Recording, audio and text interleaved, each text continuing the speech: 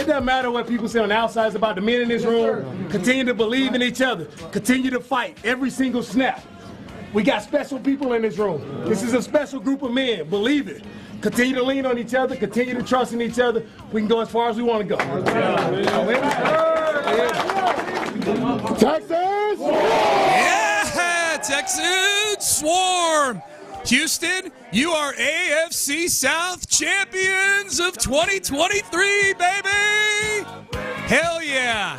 Hell yeah. The coolest thing is we welcome you in on a Reaction Monday, maybe the most important Reaction Monday we've done as a show, on the heels of this huge turnaround, and now not only a trip to the playoffs, but a division championship in 2023. The coolest thing has been the fact, Seth, that game took place on Saturday is that's given us a whole extra day to interact with people either in person or on social media, and everybody I was talking to was like, man, I cannot wait for 6 a.m. on Monday. I cannot wait to hear you guys talk about this. Text message, the most anticipated Payne and Pendergast show since the Texans traded Deshaun Watson is right now, my friend. Division champs. People got up early just to listen to us revel in the glory that was. Well, the fun part, too, was it gave you an extra day of watching and like a second celebration to win the division championship yesterday. It really was, as Mike Vrabel kind of, he owed us for that awful defense that he gave us when he was defensive coordinator the 1 year before he vaulted from being one of the worst defenses in the league to the head coach of the Titans. He owed us a little bit, and I feel like he paid it back yesterday. That was really, I went into that game. I don't know if I was like in denial or something. I just didn't want to have to be pulling for a team that had nothing in the standings to gain to beat the Jaguars. And yet it was even more fun than I thought, because aside from the Texans winning the divisional championship, and this is what it was, Sean.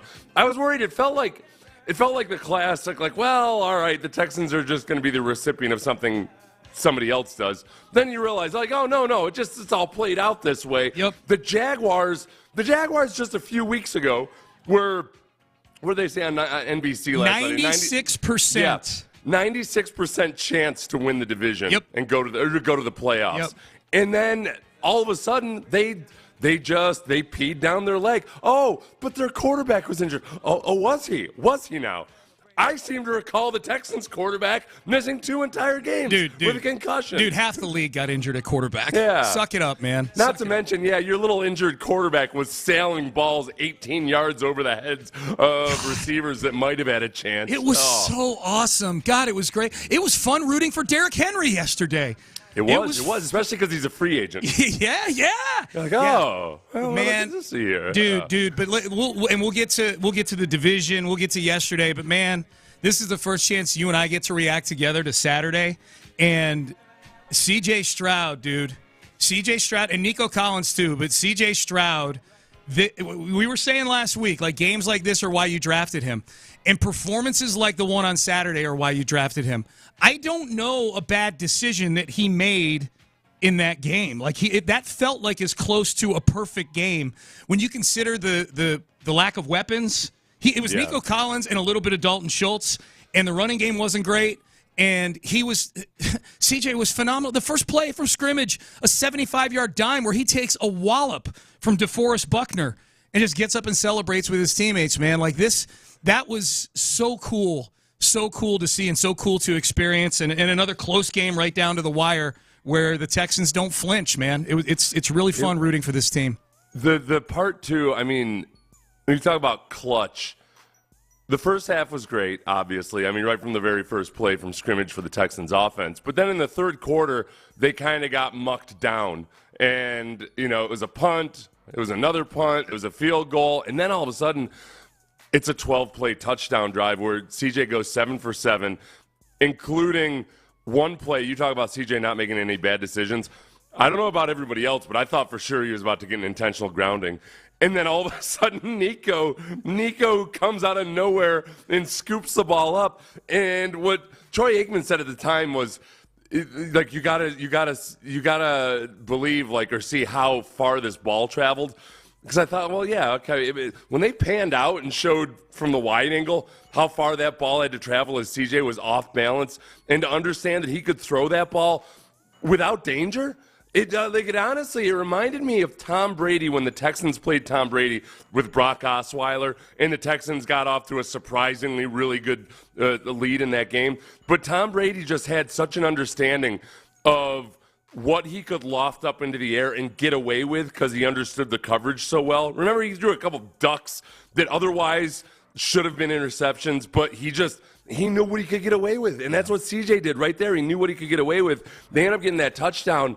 That was just in a game in which they let Jonathan Taylor run as well as he's ever run, but then they held Gardner Minshew to 100 and however many yards passing. Dude. It was really, as painful as it was to watch Jonathan Taylor run, you got to understand that was part of the strategy that they had to go with when they realized what was going on in the first quarter. And they could have executed it better to where it wasn't quite so dicey.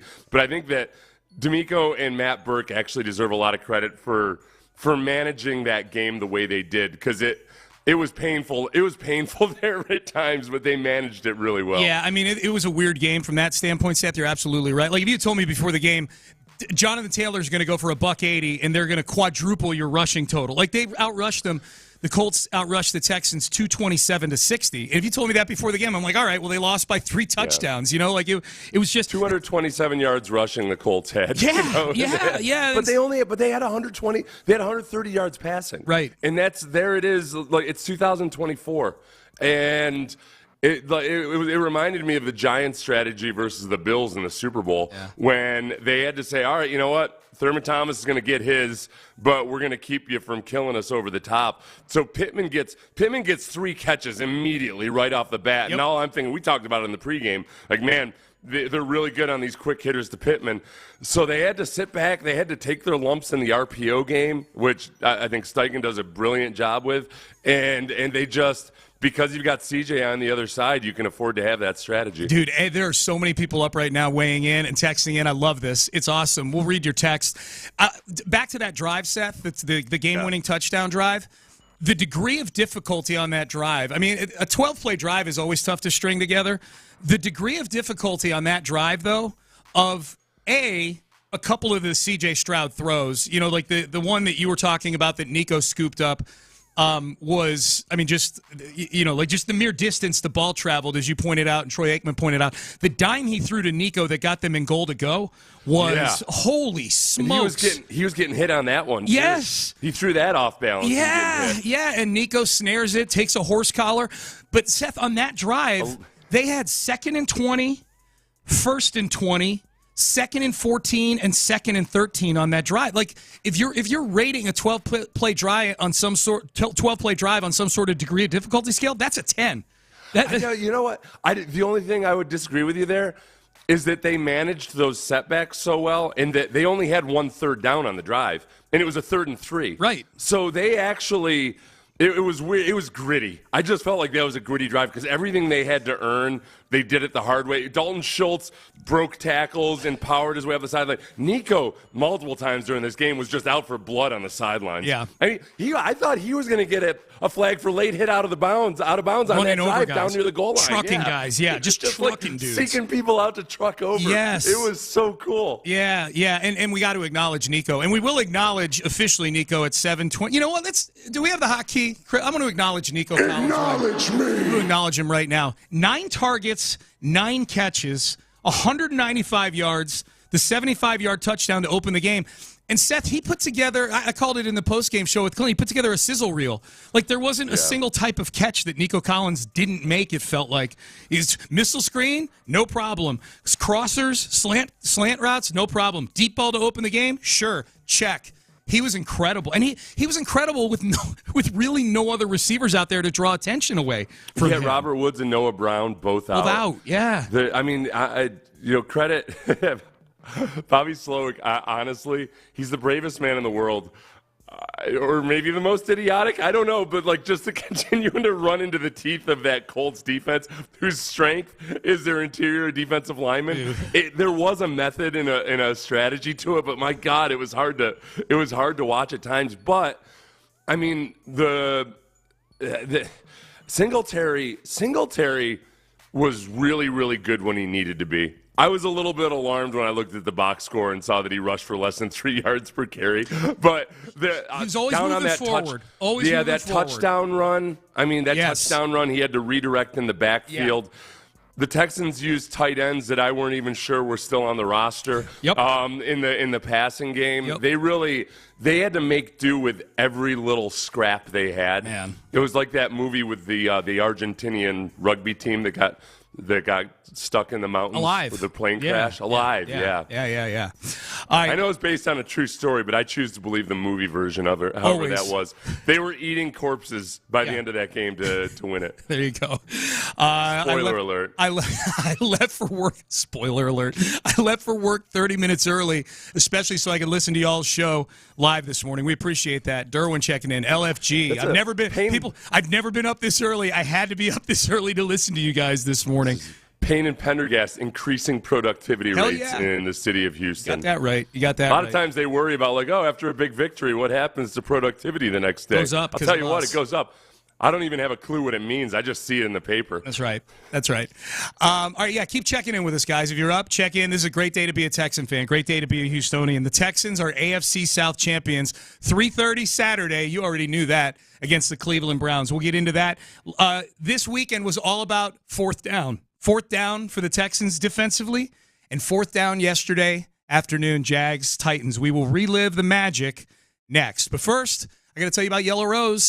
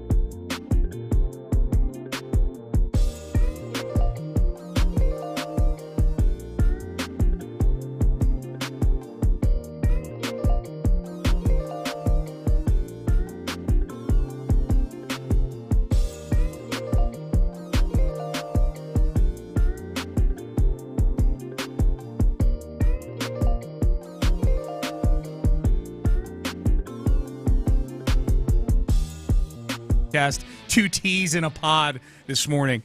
We're locked and loaded, too, man. We're ready to go. Headlines next segment. We're going to take a look back at the most important drive of the season through the voice of Vandy, voice of Mark Vandermeer, highlights of the big winning touchdown drive. We'll acknowledge at 7:25. Acknowledge me. We got a lot to get to. Hey, quick programming note. Nick Caserio, Texans GM, is going to join us 7:30 a.m. tomorrow on the show. He hasn't been fired yet? And he hasn't left for New England either. It's amazing. Yeah.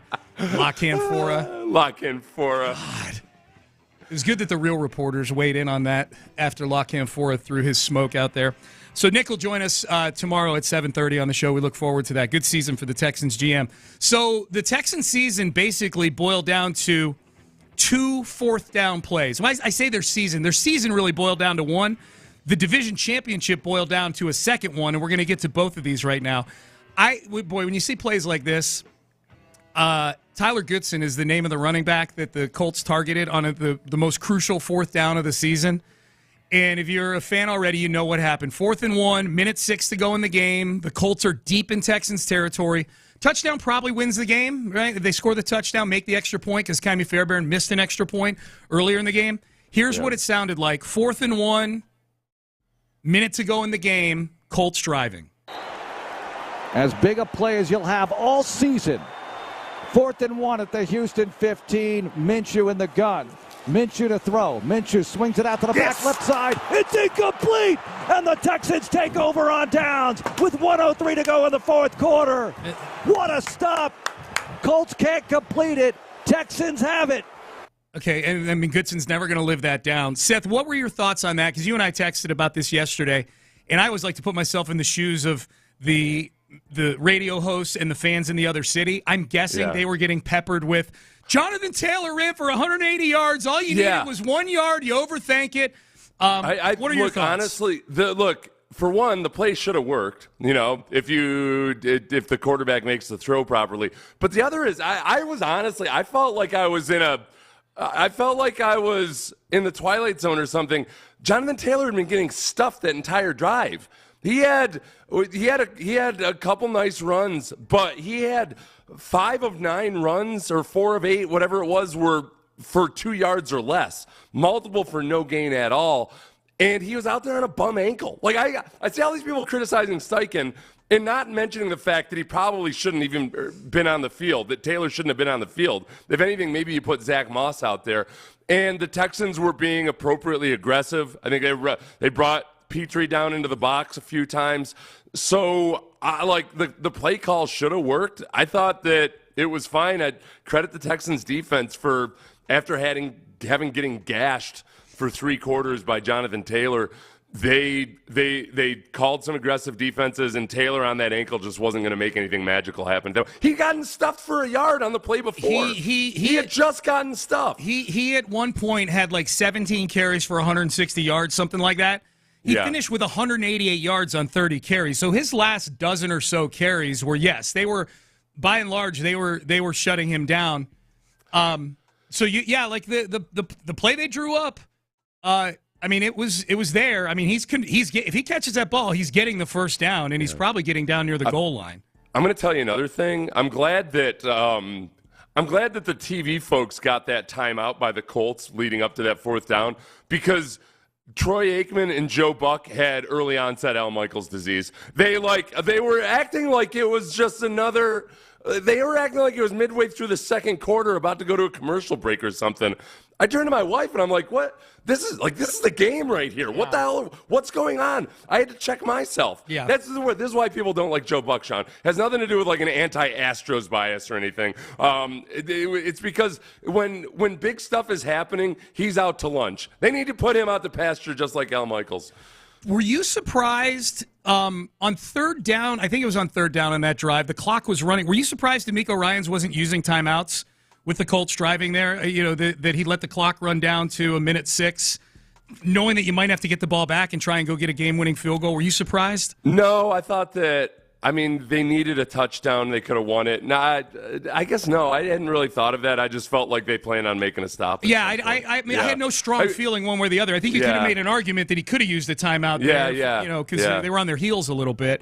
As it turned out, the Colts ended up burning the timeout. They let the clock run all the way down on 4th and 1 and then called a timeout.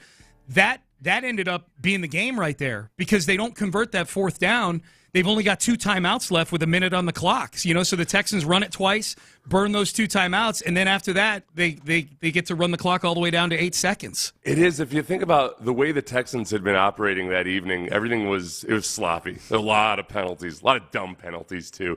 You might have made that argument aside from just game management, also being sure you've got the right personnel on the field and everything. Yeah. Both sides were hurt by the substitution rules at times. They had to replay the down the one time because the Texans do-over. We had a do-over. Hey, fellas, we're just going to do a do-over, okay? Do-over. I'd never seen a do-over before. No big deal, right? Yeah, I saw it earlier this season. I can't remember where, but it's some of the administrative issues the officials have been having this year. Okay, so that was the 4th down that won the game for the Texans. Tyler Goodson with a drop on a 4th and 1 play. And then comes Sunday. And this was kind of fun yesterday to get to, go out, hang out, find the Jags-Titans game on a TV somewhere, have a few drinks, watch Derrick Henry run roughshod over the Jags. And it was kind of cool because the Titans were really leading all afternoon. And Derrick Henry was great. He may get acknowledged later in the show. But that game, too, came down to a 4th down play. Jags have the ball late in the game, down 28-20, so they're driving to try to just tie the game and send it to overtime. 4th and 2, here's Trevor Lawrence. 4th and goal. Trevor dives into the end zone. No. No signal. Okay, that's the wrong one. Sorry about that. That was the 4th down stop down near the goal line. Okay, I pulled the wrong one. My bad. That was a big 4th down stop, too, though, by the way, where he tried to reach in and score, and they stopped him down there. But Trevor Lawrence on a 4th and 2 to try to save the season sails a ball over a receiver's head, which he did quite frequently on Sunday. And he did that. Those last couple ones that he sailed. Well, plus they had the dropped ball by Ridley. Well, it wasn't drop ball. He couldn't quite adjust to it. I would remind everybody, the guy that was suspended for a year for gambling. But whatever. Trevor Lawrence sailed those 2 balls. I think both those were ill-advised passes to begin with. That's what I'd be really concerned about if I were a Jaguars fan. Like, all right, even a perfect pass might not have been a completion in those situations. Where is his head and what is he doing? I don't think he might not be smart enough to be an NFL quarterback because he sure seems to be a first-read guy. Yeah. I think he's just he might just be a male bimbo. I think there's a part of him that just doesn't get things. And without Doug Peterson kind of giving him a remedial offense like they did at the end of last season that doesn't travel well over time, then that just might be it. I know he's banged up and injured, but again, so is C.J. Stroud. Yeah. He might not be good. Like he might just be very talented. You know what I mean? Like he may just have a lot of traits. I don't even understand that part of it though. And honestly, look, I'll be the first person to say it is a crapshoot with quarterbacks, and really, really smart people just have a hard time predicting and forecasting. Every time he lets go of the ball, it looks like he's a pitcher. He lifts that back foot up like it's coming off the rubber. I don't get it. I really don't see it or understand it. Everything's so long and methodical, and also, by the way, inaccurate. Like, hey, if you're going to take your time throwing the ball like that, how about you hit it on the spot? I hope and pray that the Jags give him the $260 million contract. Yeah, they need to. They really need to take care of Trevor Lawrence because he's a nice boy who keeps things in perspective. I wonder how that's faring when he gets up to the podium and talks about how, in the grand scheme of things, football isn't that important. Oh, my God. Yeah. Kids, I can't tell you how nice it is. Just work your butt off so you can get to a point where really when you can start acting like money doesn't matter at all and say it to people to whom money really matters still. It's a nice place to be in life where people hate. Yeah.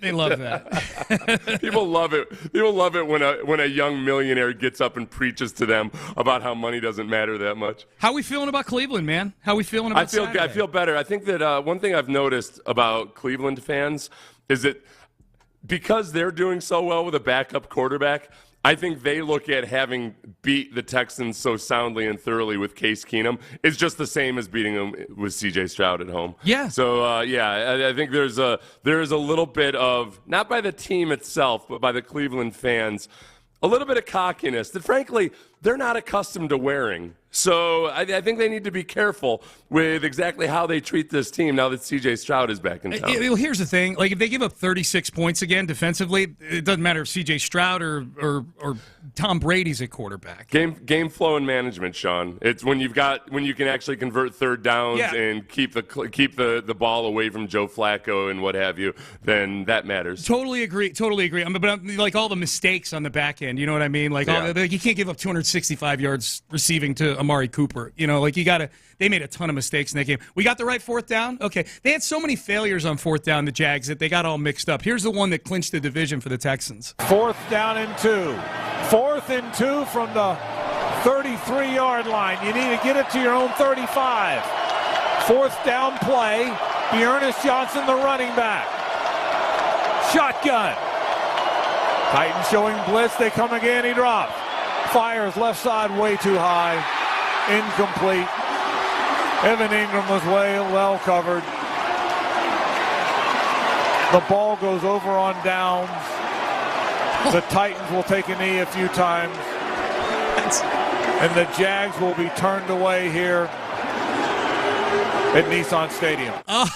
That's Frank Frangie.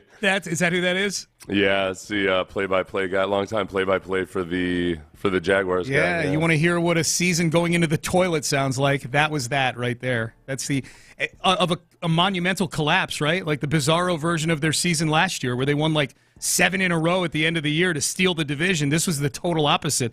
They lost like 6 out of 7 to lose the division or whatever it was. 5 out of 6. Is there a chance Doug Peterson ends up being a surprise Black Monday firing? I don't think. Is there any chance at all? I don't think so. Because now you're talking about, because Trevor Lawrence is the big eventual investment there. So now you're talking about a third head coach for him in 4 years if they bring somebody else in. I think he's safe. think it's easy to blame injuries for his issues, for a lot of the issues this year. Yep. A lot of you weighing in. I told my folks yesterday, tomorrow's going to be a sports radio day, and today is here. Let's celebrate. It took so long to get here, but for all of us who stuck with this team over the past 3 years, he said, besides Cal, Hannah, and Nick, we stuck with the team knowing that the worst was behind us. Yeah, absolutely. This is, Seth, I think the page had already been turned on this franchise, even if they lost on Saturday to the Colts. Yeah. Like, the feel of this team and this franchise moving forward, I don't think was going to change, even if they lost on Saturday night. But that they won on Saturday night, and then that they wake up, you wake up Monday morning and you're AFC South champs. They didn't take a single snap in first place in the AFC South this season. Yeah. How crazy is that? Right down to the wire. Yeah. They clinched it after they were done, having never led it or anything. They won the division. That's a come from behind triumph right there. Absolutely. Payne and Pendergast with you. Sports Radio 610. All right, let's get to headlines. We got Texans Colts. We're going to revisit that. We've got our first firing for Black Monday. So we'll tell you who that is. We've got a retirement with the Astros. So we got a lot of stuff to get to, a lot of leftovers and headlines that we're going to get to, and we will get to them next.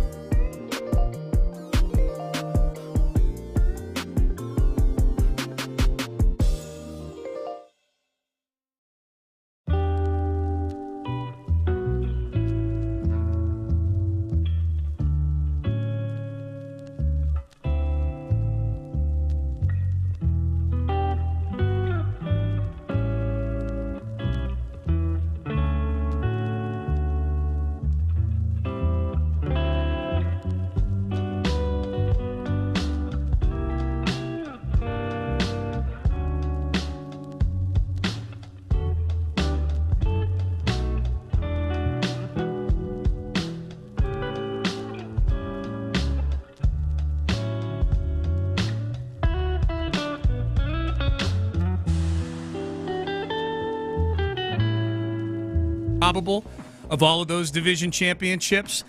They beat the Colts 23-19 on Saturday night. Got to send a big fruit basket to the Tennessee Titans for beating the Jacksonville Jaguars 28-20 because that took the Texans from being merely a wild card team to being the 4th seed in the AFC. They will host the Cleveland Browns. You already know what time the game's going to be. 3:30 on Saturday, of course. Well, no, I mean, sometimes it's not always like exactly 3:30. Sometimes it's at 3, right? It could have been a 4 o'clock. Who knows? That's the worst actually you've ever had. Okay. Yeah, it could have been a 1 o'clock. I don't know. Well, actually you've ever had. They got the Saturday afternoon time slot, okay? That's when they're going to be playing the Cleveland Browns. Browns are a 2-point favorite. Does that feel right to you, Seth? Browns a small favorite over the Texans in this football game? Yeah, I mean, the better team, I would say. Yeah, the Texans are, obviously they've got a home field advantage that's offsetting some of that. So given the previous matchup and given just how good Joe Flacco's been, and honestly, like how good the Browns have been as a scoring offense, for a team that's played with 4 different quarterbacks, they're still in the upper third of the league in terms of scoring offense. Yeah. The defense is very, very solid and managed to, like, the defense statistically isn't represented by the statistics as well as they actually are because they've had to carry some of the issues and some of the backup quarterbacks that they've had to play the entire season. It's a very solid football team. I think the biggest question a lot of people just have about it is, okay, is this Joe Flacco bubble going to burst?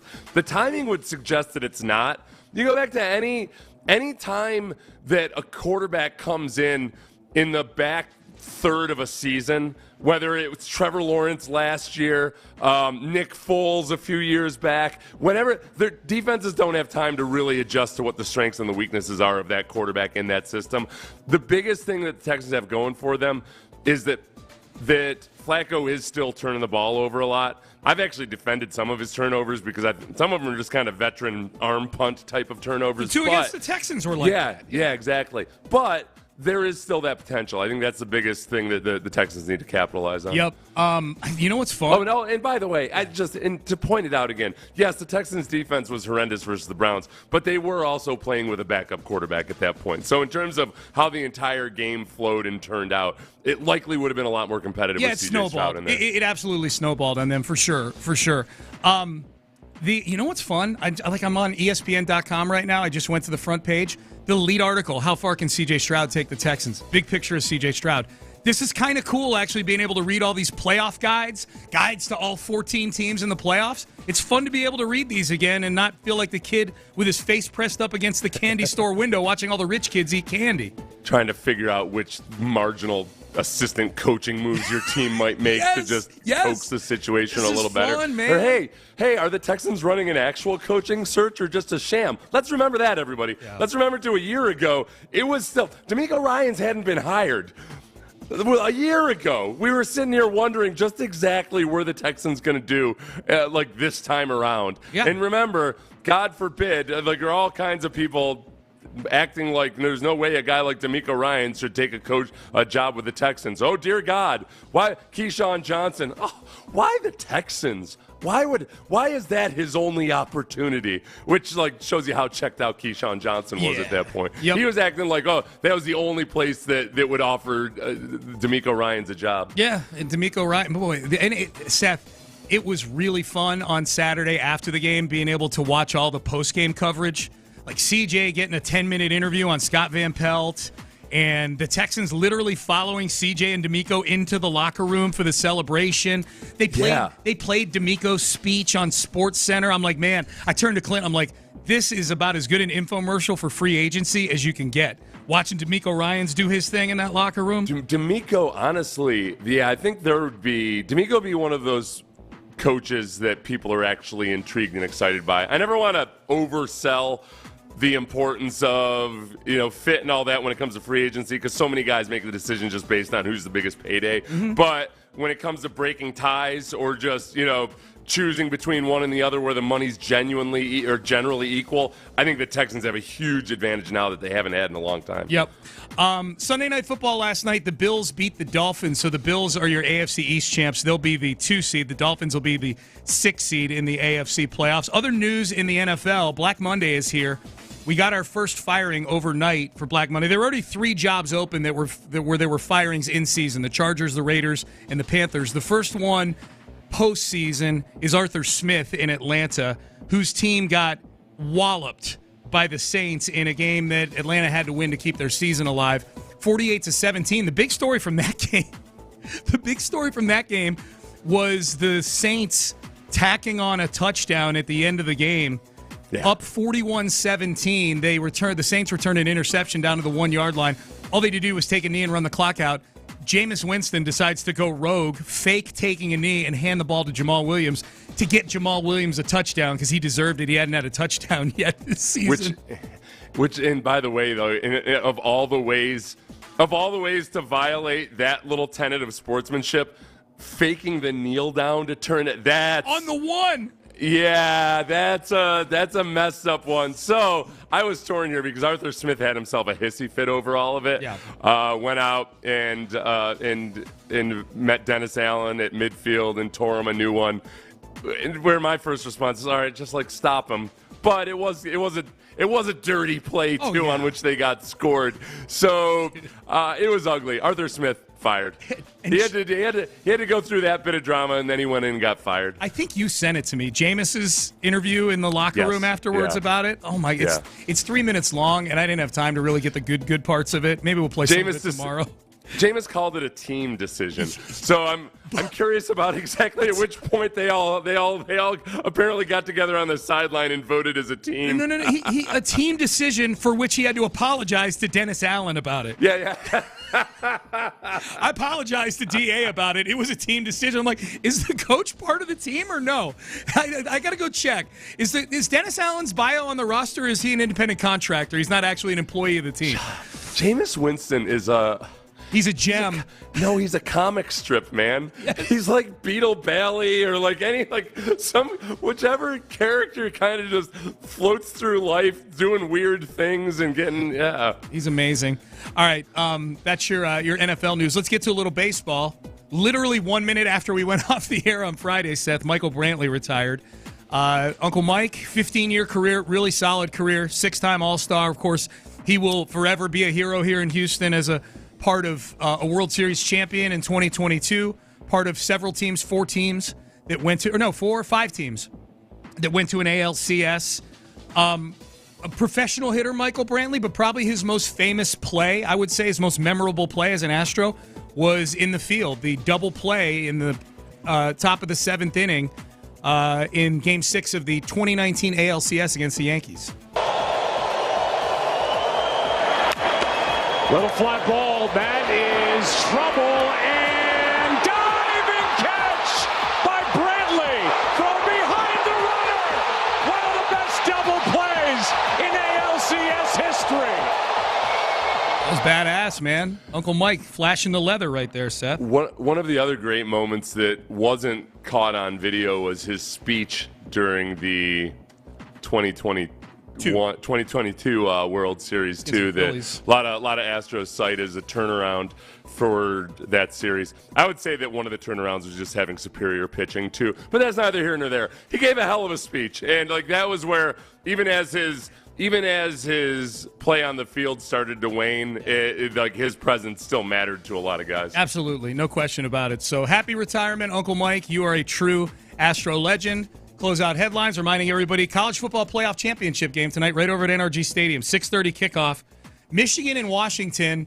And, Seth, I would say Amy and I were out about town yesterday watching games at a few places. I would say if we're judging by the bars here in town, I would say it's about a 50-1 ratio of Michigan to Washington people. I'm glad the game is tonight just because, honestly, I'm a little bit worried about the potential distractions that could have been for Nico Collins.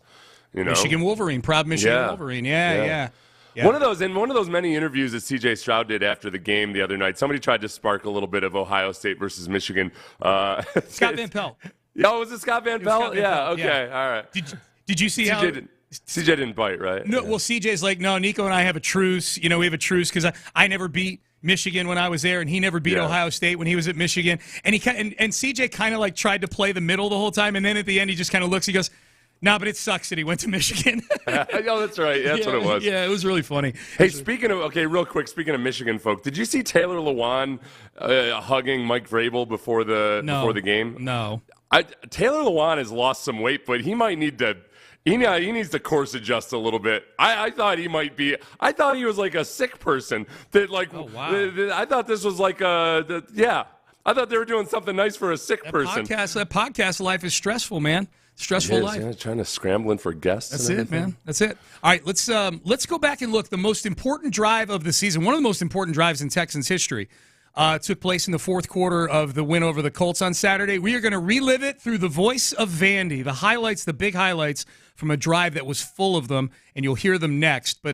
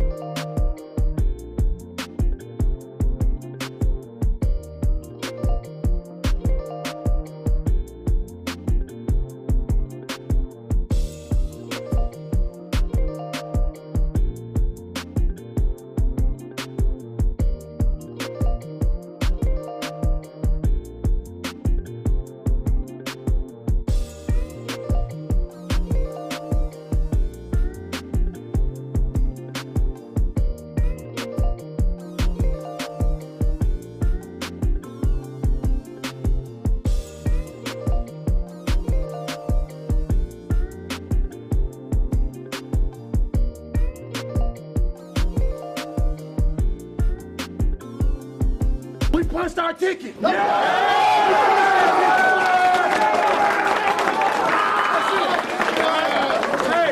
Now everything starts, right? Everybody 0-0 right now. All we want is opportunity. Opportunity, and we got our op. Now what do we do with that op? Right? We go take advantage of the op again. No doubt about it. Love you guys, man. Love the work. This is a huge accomplishment, man. First time this organization's been to the playoffs since, I think, 2019. All right? Again, nobody matter. It doesn't matter what people say on the outside. It's about the men in this room. Continue to believe in each other. Continue to fight every single snap. We got special people in this room. This is a special group of men. Believe it. Continue to lean on each other. Continue to trust in each other. We can go as far as we want to go. Texas! AFC South champs!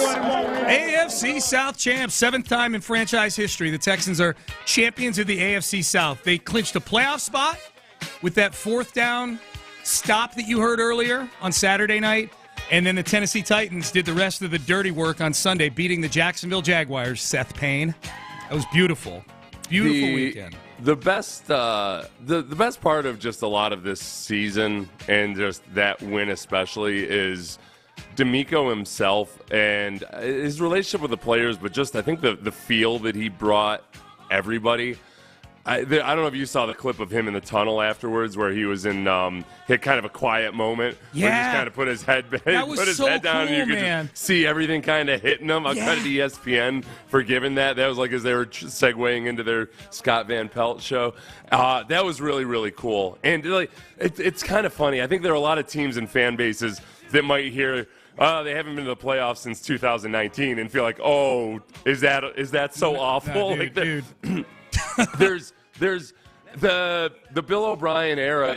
There was just never a connection. You know, there was always the Texans did studies on this that showed that the city looked at Bill O'Brien like he was an organ transplant they were trying to reject. Yes, it never felt right. And there's so much about DeMeco that just feels so right. He's just aside from being a really good football coach, the fit couldn't be any better. The feeling that we had Saturday night, and then again yesterday when Tennessee beat Jacksonville, for me at least, Seth, that wasn't a since 2019 thing. As you point out, that was a since 2012 thing for me. Yeah. You know, like this, what we felt, this isn't about winning the division and getting to the playoffs in total. It's not, I mean, it is about that from a football standpoint, but so much of it, especially because of the last 3 years especially, so much of it is about reconnecting, the emotional attachment to the team, the enthusiasm about the future of the team. Hell, just at its plain, most simple assessment, the likability of the team.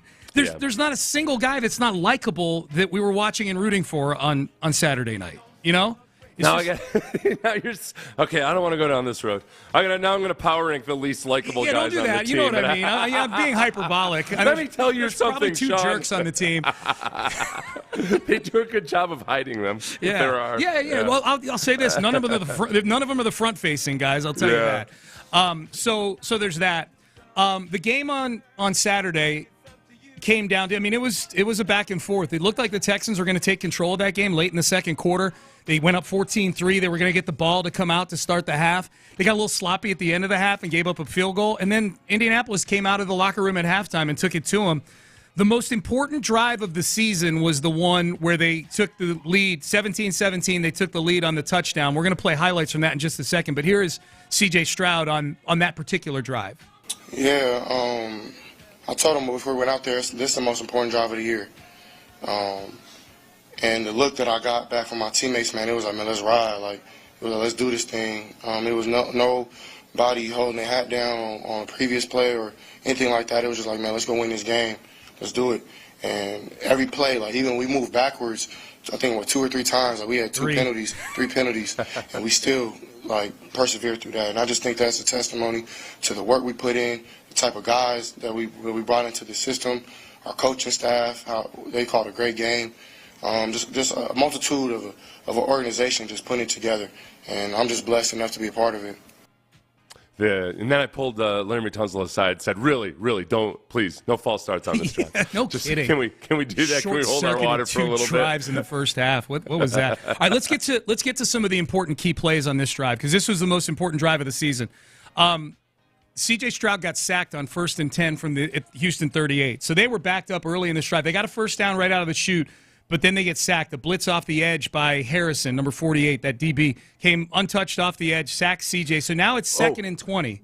Which, by the way, though, honestly, that might have been the most underrated play of the game. C.J. hearing the footsteps and going down. Yeah. Because that could have been another concussion easily. And he just, I've never been happier to watch my quarterback willingly go down than right there. It's a great observation. Absolutely. I was thinking the same thing.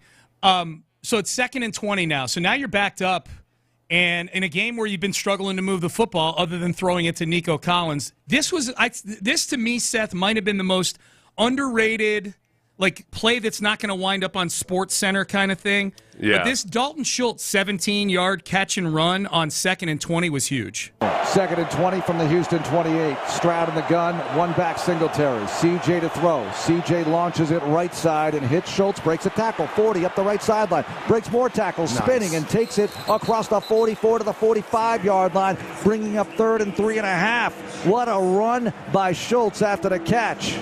The yak was huge on that. That was a very, very big broken tackle. As Aikman pointed out on the broadcast as well, that missed tackle right there was that Schultz forced. You could see Schultz is in his eyes, his focus and concentration there. And it was fun to watch too, because early in the game, those Colts defenders were yapping a lot. Yap, yap, yap, yap, yap. Every time anybody caught a ball. And on that final drive, I just felt like, all right, let's see who the boys are and who the men are. Yep. Because when it really came down to it, Nico Collins and Dalton, I mean Nico Collins especially, but Dalton Schultz and a lot of the rest of those guys, they kind of bullied the Colts on the run after the catch. It wasn't just breaking tackles. They were lowering shoulders and knocking fools backwards. Nico especially. Yep. They were out for blood on that. That was really that entire drive, and really every time they had the opportunity to. Yep, they were trucking him for sure. And Schultz was huge all around on that drive. That was the biggest play. Schultz only had 5 catches for 46 yards, but 4 of them were on that drive. He set up that 3rd and 3. You know who converted the first down? Dalton Schultz. Caught a nice little 5-yard, just settled into a dead spot there, moves the chains, and they keep things going. So the next one was on a 2nd and 14. So now the Texans are at about midfield. They're at their own 46-yard line. And it's 2nd and 14. There had been a penalty that gave them a 1st and 20. It was a holding penalty on Andrew Beck, the fullback. Yeah. Set up a 1st and 20. They get to 2nd and 14. And CJ is getting chased out of the pocket and throws what looks like just kind of a throwaway to live another day. I thought he was still in the tackle box. It would have been an intentional grounding. It could have been, I think. Yeah.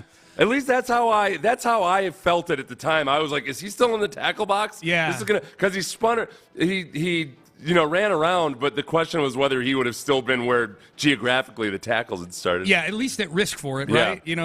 He throws it to a spot just to get rid of it, and in swoops Nico Collins like a superhero. Stroud shotgun on 2nd and 14. CJ stepping up. CJ dancing around. There's a lot of pressure. CJ flings it downfield to his right, and Nico Collins runs over there to make the catch inside the 40-yard line. First down, Texans. Wow. What a miraculous play at Indy. I couldn't believe it. I could not believe that play. We asked Nico Collins about it in the postgame show. Clint and I did. We had Nico on the postgame show on Saturday night. We asked him about that play. Here's what he said. I feel like it was just scramble drill. I seen him in the pocket, just threw it up. I seen him at one point, and I just seen the ball in the air, and I feel like, he had a little hang time. I could go get that. So I was like, strain, got it though for it. Got it, move the sticks for the team. It really, honestly, so he dropped straight back, even though he spun around a few times. He had received the snap at the hash, and he was on that same hash just 10 yards back when he threw it. That's how far the ball went. And then especially if you could measure the actual yards in the air, both vertically and horizontally, the arc on that thing. I thought it was going to be grounded because I thought he was just trying to throw it way out of bounds, but that it was going to land short.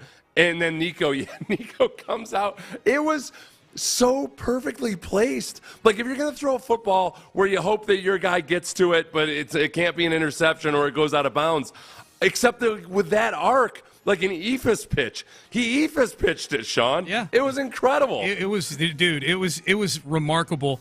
Okay, so fast forward now, the Texans they're driving a little bit. They've got it down to the Indianapolis 30. It's 2nd and 13. because Devin Singletary got stopped in the backfield on first down. So now they're behind the chains again. They've converted out of 2nd and 20. They've converted out of a 2nd and 14. Now they've got 2nd and 13. This, in a season where C.J. Stroud has a mountain of highlight throws, this is right there with the best C.J. Stroud throws of the year. 2nd down and 13 at the Indianapolis 30-yard line. CJ under center, drops back to pass. Here's pressure. Stroud has to rush it downfield. Hits Nico inside the 10, brought down there, and a flag is down. Going to be a face mask on the back end of this to give it half a distance to the goal. Baker with it appears. What a throw. That was a laser with the heat on Stroud to Nico Collins to set up a 1st and goal. Dude, it was man.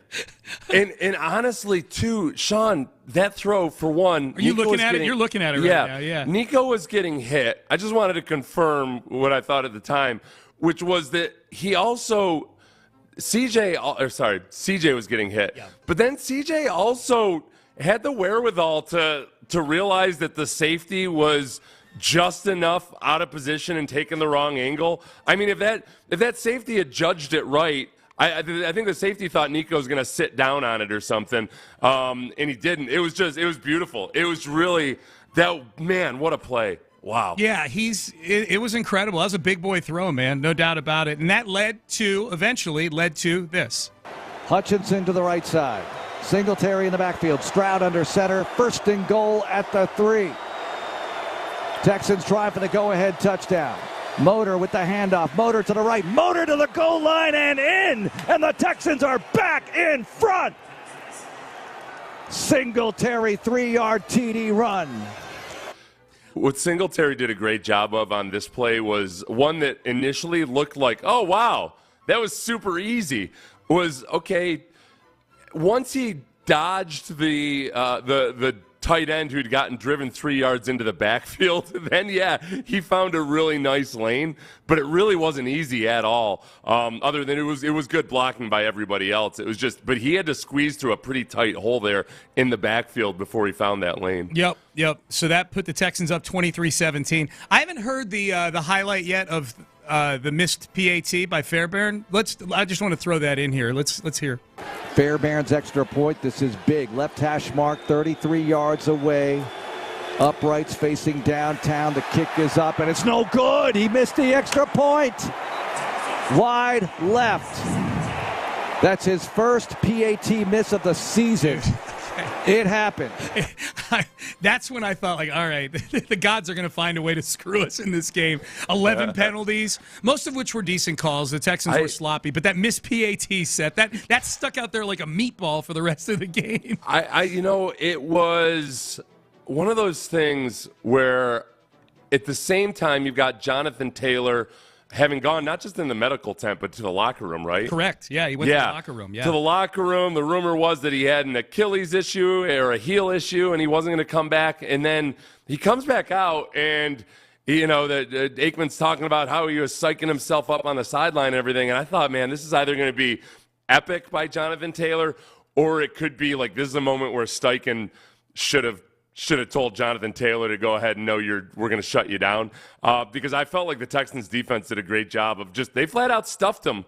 The other than the one conversion he had there, they stuffed him for most of that series, and the defense came up big on that last drive. They definitely did. Yeah, down the stretch they did what they needed to do for sure. All right, let's acknowledge. We're going to acknowledge at least one player on the Texans defense. We're going to acknowledge the people you think we're acknowledging. We do it every Monday. 7:25, acknowledge me. We acknowledge the big performances from the weekend. Next. I'll acknowledge.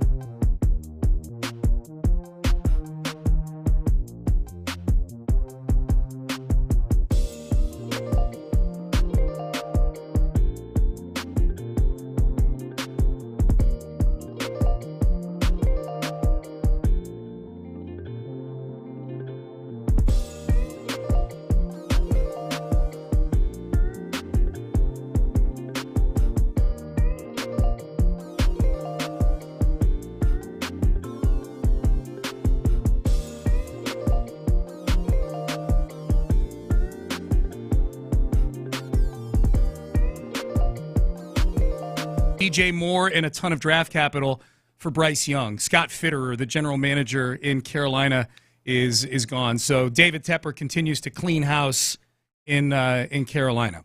We'll keep an eye on things. I would imagine there'll be some more firings going on in the NFL. That's what happens the Monday after the season. The Belichick thing might take a little longer to play out just because that's a little more nuanced, Seth, than just firing Ron Rivera or firing Scott Fitterer, it feels like. Well, there's and now, more and more it seems like trading of coaches is coming back into vogue. So the question is, all right, if Bob Kraft were to trade Bill Belichick, I would imagine they'll do it in a way that is amenable to Bill Belichick. I don't think Bob Kraft's going to sit and hold him hostage or anything like that. Yep. Now Mike Vrabel might get traded. Who knows? There's all kinds of reporting and then counter reports about Mike Vrabel and what his immediate future is. Just even in terms of meeting with the ownership after the season and all of that. I think he should get a big bonus, Mike Vrabel. That was a huge win yesterday for the Titans. And by huge, Can the Texans give him a bonus? Does that violate any kind of league rules or anything? Something, yeah. Send him an Oilers jersey, maybe? I don't know. Sure, a new Cowboy hat, a Chili's gift card, whatever it takes. Absolutely. Yeah, the Cowboy hat. We'll send him a Bum Phillips hat. Absolutely, absolutely. All right, let's acknowledge. We've got some big performances from the weekend. Acknowledge me. Hang on, I got to say who it is first, Chris. Yeah, okay. Let's start with Nico Collins. Acknowledge Nico Collins. 9 catches on 9 targets for 195 yards and a touchdown, and we got it started quickly on Saturday night. First down from the Houston 25-yard line. Devin Singletary in the backfield. CJ under center with Nico Collins to the wide side left, and Schultz in motion to that side. CJ calls him out. CJ will throw on the first play for the Texans. Steps up, fires deep down the field, and caught by Nico Collins at the 20, 15, 10, 5. Rock and roll. Touchdown, Houston. 75 yards on the opening play. Hello, Indy. Unreal. What a throw, what a catch, what a start to this game. Yeah, I had a little hang time too, man. It was just one of those plays we knew first play was an entire week, man. Even yesterday doing walkthrough, man, defense gave us the look we wanted. Seven trusted me. I trusted him, man. The ball gonna be there, and that's what we did. He told me just run. That's what I did. Got it. Made a play for the squad. I love Nico. 7 took a wallop, too, on that play. He got hit hard. Stroud. Yeah, he did. He had a few nice throws in this game where he took a hit as he was giving them, or as he was getting hit. I thought that, for one, Aikman said that the safety had to jump that underneath route, and I don't know exactly what Aikman was talking about. He definitely didn't have to, but I did take it as a sign of disrespect that they felt they could just let their young cornerbacks handle Nico Collins one-on-one. Safety just said, whatever. Yeah, 12, no big deal. And the Texans, in a way, Bobby Slowick did what all great empires do, Sean. They saw something an enemy had done previously, and then they stole it and made their own. So they saw that the Texans had been victimized first by the Browns with a first play of the game deep shot, and then they were almost victimized by the Titans with that shot to Treylon Burks, where Treylon Burks could have easily hauled it in and had a touchdown on the first play from scrimmage. What do the Texans do? Maybe we'll try that. Let's just do that.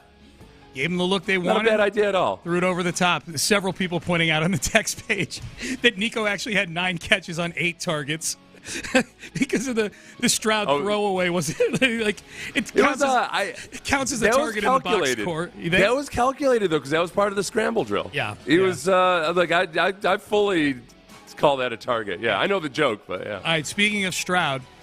C.J. Stroud, 20 of 26, 264 yards, 2 touchdowns. Acknowledge C.J. Stroud for sure. He was great. He had an 88 QBR, the QB rating, not passer rating. We're talking about the 0 through 100 rating that ESPN does. 88's pretty damn good. Here was DeMeco Ryans on his rookie quarterback's performance on Saturday.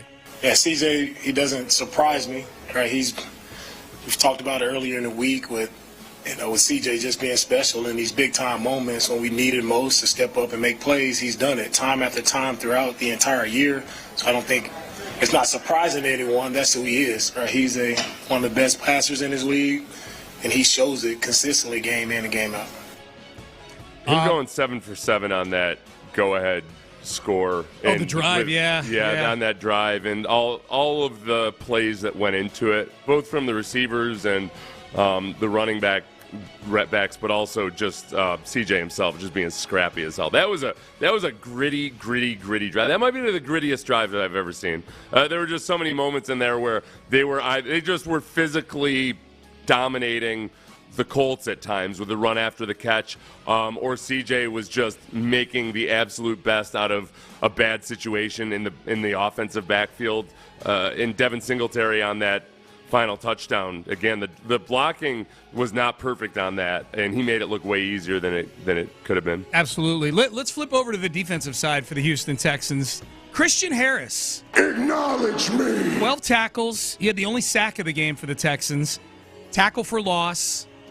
His 12 tackles, man, like when Christian Harris arrives at the ball, like you notice Christian Harris. Like okay, that's 48 making the tackle.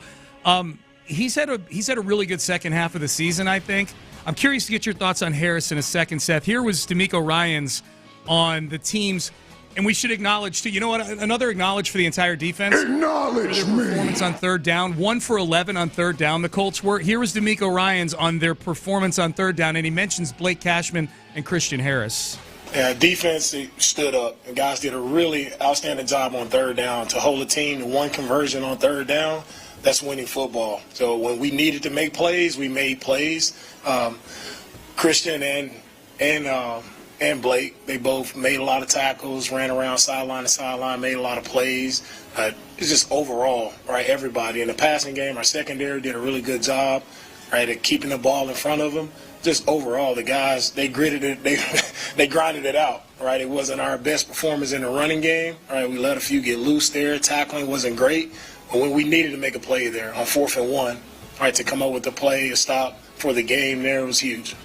Yeah, the Colts did a really good job of putting the linebackers in a blender on those RPOs, and they're very effective with the RPOs. They don't. It's not like the quarterback can run, obviously, but it's more the bind that they put those linebackers in between having to cover a tight end or recognize that it's run and come up and tackle Jonathan Taylor. And I think that the shift the Texans made strategically and philosophically after the first quarter was they realized, all right, we've got to take care of this intermediate and short range passing game, and maybe we suffer a little bit by Jonathan Taylor's hands. It would have been nice if they could have tackled better than they did, but they were kind of caught in a tough bind with some tough decision making the entire game. The difference is that as many bad snaps as the linebackers had against the RPO and in the run game, the sum total of it on the balance sheet was that they came up and made some really key big plays in the Texans' favor as well. That was the diciest part of the game, was in that second half when Jonathan Taylor just looked like he could do what he wanted at will, and yet it only resulted in 17 points for the Colts. Yeah. They only had one touchdown the whole game. It was that long run by Jonathan Taylor. That was it. That was their only touchdown. This may be kind of mean, but it was a huge play in the game. Tyler Goodson. Acknowledge me. I'm going to acknowledge you for dropping that ball on 4th and 1. Good job, kid. Here was the play. As big a play as you'll have all season. 4th and 1 at the Houston 15. Minshew in the gun. Minshew to throw. Minshew swings it out to the back left side. It's incomplete. And the Texans take over on downs with 1:03 to go in the fourth quarter. What a stop. Colts can't complete it. Texans have it. You know whose bacon he saved by dropping that ball? Tyler Goodson, who, by the way, had not caught a ball all day. He caught 6 balls all season long. Kaimi Fairbairn. This was probably the most relieved Houston Texan that ball got dropped on 4th and 1. Yeah. He missed the PAT. That was, you never figure out exactly what goes through a kicker's brain, because he can be. It's not like Kaimi Fairbairn lacks the clutch gene or something. It's just sometimes just bad luck. I thought the snap and hold looked all right, right? The snap was a little high, but Johnston got the ball down. You know, he got it down. He got the laces out. Yeah. So I don't know if that was, unless I don't know, that maybe Kaimi just delayed the process, had to delay the process a little bit. I don't know. Yeah, he just missed it. Let's do one more acknowledgement. Tangential to the Texans, but this is a Tennessee Titan. Derrick Henry. Acknowledge me. 19 carries, $153, a touchdown. he was the biggest reason that the Tennessee Titans were able to emerge victorious yesterday over the Jacksonville Jaguars and thusly hand the Texans a division crown and a home game on Saturday at 3:30 against the Cleveland Browns, Seth. A team that had held Derrick Henry to a combined 51 yards rushing in the last 2 games. 51 yards rushing is what Derrick Henry had over 2 games. Usually that used to be a couple of carries for him against the Texans.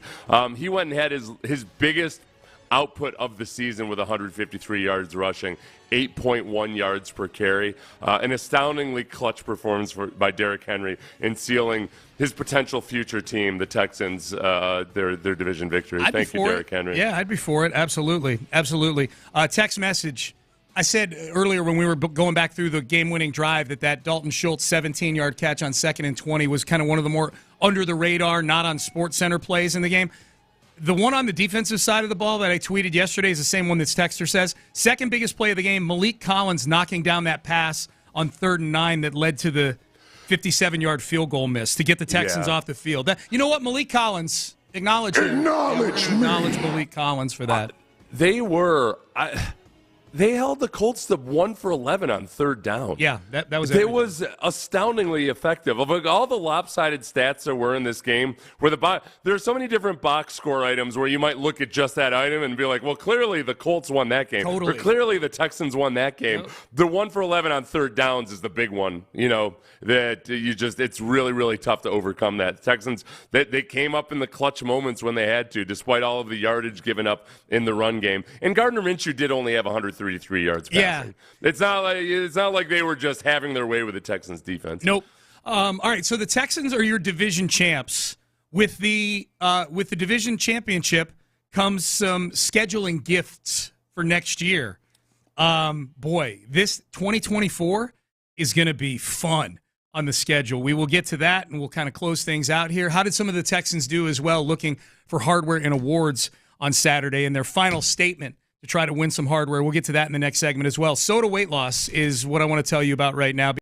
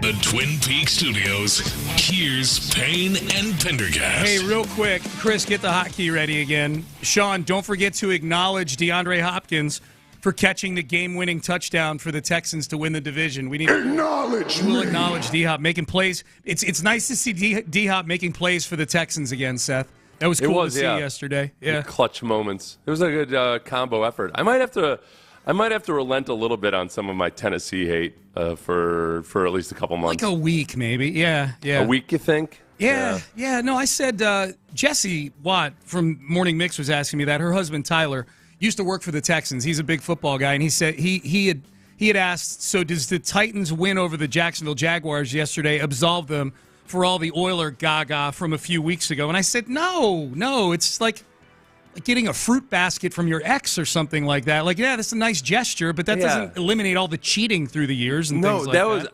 I told you, I saw Taylor Lewan hugging Mike Vrabel before the game, and he was wearing a Houston Oilers jacket. Which I didn't cotton to that one bit. Yeah, it only absolves them. It only absolves them if they stop doing it moving forward. If they just do it again, then we're not absolving them for. Then it's just permission to keep doing it. Is all it is. So no. The hate is still there, but we thank them for their win yesterday. One other quick acknowledge too, Mike Tomlin. Acknowledge me. The Steelers are 10-7 and they're in the playoffs. Yeah, his stretch of competitive football teams that now Ben Roethlisberger proof is pretty astounding. Yes, and it's just, man, it's I don't. To invoke a very, very one of Bill O'Brien's very most favorite sayings, it's hard to win in the NFL, and he does it despite many, many obstacles thrown his way, including, frankly, the last couple years of Ben Roethlisberger, right, where Roethlisberger was more of a detriment than an asset. So it's just like every other team in the NFL at some point. Gosh, you wonder what could this guy do with a quarterback? Might be pretty special. Yep. So good job. Good job by Mike Tomlin. So one of the things that kind of, flies under the radar a little bit, especially when you win a division over the weekend, is the fact that now you know who your opponents are going to be for next season. You know who they are going to be in perpetuity, 14 of the 17, because it just rotates every year, with divisions that you play. You play the three teams in your division, you play them twice each season. But there's 3 variable games each year that are lined up with teams that finished in the same spot as you in their division. So the Texans won the AFC South. That's a whole lot of fun. Going to get a home playoff game out of it, maybe a win, maybe get to the divisional round. Who knows how far this team can go. But you are going to now in those 3 variable games, whereas in previous seasons, for example, this season, the Texans were last in the AFC South last year. So the 3 variable games were the Jets, the Broncos, and the Cardinals. 3 games that 2 the Texans won, and another one the Jets that they probably, they'd be favored if they played them again. The 3 variable games that the Texans pick up for next season, Seth, home for Baltimore, at Kansas City, at Dallas. The Texans might play on Thanksgiving Day next year in Dallas. I could see that. That'd be a lot of fun. Little Texans and Cowboys on Thanksgiving Day? Last time they played on Thanksgiving Day was Detroit, right? 2020. Where Matt Schaub broke a record for back-to-back passing production. He'd thrown for over 400 yards twice in 2 weeks in a row, right? He did, but they played it. They played in Detroit in 2020 as well on Thanksgiving Day. Oh, okay. The COVID year. It was the COVID year they played. JJ had a pick I don't 6. count that. That doesn't count. Okay, 2012. So 2012 it is. Yeah. The Chiefs are the one where all right. I guess let's see. The Chiefs offensively scored 39 touchdowns this year. How many is that, Seth? It's one less than the Texans' 40 touchdowns. Yeah, that's It's I'm more worried about the Chiefs' defense at this point than that paltry, grumpy little overgrown adolescent Patrick Mahomes at quarterback. Yeah, I just think now that you have a team that's equipped to deal with good teams like this. I'm not saying beat them necessarily, but I feel like with an offseason, another draft, and some free agency signings, these are marquee games. And you're hosting the Ravens at Kansas City, at Dallas. The home schedule next year is fun. Detroit's coming to NRG Stadium next year. Chicago's coming to NRG Stadium. Buffalo and Miami are coming to NRG Stadium next year. Oh, Buffalo and Man, Miami. they travel. They took over the damn. Okay, that's not it. happening next year. It's got to get. There were a lot of Buffalo fans at that Miami game yesterday. It's got to get white hot intensity between now and next season to the point where people, are actively bullying their coworkers and family who might try to sell to a Buffalo fan. Yeah, they took over Midtown, Sean, last year before the playoff game when they were down here in 2019. Did they really? They had a whole block shut down. The police went along with it. The damn police helped them block it off. Bastards. Our own cops. Bastards. I've defended you, police. Now you pay me back. That's damn right. it. That's right.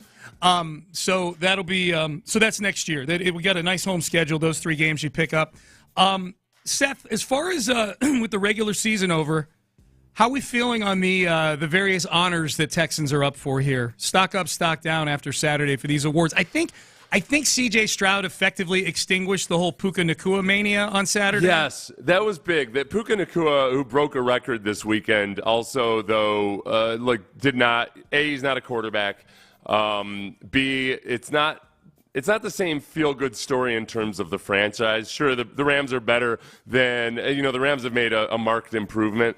And yet they are just too recently Super Bowl champions for it to feel like anything that could supplant C.J. Stroud. I think we're fine. I think C.J. got so much love both during the broadcast and afterwards and was so clutch on that go-ahead scoring drive that I think there's just no possible way he's not the Rookie of the Year. I don't know that Will Anderson really did enough to kind of affect the Defensive Rookie of the Year race on Saturday. They had the Texans as a team only had 1 sack in that game. I thought the pass rush was really critical to holding the Colts to 1 for 11 on 3rd down. But him being banged up, and especially him being banged up in that game might have hurt him more than it helped him to even have that game where people had really they had seen his stats and see that he'd had multiple 2-sack games coming down the stretch here. I guess the only question is just all the vibes around Philadelphia are so bad right now that Jalen Carter, who's been the favorite, maybe when the rubber meets the road and those voters are sitting there going down their ballot and they're looking at C.J. Stroud and thinking about the Texans, they might also look at the stats where Will Anderson has better stats than Jalen Carter, which he should because he's an edge player as opposed to an interior defensive lineman, but still – I think that might nudge him over the edge. I think that's going to be neck and neck Because I don't know what the odds are. I think that's neck and neck with the actual voters and how their psychology Yeah, works. the voters might not match up to the odds makers on that one. I'm with you. DeMeco Ryans. The Eagles are just a flaming disaster right now. They are. Dude, they got worked by the Giants yesterday. They're a mess. Worked. They're a mess. You're absolutely. Tyrod Taylor worked the Eagles yesterday. Texans legend, Tyrod Taylor. DeMeco Ryans Coach of the Year candidacy. Had the stage to himself on Saturday. Got a lot of run in that locker room speech afterwards. Stuff like that, like kind of the touchy-feely stuff like that might be able to affect some journos that are voting on this thing. This is going to be the problem, though, Sean. And again, we'll go down to the psychology of the voters. Let's say there's 50 voters. I would say 49 of them a year ago were probably writing something about, and I don't know how many voters there are, but hypothetically, 49 of them a year ago were writing about what an abomination and how awful and evil the Texans were. And they found it convenient to kind of virtue signal in various ways because they could pile on the Texans and I'll look like a decent, virtuous person. They're not going to want to confront their own hypocrisy and all of that. They won't do this consciously. This will just be the subconscious process that's going through their minds, and they'll much prefer to vote for Stefanski, where they can say, well, we always knew that the pieces were in place, and they just had to tie everything together. Yeah. You know what I like? I think Stefanski can go ahead and win that award, and then DeMeco can beat him in a playoff game this weekend. That's how I feel. It's like Aaron Judge winning the MVP, but then he gets up against the Astros and he goes like 2 for 8, like 2 for 31 or something. Akeem beating Robinson in the playoffs. That's what they need to do. They need to announce the Coach of the Year this week and present Kevin Stefanski with the trophy at midfield. At halftime. At NRG Stadium. Yeah. Was it at halftime or before the game? They did it before the game. It's before the game. Yeah. That actually, it's different with MVP and actual basketball players than it was coaches, because DeMeco's just not wired that way, I don't think. But maybe his players are. That would be the cool thing if they could present it to Kevin Stefanski, and all DeMeco's players see that and like this injustice shall not stand. That's kind of what happened with Akeem. I did a long-form piece for the Houston Press a few years ago celebrating I think it was the 20th anniversary of the second championship. That was the one where Hakeem just disemboweling David Robinson took place, because that's the year Robinson won the MVP. And so I got to do a sit-down with Akeem and ask him about it, and he was talking about how, like, Kenny Smith and Mario Ellie are coming over to him and gassing him up, like, oh, look at him, giving him that trophy dream, like getting him all hyped up and stuff like Akeem, that. Well, I mean, because Robinson did deserve it. It wasn't, was there a feeling that it was an injustice or anything at the time, or was it just... Dream had won it the year before. Yeah. I think Dream was generally thought of as the better player. Like, Robinson had the better season. Hakeem Olajuwon was the better player. The Rockets weren't good that year. By their standards, they were the 6th seed. They hadn't had a good season. Dream missed a bunch of games that year. It is I always look at that one as more of an example of, it's kind of bogus that it is a regular season award. I feel like it just, I understand the thinking and the philosophy of it, but I feel like, let's have fun in this life. Let's just go ahead and be sure that you can cement it in the postseason. Yes. What about Nick Caserio, Executive of the Year? I think he might have the second best chance behind CJ of getting some hardware. I haven't sat down and looked at the years that all the other GMs have had and whatnot. Nick had a pretty good year. When you said second best chance behind CJ on the show prep, for some reason I thought CJ was up for the GM of the Year award too. For the Tank Dell move. Yes. Remember the way it was framed. Yes. The actual story was, this is how it actually happened, everybody. It actually happened that the Texans drafted CJ, and then they asked CJ about a few players, and then asked CJ if maybe he could find out, who Tank Dell was hearing from, all that kind of stuff.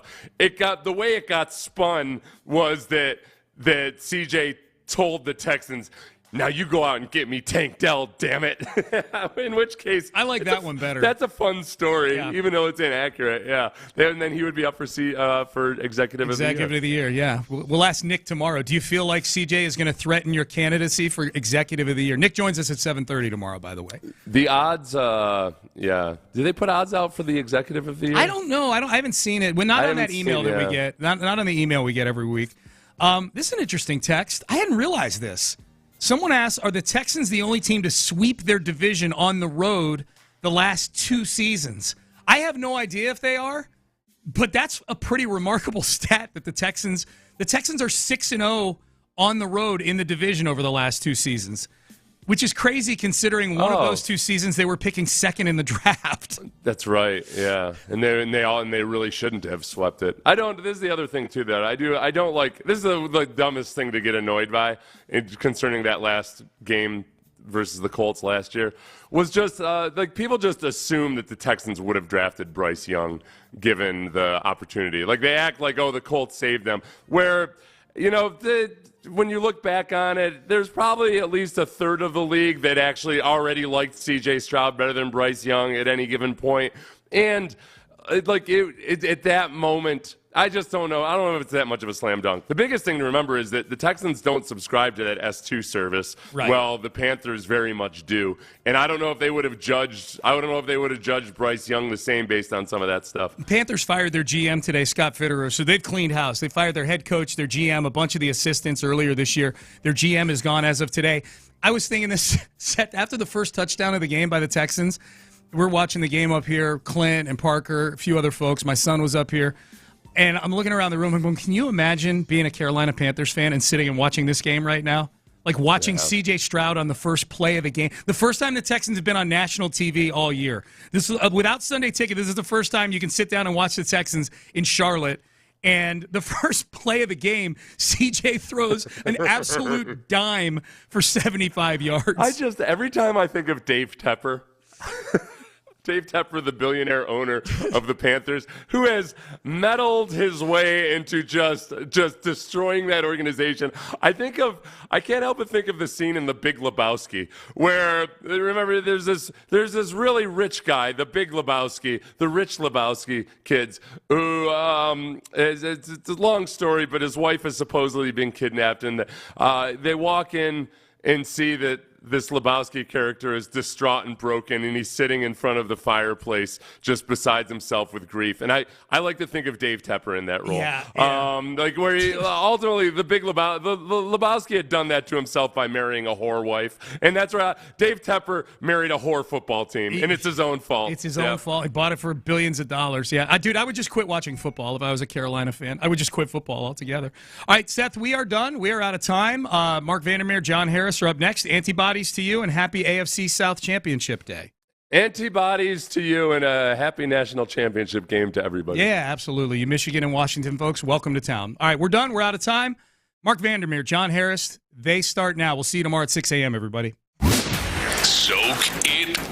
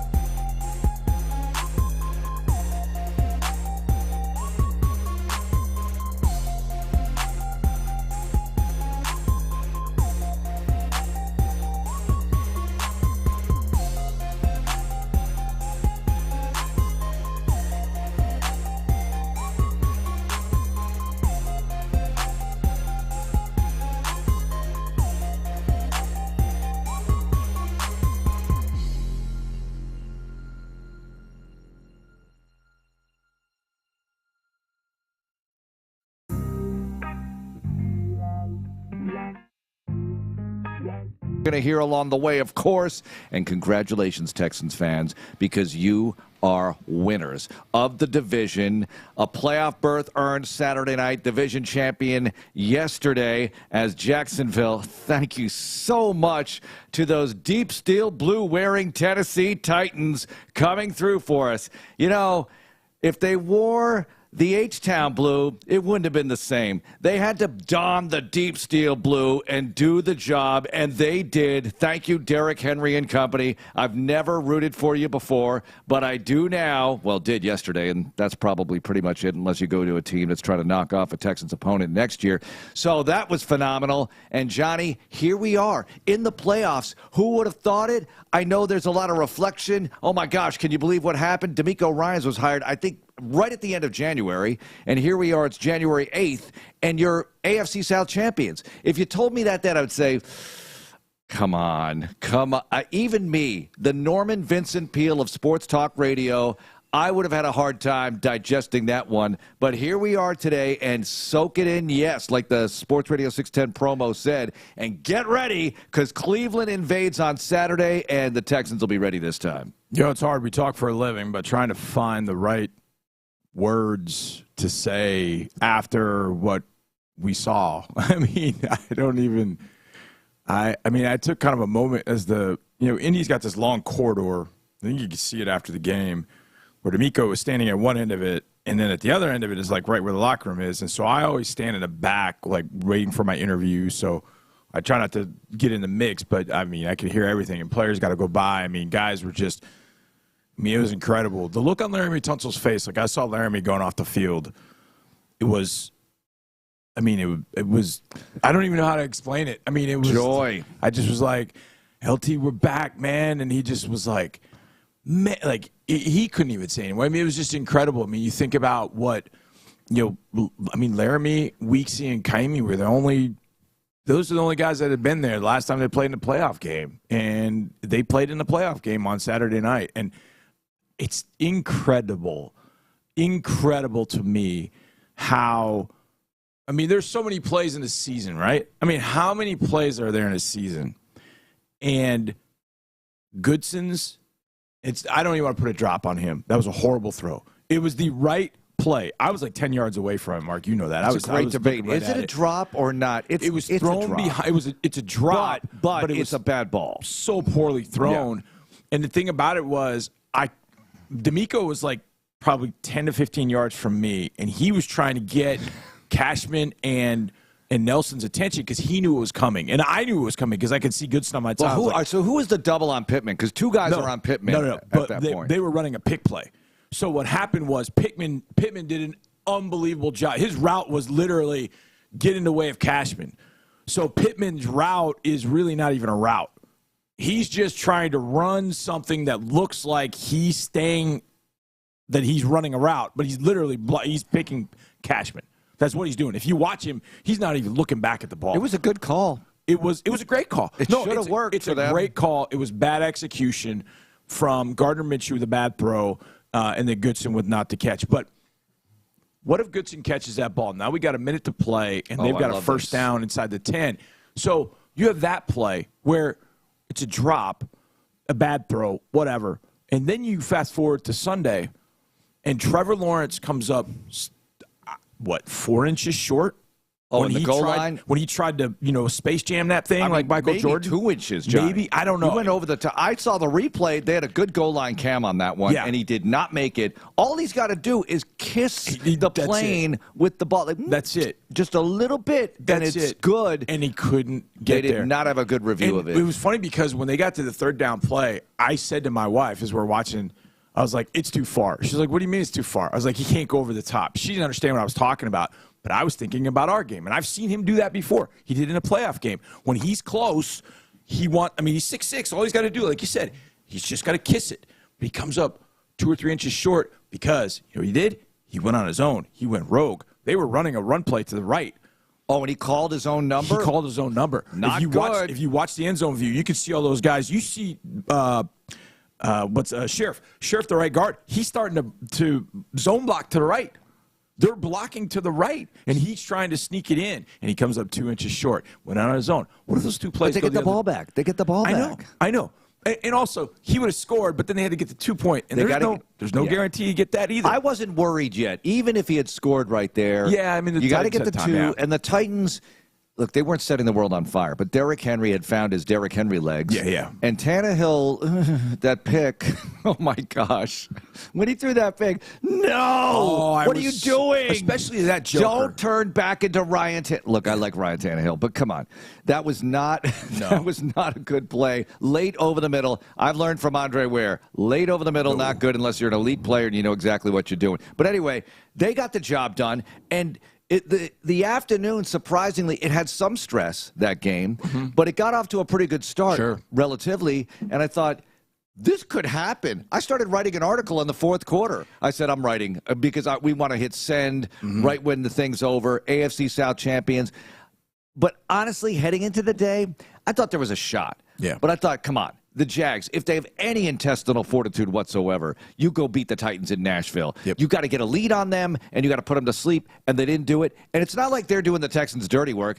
You let the 17 games play out, right? Had Jacksonville played on Saturday, Texans play on Sunday, I don't know, maybe the universe changes knowing that each team is playing for a division championship at that point, Texans and Colts. But that wasn't the case, so you just go with it. And here we are as division champs after clinching a playoff berth Saturday night. And the joy in the locker room. We played the locker room speech, and if that's a speech, it's a speech plus the celebration. A sermon, maybe? Did you hear the amens, basically? Did you when he said, I love you, and somebody says, love you too, Coach. Yeah, there are a couple of them. I freaking love that. There's love everywhere. There's football love in the air. I'm telling you, Mark, I have never been in a locker room like that. Okay, you've been to, since 2014 anyway, to every locker room celebration. Yeah. And by the way, how many AFC South championships is this since 2015 or 2013? Well, if you want to do the math. So, last year, Dewey Wingard was taking some heat yesterday because, well, he picked up a terrible towel after a pick of his in Pittsburgh. And the Steelers were like, when will you learn? Oh, yeah. They tweeted. They went on top of that. Dewey Wingard last year had this whole thing. It was always the Jaguars. No, it wasn't, Joker. You've won 2 division titles in the time it's taken us to win 7. 7. Sucker. 7. 11, 12, 15, 16, 18, 19, and now 23. It was not always the Jags. So since this team started winning division championships in 2011, nobody's won more. Nobody's won more. Nobody's won more. There's the math. We've won 7 of 13. But there's one key element to this that I need to correct. And DeMeco Ryans wants to correct this. The Texans have won more AFC South titles than anybody else since they started winning them in 2011. Correct. Yes, fact. But during that time, all 3 other teams have been to an AFC championship I know that's game. where you were going. And that is something that needs to be corrected and obviously take the step after that and the step after that, which is actually winning a Super Bowl. Right. But we are where we are, and it's a beautiful place. All right, let's get to ND Kalu. ND joins us now. All right, how much were you sweating that one out on Saturday night, ND? Good morning. Good morning. You know what? I was sweating it out. My palms were sweaty. My heart rate was up. I felt like I was alongside DeMeco playing in an actual game. But, man, that goes to show how great the feeling was when they took care of business and it was over and we knew that the Texans will be back in the playoffs. Just an awesome weekend. Andy, I'm going to ask you something. I'll set this up. I asked this at DeMeco after the game. I felt like the game was sort of like a boxing match. So I'm going to ask you if this has ever happened, because I felt like even though Taylor had 80 yards in the first half, it didn't feel like he was really, he wasn't gashing us. It didn't feel like previous Taylor games. We sort of withstood the barrage, with only 2 field goals. So I compared it kind of to a boxing match. Like the first 4 or 5 rounds, we're in control. And felt pretty good. He got a couple licks in, we're in control. Then all of a sudden in round 6, 7, 8, we just got bludgeoned. We were hanging on for dear life. They were ringing the bell, and we were standing up in the corner. It was alarming. It was tough. I was worried. But then we somehow got our second wind and started slowing him down. Now, part of that was he had the ankle injury, but it felt like we kind of, when they missed the field goal, that gave us a little bit more juice on defense. Have you ever been in a situation like that, ND, where a team is just kind of gashing you at the run and somehow, some way you get a second win and you kind of flip it back on them? And did you see it that way kind of in the second half? I really love the way you broke that down, because that's exactly how it went. Like you mentioned with the boxing match and the back and forth. I mean, the first freaking play from scrimmage for the Texans, we all know what happened. And then it was like the Colts were creeping back into it. It did have that boxing match ebbs and flows to it, where you had two very similar contenders going against one another. But that's exactly how I felt, and that's what made it that much more exciting. And then you throw in, this was on the road. This was against a Colts team that was obviously playing for their lives as well. So it wasn't one of those situations where they were just playing for home field advantage or, for that bye, but they knew they were in the playoffs. I mean, that was a playoff game in their stadium, and they went away and they got the victory. So it was just a great back and forth. And like Mark said, I was sweating because part of me, and I don't know if y'all thought this, as great as that first play was, you knew it wasn't going to be easy. You knew that the Colts, they're pros as well, and they're going to fight back into it. But just the emotion, the up and down throughout that entire game was just so awesome. It was so good. It was so great seeing C.J. Stroud and DeMeco Ryans. I was going to go Lord of the Rings, throw the ring back into the fire. The Colts curse is over. I know what the series record says. The Colts curse is over because that's only your 11th win against them. Mm-hmm. But guess what? You just beat them at their place for a right to go to the postseason. With the playoffs on the line, you knock them off, and you have a completely different vibe. Andy, it's vibe, it's culture, it's whatever it is. There's something about these guys. I don't know where it goes from here. We'll all watch together on Saturday afternoon at NRG Stadium. Tickets at HoustonTexans.com. Get them now while there are, I guess, a few left. So HoustonTexans.com for your tickets. But, Andy, what about the culture here from what you see? You're in the building. You see what these guys are all about. What kind of impression are you getting from what they're building here? You called it the Colts curse. I think it was the Texans curse, and the Colts just took advantage of it every time that they played against the Texans. And I feel like that curse has been lifted. And it's not just the victories, because my thought when I felt like things were changing for the better, hey, if they just show that they're going in the right direction, they probably don't make the playoffs this year, but things are getting better. Man, they said forget that. Like, if we're going to be on the field, we expect to win, and now we're in the playoffs. So the culture has changed, and I feel like for whatever reason, whatever that Texan curse that I mentioned was, that's what's been lifted. It wasn't – look, I don't know if you want to call it, maybe it's because I was on the field getting my butt beat by Peyton Manning. That wasn't a Colts curse. That was just Peyton Manning, one of the best, quarterbacks to ever play in the game, doing what he did against his divisional foe. But, yeah, the Texan curse, in my opinion, has been lifted thanks to the top, the decision the McNairs have made, down to Nick Caserio, to your new head coach, and to a quarterback that looks like he's going to be a star for at least a decade.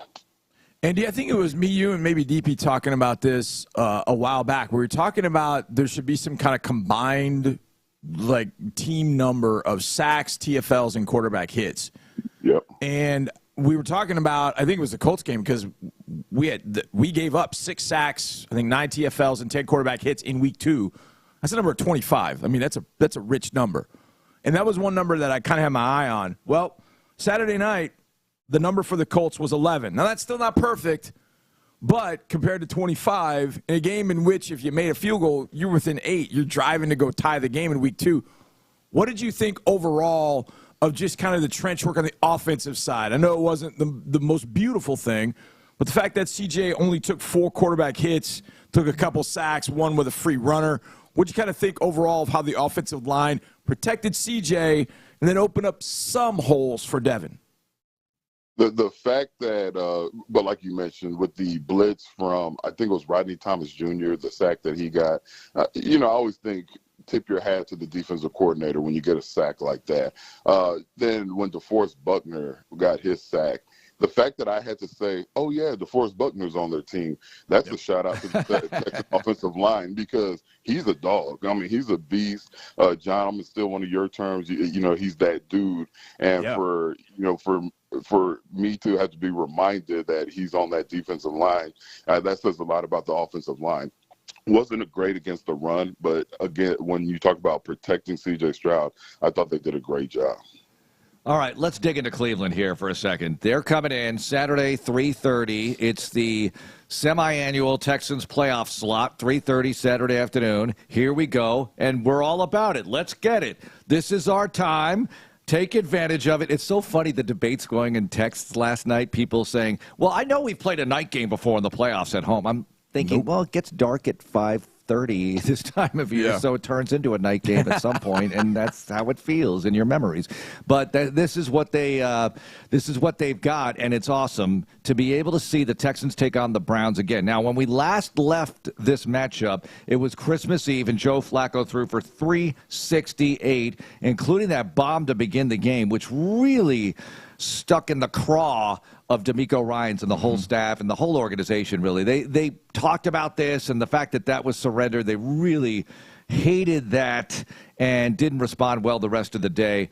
But what do you think, ND, in the return trip here? Now C.J. Stroud plays, and now it feels like it's a lot different. You're going to have Blake Cashman out there. You're going to have Will Anderson out there. Let's hope Grenard can get back. It'll be a different Texans team against the Browns this time. And the stakes are higher and different. Does it help that they faced them a few weeks ago? No, I definitely think it helps. And one thing in the NFL, we always talk about how tough it is to win in the NFL. It's also tough to beat the same team twice. And then you throw on the fact that it's only been 4 or 5 weeks, and now it's a playoff game. You're coming back to their home. It's going to be tough for Cleveland to come in here and beat the Texans twice. But what you mentioned with the way that they did it last time, what I'm hoping is that they don't get so enamored, they don't get so focused on stopping Amari Cooper because of the stats and because of the game that he had against the Texans last time, that you allow some of these other good pass catchers, the David Njokus, to really have a big game. So that's my biggest concern during the week, that the focus isn't we have to stop Amari Cooper and only Amari Cooper, because Joe Flacco, being the veteran that he is, he's going to say, okay, if you're taking that guy away, well, I'm going to go to option 2 and 3. So it's just one thing where I just, because it's just human nature, like, oh, we're not going to let Amari Cooper do that to us again. And it's like, hey, they also got some other guys that can catch that ball. Yeah, definitely. Indy, you having played in playoff games, what's the biggest difference between regular season and a playoff game? I know a lot of people talk about, oh, you play harder in a playoff. I never really thought that. I just feel like everything is amped up so much that you have to play with a much higher intensity. What you've played in games in the playoffs in the regular season, what's the difference?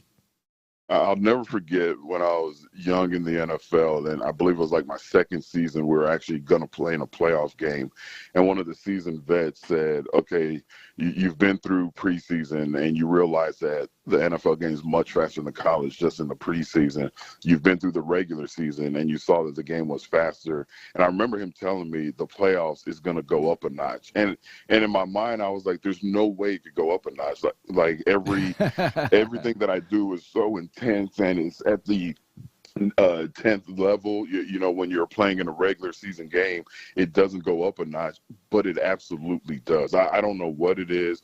I don't know if it's just the energy from the crowd. I don't know if it's the stakes, but it feels like it's faster. It feels like it's more intense, and you feel like you're playing harder, even though you convinced yourself that you were playing as hard as you possibly could during the regular season. It's something very special and awesome. Can we just talk about C.J. Stroud? And I just want to meditate on this because it feels like he makes the weather better, food taste better, everything just seems better, knowing that C.J. Stroud is in my life quarterbacking the Houston Texans. That first play, you guys talked about it, to respond that way to the opening drive that consumed a little bit of time and you held them to a field goal, okay, and just to punch him in the mouth like that with a 75-yard pass, and the fact that he can execute that, the execution of the play where he threw it across the field, downfield, where Nico caught up to it. When that ball's in the air, I'm thinking, where is this going? What is going to happen here? Because I'm following it with binoculars. That's how I call the game, folks. NFL film style. I'm following the ball in the air. Oh, where's this one going to land? Well, it landed in the arms of a diving Nico Collins. And I thought the throw of the day might have been the 23-yarder to set up goal to go in the go-ahead touchdown drive. Singletary punched it in after that. That was a laser beam. ND, C.J. Stroud, and it's not just how well he plays, it's his whole demeanor, right? It's the way he acts, it's what he says. And I have to think, I'm going to lop on another one on this. The attitude, we talked about the vibe, the culture.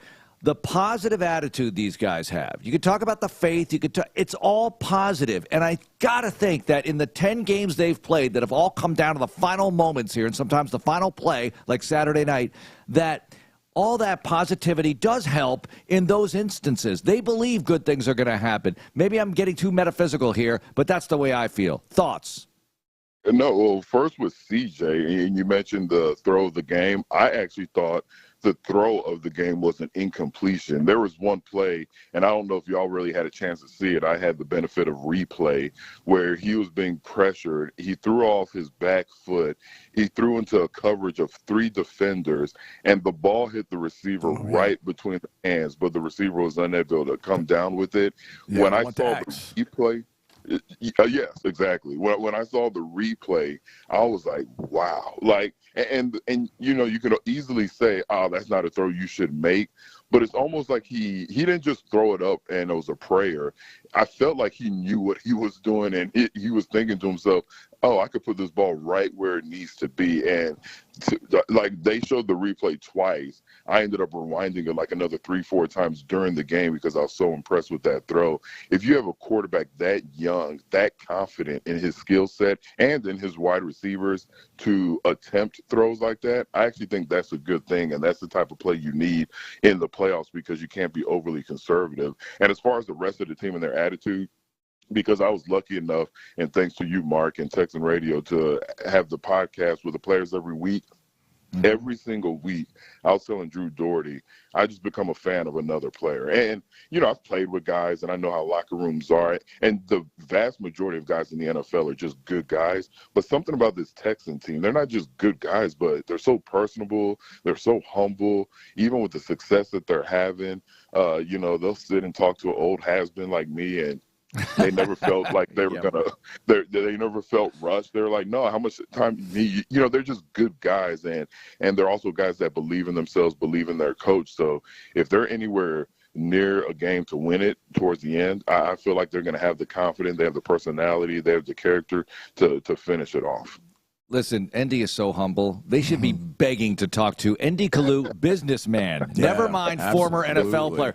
Endy Kalu, businessman. How did you do it? Set yourself up, post-playing career, all the work you've put in. You are an outstanding success, and it's a pleasure to have you on. So they'll find out. They'll find out. That's all I'm going to say for now. And I'll interview you at some point this offseason in a lengthy podcast, Johnny. Oh, very nice. Very nice. You leave me out of that interview? I'd like to be on that interview, but I get it. No, that's okay. You're invited. It's okay. I'll bring snacks. It's okay. I understand. Okay. Andy, you talk about old heads, and last week I think it was announced that Andrej Johnson is one of the finalists for the Hall of Fame. And I know you were in a locker room with Andrej, saw him, you know him. Your thoughts about Andrej and his candidacy, if you will, for making the Hall of Fame? I think this is the 3rd year he's been a finalist. Your thoughts about the GOAT, Andrej Johnson?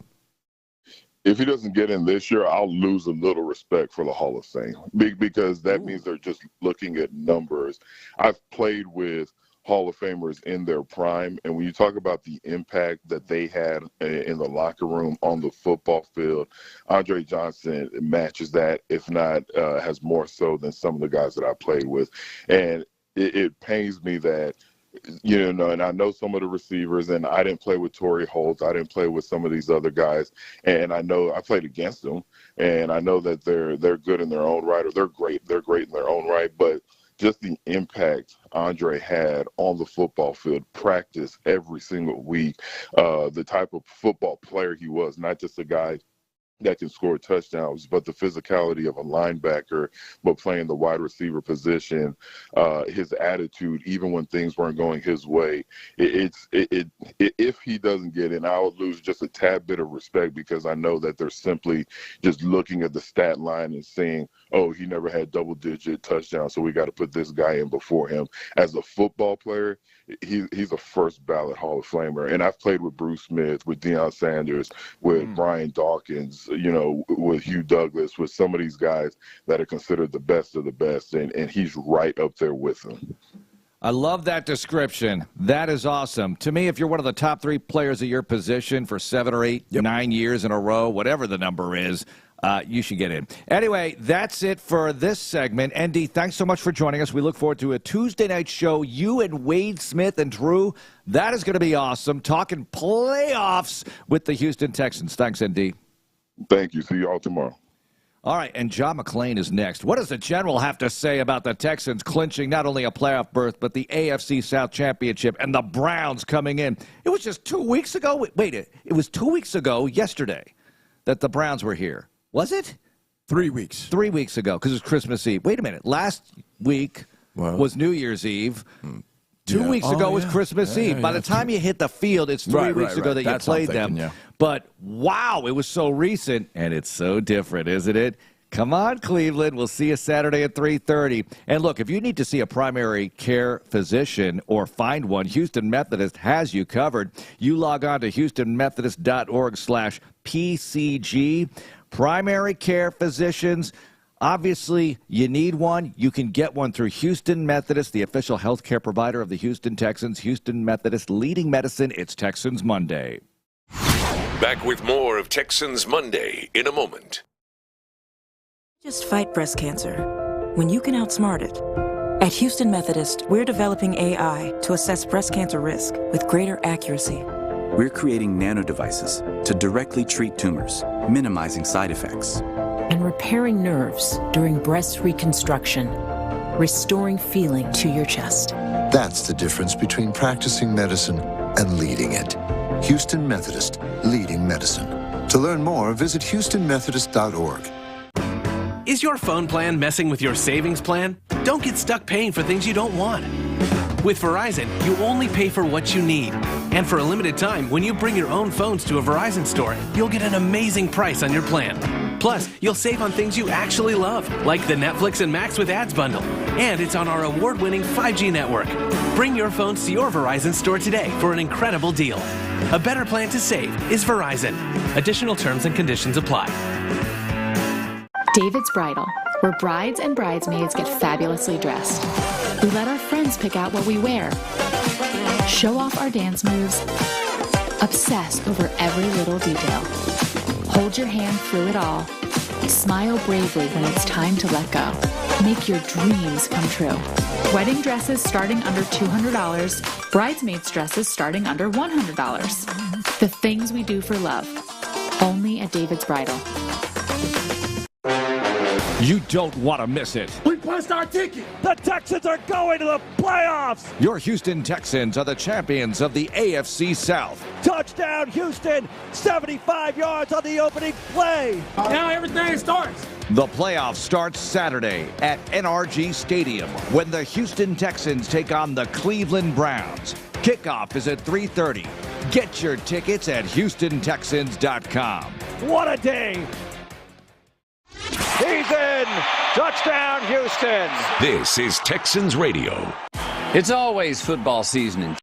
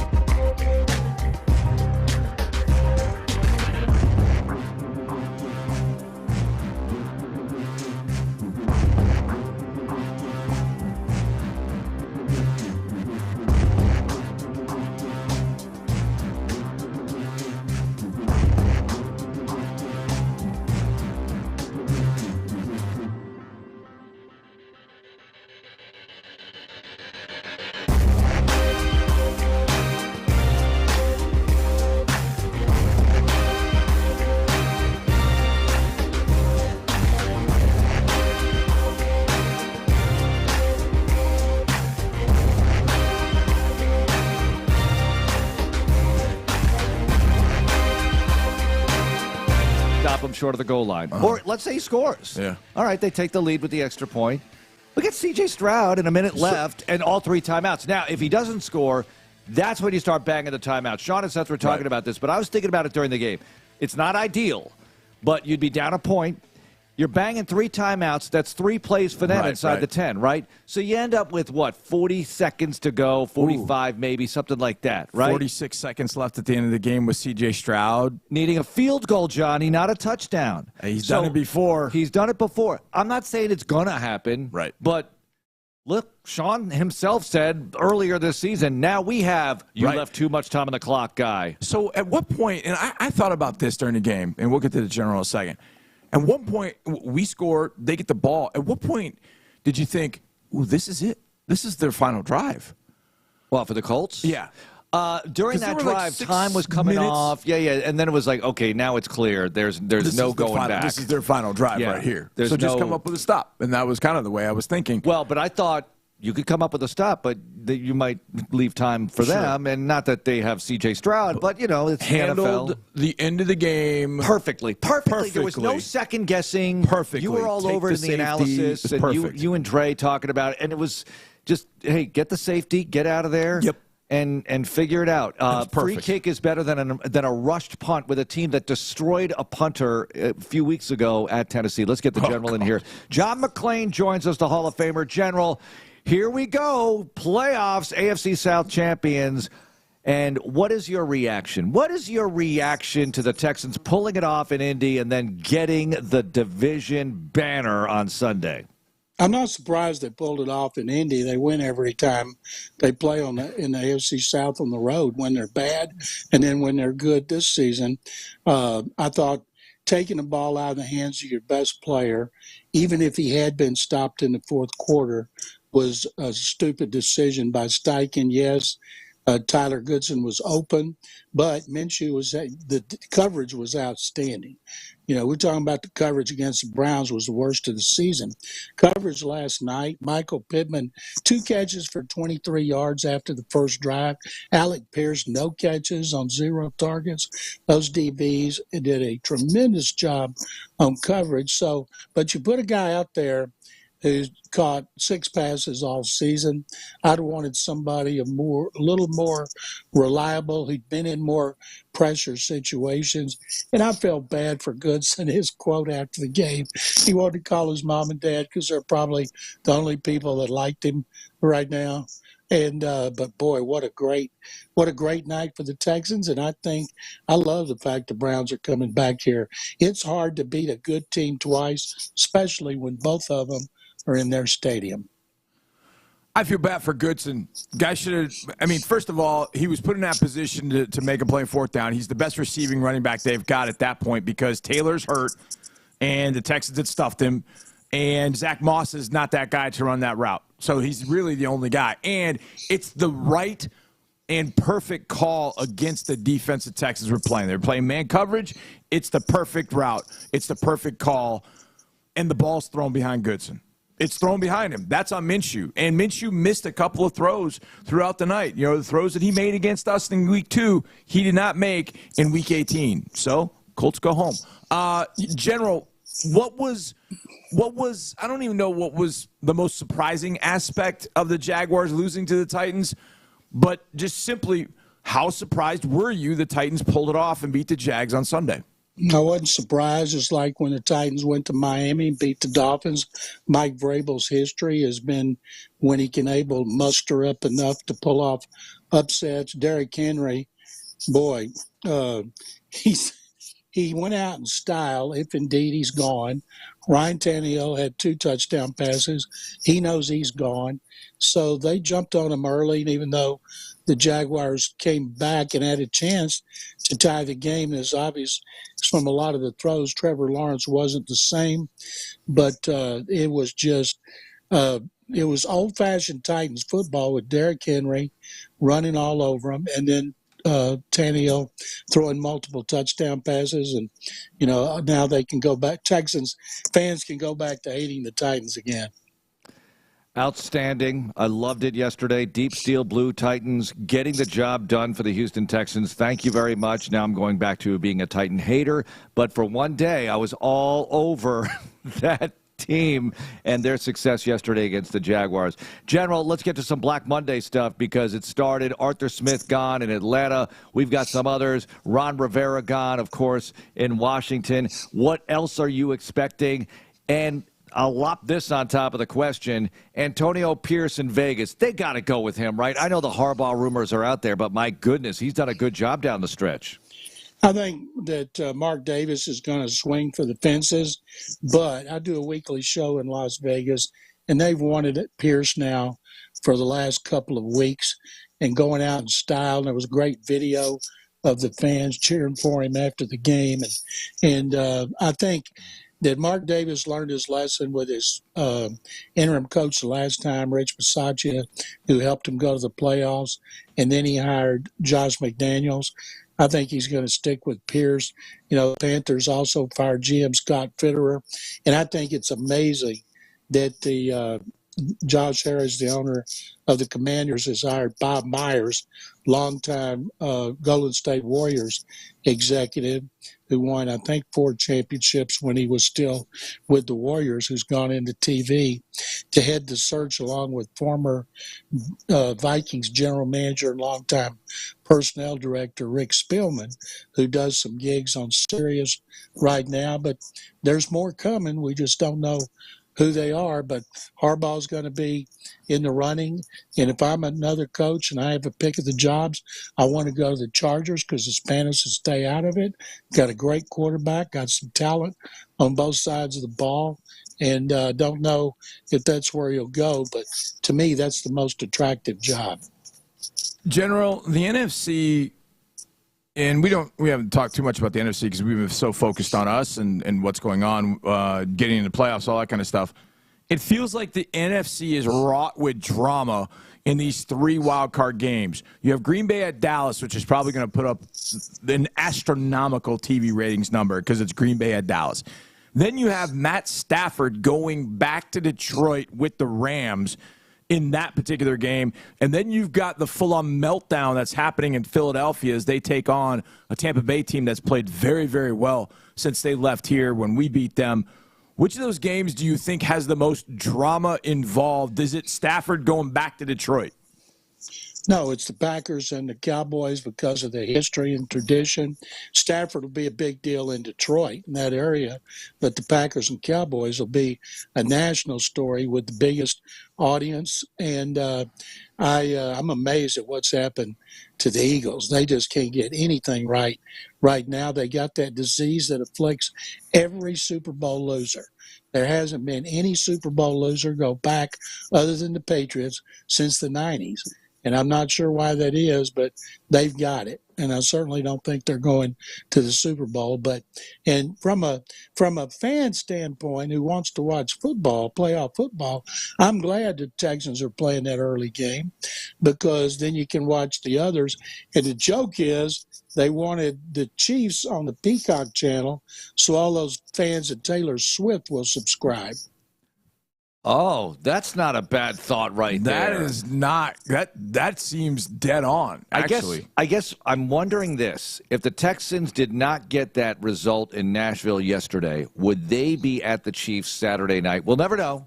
Was that the model where the Chiefs penciled in to that one or penned in to that matchup late Saturday night on Peacock, which is going to be weird. A lot of people are going to be freaking out Saturday night. Wait a minute, where's the playoff game? And they're going to have to subscribe to Peacock. I already do for the Premier League Saturday morning. Not that I watch that religiously, but sometimes I check it out. And are you surprised that Dallas is in the Sunday middle game, that late afternoon window? I thought maybe Dallas Sunday night for sure, but what do I know? The Sunday night game is the Rams at Detroit. By the way, there was a good joke last night in the opening monologue by somebody I've never heard of at the Golden Globes. He said the difference in our show tonight in the NFL, we'll have a whole lot fewer shots of Taylor Swift. And she was sitting right there. That's and good. Everybody laughed their tails off. Cowboys, I don't know. I think because they know they're going to get a monster audience no matter when they play the Packers. They could put them on that early Saturday. It's going to be the highest rated. So I'm guessing it's just because, well, I don't know, but it's going to be the highest rated game for sure. General, you got to see some Joe Coy in action. He is a tremendous comedian. Tremendous. Well, he was pretty funny last night. He's funny. Who knew that the Golden Globes were on last night? I had no clue. This is how far the pop culture thing is, or how much it's changed.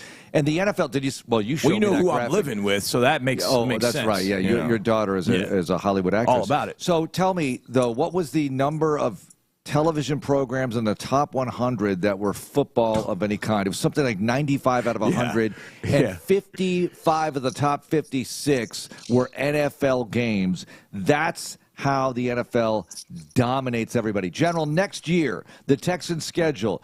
We don't have the dates. We know the opponents. They're going to go to Dallas, which is awesome, because they finished first, and you get that first-place team in the NFC East because of the 17th game thing. You're going to have 8 home games, 9 road games. Look, I'm more focused on Saturday this week, but this is fun to think about. But right now, I want you guys to pick how many primetime games next year. General, you go first. How many primetime games are the Texans getting in 2024? 4. Johnny? Number 3 sticks in my head. I like 4. It's always one less than what everybody thinks. And you, Aaron, and McClain all said 4. So you know what? I'm going 3. It's always one less. So I'm going with Thanksgiving at Dallas. Ooh. Oh, my. Ooh, yes. Oh, my. Sign me up. I think that's a primetime game, no doubt. That is a primetime game, no doubt. That's a good thought, though. Thanksgiving. Texans at Cowboys Thanksgiving. Didn't the Oilers play the Cowboys Thanksgiving a year they went to the AFC Championship? 1979, they beat them 30-24. Let's repeat that, please, but not repeat the result in the AFC Championship game. We have replay now, so we'll be in good shape. General, thanks a lot for catching up, and we'll catch up later this week. Thanks, guys, very much. John McClain joining us. Coming up, DeMeco Ryans and John Harris. What did they have to say right after the playoff spot was clinched? Also, why the Colts curse is over. Also, Andrej Ware visits for a long time at 9 o'clock, and we're going to have a great conversation of what went down Saturday night and what's to come against the Cleveland Browns Saturday at 3:30. Tickets at HoustonTexans.com. It's Texans Monday. This is Texans Monday.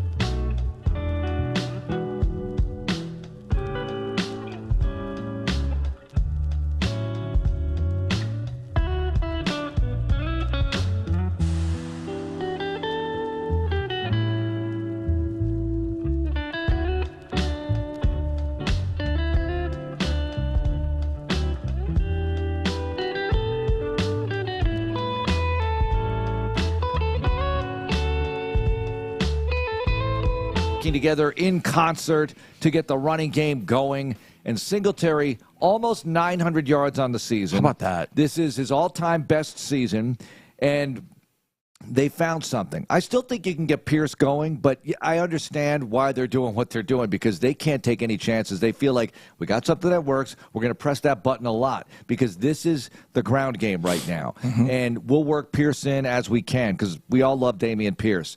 And he had a nice little return on Saturday night. He caught it at the 2. That was on the touchdown drive. Yeah, and he got a little plus. And plus to me is beyond the 25-yard line. If you field that ball and run with it as opposed to a fair catch, because you can do that anywhere, I'm wondering, you field that ball. I know the decisions that go into it. I think Pierce is like, I'm going to make a play. I'm Dameon Pierce. I'm going to make a play. Well, he's right. He made a play. It got beyond the 25-yard line. I'll take that chance because he returned one for 75 in the Cleveland game. 98. Oh, 98. Yeah, why did I say 75? Because he had a 75-yard run against the Chargers. So those numbers a long stick. time ago. Yeah, those numbers stick in my mind. Of course it's not 75. It's 98. Yeah. So, but the key on that was he made the first guy miss. If you watch it, there's a guy that that's near him about the 15-ish, and he just makes a really good running back move on him. And whoever that was, the first guy miss, you get ahead of steam. It's Derrick Henry's time, right? I just think, Mark, on a return, if you get anything past the 25, I don't know. Just seeing the sideline, if you get by the 25, it's like it gives them a little bit of a boost. I mean, I know it's only 2 yards, but you just get that little bit of a boost. But it was I don't know, man. I'm ready to go. How about this? Let me give you one final. Give me one final thought because we're about to. You know what we were doing on this day last year? Talking about who the next coach is going to be. Yeah. Well, on this exact day, we were watching the Texans beat the Colts last year. I see. But on our turned out to be our final Monday show, and all week last week, I kept saying, "All right, well, guys, if this is our last all access show." Yeah. I mean, appreciate it. Thank you. Appreciate you guys listening. It's been great. And I've been saying it all week. And it's like, okay, this could be the final Texans Monday. But it's not. I had a bad feeling. The touchdown drive where Taylor ran it in from 49. Yeah. I thought, we're getting gashed here. This is Gash City. Are we back to this? Right. And I think I literally said, I don't think I said it on the air because it just would have sounded too dramatic, even for me. But I said to you guys during the break, not like this. It was like a movie. Not like this. Yeah. Not giving up big, huge ground gains and watching our dreams and hopes slip away that way. Yeah. Not like 2022 run defense. No. But they stood up when it mattered most. I brought this up with DeMeco. In fact, if you want to hear let's go. Let's go. Got it. Let's you and it. DeMeco after the game, right after, with the emotions flying. Johnny Harrison, the head coach. Coach, I don't even know where I'm supposed to begin with this one. So I'll start here. Third quarter, it felt like this was a fight. It felt like you owned the first 4 or 5 rounds. And then 6, 7, 8, it felt like they rocked you a little bit. Taylor got going, he got the long run. But then you had a little bit of a reprieve, and then it felt like you guys caught your second wind kind of in the fourth quarter. Is that kind of the way you saw the end of it? That was definitely it. You couldn't have described it better. We came out the gate pretty hot.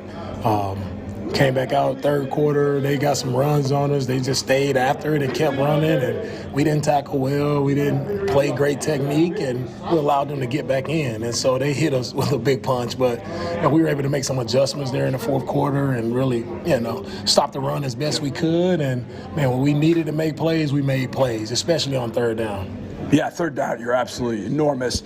But I want to go to the fourth down. You were probably the closest Texan to Tyler Goodson. What are you thinking when that ball hits the turf? Wow. We're in. We're in. That's what I was thinking. I almost ran on the field.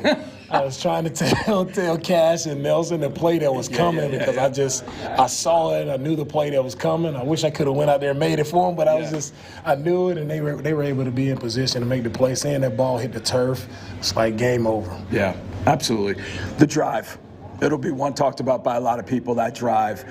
CJ's perfect on the drive. He hits Nico a couple times. He hits Dalton.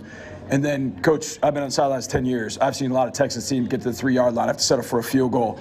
To see Motor pound that one in, what was the biggest key on that particular drive to get it all the way down there and take the lead? Man, it was persistence. And we had earlier drives where we kind of backed ourselves up and we sputtered and we ended up having to punt. But it was just that persistence. No matter what happened, you felt like that's that we will not be denied moment. And we continued to drive. CJ continued to make play. Dalton made some big plays for us to get first downs, to keep the chains moving. I mean, play after play after play, and then bam, Nico shows up with a big-time play and Motor punches in. Man, credit to our offensive line. They did a really great job today versus a really good front, and that's why we were able to move the ball. I asked you about this at halftime, how much it charged up the defense. I talked to Christian about it, too.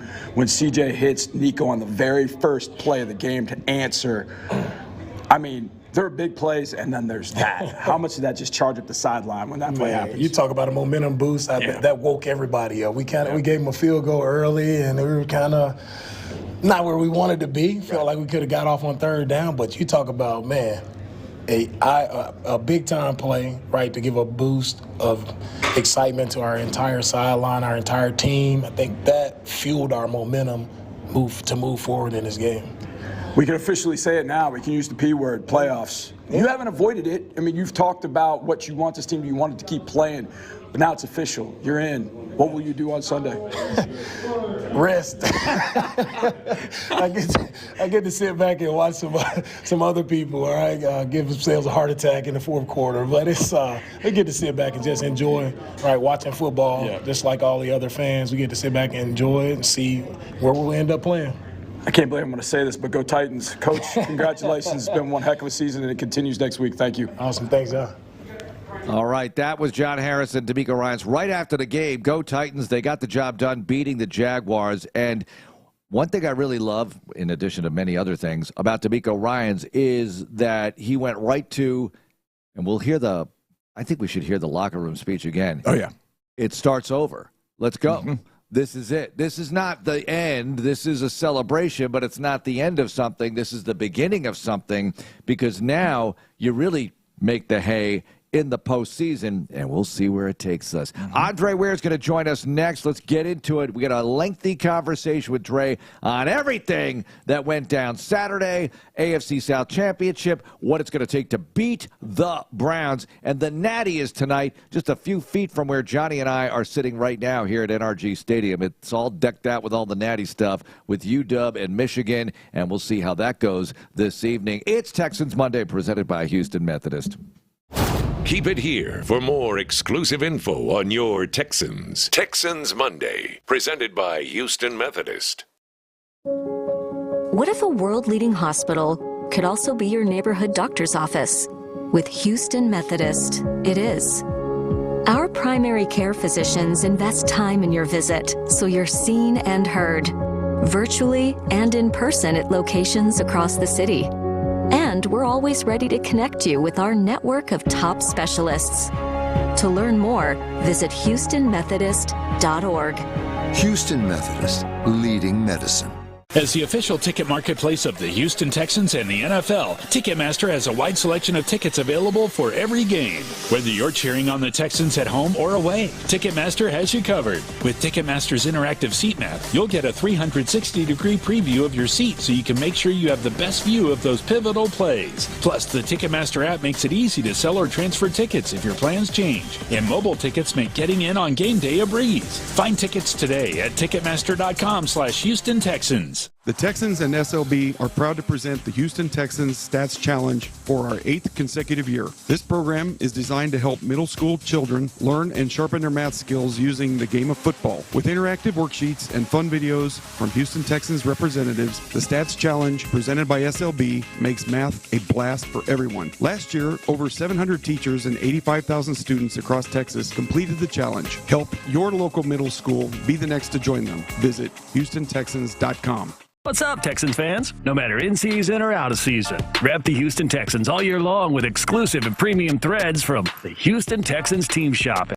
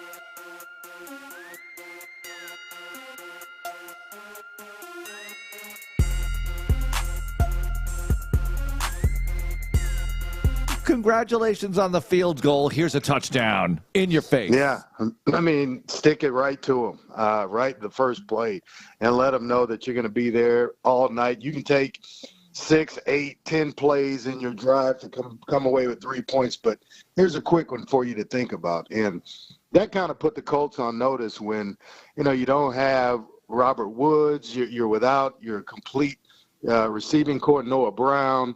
He's out, and so it put them on notice that, hey, Nico is more than capable of handling things in their absence.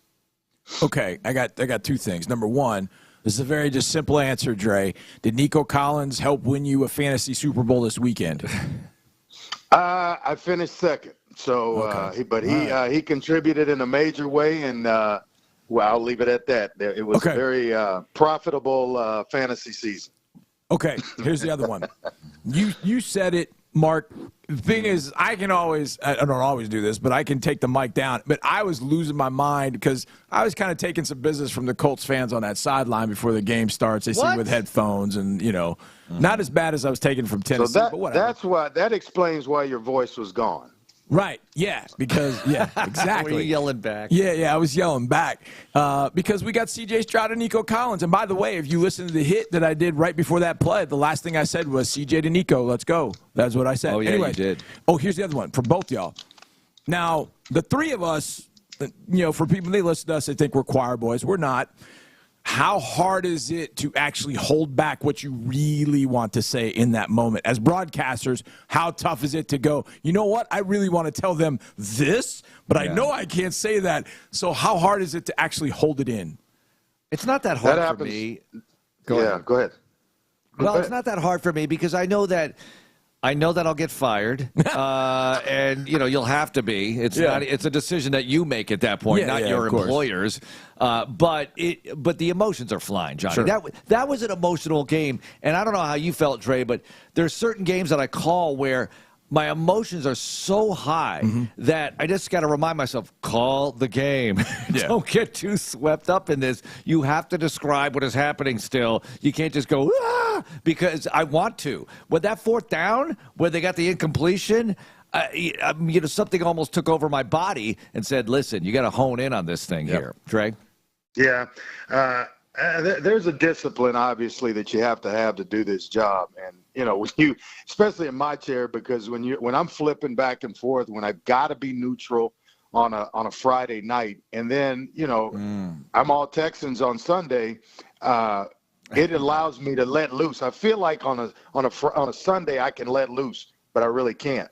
And so that's what this season has done, though, Johnny. It's a great question, because when you're plugged in to the coach, you're plugged in to the organization, you're plugged in to the players, the way that DeMeco has kind of rallied everybody around this team and this organization, it's hard to hold it in for me, especially plays like that, because I've seen check down after check down, run on first down, run on second down, check down on third. I mean, it gets boring.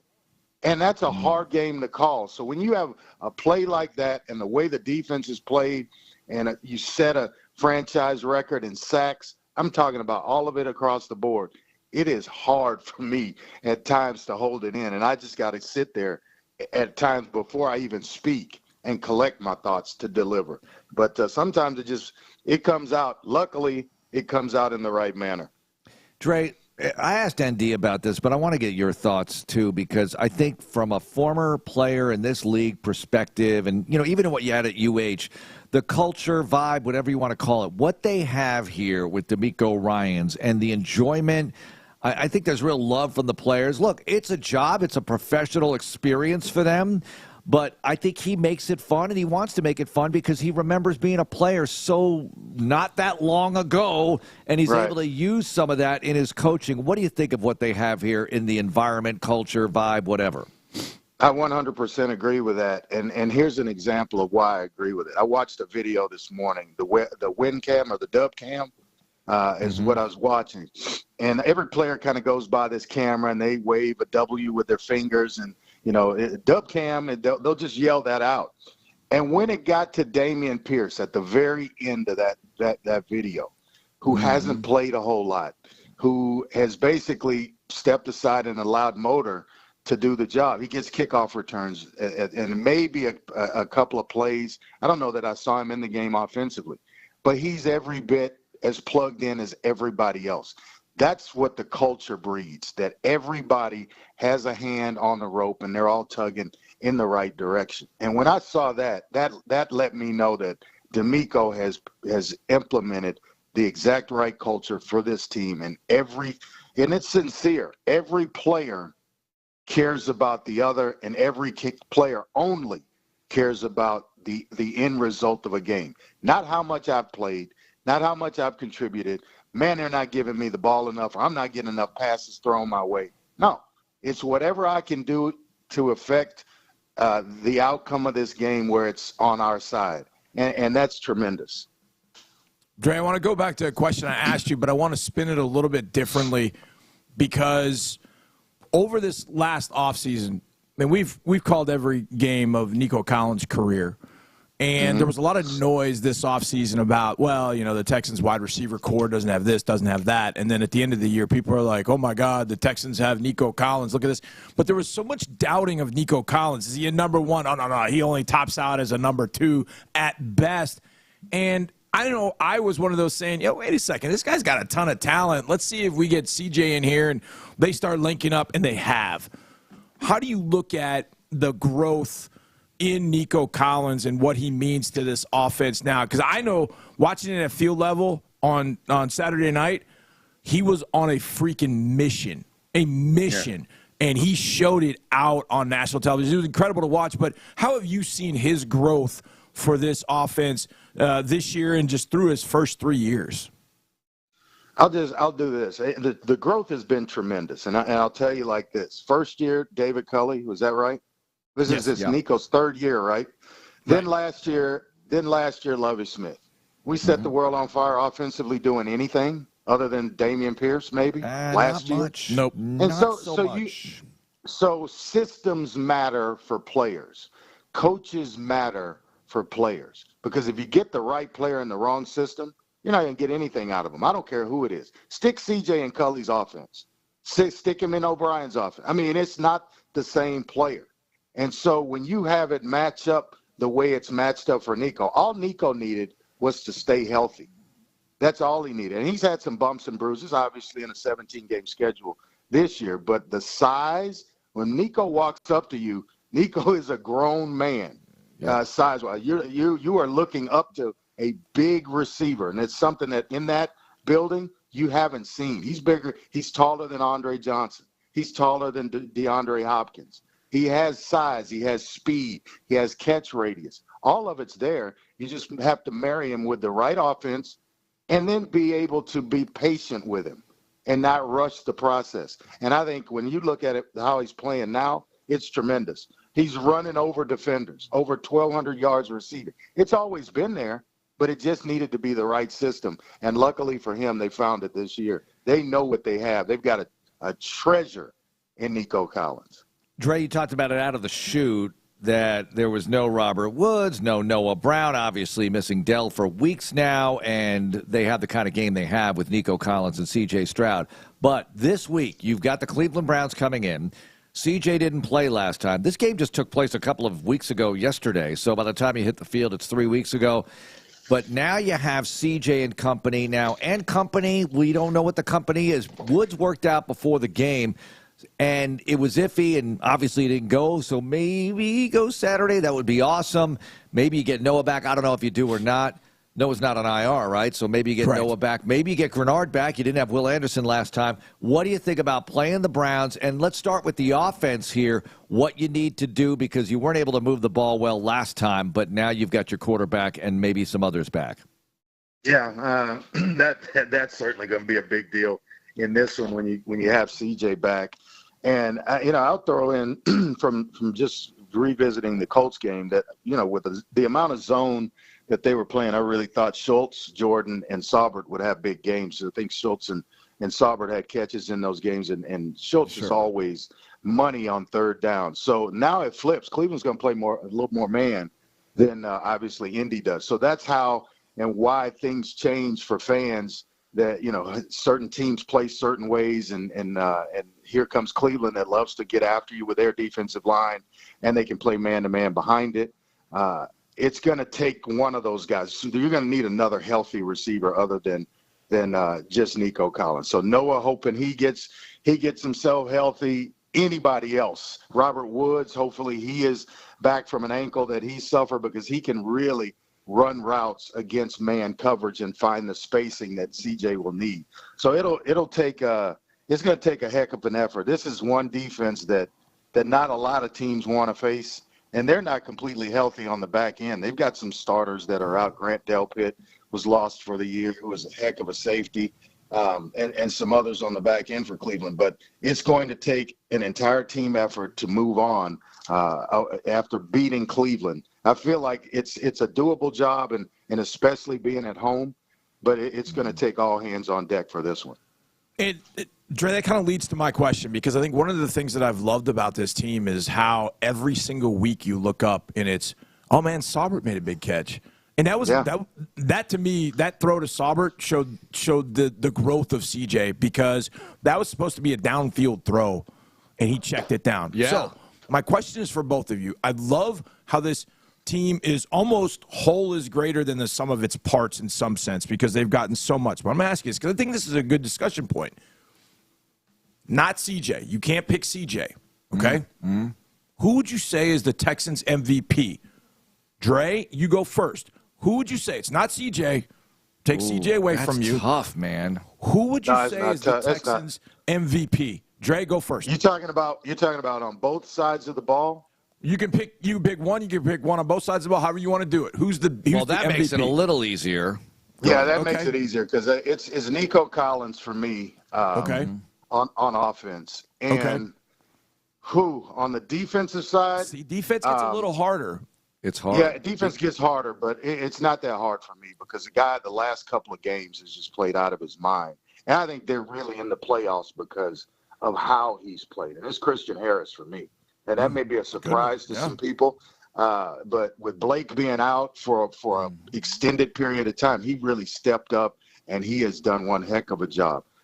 Jonathan Grenard would be a 1A because of the amount of sacks that he's had this year. And this guy was buried. He was drafted and couldn't play for a previous coaching staff. I mean, think about that. He was a third-round pick and could not get off the bench for a previous coaching staff. And I'm not talking about the last two coaches. So when you look at it, he is a 1A because of the job that he's done. They really miss him, and I hope that some way, somehow, he can get himself healthy enough to play this coming weekend. Boy, the defense is so tough. Defense is hard, because you've had so many guys, Dre, you said it, you've had so many guys miss stretches, whether it's one game, 2 games, or more. Stingley, look how well Stingley has played, but he missed a huge chunk of the season, yet he's playing elite ball, dare I say it. Steven Nelson has been huge in the back end. I mean, Jimmy Ward, when he was out there, was really good for you. Blake Cashman, you mentioned him. And Christian's a great example of don't give up on a guy. Let's see what happens, because in training camp, it just didn't look like it was coming around the way you thought it might or could, and then it does. So that's awesome. Look, Malik's not out there every single game, but Malik's out there a lot, and Malik is really important in the middle of that D-line. Rankins, I mean, I go on and on. It's hard to pick one over the rest. You're going to pick? I'll pick mine. I'll pick mine. Give you a second to think. Okay, now I'm going to pick Cashman. That's what I was going to pick. See, look, the three of us have been around for a while. I'm going to steal your pick, because even though he's missed some games. But Cashman, the pick against Jacksonville, that was a real turnaround, right? Because you needed that win to get going. This team was 0-2 and won the division with 10 victories. They were 0-2. If they're 0-2 next year, nobody freak out. I'm not saying it's ideal, but you just have to remember these things that they're able to come back from. So offensively, I'm going to go Nico as well. I think Nico's just been monumental for this team. He's had one of the greatest receiving seasons in the history of this franchise, and that's saying something, because you have 2 Hall of Famers who have played before him. I know he false starts and gets called for it a bunch, but Laramie Tunsil over at left tackle is I got to think a quarterback's best friend. Dre, you know, getting back there, that's your blind side. If you know that your blind side well, then, damn it, stop false starting. Shit. I know. Stop false starting. It's got Jesus Christ. Drives me nuts, man. That drives me nuts.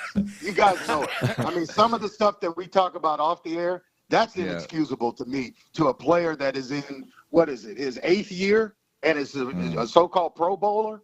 Come on, man. We got to be better than He that. does. I don't disagree with you, but I just watch him go one-on-one against dudes that try everything in the pass game, and they can't sniff CJ. By the way, the false starting that Dre just brought up, that you can't ignore in victory what you wouldn't in defeat thing, the Jeff Van Gundy thing, which he got from maybe General Patton, I don't know. But they've got to get rid of these things. They got to get rid of those 5-yard pesky penalties, because that almost killed them the other night, and it made life more difficult for themselves, and those are self-inflicted wounds. And if it were players that couldn't see the football, then you'd be okay. I mean, if it's a guard, yeah, I can live with that. If it's an inside receiver that's off the ball a little bit, that's blinded by the tackle and you can't see the ball snap, that's one thing. Or a running back and trying to anticipate, the football or getting the snap. But when it's an inline guy and all you got to do is take your eyes and look right or left and you're still jumping, and it's not a bona fide pass rusher in this game that we're talking about. On the edge. I'm talking about outside on the edge, unless they move Speed way out, EJ Speed way out to Laramie. It's just inexcusable in my eyes when you can see, when all you got to do is look down the line and see the football. Okay, let's do this now, because the Texans take on the Browns. Nobody in this organization, other than us, can look ahead. But I want to get your thoughts on this. The Dolphins are at Kansas City. Now, after the Texans beat the Browns, you want one of these other lower-seeded teams, 6 or 7, Dolphins 6, Pittsburgh 7th, to knock off their opponent. That way, you don't have to go to Baltimore. Right? So who's got the better chance to win? Miami at Kansas City or Pittsburgh at Buffalo? Dre, what do you think?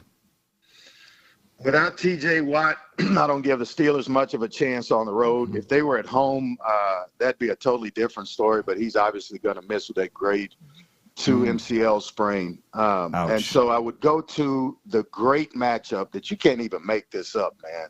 Tyreek Hill going back into Kansas City to face the Chiefs. I mean, before the season, you wanted this match. Didn't they play in the regular season? And Dolphins beat them? They did play. Well, I don't know if the Dolphins beat them because hang on. I'm not sure. But there may have been a common may have been a common opponent or something where Tyreek was chirping pretty loud. They did play, and the Dolphins lost. I'm sorry. They played. The Dolphins lost to all the good teams. Yeah, in Kansas City, 21-14. My bad. They played, and they played at Arrowhead. Yeah. I just think. Oh no! They played in London. They played in London. It's 9:30 a.m. That's ET. Right. So they played in one of those international games somewhere far. I thought they played this year. Yeah, I thought they played this year, but the Dolphins have the better chance of pulling this off because I don't think the Chiefs are the Chiefs. I also don't think that. I also think, how I think about this with guys sitting out games and then all of a sudden you're right back the next week, and that may work in the regular season and for injury purposes, but when you're in the playoffs and the level speeds up more, I just think the Dolphins have a tremendous advantage going into Kansas City at this point in time. And if Waddle's healthy and Tyreek Hill's healthy, and Tua's healthy, then they're going to be hard to deal with. And I just don't think the Chiefs are the Chiefs. They're beatable. I think they are. There you have it. I think the Dolphins can do it. I think they can pull it off. I think they can, but man, Tua's going to have to play better than he did last night. And Tyreek Hill is so banged up right now. I hope Waddle can come back for them because I definitely want to see them bump off the Chiefs. The bigger issue was not having Mostert. I mean, they didn't have Mostert. Big too. And I mean, they didn't have Mostert. They have Waddle. I mean, that was a big one. Here's my hot take. Neither one of them has shot, really. I think the Dolphins are kind of broken right now. All their edge guys are out. Van Ginkel gets hurt last night after losing Chubb is Phillips. Jalen Phillips is out. I mean, it's tough. And I'm saying that because I want to speak it into existence, because if I say they have no chance, then maybe there's a chance that at least one of them will get a win. I would give the Dolphins the edge in some sense, but I don't know if it's coming to that. Okay, I'm going to read you guys a tweet. This just came down like 20 minutes ago. Your thoughts. This is from Jordan Schultz, the Coffee Boy's son. As the Titans weigh just your gut reaction, Dre, you go first. Mark, then you get a chance. Okay. As the Titans weigh head coach Mike Vrabel's future this week, he's interested in the idea of returning to the Patriots should New England part ways with Bill Belichick. Dre, your gut reaction to seeing Vrabel go back to New England. Of course he is. He's fired, and he now gets the job, the dream job that he's always wanted. Absolutely he's interested in that if it happens, but I think the Titans are foolish if they move on from Vrabel. Vrabel's a heck of a coach. He's had some injuries at some key points in the season in which you don't anticipate as a coach, and then you just kind of got to Band-Aid it together and get through the rest of the season. They won last night or yesterday, obviously, to give the Texans a chance to obviously win the division. So that he has not lost the locker room is my point. Mm-hmm. And guys are still playing for him. And so when you have that, that's hard to capture. We are prime examples of that one. And so when you have that, I think you stay with a coach a little bit longer. I just love the Pittsburgh Steelers approach to hiring coaches. You're going to have great seasons, you're going to have good seasons, and you're going to have a bad one every once in a while. Tomlin's just never had a bad one because he's never had a losing season. But they don't fire coaches on 8-8 or 9-8 or whatever it is. They are very patient, and you have to prove that you cannot do the job. Mike Vrabel has not proven that he can't do the job in Tennessee. I think that's just the opposite. That's well said. Pittsburgh, 3 coaches since the Nixon administration. Since we were in Vietnam, they've had 3 coaches. There's a lot of people driving around thinking, wait, Nixon? Yeah, that's President Richard Nixon. Who is that? Yeah. Who's that? Yeah. They don't know Nixon from Calvin Coolidge. There's some drivers and they are driving at 16, 17 years old. Yeah, exactly. Last week, because of the Colts history, I realized, I'm getting up there now because I wrote – a lot of the fans don't know Rosencopter from Rosemary's Baby. They don't know. They don't know the history, okay? That's the problem. Hey, if I'm Mike Vrabel, I'm begging to go to New England because if I go 7-10 with the Patriots next year, that's a success. Yeah. And I get a new quarterback because I got the number 3 pick in the draft. If I go 7-10 with the Titans next year, I'm out for sure. Yeah. So I'd rather go to the Patriots now, get a new job, press the reset button on my career. I got a question for you guys. If that happens, Tennessee lets Vrabel go. He goes to New England. And hold on tight to your seats. I know what he's Does he make a change offensively? I knew it. Yes. There's no way. There's no way he's going that direction. There's no way. There's no way. No chance. Okay. He's got to clean house, right?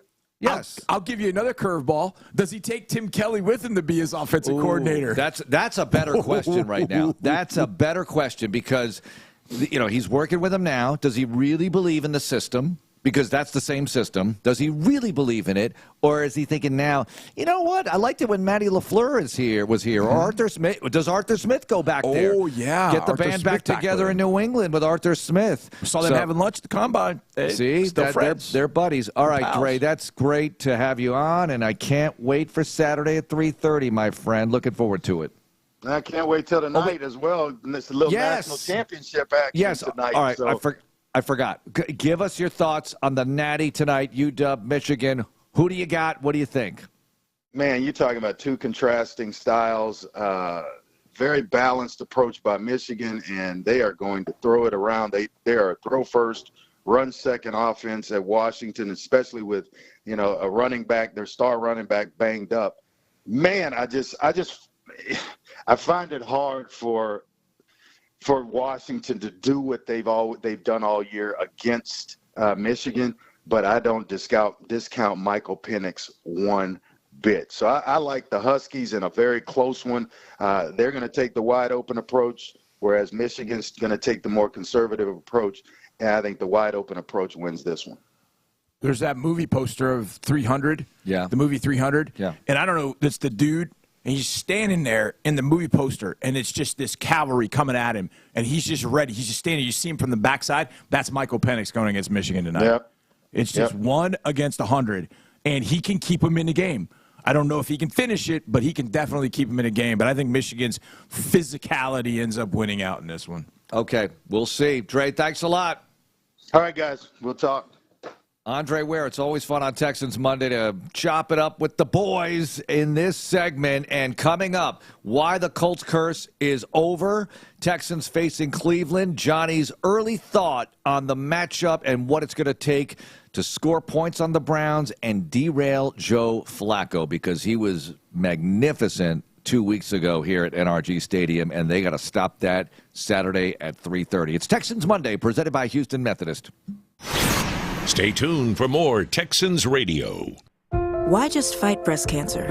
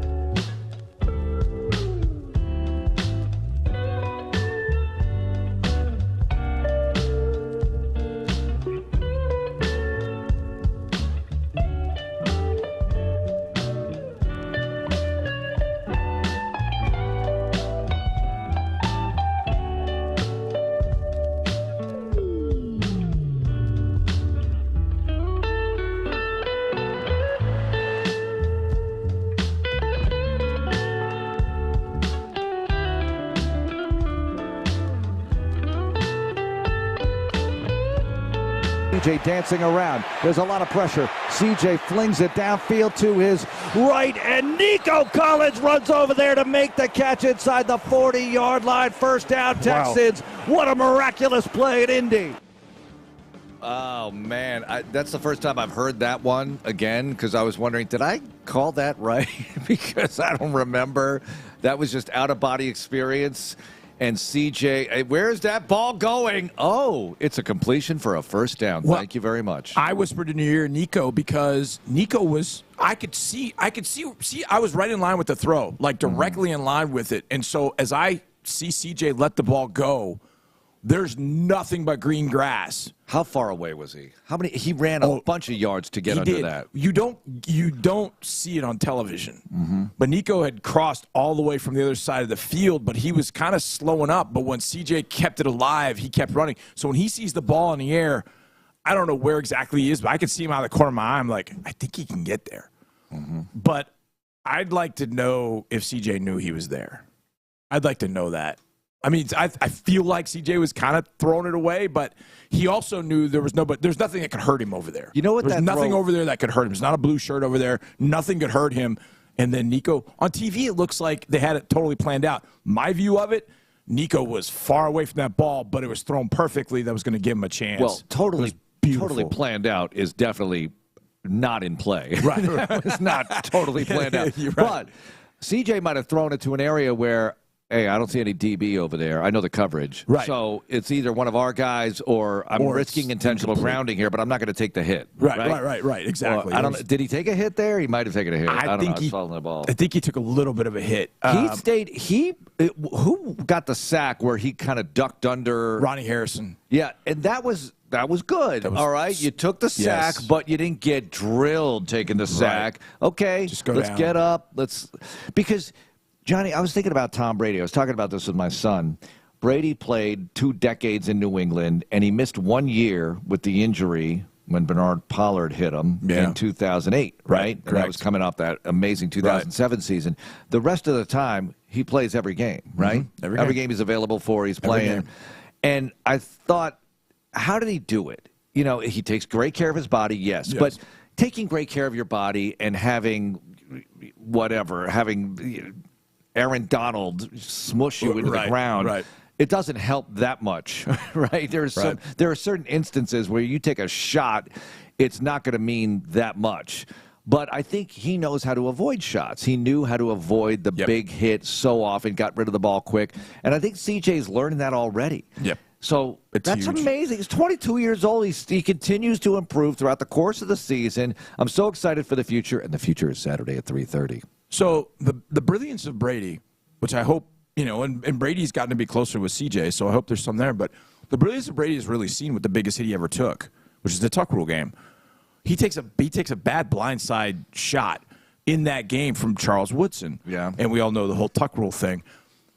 Brady years later is describing that play, and he's almost embarrassed to talk about it, how he missed what the Raiders were doing. And the way he talked about it, you could tell that was something that he really worked on, understanding the game and understanding what he saw and what it meant and how do you apply that. And I think that that's something that you could start to see CJ applying. I think we talked about the Saubert throw, the throw to Eric Saubert. That was a great example because that throw, I don't remember all receivers going out, but they were taking a shot on that play. And it wasn't there. And I remember CJ talking about this in his press conference. He said, one of the things that I did in that game against the Colts was I had checkdowns, but I didn't use the word greedy, but he's like, I wanted to push the ball down the field. And so he overlooked some of those things. And as soon as he threw that ball to Saubert that ended up being for a first down, I was like, that's what he's talking about. That's growth. That is, boom, I got to get rid of this football. I can't take these hits. And that's what Brady learned.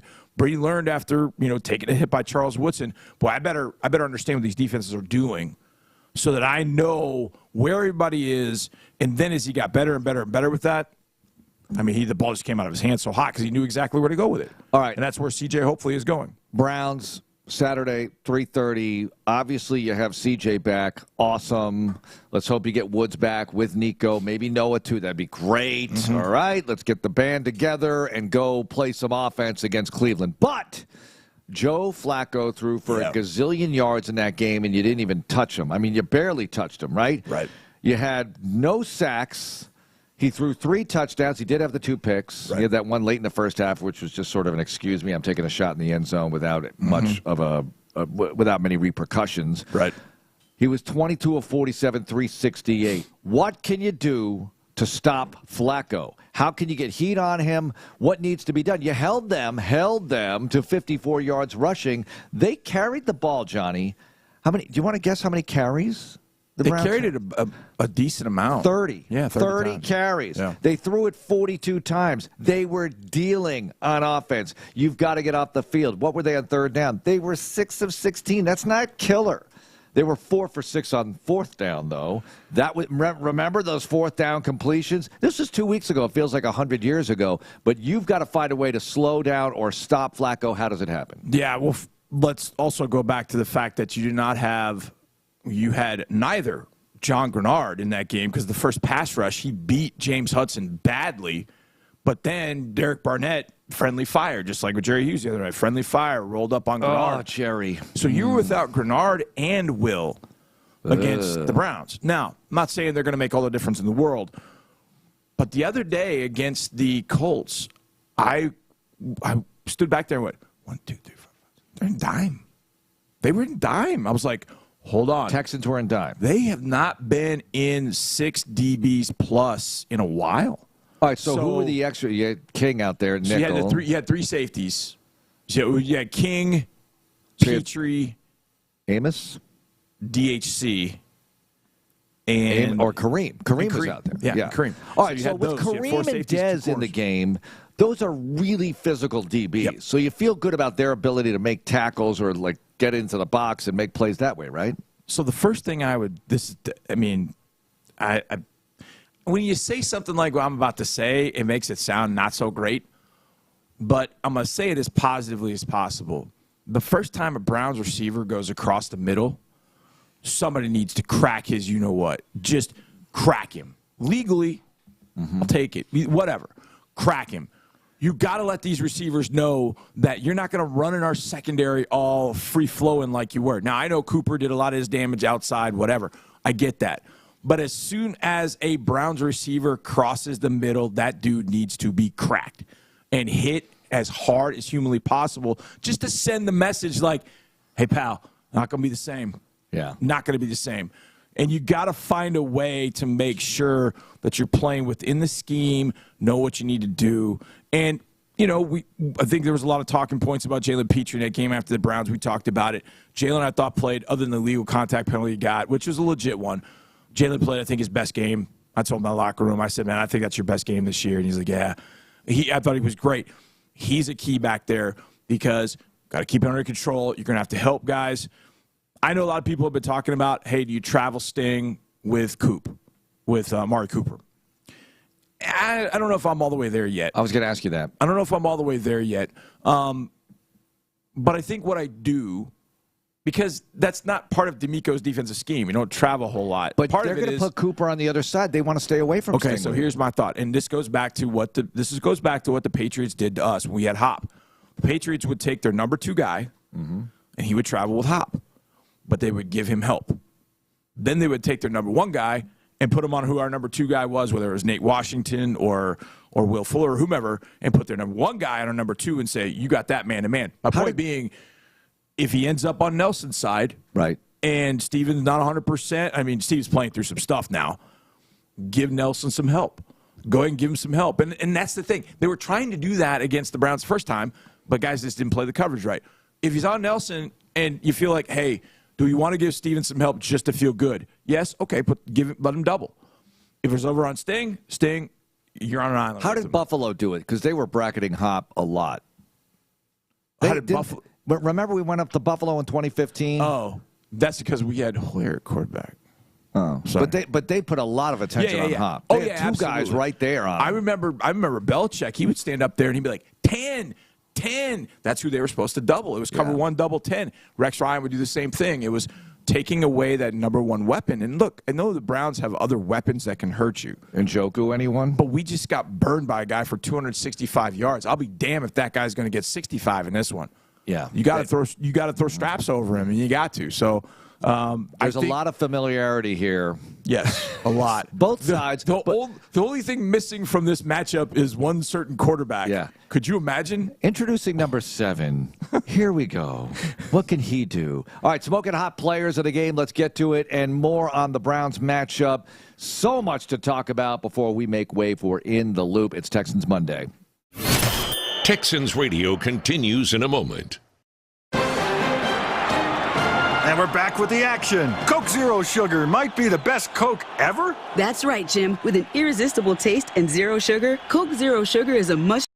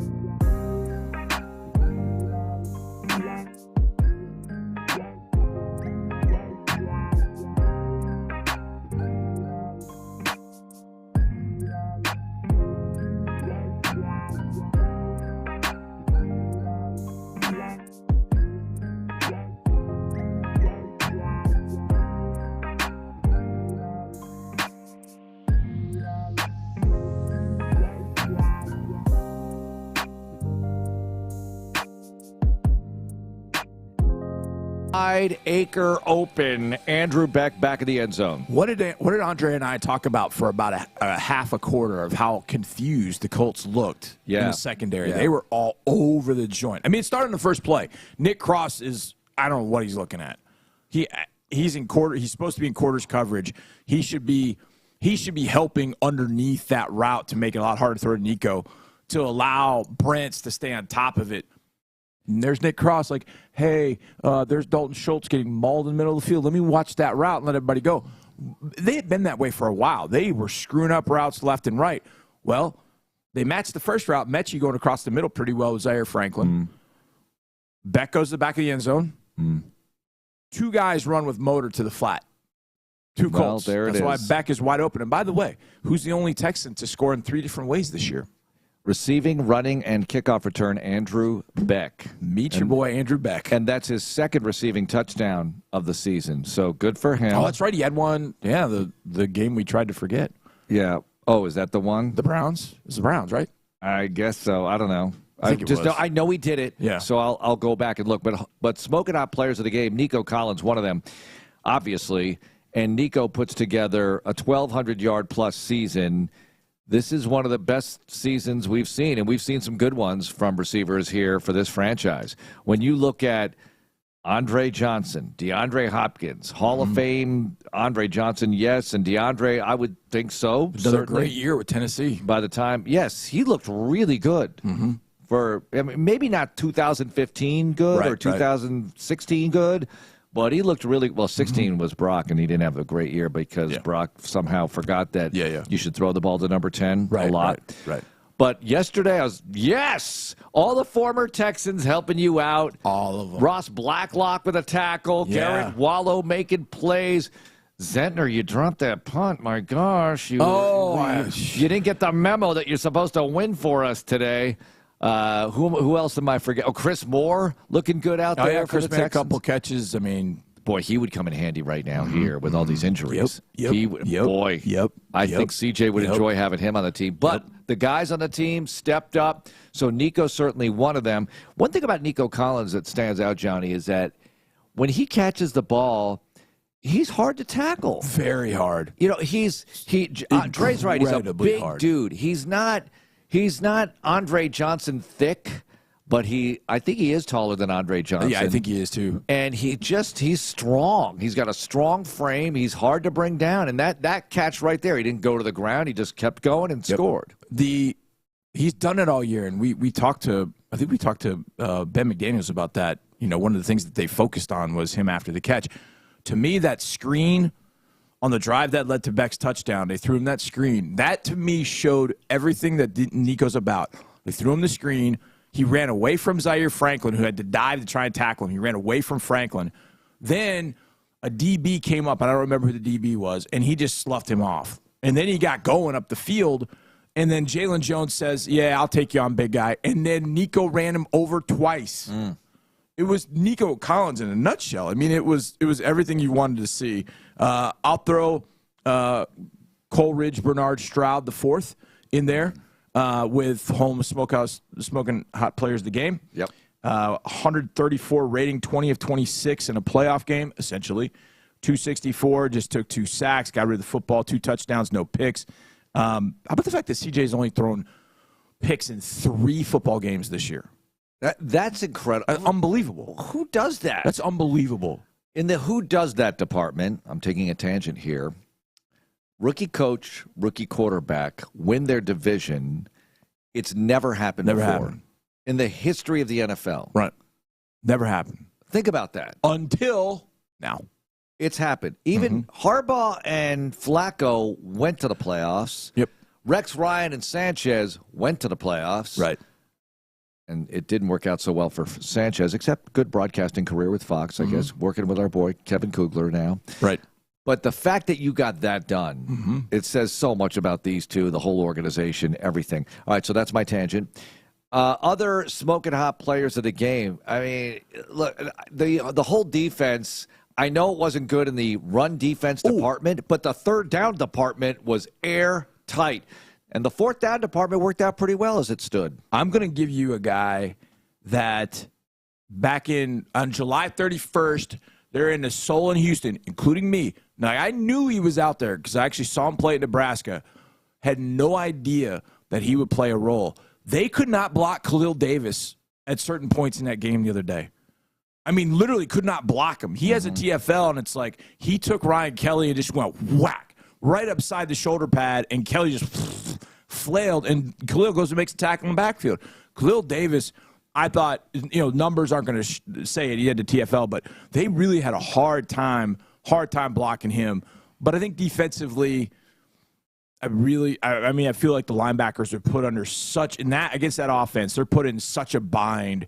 I feel like Christian and Cash played really, really well together. Double-digit tackles. Yep. I mean, Christian had the only sack. Yep. Denzel Perryman had 6 tackles. He had people won't say it's a big tackle, but the tackle on downs, where Downs caught a ball at like 4 yards, and Denzel just bang right there, plays over, got it, stopped. So I know they'll go back and watch the film, and there'll be some, there's the long run. Cash should be like, it shouldn't be that tackle on Taylor, but for what those guys have been asked to do this year, I think they have played at just an incredible level, and now they got to take it up another one against the Browns. All right, at the end of the day, meaning at the end of the regular season, C.J. Stroud, 8th in passing yards, 3rd best rookie performance yardage-wise in the history of the league, and he's the first rookie to lead the league in touchdown to interception ratio. Think about that for a moment. That's 23-5. TD to INT ratio, leads the NFL and the first rookie to accomplish that. Tua actually leads the league in passing yards. Boy, they've got problems right now. Oh, my God. Followed by Goff, Dak, Josh Allen, and Brock Purdy. The Josh Allen-Elway comparisons last night on the broadcast, did you see these? Now, it's interesting, but tap the brakes a little bit here. It's funny. I'm watching it, and it's good to watch things with my soon-to-be 18-year-old son. Yeah. Because I'm able to explain to him, listen, I understand it. I get it. Elway could run with the ball. Elway was physical. He had a gun of an arm. Elway brought a Denver team to 3 consecutive Super Bowls and lost, and then later on in his career, won 2. So he's been to 5 Super Bowls. Josh Allen is trying to get out of the AFC Championship game, trying to get back to it. Yep. So I'm not taking anything away from Josh, but I guess I am. Let's tap the brakes a little bit on these comparisons. Yeah, the Bills got play from everybody really last night, but thanks to the Bills, we won't have to go up to Buffalo. They will host the Steelers. Well, you never know what's going to happen down the line. Not this week. This week, it's 3:30 Cleveland, Saturday afternoon, Texans and the Browns. Tickets, HoustonTexans.com. We'll be back at 5 with the DeMeco Ryans Show. It's playoff week. Let's rock. In the Loop next. Thank you, Chris, for producing. Go Texans. This is Texans Radio on Sports Radio 610. What if a world-leading hospital could also be your neighborhood doctor's office?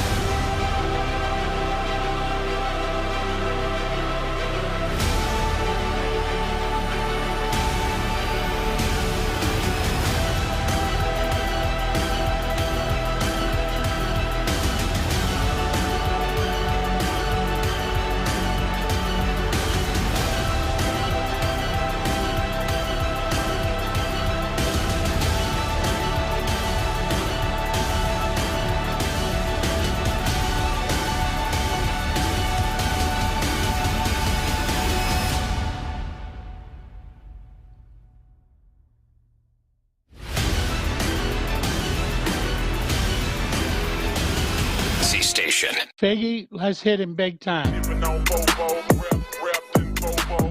Houston, let's get in the loop. Oh, the jokes are coming fast and furious every time y'all talk about this guy. With Landry Locker. Landry, I mean, you're going to be in midday forever now. And John Lopez. On occasion, Lopez makes a statement that's so ludicrous, it makes me pick my phone up and call you guys. You're in the loop on Houston's sports leader. Your champ, 610.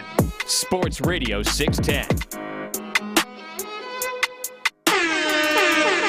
Sometimes it's just simple. Sometimes it's just simple.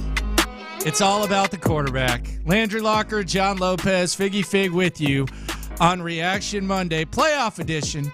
Texans going to the playoffs, that primetime stage. Playoffs? Good to the Texans. They battle the ghosts of Colts past, and they are going to the playoffs. Not only are they going to the playoffs, they're division champs, by the way. Side note, division champions, your Houston Texans. And all because of the most important thing, which is handling their business on Saturday night on the primetime stage. Landry Locker, John Lopez, Figgy Fig with you. We'll hear from DeMeco Ryans live at noon. But let's just start, because we're gradually going to go through how we got to this point. But let's just start at Saturday night. We already know about DeMeco Ryans, CJ Stroud, the romanticism of the whole thing. But primetime, Saturday night, win or go home. Texans versus Indianapolis Colts. What was your biggest takeaway? Mine's simple. Mine is simple. Quarterback. It's very, very simple. Look, let me put it this way. They are every one of them, the C.J. Stroud game. Like we fall into, and there are other factors. There are other things to talk about. You know, the Bobby Slowick this, the DeMeco Ryans that, this past week I was talking about Singletary and, Damian Pierce, you brought that up and et cetera. There are like levels and things that are going to be an impact. It's the CJ Stroud game from now until he walks away as a Texan, whenever that is, hopefully a long, long time. It's CJ Stroud, people. And one more thing. Let's just take this in for a second. Like, think about what we've been through. Like, just that was one of my big, just like feelings. That's the sweeping takeaway, but just like, it's happened this quick. We're here this fast. The way that this franchise was completely a joke. It was completely a joke. Let's just take this in. Like to be able to be here again. It feels new again. Like I was telling Figgy and B. Scott on Saturday night. I watched the game with him over at Daily. Shout out to Figgy for putting together a great event. Like, we haven't had this feeling since maybe the Kubiak era. Because I never had this feeling during Bill O'Brien. Like, I never had optimism about the playoffs. I never felt like we can win every damn game. Let's just take that in. That's one thing. And then the second thing is, it's always the C.J. Stroud game. Always. I'm not taking anything in because it feels normal. So, if you want to sit here and you want to look back on what it once was, I'm not doing that because this feels normal. You got the best quarterback in the division. You got perhaps the best coach in the division. You are the division champs. Jacksonville taking that next step did not happen. C.J. Stroud is the best quarterback in this division. He is what people thought Trevor Lawrence was going to be. So I'm not sitting here and I appreciate where we are. I acknowledge where we've been, but the reality of this is this doesn't feel like a fluke. This doesn't feel like something where I need to look back where they were, because where they are right now is the Texans are in as good a shape as anyone in the NFL, and they got a winnable playoff game ahead of them, and I am grateful for that. It was poetic justice. You go to Indianapolis, you dust off the Colts, you sit back, and this is the other thing about it that's so great about it. You want to talk about someone being your bitch? The Tennessee Titans, you smacked them around for 2 weeks. You smacked them around. They tried to disrespect the city. They tried to honor the Houston Oilers and stuff. And you made them your bitch for 2 straight weeks. You beat them without C.J. Stroud. and then you sent them home with C.J. Stroud. And what did they do for you in order to pay the favor? They won you a division title. You want to talk about being someone's bitch. That's what the Tennessee Titans are. This feels right. This feels natural. I get how bad it was. That's a thing of the past, my friend. This is not one of those, we used to roll our eyes when Bill O'Brien would talk about division titles. Doesn't matter, Exactly. AFC South champs. This one's different. I actually encourage people to go buy AFC South division gear at this point. I used to roll my eyes at that, but this is a division title with substance. This is a division title that is the beginning of something. This is a first step. This is like a first step for a baby. That's what that is. This is a monumental first step. This is like a baby taking their first step 3 months into birth. That is how big this is. So we can sit here and we can go, oh my God, do you remember Jack Easterby? Do you remember Deshaun? Oh my God, it was so bad. Screw that. This feels normal. This is the normal. On to Cleveland, on to bigger and better things. That's how you feel. That's not how I feel. Because I always say it. You don't know, in sports especially, you don't know how you're going to feel in a certain moment until that moment happens. And I was just, I was sitting there and I was just like, man, like this is happening this fast. I get what you're saying, and I don't disagree. I don't disagree. I'm past it. But I'm not. I want to appreciate how because it's a testament to where we are as sports fans. I'll be able to. I can do that later. Okay, I can do that later. Right now, you got a winnable playoff game. There's plenty of meat left on this bone. I don't want to sit here. I don't want to. There is going to be plenty of time. Whenever this season ends, however it ends, when C.J. Stroud or DeMeco Ryans, when they walk off the field, we can do that. This is not the time. You have a game on Saturday. This is not a time to look back, smell the coffee, all that. DeMeco Ryans is going to go to that podium at noon. We're going to hear him. I don't want to hear anything about what was the moment that you knew. No, I want to hear how they're going to beat the Cleveland Browns in front of a sold-out crowd at NRG and how they're going to take that next step. And then if they lose the next week, then we can sit here and go, oh, this is great. There's still work to be done. Yeah, we ain't done yet. I agree, but that's not how I feel right now because it's just like kind of flushes over you. And, of course, it goes back to C.J. Stroud. And that's one of the reasons I'm like, man, that was the word that just kind of kept rolling around in my head. I'll say it. I mean, I'm not comparing him to him, but what he did was Brady-esque. Okay. No, it was. I'm not saying he's Tom Brady. Why you got to ruin this? No, I'm not saying. Why you got to ruin Listen this? to me. I'm not saying he's Tom Brady. I'm saying what he did was Brady-esque. Like, let's look at this. His first pass, 59 yards after they gave up a score. In the air. 75 yards for the tutty. Yeah, it was 59.2 in the air, 75 for the score. His incredible final drive, scrambling around, back foot, 33 yards in the air to Nico Collins. He was 5 of 7 on the last drive, 123 yards and a touchdown. That is Brady-esque. That is why I'm like, man. I mean, that's the word that just kept coming back in mind to me. And as far as like the division shirts, sure, I'm not going to buy one because I'm with you in the sense of, well, let's move on. Let's try to get another victory here. Anything is possible with C.J. Stroud. But I get it if you want one. And the reason I get it is because that what I said a second ago. This is symbolic. This isn't a Bill O'Brien division championship. It's a first step. Right. This is symbolic. This is a first step. That's what it is. Right. There is plenty left to be done. This is a winnable game against the Browns. Oh, hell yeah. I mean, let's just be serious. This is a winnable ass game against the Browns. I think there's a couple of things to get into. We got plenty of time to get into it, but the line opened at 1.5. The Browns are now a 2.5-point favorite. That's cool. The last time these two teams met, the Browns roughed them up. There was kind of a big piece of things not on the field being C.J. Stroud. So I think this is a very winnable game. This is laying out pretty decently for the Texans. So you have that. You also have DeMeco Ryans, and there's something about DeMeco Ryans. And I thought the fact that they were on this national stage, I actually think he has a strong chance to win Coach of the Year now. I mean, that was as good of – I think we kind of underestimate because it's been a long time, but I don't think like Will Anderson actually had it on a tee to win Defensive Rookie of the Year too. As soon as Lisa Salters did that first stand-up and she laying it all out, I don't know that that's going to happen, but I actually think you have a chance. CJ's definitely offensive rookie of the year. I mean, he should be. Yeah. DeMeco might win coach of the year now. And I would personally vote for Kevin Stefanski and the Browns, but I can understand both sides of things. But that right there, like that showcase, that stage, the Texans are going to have 4 primetime games next year. Like it's going to be 3. It's going to be no less than 3. I think they're going to have 4 primetime games, but it's laid out for you now to where CJ Stroud, DeMeco Ryans, everybody wants to see it. This is going to be absolutely insane, and I just don't want to sit back and think about where they were at, because I just think there's so much more left to be done, and this is such a winnable game on Saturday. Such a winnable game. They could easily lose, but such a winnable game. I agree, as I have. I just feel like I'm not ready to leave that feeling yet. Okay. They need to. Right.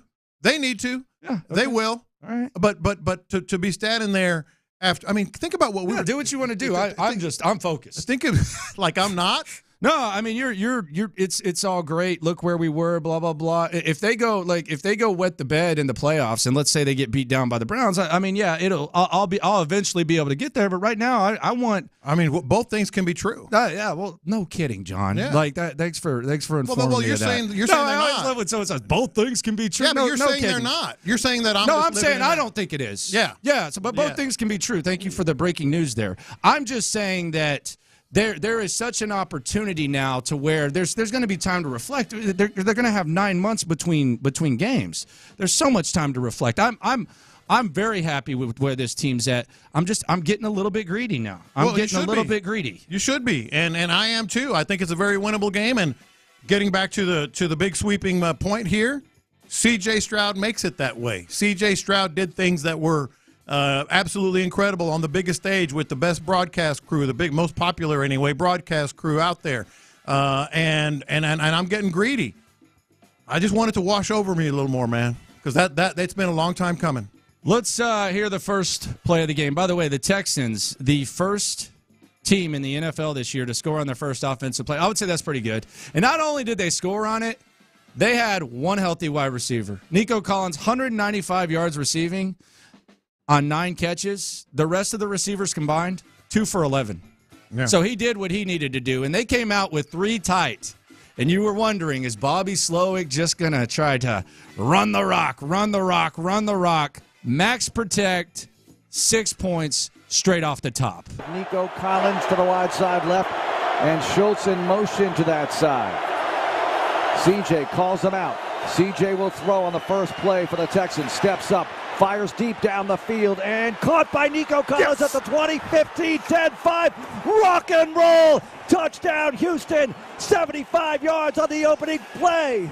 And that was really important because it kind of gave you a little bit of breathing room. Indianapolis had scored 3 points on their opening drive. You kind of felt like it was a small victory. It's one of those things where you hold them to 3, you feel like it's a small victory, and then right off the top, you can breathe. And then Bobby Slowick, some would say that he ran the ball too much. I thought Bobby Slowick called a perfect game. I don't even think Bobby Slowick's getting enough credit for how good of a game he called the other day. The receivers outside of Nico Collins were not getting open. You have to be able to block guys. I know that you can look at it and say they weren't running the ball effectively. I thought it was a little bit more effective than the score showed. And C.J. Stroud had 150 yards, 2 touchdowns at half. You had the 14-6 lead. I think of all the guys that we're going to talk about, and CJ deserves his flowers. DeMeco deserves his flowers. Nico deserves his flowers. Christian Harris, my God. Say it. What a mean SOB. I ain't saying it. You say it. You know it's popular. You say it. Figgy, they were saying it Saturday night in the joint. You say it. They were saying it all over social media. I've heard it. Harris County, baby. Harris County, baby. Leading tackler, only sack of the game. Big time. Like, big time. Yeah, he was great, and then Cashman was great. But I think Bobby Slowick deserves credit for working with what he had and making the most of it. I'm not here for any Bobby Slowick criticism because did you catch? Because I don't like scrolling through Twitter too much during the game, but I just said something like, I don't understand Bobby Slowick slander. Mm-hmm. And Adam Spillane, who joins us on Wednesday, gave some numbers, and he's like, C.J. Stroud has these stats, and you're running the ball at this. You should stop running the ball. This dude was live tweeting a Rockets game and covering it at the Toyota Center, and he has hot takes about what Bobby Slowick should do in a 14-6 game. That is the epitome of play call criticism. There'll be plenty of times to criticize BMX Bobby, but Adam Spillane covering a Rockets game, talking about Jayshawn Tate D'ing up somebody, and then criticizing Bobby Slowick, that tells me on it. I say all that to say, in a wordy way, give Bobby Slowick credit.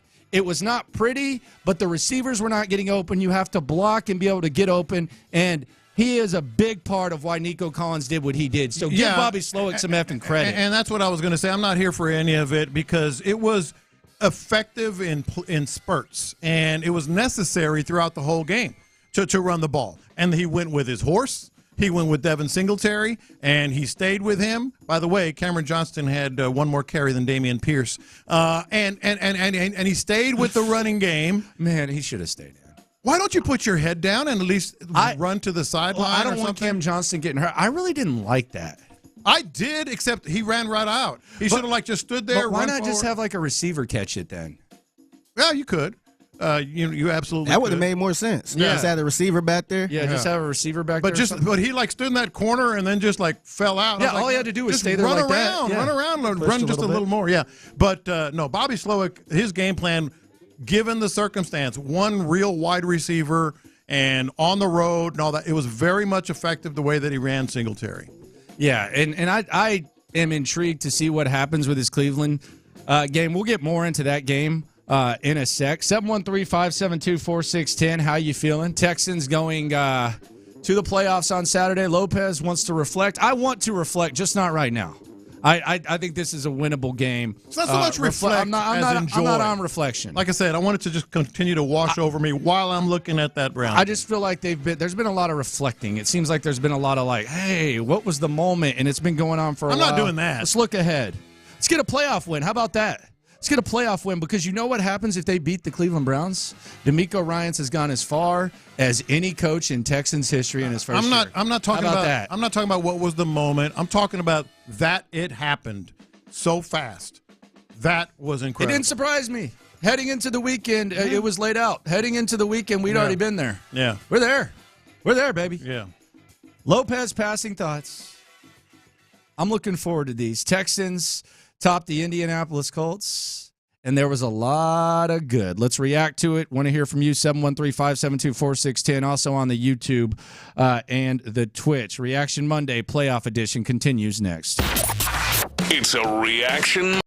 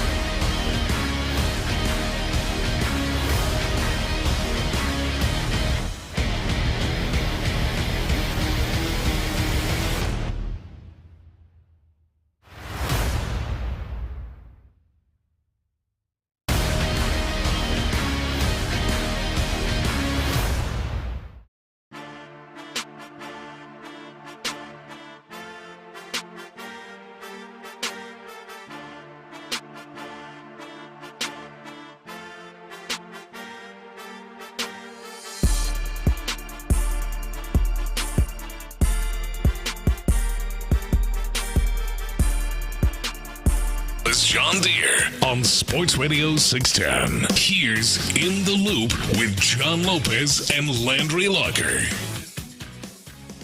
All right, John Lopez passing thoughts. Texans top the Colts. The OG passing thoughts. This is going to be the best one of the year. I have no doubt. You feel it? Prime time, baby. Troy Aikman, Joe Buck. Oh, they will be mentioned. Passing thoughts. Take it in. They will be mentioned. All right, let's start with this. Will Anderson, he just took 31 snaps, and he wasn't going to take that many. He took a lot more after Jerry Hughes got hurt.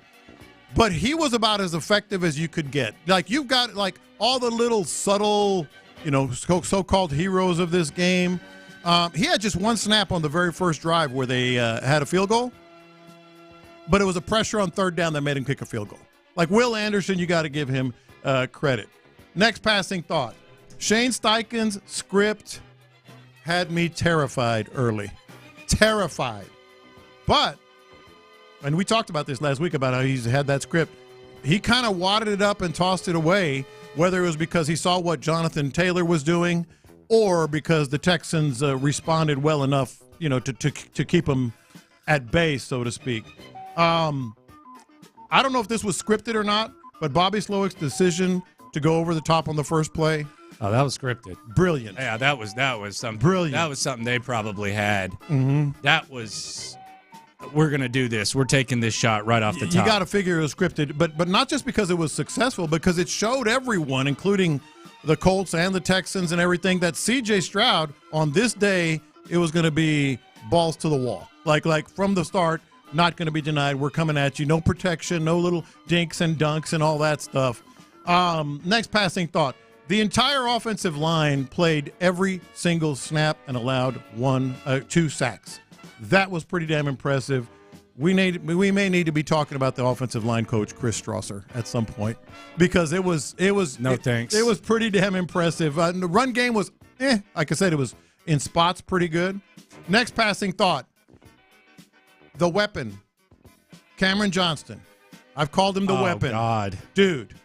Yeah. 4 punts. No, he's nasty. 4 punts inside the 14-yard line. Yeah, that one at the one, and then you had Tart jump off sides, which kind of negated it a little bit. Yeah. But yeah, that punt at the one, and there was a question, should DeMeco have punted? Yeah. Oof. 4 Cam punts. Johnston made it look good. Inside the 14-yard line. You should have said what David Kelly used to say. He's nice. If we got to go 3 and out and punt it, we're good. Yeah.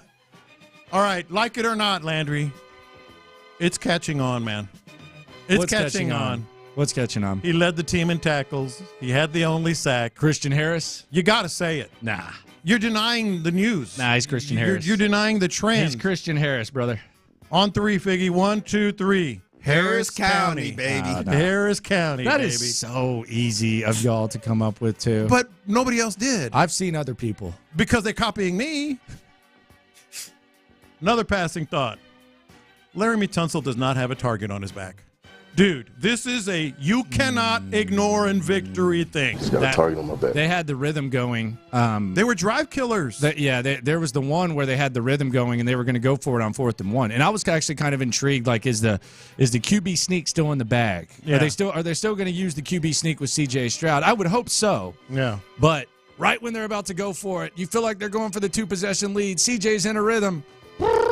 False start, number 78. They were drive killers. And that's a true... Boy, you want to talk about the internet going nuts? Oh, my God.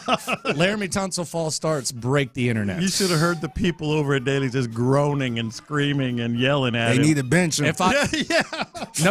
No lie, I could have gotten a McDonald's breakfast combo meal on the way into work if I had 10 cents for every time someone said, he ain't no all-pro. He wants to be an all-pro. Need to learn to stay in your stance. A couple things on the broadcast, okay?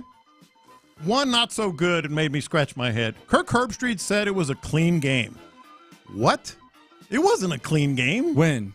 Right at the end of the game, he said, and this is the best thing about this. It's been a clean. Troy Aikman? Did I say Troy You Herbstreit? said Kirk Herbstreit? Yeah, I meant Troy race card. Like a mofo. That might be the worst race card ever. I meant Troy Aikman. Goodness gracious. All quarterbacks look alike. Yeah, especially all white, tall, handsome quarterbacks look alike.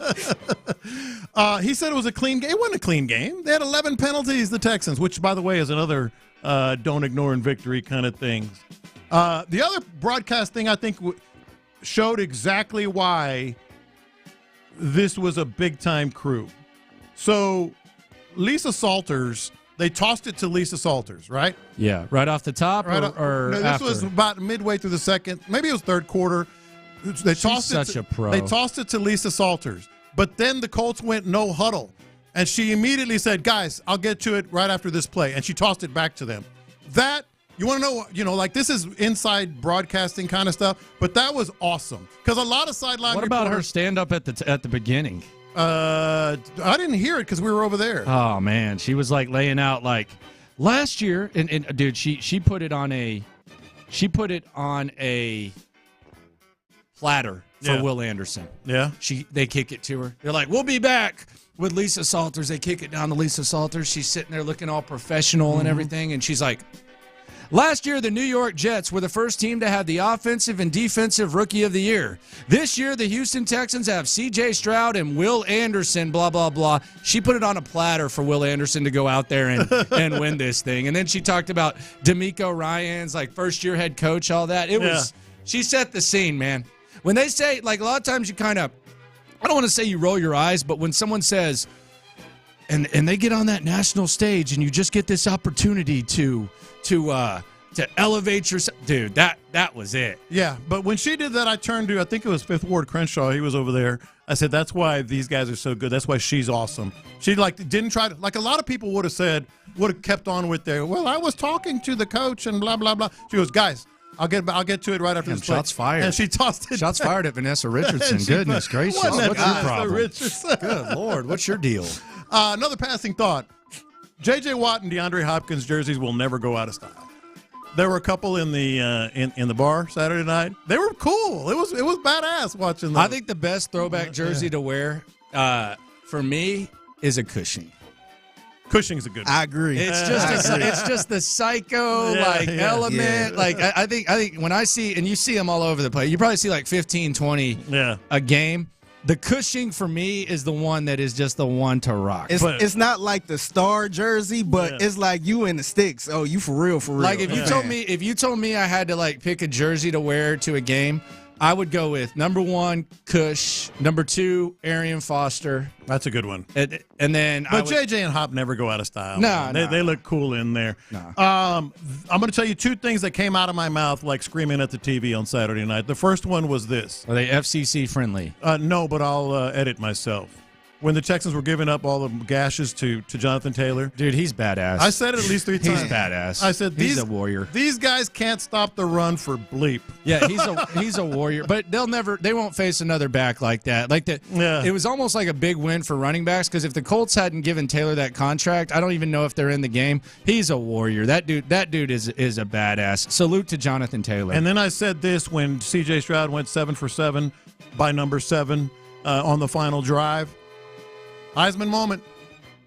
I know you don't like that, but like to transfer it to the NFL. That was a Heisman moment. That play, that 10th drive, it was the 10th Texans drive where it started out with a sack where CJ got sacked from behind.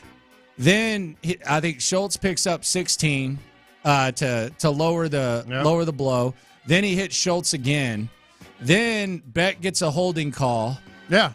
And then he hit Schultz for like a short gain. And then that buying time, and getting Nico play of the year. Yeah. Play of the year, not even close. Like that was 100,000% the play of the year. And that was the drive of the year. Yes. That's what I'm saying. That was the drive of the year. But I will say this, and I want Texans fans to be honest with me.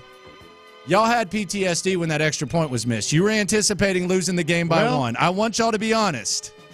I got maybe you to be honest. I got 3 more. No, this is what I said. This is one of my passing thoughts when he missed the extra point. That was a perfect transition. Well, I did say Kaimi Fairbairn was going to be key in this game.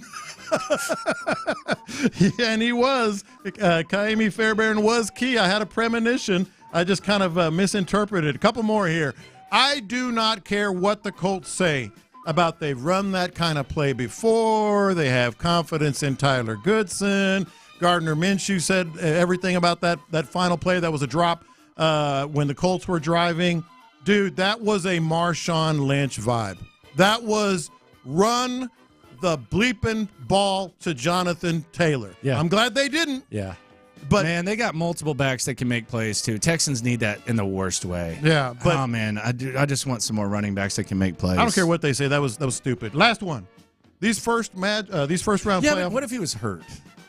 Run the damn ball to Jonathan Taylor Or Moss. or Moss. Yeah, what are you doing, man? Yeah. What are you? It was a good play call. I don't care. It was Tyler Goodson. Hey. And it was Gardner Minshew. Minshew. Minshew threw that pass behind him a little bit. The under the radar element, and I don't know if this really matters or not, but I thought it was kind of a break because you're kind of in that territory where you don't know when you're going to have to burn your timeouts. Jonathan Taylor running out of bounds twice was big because we were talking about that. he ran out of bounds twice, and you can say, well, there's still little time, but with the way that they were playing that and the way they were taking it down, the fact that he ran out of bounds, I think there was 1:54 left. He ran out of bounds on first and second down.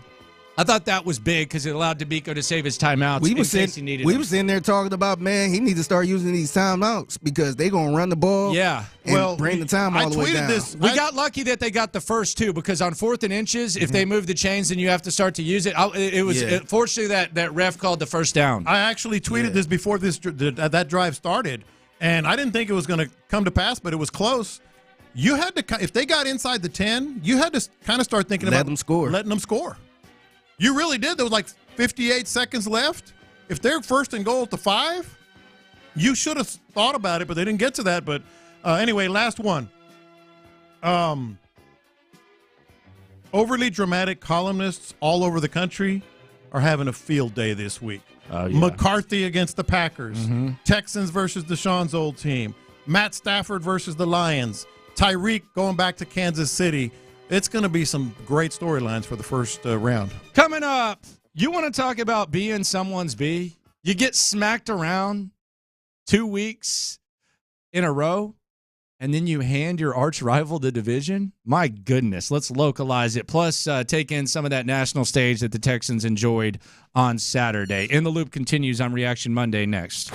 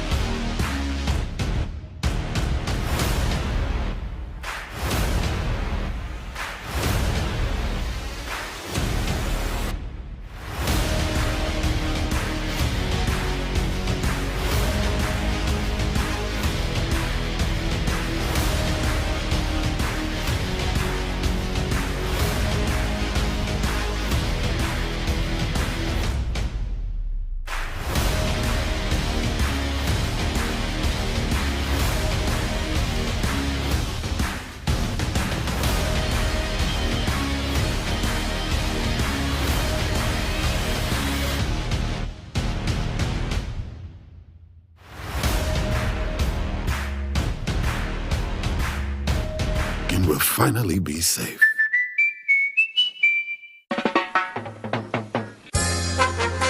We're making the stories from outside the loop matter to you. This is Localize It. Don't you know I'm local? You're in the loop on Houston's sports leader. Sports Radio 610. National stage, could it be the norm? C.J. Stroud, he thrived in the national stage. Primetime C.J. With the money bag was what Marvin Harrison Jr. said during the game, which is funny because his father, he is up in the Ring of Honor in Indianapolis, and all the while, obviously his former teammate, he's thriving, and Marvin Harrison Jr. is giving C.J. his flowers. I will say the primetime CJ thing appears to be a thing. I mean, and so far we saw that. That was the first opportunity we had. But heading into the draft, it was all, okay, this game against Georgia, is that the norm for CJ Stroud? Was that just a one-off? Is this something that elevates him up to this level? It does seem like he does have kind of a sense of the moment, a poise, whether he has his receivers or not, whether he's going against a team that's expected to beat him by a touchdown plus or not. Primetime CJ might be a thing, and that's the best thing. A primetime feel-of-the-moment quarterback is the best asset you can have in the NFL, period, point blank, end of story, and that appears to be the case. It's what makes the difference between being good and being great as a team. When you have that guy that in the biggest moments, that's why I said it was. I just use it all the time. I know it's not apples to apples, but it's like a Heisman moment, man. It's like when you. And that's why I said it was Brady-esque. And all you people saying, how are you comparing him to Tom Brady? I'm not. See, that right there was incredible, and it was prime time. Prime time. By the way, Jim Harbaugh is in the Colts Ring of Honor. Yeah, I saw that. 4 years. You mentioned the Ring of Honor. I guess that AFC Championship run where they had the Hail Mary against the Steelers. I want to say it was in 95 or 96. He played 4 years. Yeah, they had that was crazy, man. They were calling him Captain Comeback because I remember that Colts squad. 4 seasons. They had Wilkins, they had Harbaugh, and Pittsburgh ended up playing Dallas in the Super Bowl, but he threw the Hail Mary, and was it caught or not? 4 years. He threw for 8. That was crazy. I had to check. I'm like, are they in Michigan? Yeah, I was a little surprised by that. He threw for 8,000 yards. I was a little surprised by that myself. I did not know. C.J. Stroud is halfway there then because he threw for 4,000 this year. Is Andrew Luck already up there? Because, I mean, man, probably should have been up there as soon as he retired. I thought that was strange. By the way, Jim Harbaugh in town for the national championship game. You'll hear what he had to say. He had some interesting things to say about Nico Collins. And the performance he had. Let's hear the two big plays from the national broadcast. First of all, the first one. Texans only team this year in the NFL to score on their first offensive play. C.J. Stroud to Nico Collins, 75 yards. Here's what it sounded like on ESPN. And there's more to talk about that as Stroud. Little play action to start. Good protection. Airs it out for Collins. He's got it. One play. Touchdown, Texans. Just so clean. Yeah. Aikman doesn't step on Joe Buck like Romo does Nance. Like what? Like Romo does Nance. Romo just lets him make the call and then talks and all that. It's a beautiful sound, beautiful stuff there. Then the play of the year. And this one was on the drive 10. This is where the Colts had tied it at 17. C.J. Stroud had already overcome a 2nd and 20. Then a 1st and 20. C.J. Stroud on 2nd down. I don't know how this happens. A little more than they have. Stroud has to spin out of there. Backpedaling, and he just throws it to Collins with a diving catch. Unbelievable. That was the play. People often say... He pump fakes, he sits there, he stays, boom, looks... 45 yards on a rope right there to Nico Collins. And people always say the Colts had the momentum, too. Absolutely. And the Colts had the momentum, People say, well, he threw that off his back. He didn't just throw it off his back foot. He was falling down on one foot backwards. Just flicked it. Oh, my gosh, that was unbelievable. And by the way, this is the other thing. This is the interesting thing. As we go on to Cleveland, no fan base has more respect for C.J. Stroud than the Browns. They might have more love for him than Texans fans at this point. I don't know about that. At least it might be a tie. Hey, they're a little scared of C.J. too. They respect C.J. up there. They ain't want to play the Texans. The Ohio State fans. And then you get the win on the national stage. And what do you got to do? You got to sit back. You got to watch. You don't know who you're going to play. it would be nice if the Tennessee Titans could beat the Jacksonville Jaguars. That was a noon game, noon kickoff on CBS. We wondered, do the Titans want to win this game? Mike Vrabel basically said, F all you people that question whether or not I want to win this game. There was also another element of this game. It was Derrick Henry's last game as a Tennessee Titan. And the Tennessee Titans, if you wonder what their mindset was, I go to two people for the mindset of the Tennessee Titans. First, I go to Mike Vrabel because he's the head coach. He's the shot caller. And then I go to the great. And I know some of you don't like him, and understandably so. But yesterday, y'all were on the same team because you wanted the Tennessee Titans, the old Oilers, the wannabe Oilers, to beat the Jacksonville Jaguars. Here was Morocco T, the super you got the fan spectrum covered for there the Titans. Vrabel and Morocco. Here was Morocco T before the game.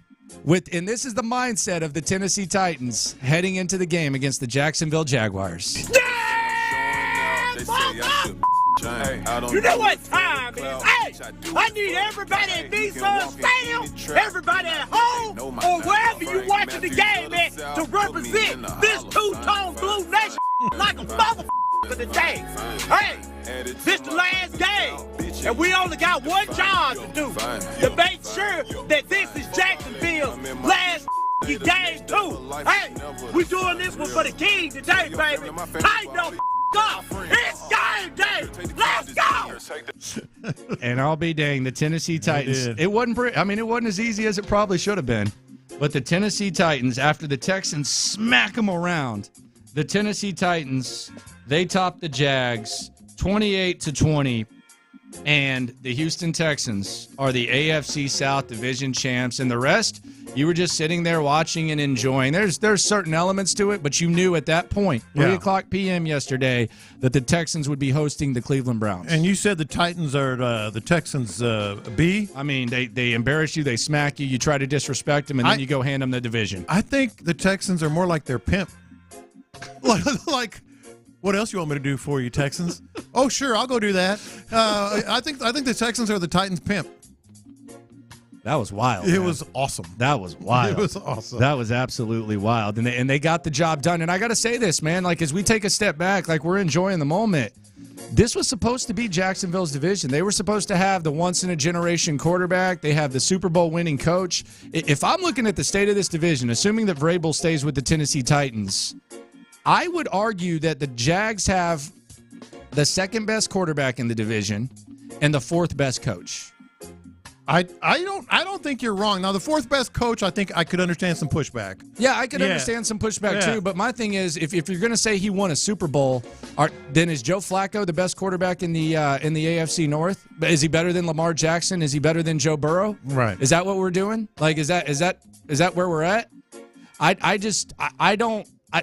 He's hanging his hat on something that happened 7 years ago, which was a long time ago. Yeah. So I don't think Jacksonville's like a lost cause. I think Jacksonville's, but as far as this, like, they're going to widen the gap and they're going to take the next step, they're sitting at home. The Texans are in the playoffs. The Colts feel good about what they're doing, and the Titans just ended your season. Well, and the easy way to put it is they're still not sure about Trevor Lawrence. The Texans, after 17 games, are sure. And that's the difference between them and the Texans. Let's hear Taylor Lewan, former Tennessee Titan. Not very liked around here, but he started his Sunday off before the Titans won that game. As we talk about the Titans being the Texans' bees in more ways than one, here was Taylor Lewan giving the Texans what? Titans fans, you're gonna hate this because we got to give flowers to the Texans, man. We said they were dead early in the year before the season even started. We said these guys aren't gonna stand a chance. They're gonna be done. There's no chance. Blah blah blah. C.J. Stroud, Ohio State quarterback. Those quarterbacks never pan out. C.J. Stroud is an absolute unit on the field. Nico Collins having a day yesterday in a win and get in type of situation against Indianapolis. DeMeco Ryans. If it wasn't for Kevin Stefanski bringing a guy off the couch who's 39 years old and absolutely gunslinging it out there, this guy should probably be winning Coach of the Year. A wild deal, and I hate the fact that I'm giving the Texans flowers. There you go. What do you have to? He knows what he's talking about. He knows what he's seeing. Coming up, C.J. Stroud. We're going to hear from C.J. Stroud. We're going to talk about C.J. Stroud. We're going to hear from DeMeco Ryans, by the way, at noon. But primetime C.J. Stroud versus playoff Joe Flacco. How winnable is this ball game ahead for the Houston Texans? And there are two advantages, significant advantages that each team has heading into this ball game. We'll cuss and discuss with you, the Loopholes. Shout out to the Loopholes. If you listen, you are one. Which one matters most? Reaction Monday continues next. Soak it in.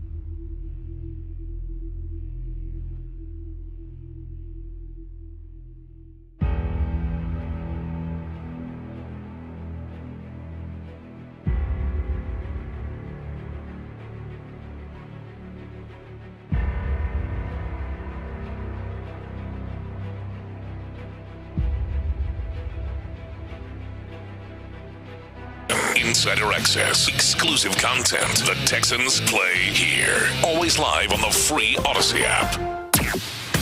It's Reaction Monday, presented by Shoppers John Deere on Sports Radio 610. Here's In the Loop with John Lopez and Landry Locker. All right, C.J. Stroud versus Joe Flacco. This is going to be interesting. This is playoff Flacco versus primetime C.J. I think it's safe to say that the primetime C.J. is a thing. We wondered heading into the draft. Spoiler alert, it is a thing. C.J. Stroud does seem to thrive when the lights are brightest. That wasn't too big of a moment for him. In the playoffs, Joe Flacco, could I interest you in some stats? Yes, sir.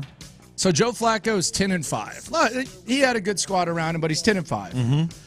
Only one time has he gone one and done. So he's only been one and done in the playoffs one time. He has 25 touchdowns, 10 interceptions. Mm-hmm. His completion percentage is 56.6%, which isn't great, but a lot of those are cold weather games, and we know how Joe Flacco is. He's going to take a lot of shots. He has an 88.6 rating. So playoff Flacco, we've seen him flip the switch, and quite frankly, let's just be honest, when the Browns first signed Joe Flacco, I'll speak for me. I won't speak for y'all. I won't say people. I'll say me. I thought it was a joke. Mm-hmm. I thought it was desperate. I thought it was embarrassing. I thought that eventually the Browns were going to dwindle off. Yeah. And they didn't. And quite frankly, he's been playing good. And it's been a real good, feel-good story. Like, it's hard for me with this version of the Browns to muster up a lot of hate. I'll be honest. I think these are two very likable teams. I think both of these fan bases should be proud that their teams are at this point for sure.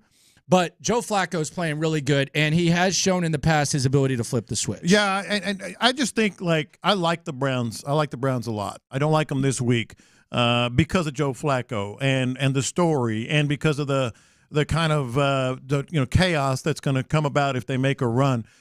If the Texans don't win this game, I'm going to be pulling for the Browns. And a lot of it has to do with Flacco. He's kind of got you mentioned the 56%. He's kind of got a little Brett Favre in that 56%, because he takes these shots and he trusts his arm so much. And sometimes that means you're going to miss because you're trying to get it in a tight window. But I think it's an incredible I think it's an incredible game. Can I give you a confession real quick here? Yeah, let's get it early. That has to do with this game. 12:20 normally. By the way, DeMeco Ryans at noon. He's gonna be our confessions appetizer. So get ready for that. It's gonna be a great press conference with DeMeco. I'm really looking forward to that. Watch this. You know who else needs to get over themselves? The Texans have the early Saturday window guy.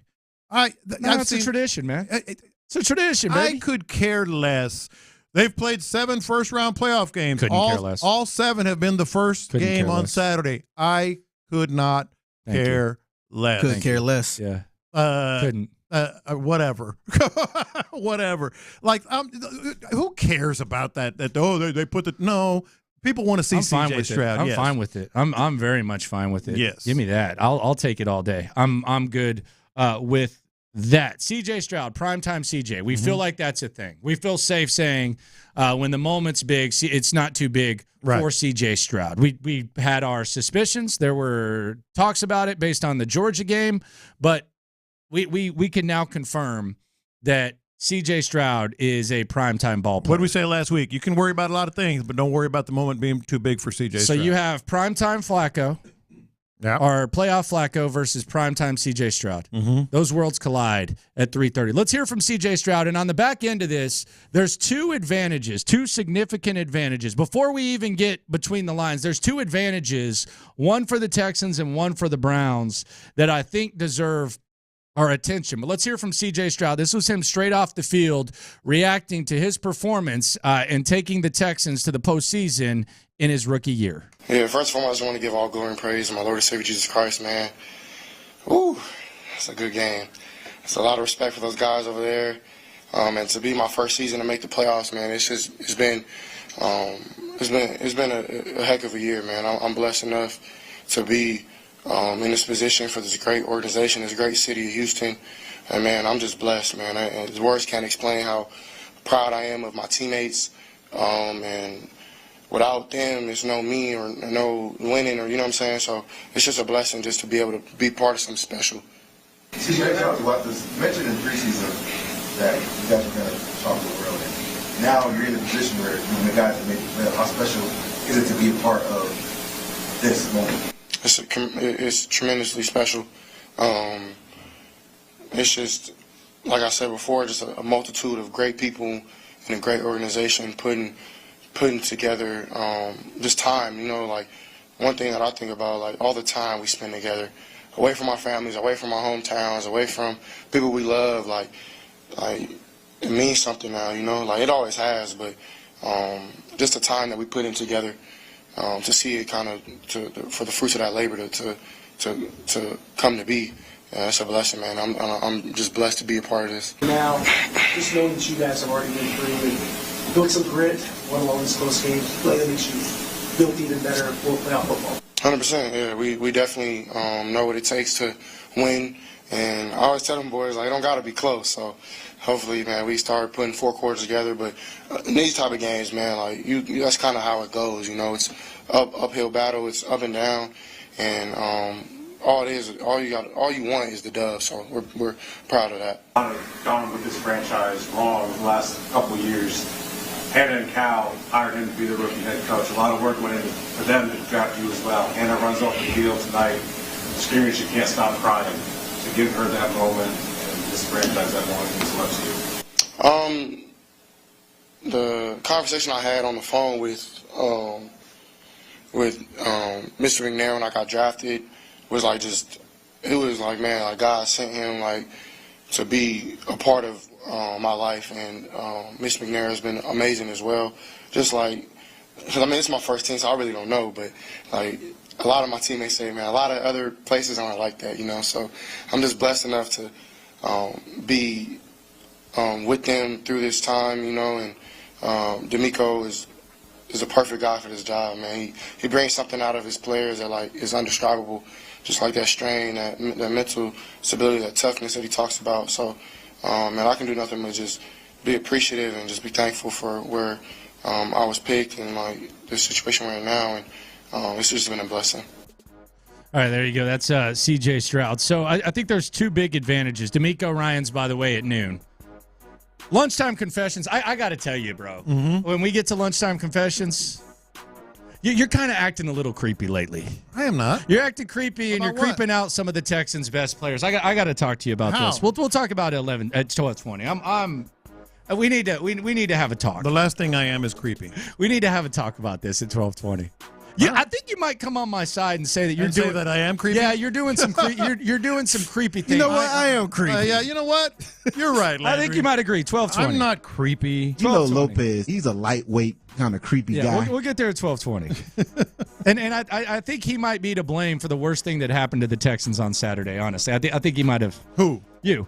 I'm to blame. We'll get into it at 12:20. We'll hear from DeMeco Ryans. All right. Oh, I want to hear this now. I do too. Well, 12:20. There are 2 big advantages that I think, like before we start talking about Amari Cooper, C.J. Stroud, Myles Garrett, like all these big players in this game, I think there's 2 advantages, one on each side, that have shaped up over the last week and a half, 2 weeks. And I don't know which one matters the most, especially with 2 teams that are pretty evenly matched when C.J. Stroud is under center. Mm-hmm. But advantage 1 is the Browns being able to rest. The Browns last week were able to rest. They're gonna have 2 weeks off before they step on that field. It's a team that's been very banged up.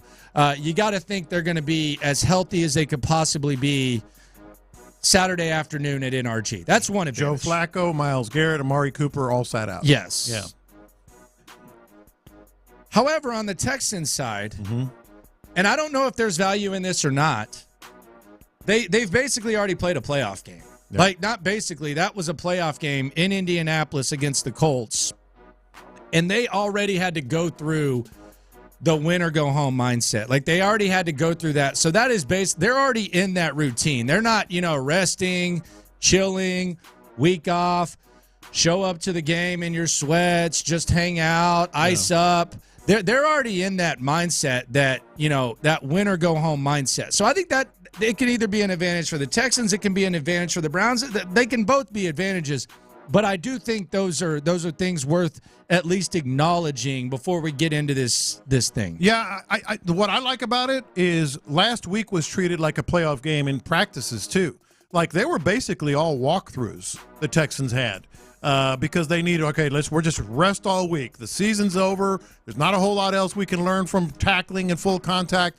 It was basically all walkthroughs. So I think they're actually, while they're not healthy, and we know that because Will Anderson only had 31 snaps and some of these other guys weren't able to go, they're better. And here's the other aspect that how do we know some of these guys aren't coming back this week?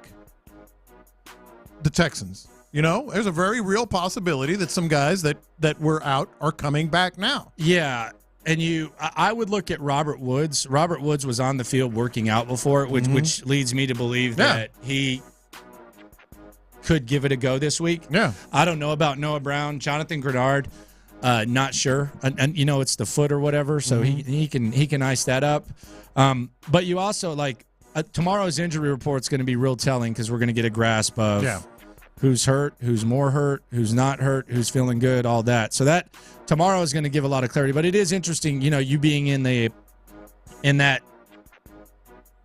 mindset of the Texans and then the mindset versus the Browns. Just something to keep an eye on. Yeah, and once again, just for those who may not realize this, it's a Saturday game, of course, as we mentioned, which means tomorrow's a practice day, Tuesday, Wednesday, Thursday, but no travel Friday, so that's good. Amari Cooper.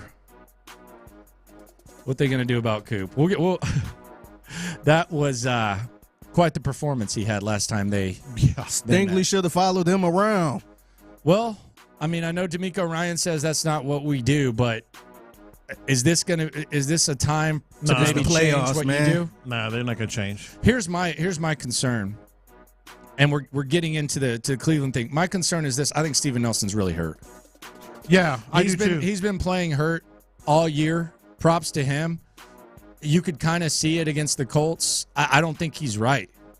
I agree. I don't think he's right at all. Yeah, and I kind of I'm liking Kareem Jackson out there. I really am. I think it's going to end up being just another little added benefit. Jalen Petrie benched last time these teams met, so you have that element. The other element that is, I don't know what to make of it, that the Browns didn't have a kicker last time these teams faced. And I think that's kind of, I don't know how this balances out, but at the end of the first half, the Browns could have made it a 3-possession game. Mm-hmm. Instead, they had to throw the interception. That's where Stingley got Flacco.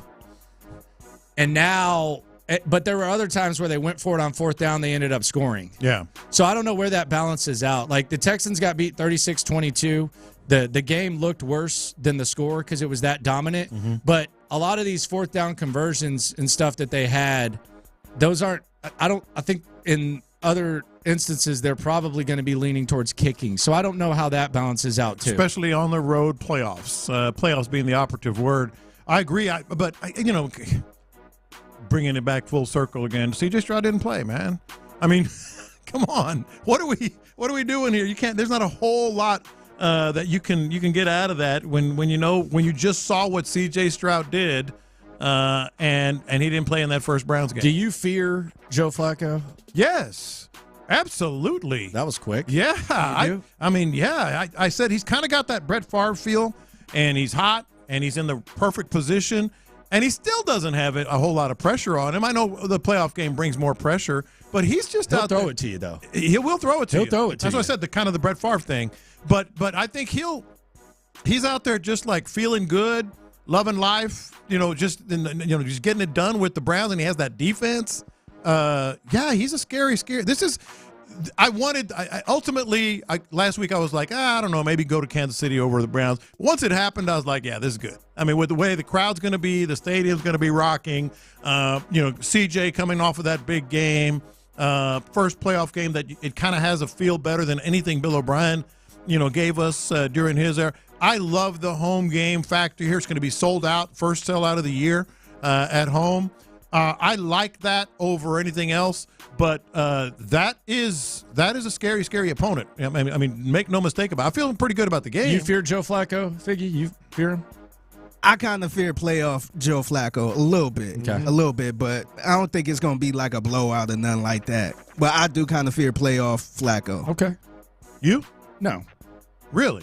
I mean, I respect him, but I don't, You ain't worried about playoff Flacco, though? Playoff Flacco can flip the switch, and there's been times where I've doubted Joe Flacco, and he's made a fool of me, but look, it's right there on a platter. Like, here's the thing. The Browns, if they want to put in the tape of the Texans versus Browns a few weeks ago, like from the Texans offense versus the Browns defense, yes, like the same guys will pretty much be blocking their interior D-line, and you can take something from that. But what are you really going to take away from that? There was no C.J. Stroud. Case Keenum can't get away. Yeah, so there's nothing they can really take from that. Nothing that means nothing. You can wipe that away. Yeah, but are you worried about the defense a little bit? That's what I'm. I'm worried about the Texans defense. That's a little my bit, man. that's my concern, and I agree with you. But I think there's a visual of what it looks like when your defense gets absolutely beat down. So I think DeMeco, at least, like the Browns don't have that because CJ didn't play. Like, in a crazy way, it's almost beneficial that C.J. Stroud missed that game. Oh, I think it is. Because now, I think it is. Because the Browns, that's the offense. That's their offense right there. And by the way, we're talking about Amari Cooper, and Njoku's a mofo against this defense too. That is a bad. Those are two guys that you have to worry about. But we saw both of them perform against the Texans. So there's an actual visual. Like, DeMeco Ryans can say, Jalen Petrie, this is why you got benched. This is why Amari Cooper was able to do what he did. So they have that, and the Browns don't have that. The Browns, like the game plan the Texans are going to come at them with, I think is probably going to be. Like, if the Browns watch that tape, you're wasting your time, right? Absolutely. Like, what do you even say? Nah, like, they're not watching that tape. The D-line can. Like, the D-line, like D-line, you can watch, this is how they block, this is how they did that.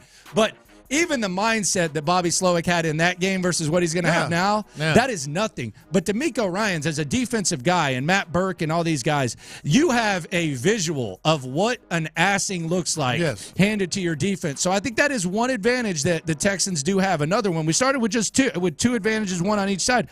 I think that's an advantage the Texans have. Like, Bobby Slowick is not, he's not going to bring anything that he had in that first game. I mean, just based on the quarterback alone, and they were coming along with Singletary, et cetera. By the way, Dalton Schultz, kind of back in a groove as well. So that's going to be, it's going to be a big advantage for the Texans. Coming up, Nico Collins. He thrived on the big stage. Is there an overreaction to be had about Nico Collins? And is there a Jeff Van Gundy here? Don't ignore in victory what you would not ignore in defeat when it comes to the Texans beating the Browns. Reaction Monday continues next. It's a Reaction Monday, brought to you by Shoppers John.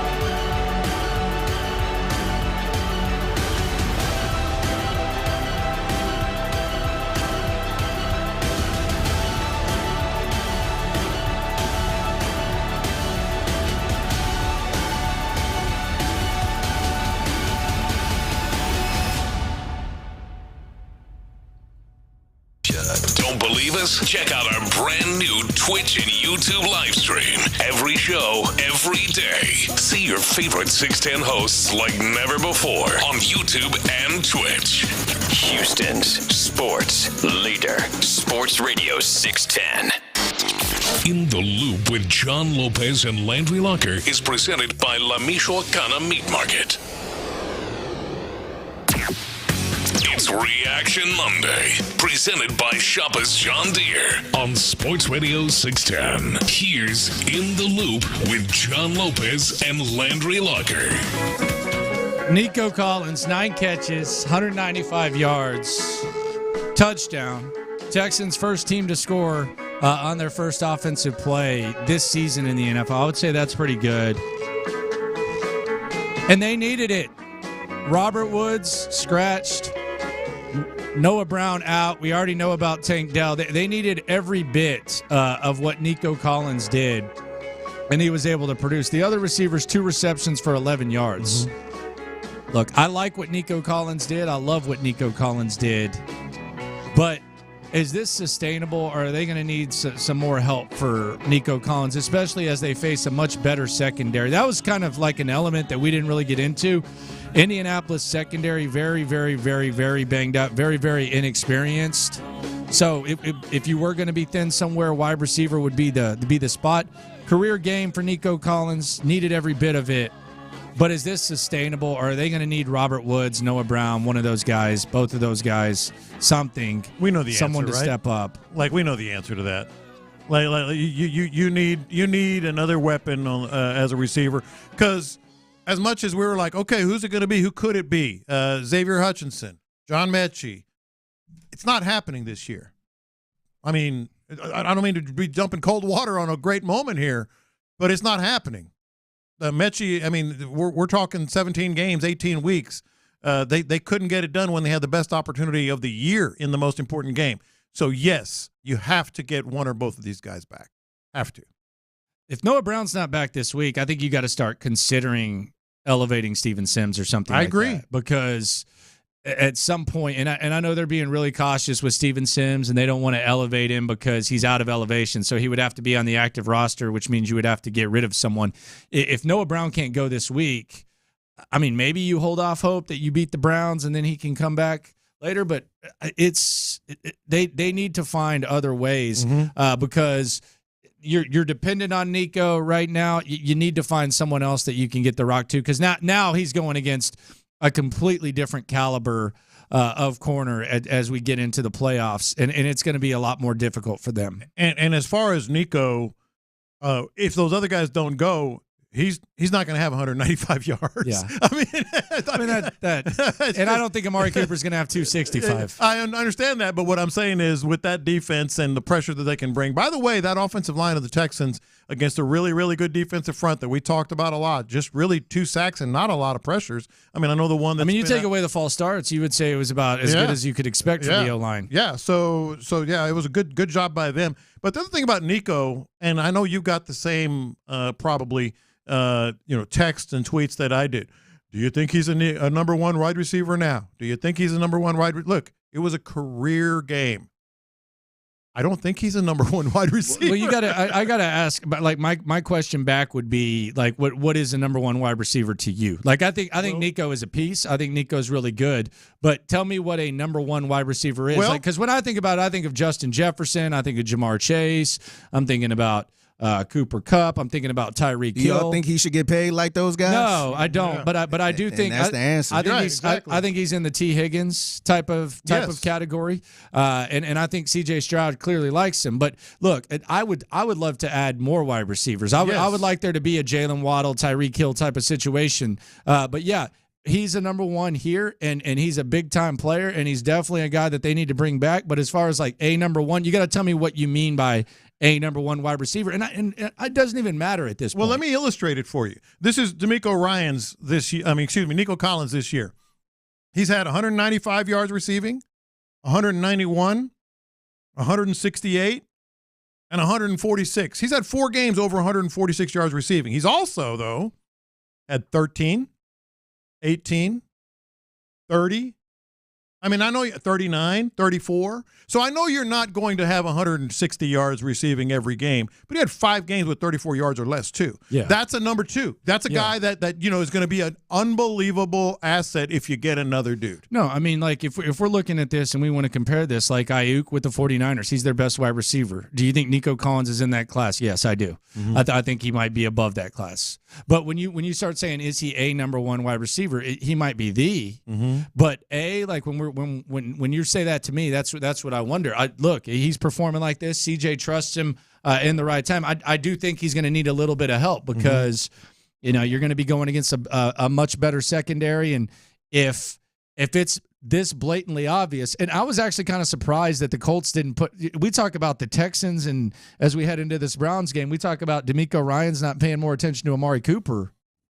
What the hell were the Colts doing? Yeah. I mean, Gus Bradley is doing that same game plan. I mean, Gus Bradley, it looks like you ironed your coaching outfit about 15 times. Like, were you paying attention during the game? It was like couldn't have been better timed, but this is going to be a different world, and I think you put it best. He's the number 1 wide receiver right now. He's not a number 1. I mean, and that was a dog performance, though. Yeah. I mean, and CJ clearly trusts him, and CJ trusts him when it matters most. So, yeah, I think it's interesting. I do think it's something to keep an eye on, though, as time goes on. ESPN and ABC, they were kind of salivating over DeMeco, who, by the way, we'll hear at noon live right here on Sports Radio 610. They were also salivating over C.J. Stroud.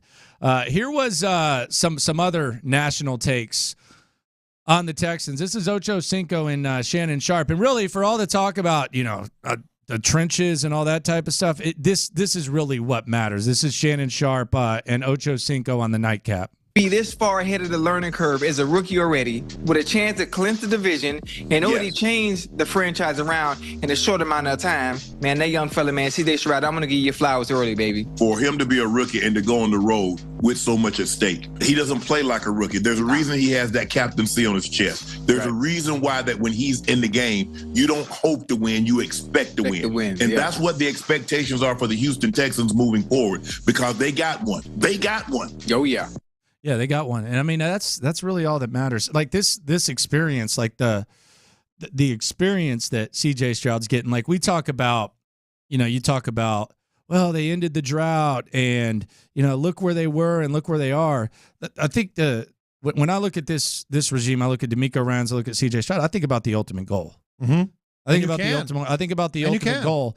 And I think in order to get to the ultimate goal, you got to have experience like what C.J. Stroud is going to get Saturday and hopefully past Saturday and what he had last Saturday. Like Peyton Manning had Tom Brady's really the only one that comes in there guns blazing, and he comes in for Drew Bledsoe, and he never really looks back. Like it's immediate. But all these other guys, like you look at all the great quarterbacks, they had to walk off the field in disappointment. And they had to get this experience, and I just think the experience is beyond valuable when it comes to reaching the long-term goal, not just surprising people and winning a division. That's what it takes. And I'm sitting here and I'm looking at this. This is such a winnable game, and all bets are off after that. Like if you're able to win this game and you're able to win this game, who knows how stuff shapes up? Like who knows how the other games go? Like if Pittsburgh pulls off the upset of Buffalo or Miami pulls off the upset of Kansas City and you win, you don't have to play Baltimore in round 2. Mm-hmm. If Baltimore is going to be fully rested, they're the best team in the league. If one of those upsets happen and you win, you don't have to do that. There's a chance you might even get to host a game. Yeah. Like so that's the thing to me that I think is wild, is that this thing can start shaping up to where the experience gets crazy, and then things get really, really nuts. But I just don't like. I don't know how what CJ Stroud is doing. I don't know how. Like there's no guarantees that things are always going to go your way, but I just don't know how it doesn't reach the ultimate peak with the way that he performs, with the way that he plays, with the way that DeMeco Ryans coaches. That to me is my biggest takeaway, is that moving forward.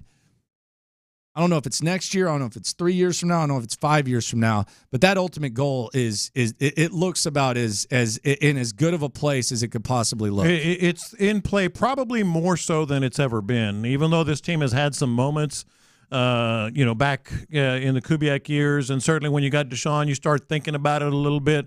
But like all the elements together has never happened. You've had the coach and the defense and certainly the running back, but not the quarterback. You've had the quarterback, but not the coach. Right now, you've got the coach, you've got the quarterback, and you've got the defense, already starting to grow. So all the elements are there. You can think about any of those things. It's going to be exciting. Coming up, the hits are lit. They are way too lit. The Texans, they're hosting a playoff game, and Houston is hosting a national championship game tonight. The coach of the Michigan Wolverines weighs in on Nico Collins, and we'll also go around the league. Hits are lit next. Man, I can't tell you how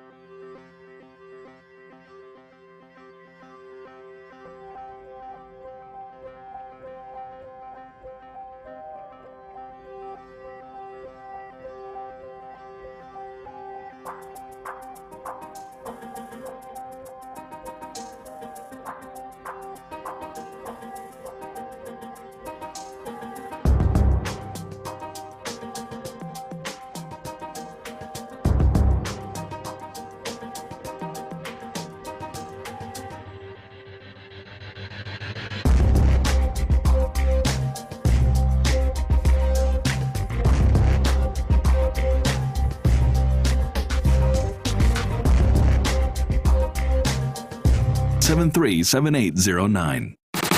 It's Reaction Monday, presented by Shoppers John Deere on Sports Radio 610. Live from the Twin Peaks studios, here's In the Loop with John Lopez and Landry Locker. All right, the hits are lit here on In the Loop on Sports Radio 610.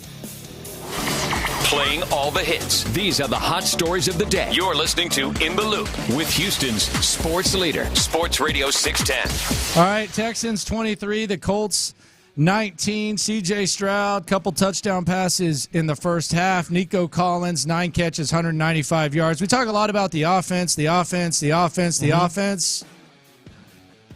were some up and down moments for the defense. But those linebackers performed at a very good level. Christian Harris and Blake Cashman and Denzel Perryman. Yes. All three of those guys had really, really good games. We look at the tackles, and we've talked about Harris and Cashman being at the top.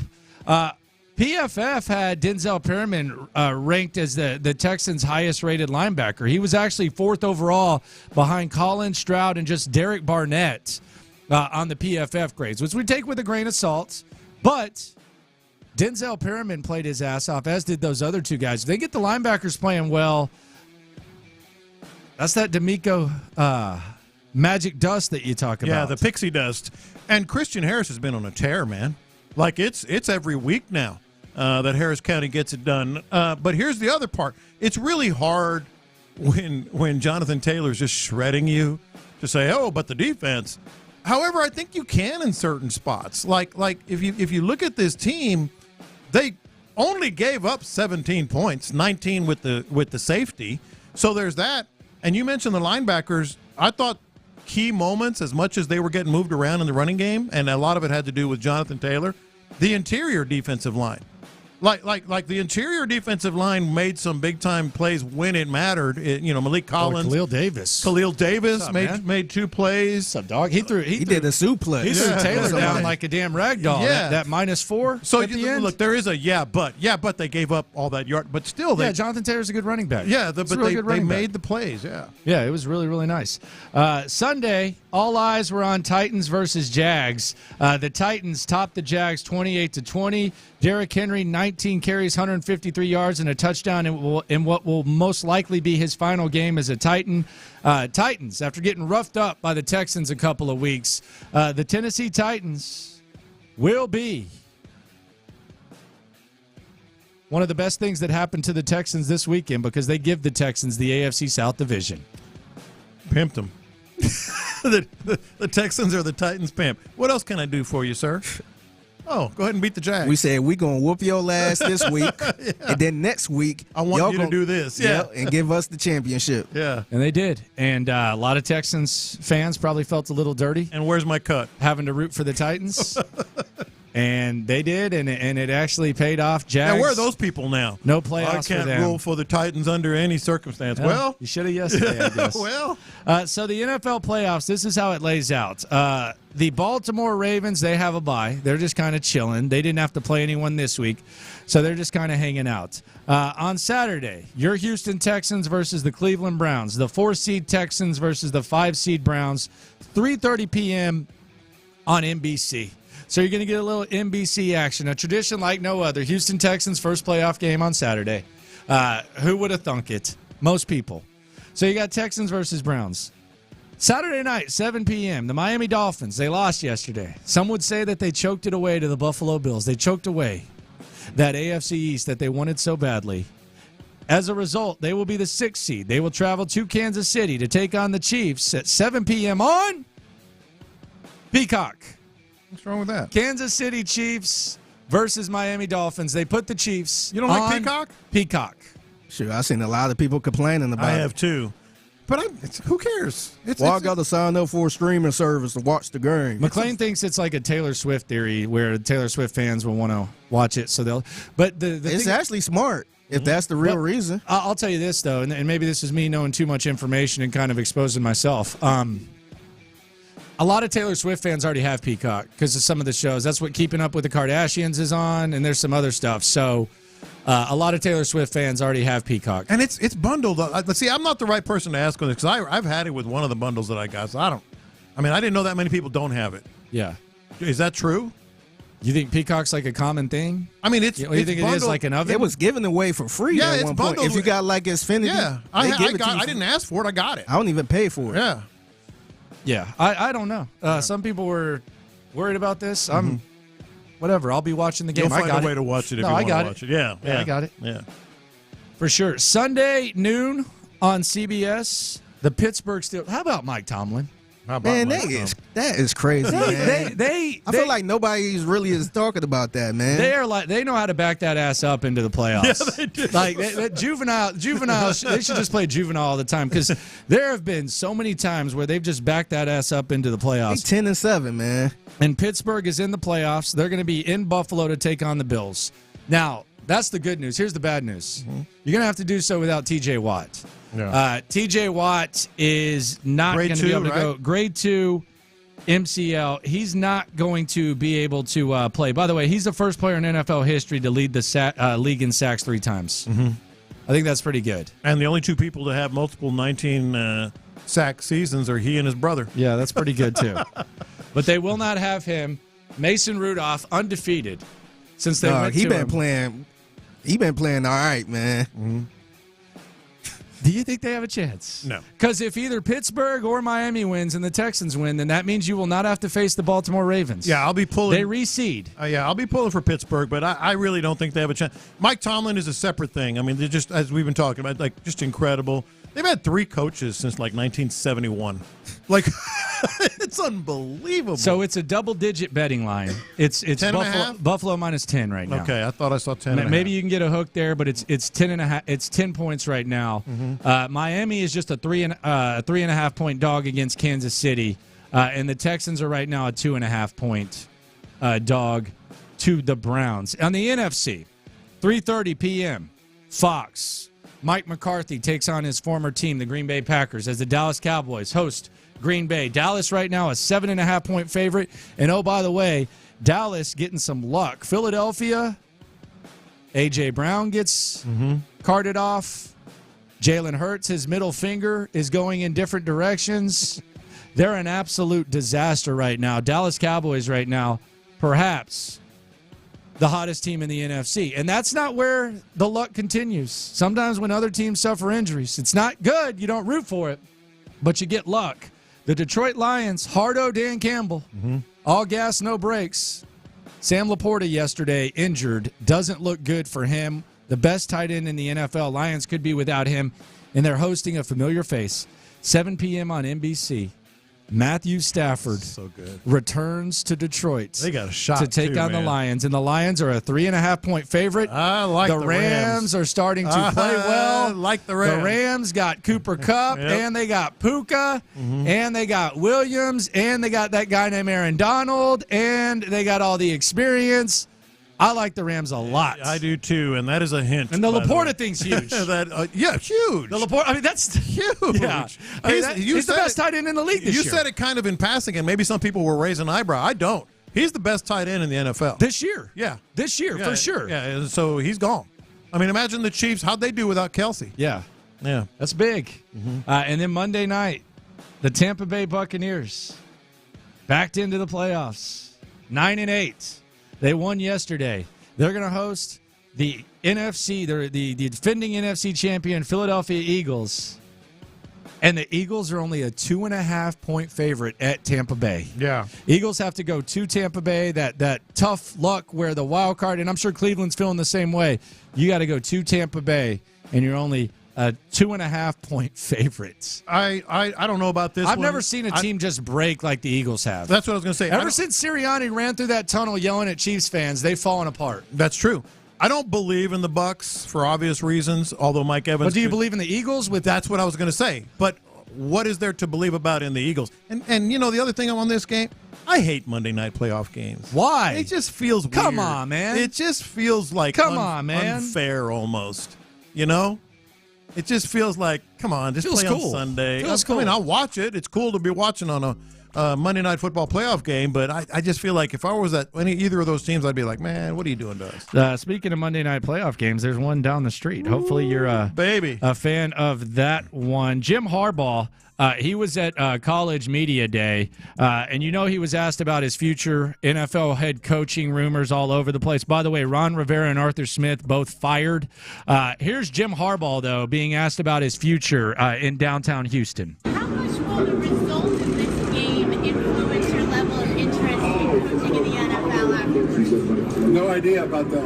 Couldn't be more happy to be here. This is a tremendous scene. They do everything big in Texas. This is cool. Right where we want to be headed. This is where we work to get there. I understand your one-track focus on this, but people are wondering about the future of Michigan's football program, and you're obviously a big part of that. And I know the administration wants you back. Have you told them and assured them that you will be here after the season? Yeah, there's a calendar. I'll gladly talk about the future. I hope to have one. How about that? A future? I hope to have one. Yes. Thank you. Come on, man. All right. Hey. Can you be any more vague and make people wonder about you even more? Yeah. By the way, snagged a couple tickets yesterday. Oh, you're going to the game. I'm going, baby. Okay, there you go. I'm going to the game. There you go. How about that? There you go. Congratulations. It's a 6:30 start, so I'm good. There you go. Have to worry about that. So you're going to the game. Yeah, man. Okay. How about that? That's nice, man. Yeah. What'd you spend? You probably had like an extra. You could probably buy a candy bar. You probably had a $20 bill. You got 2 tickets and a Snickers. Yeah, that was it. That was exactly Is what it cost? Yeah. Got a little extra. Did Mattress Mac give you tickets? No. Be honest. Hand to God. Okay. 100%. The client. 100%. No. I just snagged a couple. Okay. Well, you enjoy Lovehead's that. going to be in the suite. Watch. You enjoy that. No, You I'm gotta not in take a picture of the suite. Hand to God, I'm not in the suite. Nobody Mattress Mac, all that stuff. Nobody didn't give them to me. Section 101's looking pretty good, though. Okay. I'm excited. Okay. Yeah. Well, you enjoy yourself out there. I man. will. You can bet on that. You enjoy yourself out there. Should be a good time for sure. Nico Collins, got a feeling he's going to be there. Once upon a time, a young man out of Alabama turned down Nick Saban and went up north to Michigan to play for Jim Harbaugh. That man was on display Saturday night as a Houston Texan. 9 catches, 195 yards, and a touchdown. And after the game, he went up to the podium. How about that? Nico Collins had a podium game. He did. And did you see what he was wearing? I did not. He was wearing a Michigan leather jacket. Oh, okay. Yes, he was. He was representing. Here's Jim Harbaugh talking about that. And the sound you're going to hear at the beginning, it's not Jim Harbaugh touching the mic. It's Jim Harbaugh beating his chest because he felt it so much. Here's Jim Harbaugh on Nico Collins. It was fun to watch. I think he had 9 targets, 9 receptions, ton of yards, 2 touchdowns. It was just great. I mean, just go back and think about the time when he was in high school, visiting him at his school. I mean, reporting as a freshman, how hard he worked to put himself in that position. Warms the cockles of the heart. Then to see him standing at the podium after the game in the leather jacket, I mean, that was really cool. So it's great. Keep doing you, Nico. It's working. It is working. Jim Harbaugh. Just he sure as hell was following that NFL game pretty closely, I will say. Mm-hmm. And there's job openings. Yeah, there's good job ones. Openings. Yeah, you got the number 2 overall pick, Atlanta Falcons, the Washington Commanders. Yep. Mm-hmm. Yeah, right there. Who knows what else? If I were Jacksonville, I'd fire Doug Peterson. I would. I don't know about that one. I would move on. Tennessee might come open. Well, Mike Vrabel and the Patriots. That's a separate thing. I think there's. By the way, thank you for calling out what you called out the other day, Figgy. Good Lord. What happened? I'm so sick of these damn reports that don't say anything. Oh, yeah. Someone reported this weekend about Mike Vrabel, and it literally said, and I forgot who it was. It's probably Jeremy Fowler, but I don't know because this is how Jeremy Fowler reports. It said, Mike Vrabel will meet with the Tennessee Titans this weekend to discuss his future. He could remain the head coach. He could be fired and be let free, or he could be traded to another team. Thanks for covering all grounds. Thanks for the report. What else other options? I mean, come on. Yeah, keep an eye on those injuries, though. Sam Laporta, Hurts, A.J. Brown, Who knows? Texans injury report comes out. Let's hear from DeMeco Ryans. Maybe he'll give us some clarity. I doubt it on the injuries, but I am intrigued to hear from the leader of the Houston Texans during a playoff reaction Monday. Let's hear from DeMeco Ryans live right here on Sports Radio 610. Perfect way to start lunch next. Soak it in. H-Town.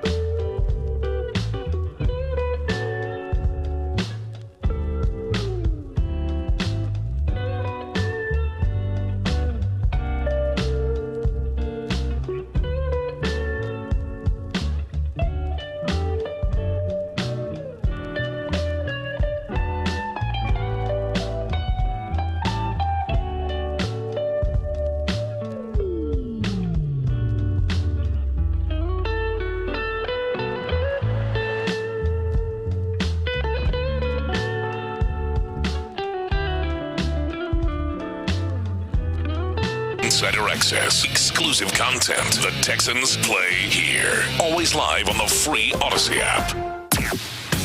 It's It's Reaction Monday, presented by Shoppers John Deere on Sports Radio 610. Here's In the Loop with John Lopez and Landry Locker. All right, we'll hear from DeMeco Ryans very shortly. You want to reflect. They got a playoff game in 5 days. You want to reflect. I want to look ahead. This is not a day of reflection. This is a day of win the damn game against the Browns. It's winnable. It's winnable. Enjoy it. Let's go. Let's capture it. If you're on YouTube, you can see the look I'm giving Landry right now. Give it. I'm not in my feels about nostalgia. What I am saying is you're 100% right. I'm so excited and ready for the Browns game, and we're going to be all week long, man. We got you. But I just can't help but feel what I still felt this morning, what I still feel right now, like just that awe. Snap out of it. It was awe. Snap out of it. That with a rookie head coach, rookie offense coordinator, and an absolute elite stud, top 5 maybe already, quarterback in the NFL, maybe even higher, that they got here this fast. And the term that I'm using is I just love letting that wash over me. That the Texans let's hear here. from DeMeco. I hope he's looking ahead to Cleveland and not sitting here acting like they've accomplished too much. There's plenty left to go. Coach, take it away. DeMeco Ryans live from NRG. The run defense was mainly tackling, and you made a schematic change to control them in the fourth quarter. Are you worried about the run defense after one bad game? Yeah, our tackling was not good versus the Colts, and it showed up. Right, not concerned about what happened there in the running game. I just know we can play better overall when it comes to how we play our technique up front, starting with the defensive line, also with our linebackers and second-level defenders, like being in better position to tackle. And swarming, we had one too many times where it's just one guy, and Taylor, also awesome player, and we knew it going in, made one guy miss, and he was able to create explosives on us time after time. So we just have to be better of swarming the football, but it starts with tackling, right? It wasn't good enough, and we have to improve it this week. Is that what happened in the fourth quarter? Yeah, fourth quarter, I felt like guys got more knocked back. We were able to make some stops there in the run game, but overall, it wasn't us in the run game, and that's why I think the Colts stayed after it, right? We had a lot of leaky yardage in the run game, so we have to fix that going against the Browns this week. They're a really good offensive line, really good run unit, so we have to be prepared to stop the run. From day one, how did you feel like you instilled your leadership style, your standard as far as what you expected from the guys, and how would you describe your leadership approach?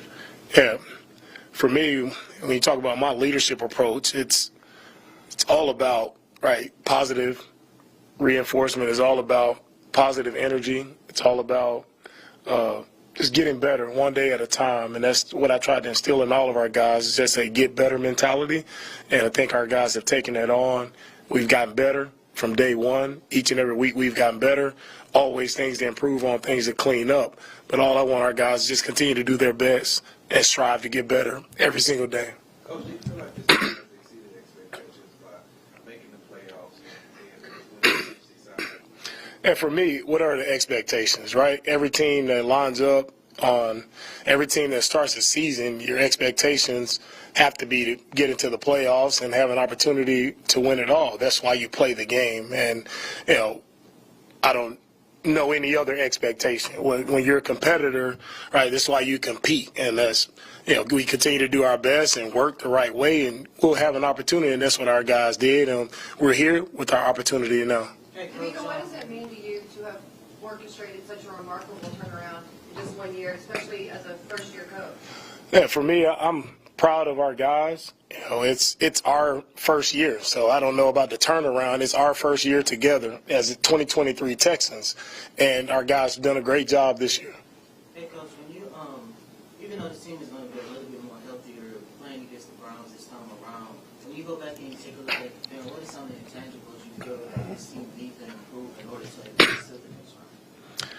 For us, looking back at our first game versus the Browns, it was a lot of self-inflicted penalties. We made big plays. They were negated by penalties or just mishaps on our part. So, again, we have to play clean football versus a really good team. You can't go out and make mistakes, right, or they'll capitalize on it, and they've shown that time after time.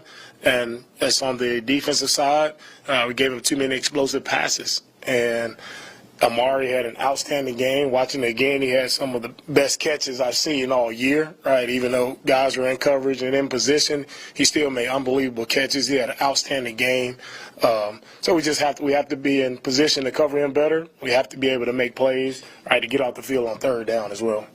Was there anything in the Colts game from y'all's pass defense and y'all's coverage that you feel like y'all can apply moving forward into the playoffs specifically next week? Yeah, with our pass defense, we just have to continue to play together, right? It starts with our guys up front putting pressure on the quarterback, but also the back end, guys just being where they're supposed to be, playing off of each other, right, and just being great communicators on the back end. And we have that, right? We have an opportunity.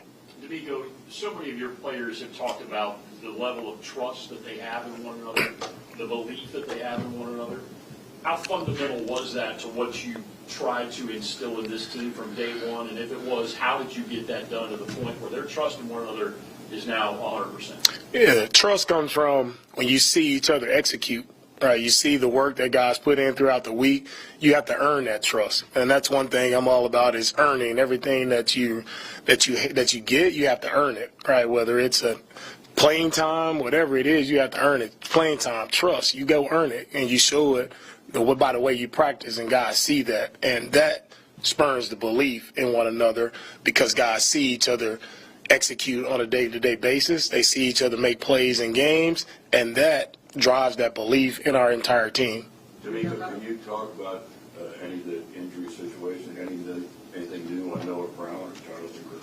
Yeah, nothing new right now. We'll see where our guys end up by the end of the week. Hopefully we get some guys back. Hopefully they continue to progress. But we would love to have some of our guys back to help us. We need all the guys we can get. We would love to have them back. Can you compare this title to your first one in 2011?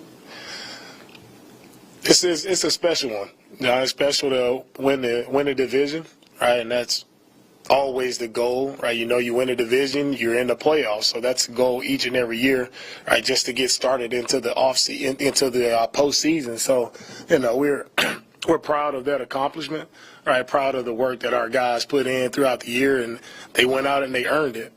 Right, it wasn't pretty all throughout the year, but they earned it, and I'm happy the way we earned it. There were a lot of tough, gritty wins, a lot of learning lessons and some losses, but we've grown throughout the year, and I feel like we're much better. I talked about all throughout the year of us learning how to win.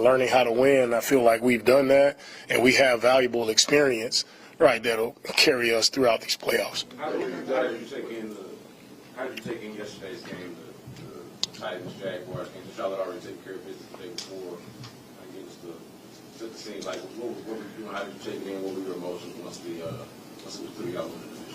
Yeah, for me, we were just sitting at home with the family, and my wife and kids were sitting on the couch watching the game, just like everyone else. And, you know, when I turned the game on, it was kind of like, I think maybe late in the third quarter, and the Jags started making a few plays. I said, maybe I should turn this off. But stayed with it, kept watching the game, and Tennessee played a really good game there, made some plays to win, and we're excited. I'm jumping up and down with my kids, excited, you know, that we were able to win the division thanks to the Titans getting the win. So excited, man, jumping around, just an exciting moment for me and my family to share that together. How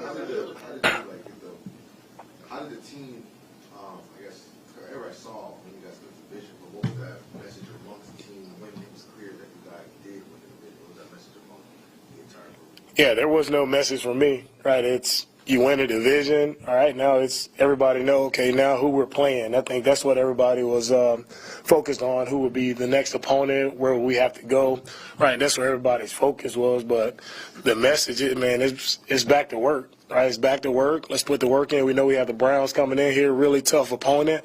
We got to go put the work in and find a way to win, whatever it takes.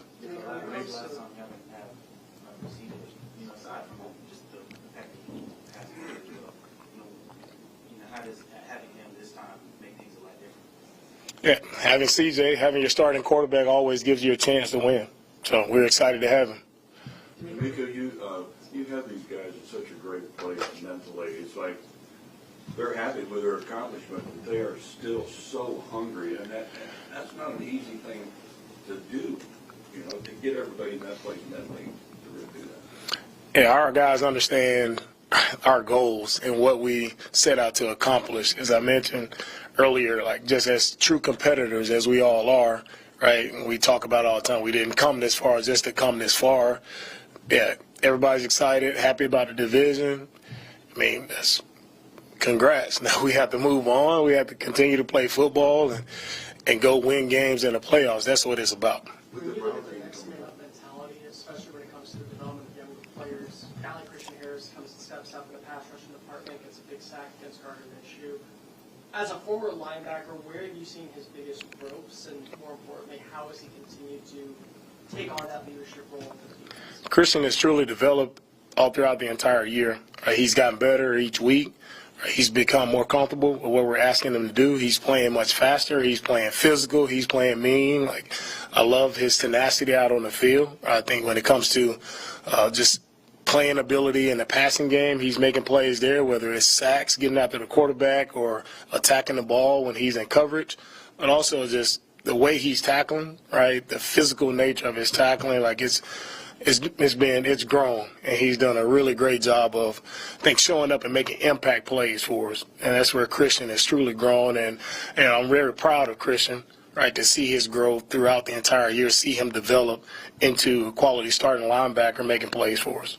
In the last game, Nico had about 95 and touchdown. But obviously, most of the other receivers didn't really do that much in the past from a production standpoint. Outside of the little nuance thing that CJ mentioned. But against the Browns, who have really good defensive backs, how imperative would it be for the other receivers to get involved, knowing that if everything's just going to Nico, how that could stall against a really good Browns defense like that? Yeah, you talk about our passing game, Nico, CJ, playmakers. In the position we're in now, the game we're in, we just have to find a way to move the ball, right? To me, Nico has done an outstanding job this entire year. He deserves a ton of credit for the season that he's had, a career year. He's shown up every single week and made play after play, whether he's double covered, it doesn't matter. He showed up with a willingness and a want to, right, to be that leading receiver for us, and he did that. And he deserves a ton of credit for that. If anytime you have more guys who can make plays, it's a plus for us. And we would like many more guys to step up and make plays for us. But at the end of the day, however you get it done, you get it done. No matter if it's Nico, right, no matter who it is catching the football, right, we just have to find a way to get the win. During the regular season, if something happens a week prior, you can always tell the team, okay, we'll do better next game, or we can improve on next game. Now you're in a position to where there is, if you lose this game, there is no next game. What is your message to them going into the week? And does it change any from what you told them last week about the win or go home and the magnitude of that? Yeah, our message hasn't changed since our last game versus the Titans. So we've been in this mode. We've been in playoff mode for the past 2 weeks. So our message, our mode hasn't changed, and our guys understand where we are. They understand what we have to do. You talked about all year from camp, that your focus was the next game, execution, getting better, and not getting ahead of yourselves. Has that, mindset help you and the team at this point to be focused and not let the moment be too big for you? Right. When it comes to the focus and these, big moments that externally, right, they become big moments, and a lot of people there'll be more coverage, there'll be more camera, there'll be more people attentive to what we're doing, but our focus doesn't change. Our preparation doesn't change, and that's what allows you to be consistent. It allows you to go out and execute because, as I always say, when the ball is snapped, nobody cares who's covering it, how many interviews you've done, right, how many people are watching. No one cares. Truly, the only thing that matters when that ball is snapped is, are you executing? Are you playing relentless? Are you finishing the way we like to finish, right? And if you do that, then everything else takes care of itself. Then there'll probably be another big game coming. But it doesn't change. You don't change who you are because of the moment. Continue to be the same team that we've been. Continue to work, right, how we work. Just stay humble, and continue to work, and we'll be lifted up if we do things the right way. You say it's an improvement league. Where do you see your team has improved in some areas? Say that again, bro. You say it's an improvement league. Where do you see your team? Where do you see the improvement? Overall, I would say just our improvement, just overall as a team, just when I say learning how to win games, right? Learning how to win tough games, tight games. Like, that's what this league is all about, and our team has done that throughout the course of the entire year. We've gotten better. Situational football, we've just gotten better, play smarter, play cleaner, and that's what allowed us to be in the position we're in right now. To me, it's the same message from the day you were hired, before you even met the players, about getting better at the game, et cetera, every day. You've been on a team when you played with a coach that didn't get the message. What's so special about this group of players that it has followed on your message of getting better? Yeah, what's special about our group and the messaging is, their love for football, right? And their love to compete and their love to improve. And when you have guys who play and they show up with that mindset that I see if I get better, right, that's going to put us all in a better position. It'll improve all of our conditions if we continue to just stay focused on the small things, right? The big things will take care of themselves, and that's how the guys that we brought in, the guys that we have on our team, right, it's their mindset is what allowed the message to come to life, right? And they're the only reason why we're here, right, by them going out, playing together, right, continue to build that continuity, right, amongst each other, becoming a tight team, in the locker room, right, away from the building, not just on the field, but becoming a tighter team has allowed us to thrive and be in the position we're in right now. After the game, Coach, after the game, the cameras caught you in the hallway, showing some emotions. Can you just take us through what you were going through at that time? Yeah, I was there in the hallway just congratulating every player that walked in. And then just took a moment to just reflect, just a moment of prayer, and just thankfulness, gratefulness, just for being able to be in this position to lead this team, right, to lead this special group of young men, right, and for us to accomplish, right, what we set out to accomplish of getting that spot in the playoffs. I know how much it meant to each and every one of our players, each and every one of our support staff. Right, it meant a lot to everyone in our entire organization. So that moment, just a moment of gratitude and prayer, just thankful. Last game you had Nico, 95 touchdowns, but you also had Dalton Schultz who came through that big plays. Just with the mentality of getting to the next play against a defense like Cleveland, how important is it to be able to have a fullback and a tight end that can get you to that next play set up for another opportunity? Yeah, no matter who gets the football, fullback, tight end, running back, it's about creating positive yardage. It's about staying on schedule, staying ahead of the chains, and that's what we didn't do the first game. We got behind the chains. We were in second and long, third and long too often, right? And you're playing against the top defense in the league, and you're in second and long a lot. It's not going to go in your favor very much. So whatever it takes, however we have to get it done, we just have to continue to generate positive yardage. Got time for a couple more. No, CJ mentioned that the first time he worked out with Nico, he thought he was going to be a superstar. I'm wondering, when was the first time you really thought he was special, and how have you seen him handle this responsibility and the increased attention that he's got? Yeah, I mean, I know you guys can go back to my OTA interviews and training camp. I've constantly talked about Nico and the plays that he's made, and that hasn't changed since OTAs. I know I keep saying that, and everybody's probably looking at me like, oh, you guys don't have receivers, or you guys don't have – like, Nico has been doing this since OTAs and training camp, and he hasn't changed. His mindset hasn't changed. He's been the same guy, no matter if he catches whatever, 9 passes for 195, or he catches 2, he hasn't changed. He's been the same guy. He's a big-time playmaker for us, and he shows up every single day. He hasn't changed who he is. He still shows up in a humble manner. He shows up, and he works hard every day at practice, and that's why he continues to get better. He continues to show up in the game. DeMeco, we're closing with Matt, DJ. You had a front row seat to see what Joe Flacco can do, but when you watch this guy, are you amazed? I mean, what do you thought when you see Flacco in action?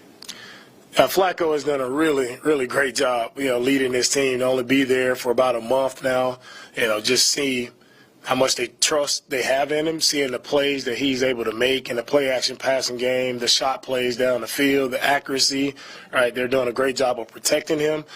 He's doing an unbelievable job, right? And he's the reason why they're in the position that they're in, right? Because he's made a ton of plays for them.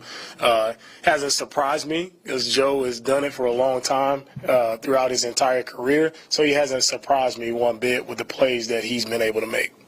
CJ and Nico, they rightfully get a lot of the credit. But how valuable has Larry Tunsil been to being that blindside protector for CJ and his season? Yeah, for CJ and Nico to make the plays that they make, like, none of us get the success or get the recognition based on just ourselves, right? CJ, Nico get a lot of attention, but they can't complete those passes if you don't have protection. So with our offensive line and what they've done the entire year, shuffling a lot of different guys in and out, right? It all starts with the protection.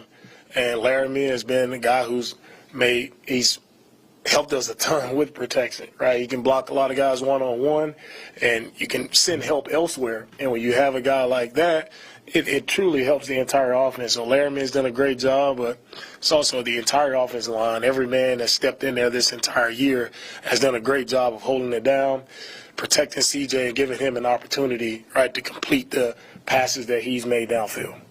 Nico, you talked last week about working with Nick and how Nick's been throughout the season. How have the McNairs been working with you? Just from not just off season, but just during the season. The McNair family has been awesome. Right, you talk about support from the ownership. They've been outstanding with their support. Right, whatever we've asked, whatever we've needed from their end, they've been open arms, and it's truly like one of the reasons why chose to come here is just they want to create that family environment, and that's what it's truly felt like. It's felt like family from day one, and they've shown that throughout the entire year. Right, they're with us right through the ups and downs. They're with us, right, and it's very important to have an ownership group who truly cares not only about the wins and losses, but they care about the people in the organization. I think that's what sets the McNair family apart from others, because they have truly gracious hearts, really great family, great people, and it's a joy to work with them. All right, thank you guys. All right, there you go. It's DeMeco Ryans here on In the Loop Sports Radio 610. He's got the right mindset. I like it. He is looking ahead. He's focused. He knows that there is more to accomplish. I like He's also the head coach. Yeah, it's a good. It's that's good. what a head coach does. No, it's good, man. But he also reflected. I like it. He reflected a lot on the one moment that really captured my fancy too, when he was just kind of in the hallway there. Speaking of your fancy, yeah, lunchtime confessions coming up. John Lopez has to stop this because it's negatively impacting players on the field. It's next.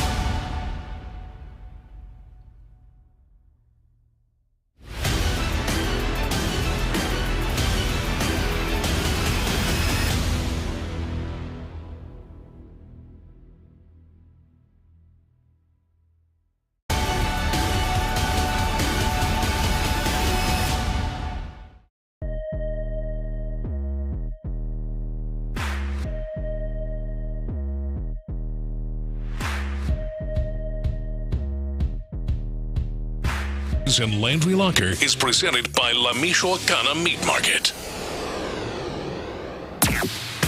It's Reaction Monday, presented by Shoppers John Deere on Sports Radio 610. Here's In the Loop with John Lopez and Landry Locker. What a day, man. What a day. What a Reaction Monday. Playoffs upon us. Division title past us.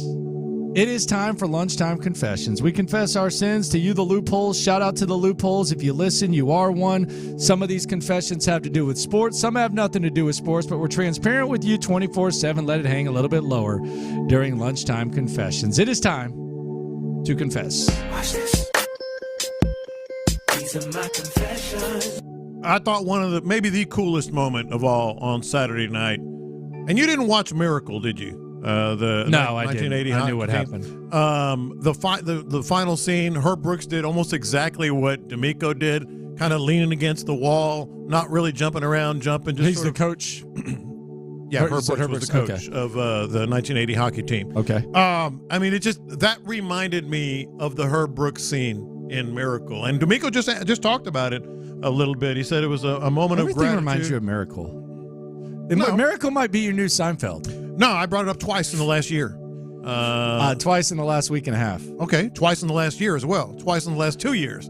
But no, I thought that was like very... New year, new me. I'm going to talk about Miracle more. Very reminiscent. I'm going to jog and I'm going to talk about Miracle more. First one was before the new year. It was very reminiscent of that. I thought it was really, really cool, and he just talked about it.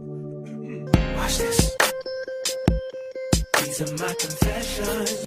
I love me some primetime. I need me some more primetime. I didn't know what it would feel like, but the primetime whole feel from the intro song it was badass. To Joe Buck and Troy Aikman setting the scene and everything is incredible. But I got to confess one thing. That Snoop Dogg rap is unnecessary in that intro. I like Snoop Dogg. Well, what are we doing? He ain't had to be in the song, man. Did he just? We need Snoop Dogg. Did he put any thought into that? Probably not. Like honestly, like what did he do? Did he just pull up and say, "All right, let me drop a little something for you"? No. That is. I know Snoop Dogg doesn't say no to much. I think he endorses 3 liquors, but man, I don't. That is a rough. Well, Chris Stapleton had that. His own wine, 3 liquors, Corona, 3 liquors, and a tequila. And you know what else? And he admits this openly. He doesn't drink. Money's Sit green. that one out, Snoop. Money's It's a tough listen. Watch this. These are my confessions.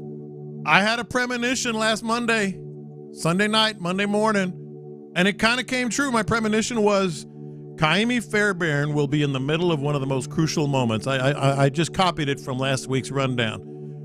It wasn't like how I thought, although the Colts kicker did miss a field goal, Matt Gay. But he was definitely in the middle of a crucial moment. I was so freaking, oh my gosh, the old Texans would have blown I thought this. you said Fairbairn would make one and Gay would miss one. But my first line was he's going to be in the middle of a most crucial moment.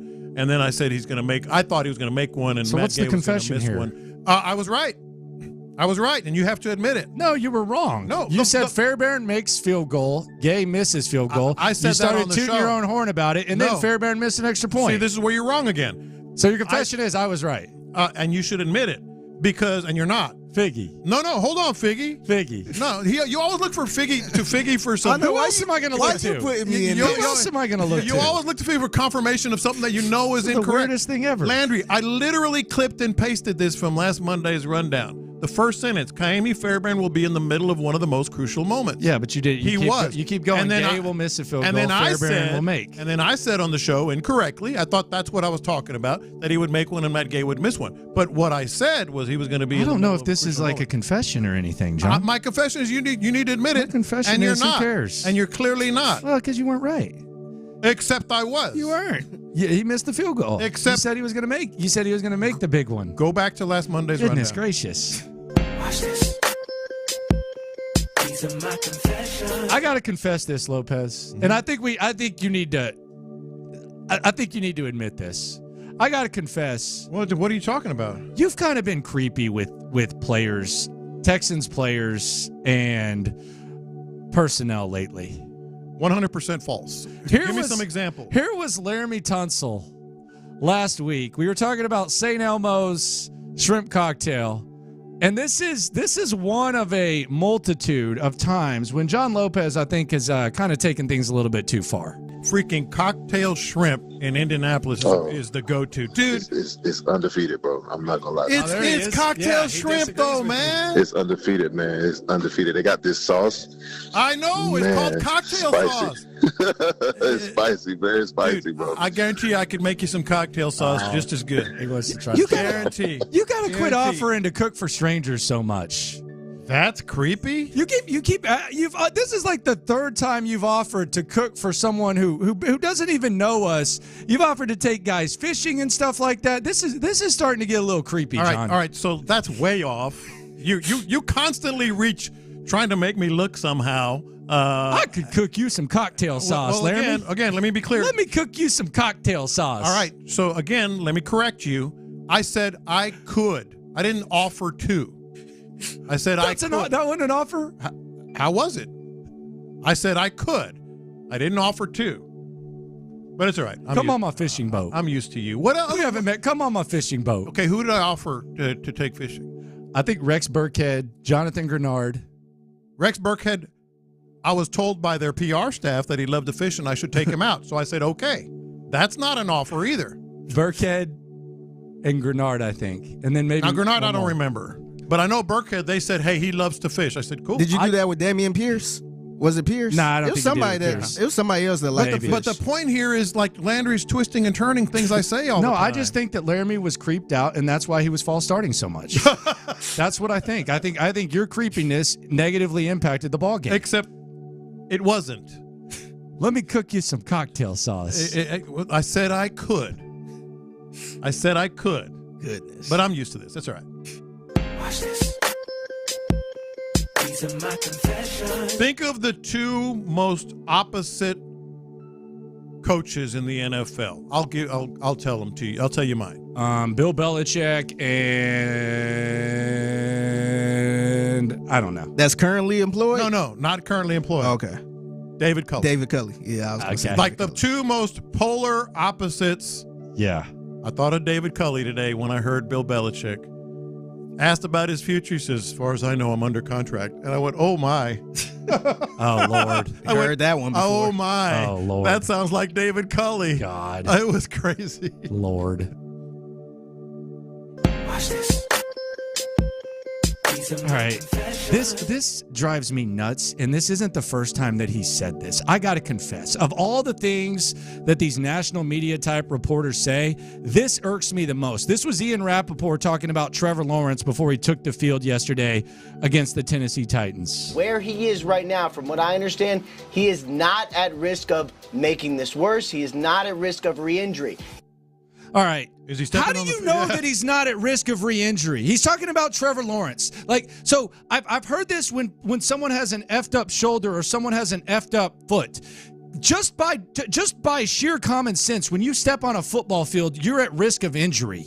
How are you not at risk of re-injury? How can Ian Rappaport say that? How could any doctor say that? Is he stepping on a football field? Furthermore, when there is no risk of re-injury, it means that it's as bad as it can be. It's not going to get any worse. But how does Ian Rappaport so often say, well, he has a sprained meniscus, and as far as I know, there's no risk of re-injury. He's about to go play freaking football, sir. Well, that's what I'm saying. Is he stepping on a football field? Well, then he's at risk for injury. Yes, I agree with you on that one. Text line 936 says, I'm jealous because I can't cook myself. You could be right. You could be right. I got a quickie. These are my confessions. I am so over and could not care less about playing on the first Saturday afternoon game. I've seen it all over. People talking about, I love it. I do too. I love it. See there, Texans. Dude, what do you... CJ Stroud is so popular right now. They want to highlight him. They just happen to be on the first Saturday game. Get out of here with they don't respect the Texans, all that. Absolutely, absolutely love it. Coming up, let's look back and let's look ahead. This is the perfect combo plate for Reaction Monday here on In the Loop on Sports Radio 610. It's a reaction.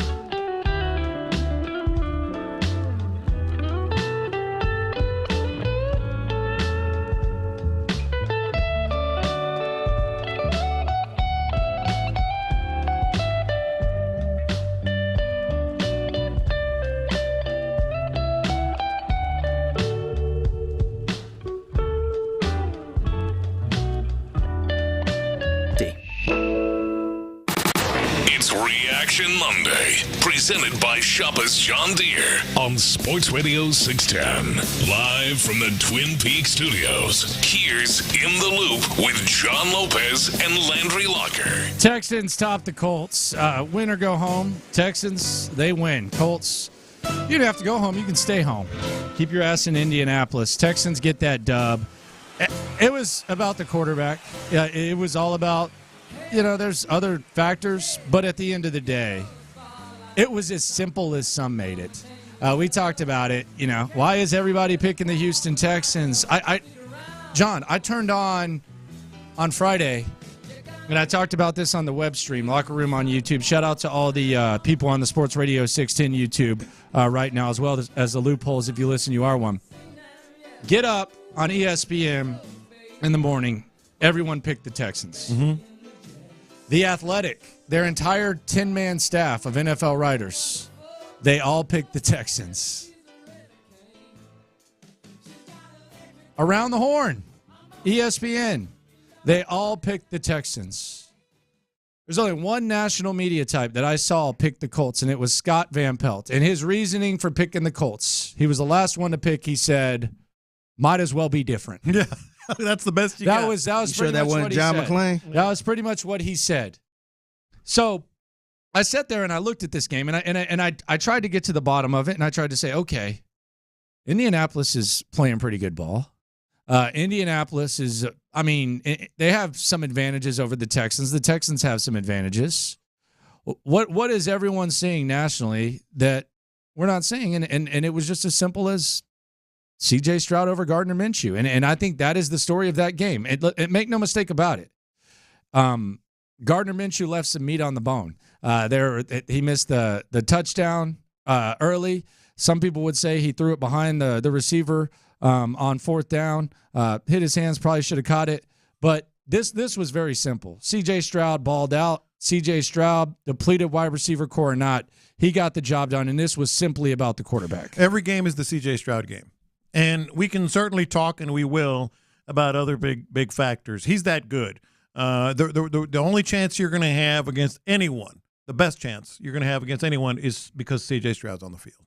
And by the way, it came to light. You referenced a couple of things, like that play that C.J. Stroud made on the first play of the game, 59.2 yards in the air, 75-yard touchdown. I turned to Brandon Scott. I said, that's the difference right there. And he will verify this. I said, he can do that. Gardner Minshew cannot. Like, Minshew had his moments. He couldn't do that. He just couldn't do that. I mean, he and then much later, the Nico catch and the scramble around, the so-called Heisman moment, C.J. Stroud could do that. Gardner Minshew could not. Like, the thing about and I'm not downplaying Minshew's importance because he had some moments himself. He's a guy. But he God bless him. He's a guy. He can't do. He was the backup, just pat him on the head. There's a reason why he's the backup. Just pat him on the head and say good effort. He That's can't. it. He can't do what very few can do. What C.J. Stroud. Yeah, he's not that. That was the difference. Yeah, 100%. That was it. Like I'm sorry, but we're talking about this could be the Devin Singletary game. It could, and we've said over the course of the year, the Bobby Slowick game, the DeMeco game, the this, the that. You talked about Damian Pierce. You said maybe Xavier Hutchinson would have a moment. And all these things could, and some were to different degrees, true. But you win or lose the game because every game is a C.J. Stroud game. And that, to me, like, as we look ahead at this game, and Cleveland has emerged as a 2.5-point favorite after opening at 1.5. That, to me, is why, I mean, we can sit back and we can try to make it. And I think from DeMeco's defensive perspective, there's plenty to look at. And you have a 100% transparent visual of what your defense getting their ass kicked by this Browns team looks like, which I think is an advantage for DeMeco Ryans. But I look at this game and I say, oh, they lost 36-22. It doesn't mean anything because it's all about the quarterback. Yeah. They know that. We know that. I think everybody knows that. And it's all about the quarterback. And as good as Joe Flacco is, as experienced as he is, as good of a story as it is, I still think the Texans possess the quarterback advantage this week. Now, is it as significant as C.J. Stroud versus Gardner Minshew? Obviously not, but they still possess the most important advantage that you can have in a football game, and that's C.J. Stroud, and the Browns have not seen him. That's crazy. Like, we almost look back, and you talk about blessings in disguise, and you talk about missed opportunities and things going your way, and the fact that C.J. Stroud missed that Browns game, at the time, it felt like at that point that the division was gone. Mm-hmm. You just need to figure out a way to get in, wild card, all that. But it's almost a blessing because the Texans have a 100% visual of what Joe Flacco slicing you up looks like, the Browns have Case Keenum and Davis Mills out there in mop-up duty doing their thing. You don't have anything to go off of. I would go so far as to say is not just that, but everything that the Texans are going to try offensively is going to be different because you have C.J. Stroud. I thought they fell into a rut this year for a little stretch there, about 3 or 4 games, where they were almost trusting him too much. C.J. will fix it. C.J. will make the play. And they weren't doing some of the things that they can do. So hopefully their eyes have been opened. But there is that. Like, they're going to see things and plays from C.J. Stroud and Bobby Slowick by extension that they've never even seen, other than happening to other teams. But it changes the whole game plan. I also wonder how Slowick kind of looks at it. Like, are the Browns are they gonna attack the same way? Like, does Slowick have something to work off there, like from their defensive standpoint? Because it was all hands on deck, and they were coming. Now Myles Garrett's going to be rested now, so that's a little bit different. Laramie Tunsil and company will have to handle that. But it is, I think it is a significant advantage, the fact that the Texans got their ass kicked by the Browns and C.J. Stroud did not play. And that's just kind of one of those things where it is the ultimate blessing in disguise that the Texans have that to work with. Landry Locker, John Lopez, Figgy Fig with you. Texans, first game on Saturday, 3:30 p.m. Sign me up for it. I'm okay with it. Yeah. I don't want to play at night. Just give me that 3:30 game. Let's see how it goes down. The house is going to be packed. I would anticipate. That's a big thing. Do you think the house is going to be packed? Yes, and I think it's going to be nuts. I think it's going to be a crowd like we haven't seen in a long, long time at NRG Stadium. I mean, it's going to be college-like atmosphere. I mean, everybody else says, we have the best fans in the NFL. I don't know who has the best fans in the NFL. I'll tell you what, that Colts crowd, if you want to give credit where credit's due, that Colts crowd was serious. Yeah, but that's what I'm saying. You can say whatever you CJ want. called it the loudest crowd he's heard during his NFL career. Yes. These people are loud when things are going good. I think it's going to be a big factor. It's great to play at home. I was at first kind of with you. Well, I was with you about, maybe the Chiefs. Nah, man, once it happened and you see that C.J. Stroud's playing and they're at home and the energy that is leveled, hit another level altogether, it's going to be a great factor. The injury report tomorrow will be interesting. Who's hurt, who's not, who's good to go. You got to think there might be some new names appearing on the injury report. It would make sense that the same names are on there, the Will Andersons, et cetera. Well, he's not going to give away anything this week. I mean, sometimes the practice reports will tell us Noah Brown is doing this or whatever, but I think they're going to be kind of like walkthrough practices too. So, we're not going to know really probably till Friday, who's in, who's out. Man, I'm wired up for this. Yeah. I'm wired up for this because I think it's a winnable game. I think it's a really winnable game against this Cleveland team. I do. I think Cleveland's playing with house money. Well, technically the Texans are too. Nobody expected this. I just think it's a winnable game. Forget house money or whatever else. I just think the one thing that there are things that I don't want to ignore in victory. And if you heard DeMeco Ryans live on our show here at noon, you heard him talking about penalties. They had 10 penalties against the Browns too. They had 11 Saturday night. Like, the penalties for this team all of a sudden, Laramie Tunsil, we're looking at you, are going to be a huge factor. You talk about the small margins in these games. That's one of the things for sure they got to fix.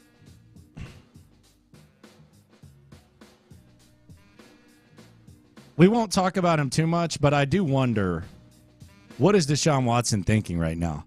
Because the two teams, the team that you left and the team that you went to, they're thriving without you. They're thriving. And they're in the playoff stage. These teams have been linked. He has to be here too, right? Well, last time he wasn't. Yeah, playoff game. So he's going to come through now? I think he has to be. I mean, why would he want to, though? Well, I don't think he wants to. I think he has to be. I really do. Like, you're the franchise, kind of. You're the franchise quarterback. You're getting $230 million, and you don't go on the road with your team in a playoff game? You talk about his reputation just getting destroyed, which it already has been, even more so. Why? Why do you think? Oh, man. And this is almost like I obviously, the Texans need to win this game. We want the Texans to win. Oh, if the Browns win, that's the worst thing for him. Oh, but if the Deshaun might Browns actually be win- rooting for the Texans. Yeah, he might Like, be. because we know he's not as much about ball as he once was, and that's a discussion we had before he even wanted to go. But He doesn't need this in his life. No, Deshaun might actually want. He might actually want the Texans to win this game. I think you're onto something. I really do. I mean, He obviously, probably want Flacco to look bad too. yes. He wants some bad quarterback play. Yeah. I mean, if somehow the Browns win this game and Flacco looks good, he's toast.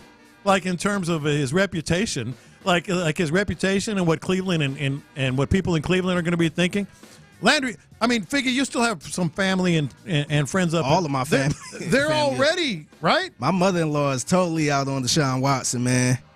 She all in on Joe Flacco. She want him back next year. Imagine if Flacco wins. Well, we had this discussion last week, and I thought this was a good question that was posed on In the Loop Sports Radio 610. I didn't think I deserved the slime off for this. I was just trying to do some good investigative journalism. Of course you were. But this was the discussion about whether or not Deshaun Watson will or will not arrive in Houston this Saturday if the Texans face the Browns. The Deshaun jinx. Yeah. Is he going to show up? That's a great question. I mean, wouldn't you want to keep the mojo the same? Like we just heard the Hardballs, and we'll hear them when the internet goes nuts. Like talk about switching seats. Yeah. Does Deshaun want to change his whole routine and show up when the? You know what? He probably would come. He would what? He would come. Allegedly. Yeah, I don't know how you think that was misconstrued. I was just trying to figure it out. Yeah, that's what you were doing. to He get would to be the here. bottom of it. Of course, that's what you were doing. I was just trying to figure it out Yeah. myself. I don't know. Coming up, let's go around the NFL. The playoff matchups are set. The most hated team in town does the Texans a favor and also say goodbye to a big pain in the butt. That's coming up next. But first, I want to give you a chance. Caller number 9, 713-572-4610.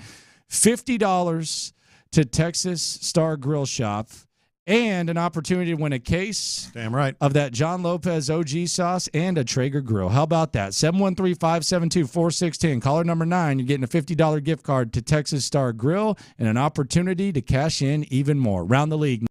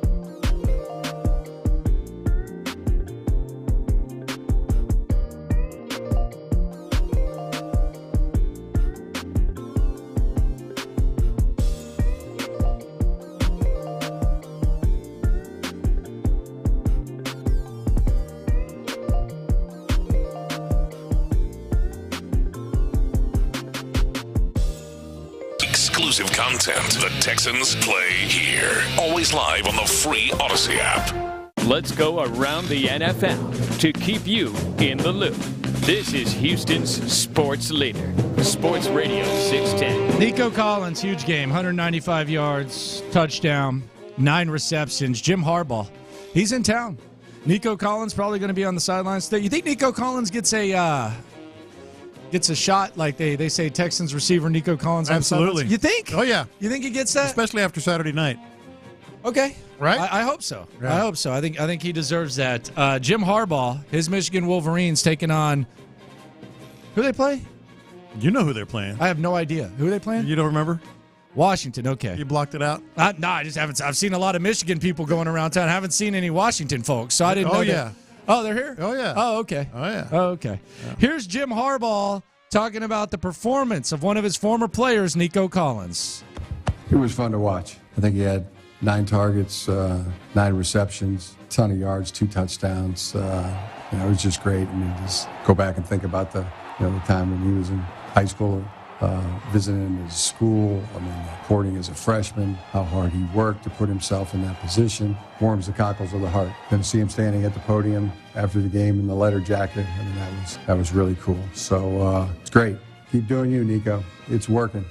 Keep doing you, Nico. It's working. That's Jim Harbaugh up there. Nico has the most bragging rights of any Texans player right now. He is in the corner of the locker room with John Mechie, Will Anderson's there. Up to the left is Henry To'oTo'o. All Alabama alums, obnoxious Alabama alums. Are they? And then to his right is Christian Harris. He is swamped. Oh, his head coach also went Where's there your too. team at? Where's your team at? And now Nico has those bragging rights. He's going to get to watch from the sidelines. I'm assuming he's going to enjoy that. Jim Harbaugh proud of him. It warms as Harbaugh said, the cockles of the heart. Now, C.J. Stroud not too happy for him. Ohio State and Michigan, they hate each other like no other. Scott Van Pelt, that national scene that the Texans had, C.J. was on it. We'll hear that as the internet goes nuts. English and Espanol, by the way. Here was SVP having some fun with Nico Collins talking about the big game tonight at NRG. We're showing your guy Nico making catch after catch here. I know he's your guy, but I don't have to tell you where he went to school now, all right? And they're going to be playing in your stadium on Monday. If the school up north wins a national title, you know you're not going to hear the end of it. Like, are you prepared to deal with what comes with that if they win the national championship Monday? I'm focused on what I got going on. I'm not really focused on that. Me and Nico, actually, we have a truce. He never beat us, and I never beat them. So we don't really talk about it much. But, yeah, man, it sucks that he went there. You finally answered the question honestly, and I appreciate that on the way out. That's great. And it's on his mind a little bit. By the way, what are you thinking about tonight's game? I think Michigan wins. I do too. Yeah, physically dominant Michigan team, a team that's going to be well prepared. I think they'll actually try to feel the game out instead of have it scripted. So yeah, I think they'll be able to figure this out. That's a physical squad for sure. PFF, could I interest you in some PFF grades? Of course. Pro Football Focus. So Nico Collins had the best rating. I think we probably, just watching the game, could assume that he would be near the top, right? Oh, yeah. You heard Harbaugh. So 92.4 was his grade. C.J. Stroud had an 83.7. I think we could watch that game and say, okay, he would probably be near the top, right? Yeah. Wait till you hear number 3 through 5. You ready for this? I'm ready. Number 3 with an 80.9, Derek Barnett. Dude, he's been good. He's been freaking really good. He's been good. Number 4 with an 80.2. We've talked about Christian Harris. We've talked about Blake Cashman. Denzel Perriman, 80.2. Yeah, that one was a surprise to me. Yeah, I saw Jonathan Taylor getting a lot of yards. I don't know where this one came in. Yeah, but that was a surprise. Okay. And then number 5, DeAndre Houston Carson. He's been all right. He's had moments. I don't know if I feel like Gardner Minshew. Did you know Alec Pierce didn't have a target? I thought he had one. No. Really? I don't think he had a target. Yeah. Yeah. A guy who averaged 16 yards per catch, and the Texans were vulnerable to the to the deep ball. Did they go to him? I think no. You know what I think it was? I think it was a penalty. They did go to him once. Okay. But there was a penalty. Okay, so no targets for him. Yeah. Surprising. Thanks, I guess. Speaking of stats, J.J. Watt, he and his brother, T.J., are the only players in NFL history to have multiple 19-plus sack seasons. T.J. is also the first player in NFL history to lead the league in sacks 3 times. However, he left the game with a grade 3 MCL sprain against Baltimore. He will not, grade 2, he will not play this week in Buffalo. That's huge. How about them getting in the playoffs, though? No, look, Mike Tomlin, come on. I mean, everybody's been talking about it, and just for him to be able to do that in no losing seasons and 3 coaches at Pittsburgh since 1971, you talk about a culture. But you know what? It's ending this week. I think Buffalo's got this. Derrick Henry, he gave the Texans a gift. He ran all over those Jacksonville Jaguars, and as a result, the Titans beat the Jags, and the Texans are the AFC South Division champs. Here was a little Derrick Henry pep talk. This is from my favorite Titans fan, Morocco T. This was Morocco T. This was the day before the game. There was talk about should the Titans win, etc. Here was Morocco T, who gets really gassed up before games. This was his message about what Titans fans should have been thinking heading into Henry's final game as a Titan. Hey, all that other shit. My room guy for Sunday is I'm rooting for Derrick Henry to run for a whole bunch of damn yards and score a whole bunch of damn touchdowns, man. A draft pick. I don't give a This ain't about them, man. This about Derrick Henry. If you got some money and time to go watch Derrick Henry on Sunday, go watch Derrick Henry and quit taking greatness for granted. Tighten up. Let's go. Okay. I like him. And it happened. Yeah. And it happened. Yep. And then after the game, Derrick Henry, he grabbed the microphone and he had a message for the people of Tennessee. Titan fans, I just want to say thank you for the greatest 8 years of my life, the ups and the downs. Y'all been there for everything, through the adversity, watching me grow as a person and a player, always supporting me. I love y'all. I love seeing the 22s in the stadium. Hopefully I was an inspiration to all the young kids and everybody in the community. Just thank y'all so much. Man, God is good. And tighten up, baby. This is a chant. Here's a chant. And there were people that watched this video and said, "Is this the end of Derrick Henry in Tennessee?" How is it not? He basically just made a Lou Gehrig speech. Sounds like he's retiring. Yeah, he just turned 30 last week, by the way. I think he's still got some gas. You get him in the right situation, I damn sure don't want to. I'm not interested. I would take him, but I would damn sure take him here. All due respect. No, I want Saquon, but yeah. I would definitely take him. Dalton Schultz, bittersweet for him. The sweet, the Texans won. Division title.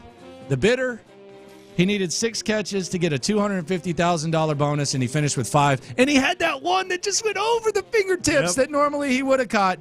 Dalton Schultz, $250,000. One more catch. It sucks. And I've seen people say, well, they'll make it right for you. You can't. You can't do that. Yeah, I mean, it's a contractual thing. Then all of a sudden the league and the NFLPA, well, you can't do it. At least you get a playoff share. You know, at this point, even a loser's playoff share, he'll get $40,000, $45,000, whatever it is. So at least he's got that going for him. The Chiefs are on Peacock. So the Texans started off on NBC. Browns at Texans. Saturday night, Peacock. Chiefs, Dolphins. How do you feel about the Chiefs being put on Peacock? McLean's trying to throw out all these conspiracy theories, Taylor Swift, all that. I have Peacock, so I'm fine. Yeah, that's what I'm saying. I'm not the right person to ask. And even if I didn't, I would find a way to bootleg it or something exactly. like that. You'll find a way to watch the game one way or another. It's not any conspiracy. It's not anything at all. I never even asked for Peacock. It was just in one of the bundles I got. Then at Sunday, the final AFC game, Steelers at Bills. Steelers are a 10-point dog in that game. No T.J. Watt and Mason Rudolph at quarterback. I think this might be closer than we think. Really? I think this might be closer than we think. I really do. Buffalo's weird, man. They're a weird-ass team. They're hot. Well, They were wetting the bed yesterday, and then that punt return just completely flipped it around. I was just going to say, I don't know how the Texans and Browns game is going to turn out, but I think these next two games are going to be snooze fests. I think the Dolphins are cooked. Like not only do they get the life knocked out of them, they're going to be playing in minus temperatures. Like they're expecting like minus 10, minus 15 in Kansas City. And then I think the Bills are just going to run. They're just going to run the Steelers. NFC, San Francisco with the bye. The Eagles, Jalen Hurts, by the way, the finger's okay, I guess. It kind of looks bent to me, the middle finger, and the x-rays say that it's all right. That doesn't look great to me. They're going to take on the Tampa Bay Buccaneers Monday night, 7 p.m. And on Sunday night at 7 p.m., you're going to have the Rams at Lions, Matthew Stafford returning to Detroit. And then Sunday, 3:30, you're going to have on Fox, Packers at Cowboys. Dan Campbell just said that he thinks there's an outside chance Sam Laporta is going to play. Okay. I'm all right, dude. Just telling you what he said. Sam Laporta carted off in their, quote, meaningless game, but okay. Yeah. All right, buddy. That's what we'll he's saying. see. That's what Okay. he's saying. All right. NFL coaching news, Arthur Smith, he got fired. He was in the middle of a hilarious controversy we'll get to in a sec. Ron Rivera, he got canned. Jim Harbaugh, we already mentioned Jim Harbaugh. He's in town for the national title game. He was asked about his future. Here's what crazy Jim Harbaugh had to say. How much will the result of this game influence your level of interest in coaching in the NFL afterwards? No idea about that. Couldn't be more happy to be here. This is a tremendous scene. They do everything big in Texas. This is cool. Right where we want to be headed. This is where we work to get there. I understand your one-track focus on this, but people are wondering about the future of Michigan's football program, and you're obviously a big part of that. And I know the administration wants you back. Have you told them and assured them that you will be here after the season? Yeah, there's a calendar. I'll gladly talk about the future. I hope to have one. How about that? A future? I hope to have one. Yes. Thank you. He's not even trying anymore to be coy.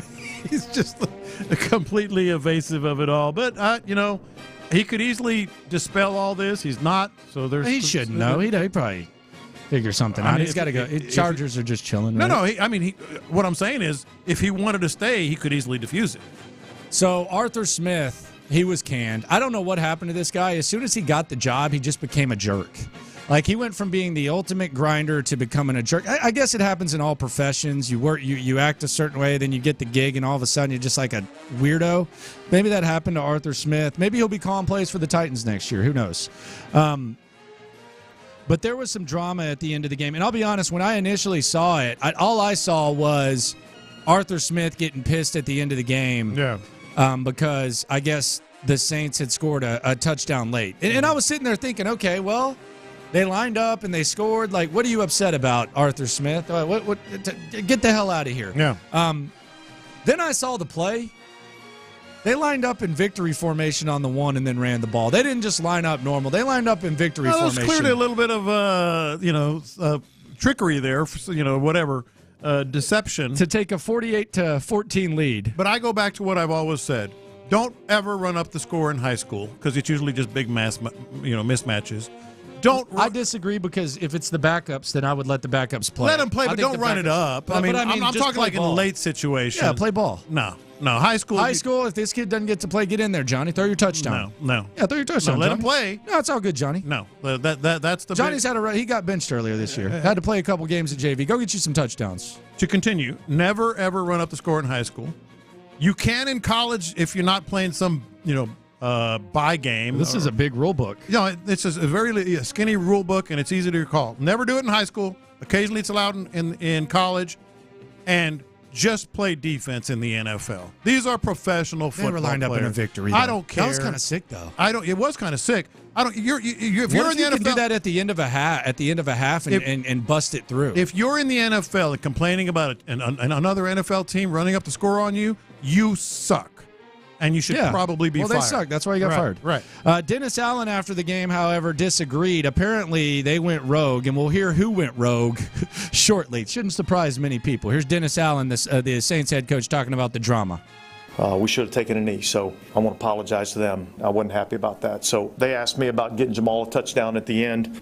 I said I wanted to take a knee. We put victory out there, and the guys kind of wanted to get him a touchdown, and they did that on their own. That's unacceptable. By they, it was Jameis Winston. Yeah. Go figure. Here was Jameis Winston after the game explaining why the Saints went rogue and pissed off old Arthur Smith.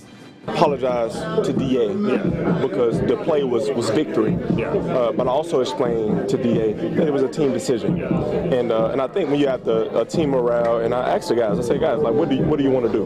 We know how much Jamal means to this team, and DA didn't condone that at all. You know, he didn't. However, we decided as a team to do it, and man, we got an interception to the 1 yard line.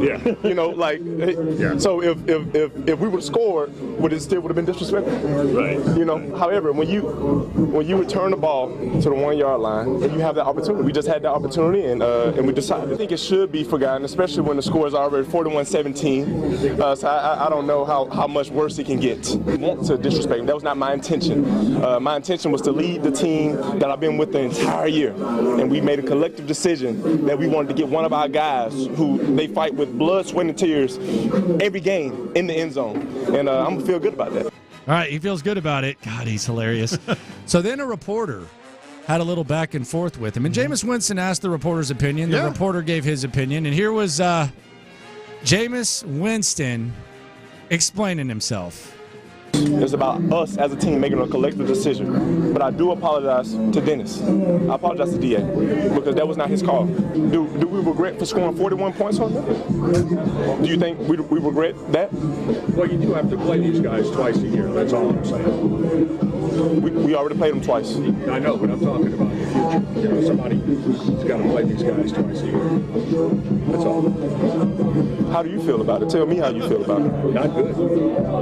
Why don't you feel good about it? Because you got to play these guys twice a year. But what about it makes you not feel good about it? If the head coach tells you to kneel it out, you're asking my opinion? Yes. I think you should have kneeled it out. Okay.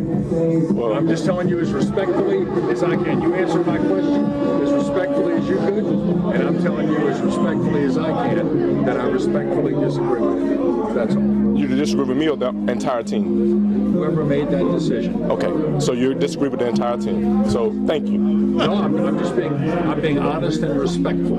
And that's what I'm attempting to do too. Yes. And that's what I am doing. So, all right. I love him. I love him. What is going on He's here? a treasure.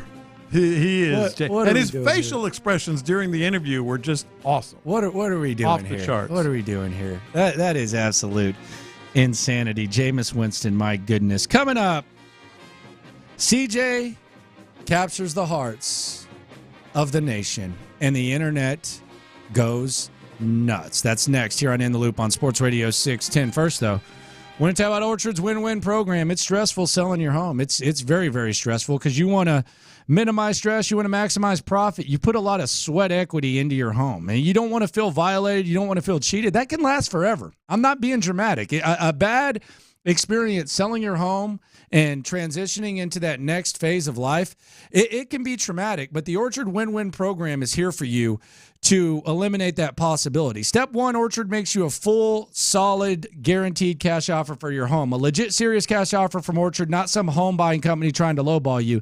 And this is where it gets better. They handle this.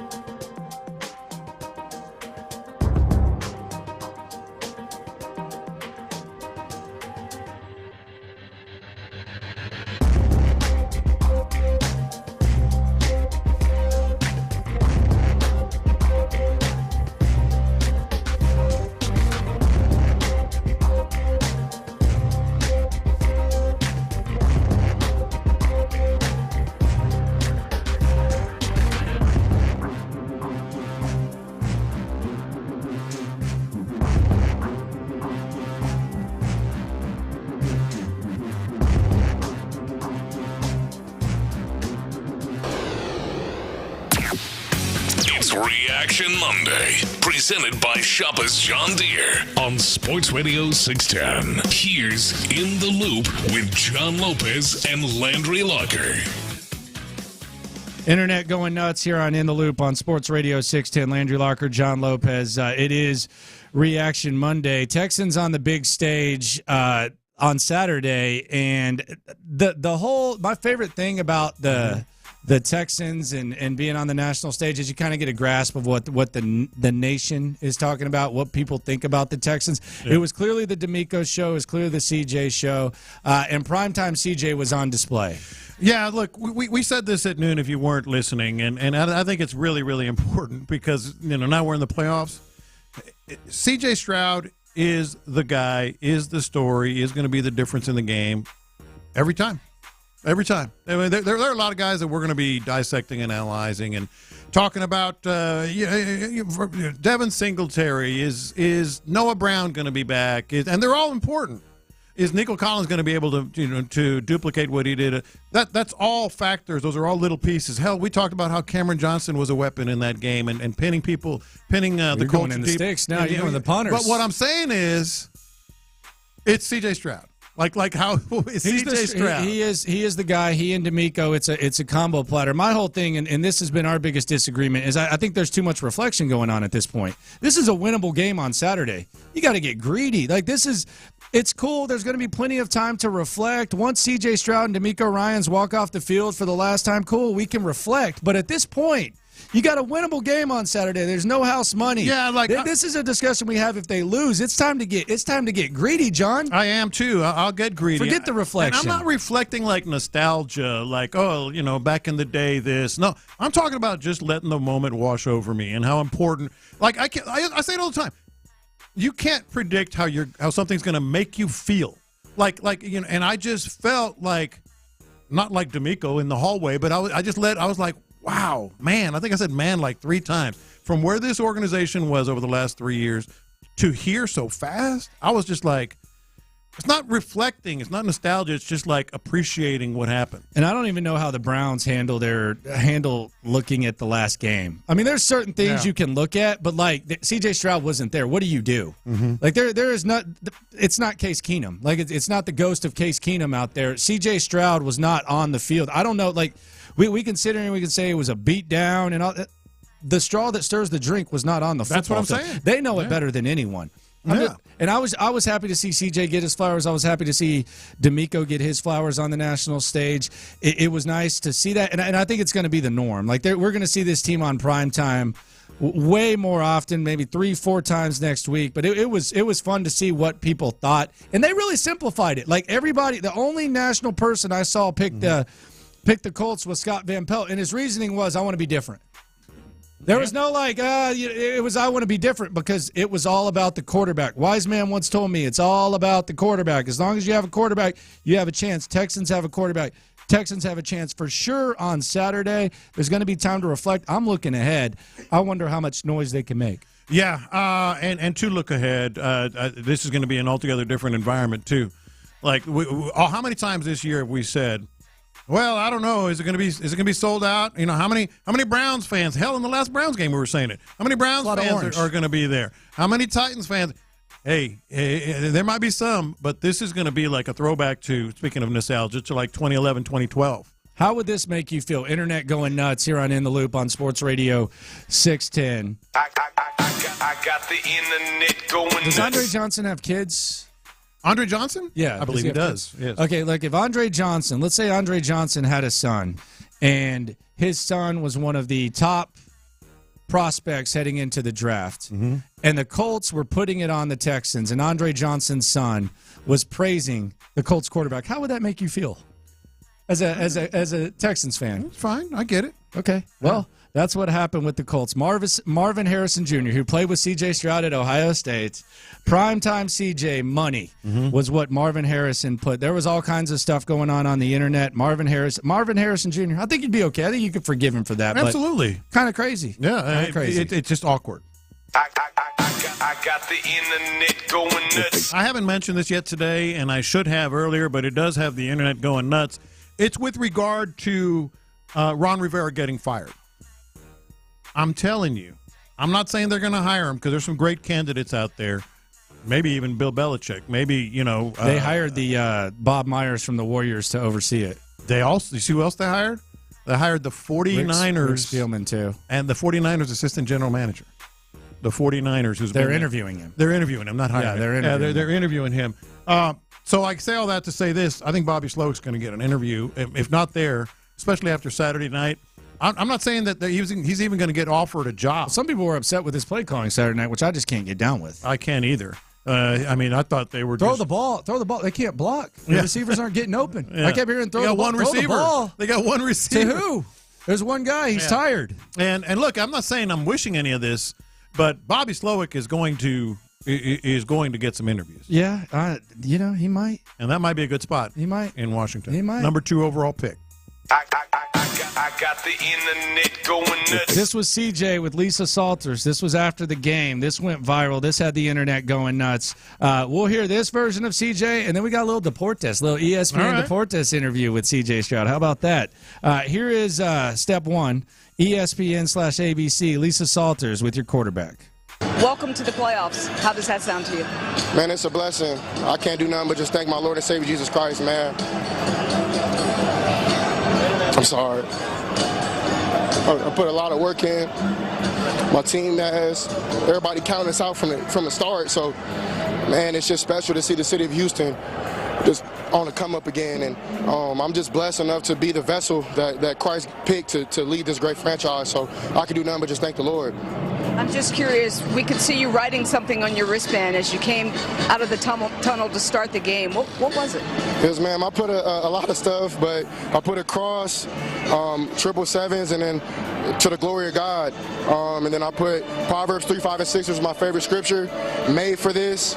I put STM, which is my group of friends back home, and I put Long Live S3, my cousin who passed away that introduced me to football. And then I put the LA Empire where I come from.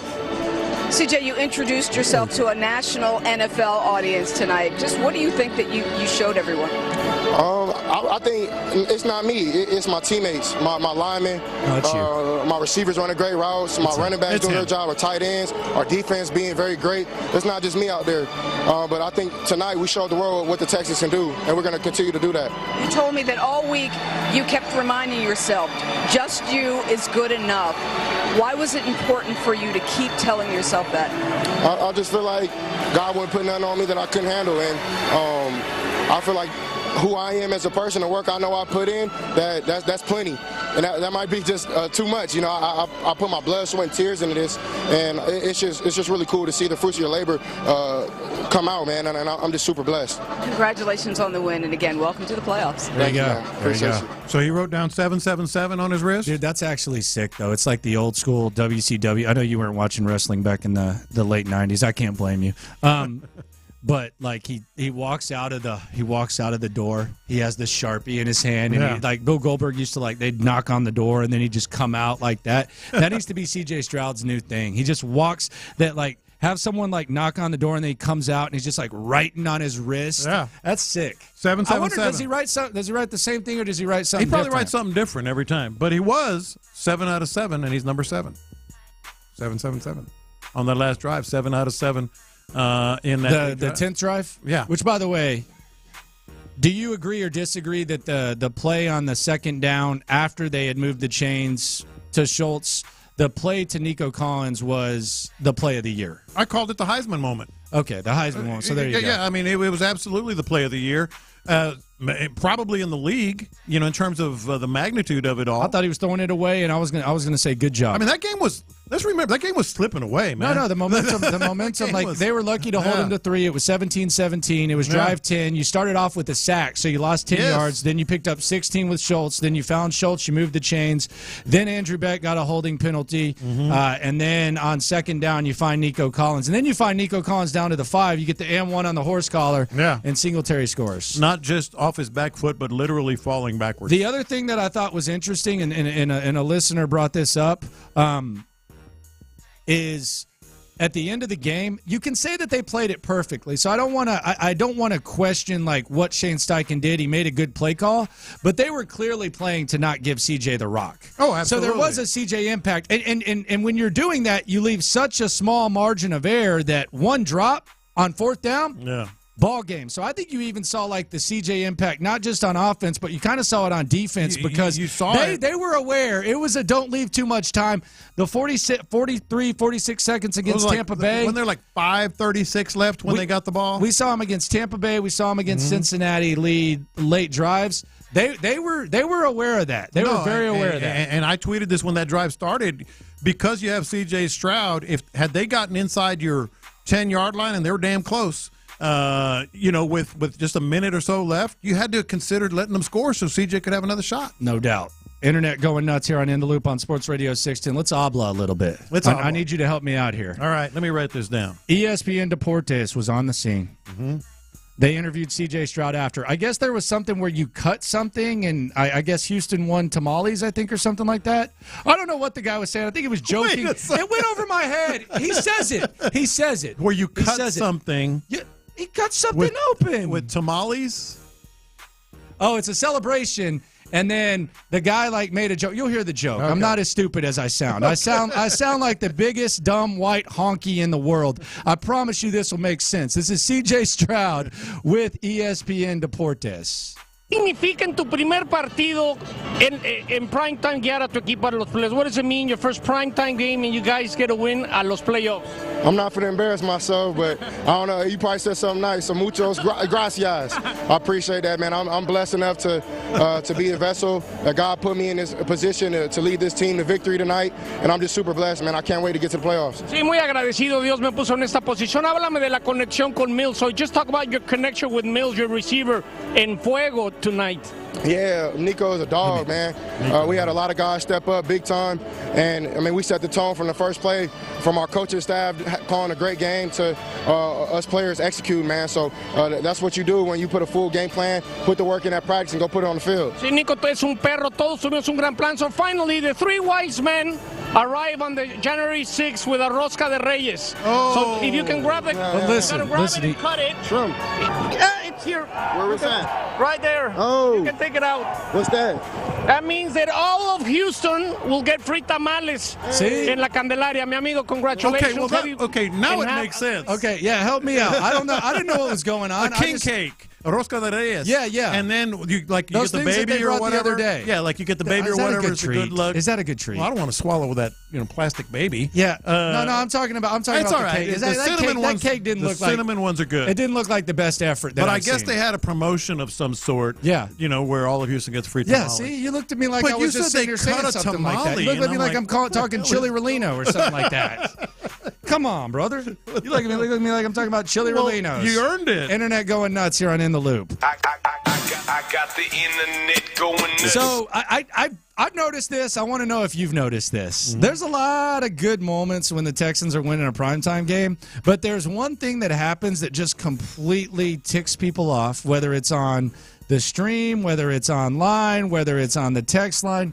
Laramie Tunsil false starts. Oh, God. Laramie Tunsil false starts, whether it's just one, whether it's two, whether it's three, whether it's four, people get pissed at Laramie Tunsil false starts. All the money he's made and the whole that 4th and 1 was demoralizing. Dude, he killed drives. You can't have stuff like that happen. He killed drives. And this whole target on my back crap. No, man, you're moving early and they're paying more focus, more attention to it. Man, that one, whew. Don't ignore victory, man. Like, that's got to be cleaned up. No, because you can't do that. There's a lot of stuff that they're going to have to clean up. 11 penalties. And I actually think that's the biggest blessing in disguise. I don't think they played great. Well, given the circumstance. Jonathan Taylor ran all over them. Yeah. They were kind of none of the other receivers stepped up. Yeah. Well, they didn't really run the ball well. Mm-hmm. The play was actually open where the guy dropped it. That's good. You want a coachable win. Yeah. Oh, they got it. Coachable win. They got it. Landry Locker, John Lopez, Figgy Fig here on Houston Sports Leader, Sports Radio 610. Coming up next, let's look ahead to Cleveland. The two biggest advantages heading into this game, and there might be a third. We'll talk about that. We'll also talk to the guys from the drive next. The AFC South belongs to the Texans after Saturday's win.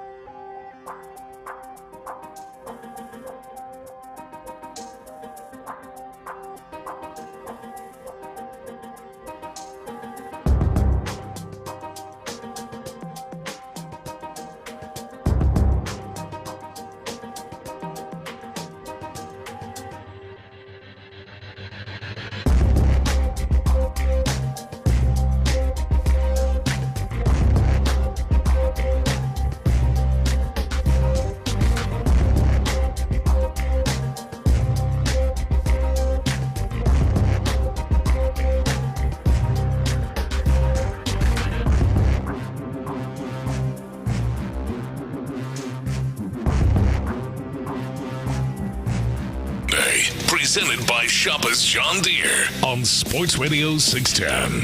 Live from the Twin Peaks studios, here's In the Loop with John Lopez and Landry Locker. Where do you sit on rest versus rust?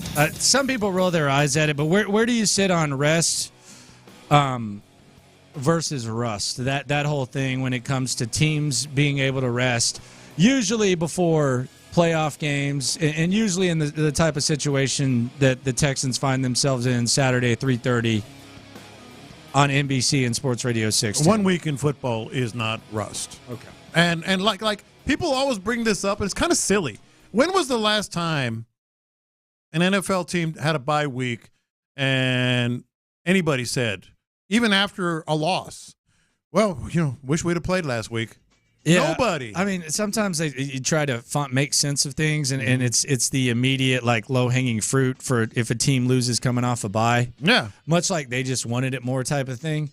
But based on that, I would say that you feel, and I think rightfully so, I would agree with you, that the Browns do have a significant advantage in that they've been able to sit around for a week, didn't have to play their guys this week, and that a banged-up squad had an opportunity to get more healthy. You would agree that's an advantage. That is one big advantage they have. Now, on the other hand, you have the Texans who they've already played a playoff game. Mm-hmm. You can call this, they just got into the playoffs. That was a playoff game. They had to win to advance, and that's what they did. So you could make a case that the Texans having to have that mindset could perhaps be an advantage, especially for a young team that doesn't really know any better. Now that they've actually experienced it, you could say that that's an advantage. I think you could say each team got exactly what they needed. The Browns, with their quarterback and Myles Garrett and Amari Cooper getting around, that was exactly what they needed. The Texans, they got a playoff game before a playoff game. That was exactly what this team needed. So I'm not saying they cancel each other out because who knows how it's going to play out. But they got what they needed. And I know the Texans had injuries too, and we'll see starting tomorrow how that play starts to play out on the practice field. But the Texans needed to have that game, to have that experience, to have that moment, that gut-wrenching. And the other thing they've got going for them, they played a lot of close games, a lot of them. And that's a good thing. So I think those are advantages that it depends how you feel about it. I would say the Browns being able to rest is probably the bigger advantage there. Easily. Now, this is an advantage that could equalize what the Browns possess. The Browns played about as perfect of an offensive game against the Texans the last time these teams met as I could imagine them playing. They put up 36 points. Amari Cooper had damn near 300 yards. He had 2 touchdowns. David Njoku did his thing. So DeMeco Ryans can look back at recent tape, and that was a situation where the Browns were going all in. They smelled blood, and they wanted to win that game. DeMeco Ryans possesses a blueprint of what a beatdown with the Browns in their offense, what it looks like against your defense. I think that's a huge advantage. I think it is. And then there's also this, like, Amari Cooper is awesome. This just in, breaking news. But, dude, he's not that awesome. He had a couple of catches. Yeah, he ain't that awesome. Like the one I'm thinking of on the side, come on. Then he got his toes down. He ain't that. Like, if you're saying we're going to do that again, you can't predict that. That was just like one of those days. And then you mentioned it. They have the game plan in mind that they think, based on their most recent, appearance against meeting with the Browns, what they think could win. The Browns have no idea what they think could win. Well, and they because as much as they did against Case Keenum, this is C.J. Stroud. This ain't Case Keenum. And I think it's safe to say, and I can say this. I don't know if you agree or not. Like, C.J. Stroud's good to go. Like, he's prepared to play as good as he has at any point in the season. Like, based on what he did shorthanded the other day, like, C.J. Stroud is 100% prepared to be an elite quarterback. Would you agree with that? I thought the first play of the game was kind of a declaration of that. I really think they saw something. They wanted to make a big play. It was in the script. But I think part of that kind of equation was like, all right, they think we're going to be dinking and dunking and protecting CJ. Boom, let's go deep. So you would agree that C.J. Stroud's ready to play as good as he has all season long? Good to go. Figgy, would you agree with that? Yes. Okay. So knowing that, and knowing that he's healthy, it's a blessing in disguise that he didn't play against the Browns. Oh, yeah. You ended up winning the division anyways. You ended up getting to host a playoff game. We didn't think that was possible, and the Browns didn't get a look at him. So the worst thing or one of the worst things that we felt that happened to the Texans this year, where C.J. Stroud had to miss games, and he had to miss that big game, which at the time we thought playoff implications and all that, it actually ends up being one of the biggest blessings you have, because while you have a blueprint of what their full-strength offense looks like when it's clicking on all cylinders, while you have that, they have no idea what C.J. Stroud is going to do. They have no idea of how he's going to handle what they're going to bring. And they brought it. Like, they did not – it's not like they eased up because Case Keenum was out there. That was their – that was the Cleveland Browns at their best. That was arguably their high point of this season. Could be. So what ended up – what looked like, oh, my God, this sucks, ended up actually – this is where you start talking about, man, maybe there's like something deeper going on here. It ended up being a blessing for the Texans, which is crazy. And take it another step to the offensive coordinator, Bobby Slowick. If he had a game plan, put it this way, the game plan he had. It's not going to be the same. With Case Keenum? Yeah, it's not going to be the same. 180 degrees. It's not even the same. But they're like total opposite. And they're going to have to overthink it. Well, what are they going to do with Amari Cooper?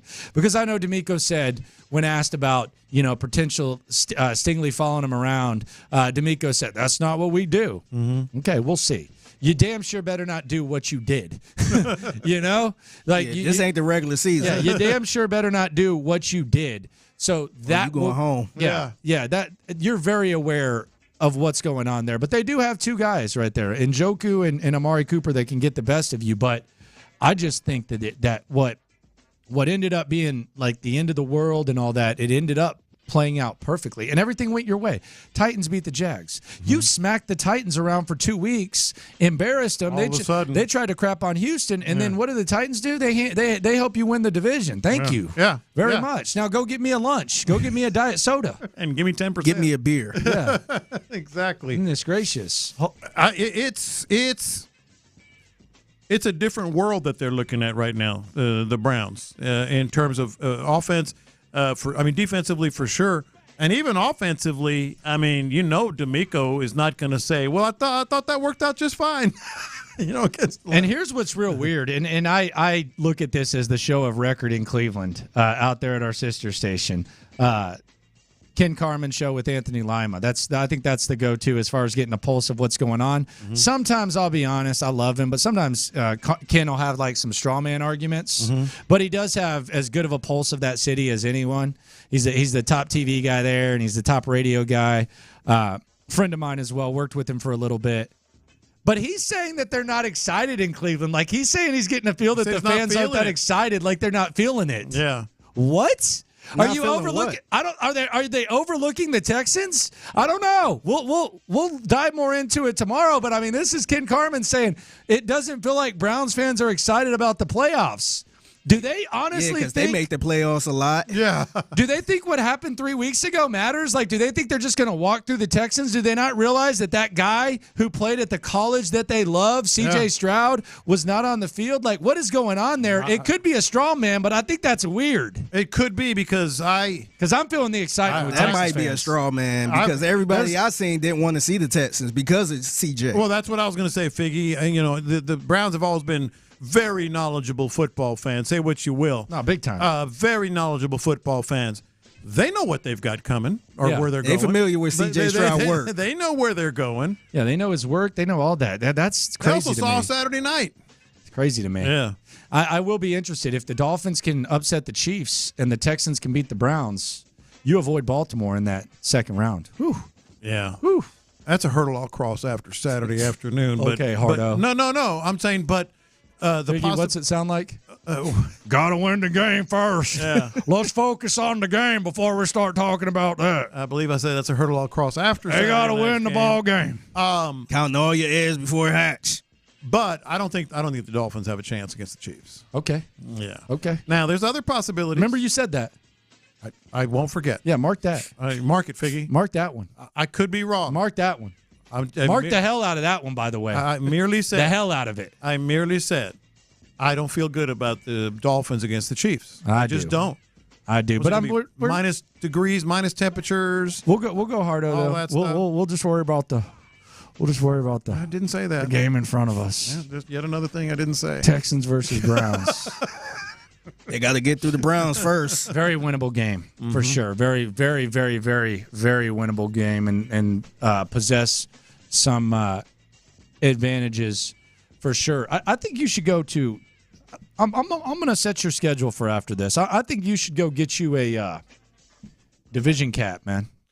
Well, I think Lopez should go get him a division, the AFC South division cap right now. I have said this and I believe it. I think division championship stuff is for losers. But this is a hold step. on. Win. No, it is. You think the Chiefs care about division championships? Please don't compare the Chiefs to the Texans. No. I mean, what I'm saying is in generic sense. That's just the first one that came to mind. You think the Ravens care about division championships? Those are organizations that are. But that's my point. That's my point. Like when Bill O'Brien was saying all this stuff about division championships, I get it. It's an accomplishment. It's a big accomplishment. But they had higher, loftier goals that most people thought were legitimate, especially when Deshaun Watson was he was using it to justify shortcomings. Now, what I will say is this real quick. Sorry, Ron. Go ahead. In this case, because it's almost like new again. Yes. Enjoy it. Go get you a shirt. Yeah, exactly. Because it's in Bill O'Brien's Texans. Locked up. Yeah, that's what I was going to say. Even at that point, I can understand you'd won 3 full divisions, or whatever in that time frame. Yeah, and it was still. But if you want to get one now, I'm good with it. I won't. It was still kind of close to the Kubiak years too, where you win a division. But this is different, man. That's exactly that's my point. I can't believe them jokers are here. Yeah. Well, of course. I can't believe them jokers. Yeah. So go get you a hat. Yeah. Man. You know what? In fact, Lopez, I'm gonna buy you one myself. All right. Oh, look at this guy. Look at this guy. Oh, I thought you were whipping out the wallet. You should have known he was bull jabbing when he said, "I'm gonna buy one for you myself." I mean, he really contemplates Courtney's gifts at holiday time. Don't you put that on me now. Oh, my bad. I get my gifts and I get them timely. I'm not on no division gear. I'm with you, Lopez. Yeah. I don't know no division. Well, I'm but the newness of it, I get. I'm looking ahead. I don't want to reflect even. Like this whole reflection thing. Me and Lopez started out the show. We disagreed. We got plenty of time to do that. That speaks for itself. Right now, you got a winnable ball game against the Cleveland Browns team that, you should feel pretty decent about. I think there are some things in the Texans' favor right now that are, they are hard to imagine not playing out for them. It's gonna be a good one, but it is going to be a very winnable game. Very winnable. It's definitely going to be a different game than what we watched the weekend. Oh yeah, no doubt. that's the biggest deal. But I can't. I'm gonna be honest with you. Of all the opponents that the Texans could have faced, the Cleveland scare me more than anything. Well, yeah, and they're also healthy. You've been saying I'm gonna get. They're also healthy. They're also healthy. Yeah. They've been sitting around for a couple of weeks. Mm-hmm. I just think DeMeco at least has a visual of what an ass whooping looks like. A full out ass whooping looks like. So he can adjust, or they can die, for lack of a better term. The season, not like that. Damn. Well, CJ. And on that note, adjust or die. Adjust or die.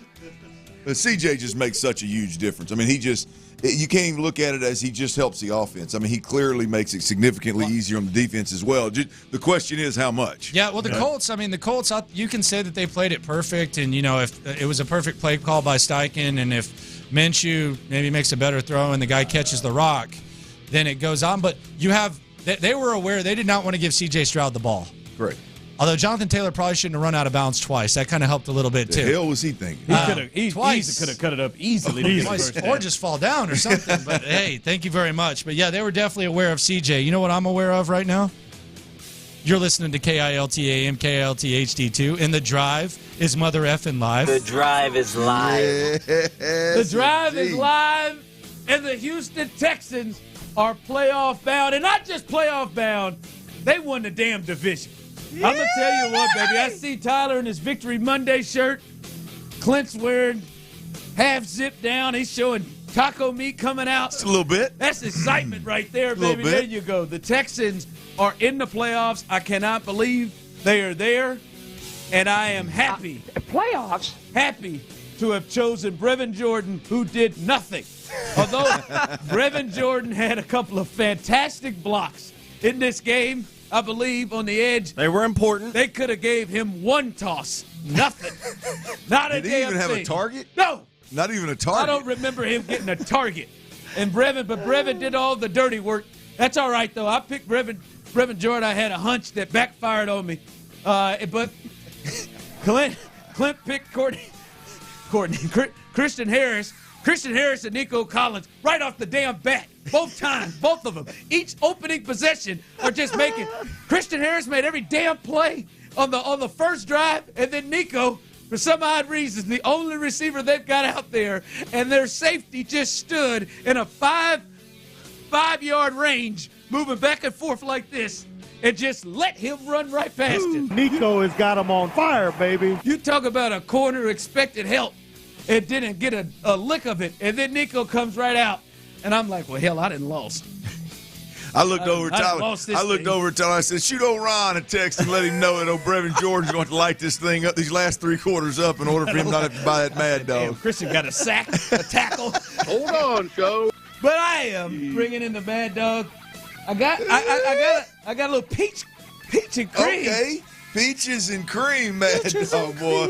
Where's this one going to take? I did this for the people. Where's this one going to take? And then a little dragon fruit. Okay. I like the dragon fruit. It is Mad Dog Mondays. If you are just now listening to the #1 afternoon show in Houston, I don't know where the hell you've been, but we appreciate you being here, and tell about 7 to 13 friends as well. We drink Mad Dog. I don't know Thank you, Larry. I don't know where you've been, but we're glad to have you. We drink Mad Dog. Come on, man. Give me a little something right there, Chief. When the Texans win, and they done made the playoffs. Playoffs? Damn. The arrow's pointed up. That peaches and cream ain't bad. Show can't talk. He's over here bubbling this joint. I'm a little lad who likes peaches and cream. Hey, you know what? I felt good. They won. They made the playoffs, so I bought 2. 2 big ones, too. 2 big ones, too. Hey, it's the regular. I'm going to be honest with you. Is it good? That's the first time I saw that. I said, well, I hadn't seen us rack up peaches and cream.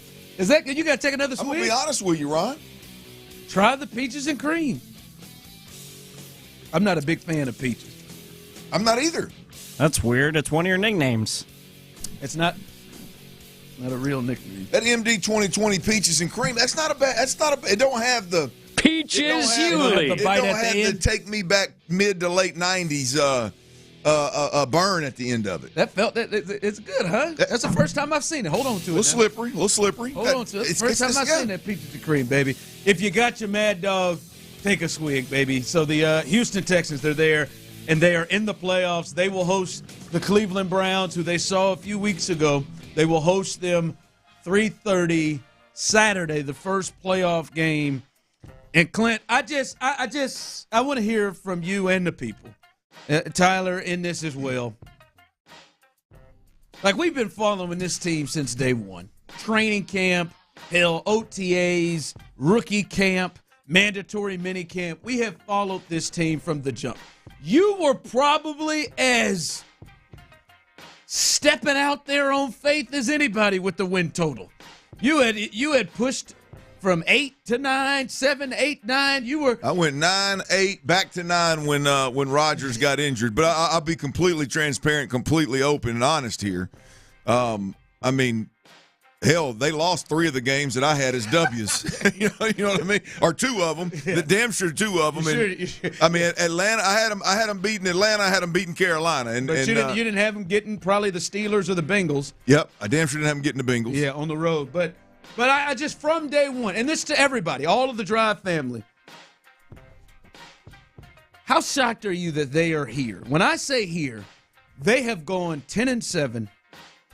They are AFC South champs. Wow. Hosting a playoff game in this AFC with a brand new first-year head coach, brand new first-year play caller, play designer, and a rookie quarterback, not to mention everything that has happened along the way. How shocked are you that the Texans are here, even though you went 7, 8, 9, 9, 8, then back to 9? How surprised are you they're here? I'm shocked that the Houston Texans won the division and ultimately are in the playoffs. I'm shocked. It's to think that this organization, just big picture, forget getting into the layers of the draft picks and all that, to think that this organization could go from the level of dysfunction that was the Houston Texans a year ago and turn this thing in less than 12 months to 10 wins, a division championship, and in the playoffs. And it's very, very convincing. It's not a fluke. It's very convincing. C.J. Stroud pulling the trigger. C.J. Stroud is legit a top quarterback in this league that's winning and performing in a way that is going to be very easy to duplicate, replicate moving forward, very easy to build around. It's not just about getting where they are. It's how they got here that's shocking to me. It's not just a lucky-ass run to the playoffs with a weak schedule, even though the schedule was weak. It's not just a lucky run to the playoffs, and boy, there's still a lot of rebuilding to do. To me, it's a very convincing product that are the Houston Texans, AFC South division champs, and playoff bound in the NFL. It's very convincing. When you say convincing, honest to God, they could have 12 wins. Oh, easy. Like when you think about some of the teams that they have, Carolina, they've lost. New York. Like when you think about it, you're thinking, I mean, they got 10 and they're in and they won the division, but you could clearly see that they left some games out there. Absolutely. Which is amazing. Like to me, man, I said it in a video we did yesterday. It is one of the most amazing turnarounds in NFL history. I don't know what else ranks with it, but when you just talk about the uniqueness of what the Texans were 3 years ago, everything that happened year after year and everything that was hit. The uniqueness of the hole they had to dig out of. And as you said, to do it in less than 12 months. And then when you look at the season, like I'm having a hard time. I'd had a hard time dreaming this up day one. And then you tell me, like right now, Tyler, I'm putting you on the spot. Start naming the most important pieces on this team. Players on this team. Just start rattling them off. Laramie Tunsil, C.J. Stroud. Hold on. Laramie Tunsil, he missed 2 games. Yep. C.J. Stroud, he missed 2 games. Nico Collins. He missed 3.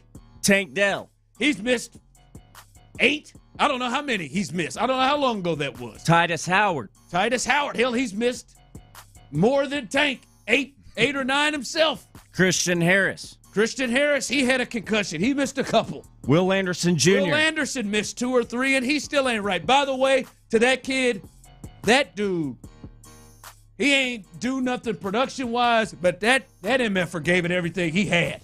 I mean, he wasn't right. He's 75%. Second half easy. He can't even jog off the field. But 5-1 was out there doing everything he could, and you got to appreciate that effort. Mm-hmm.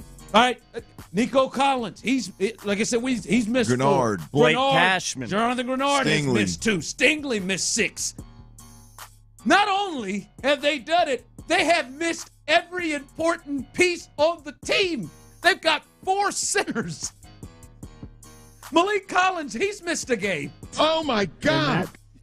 Your bell cow running back ended up on the bench, didn't get 1 touch week 18 somehow. He caught 1 kickoff and said, I'm taking this thing now. I don't care what happens.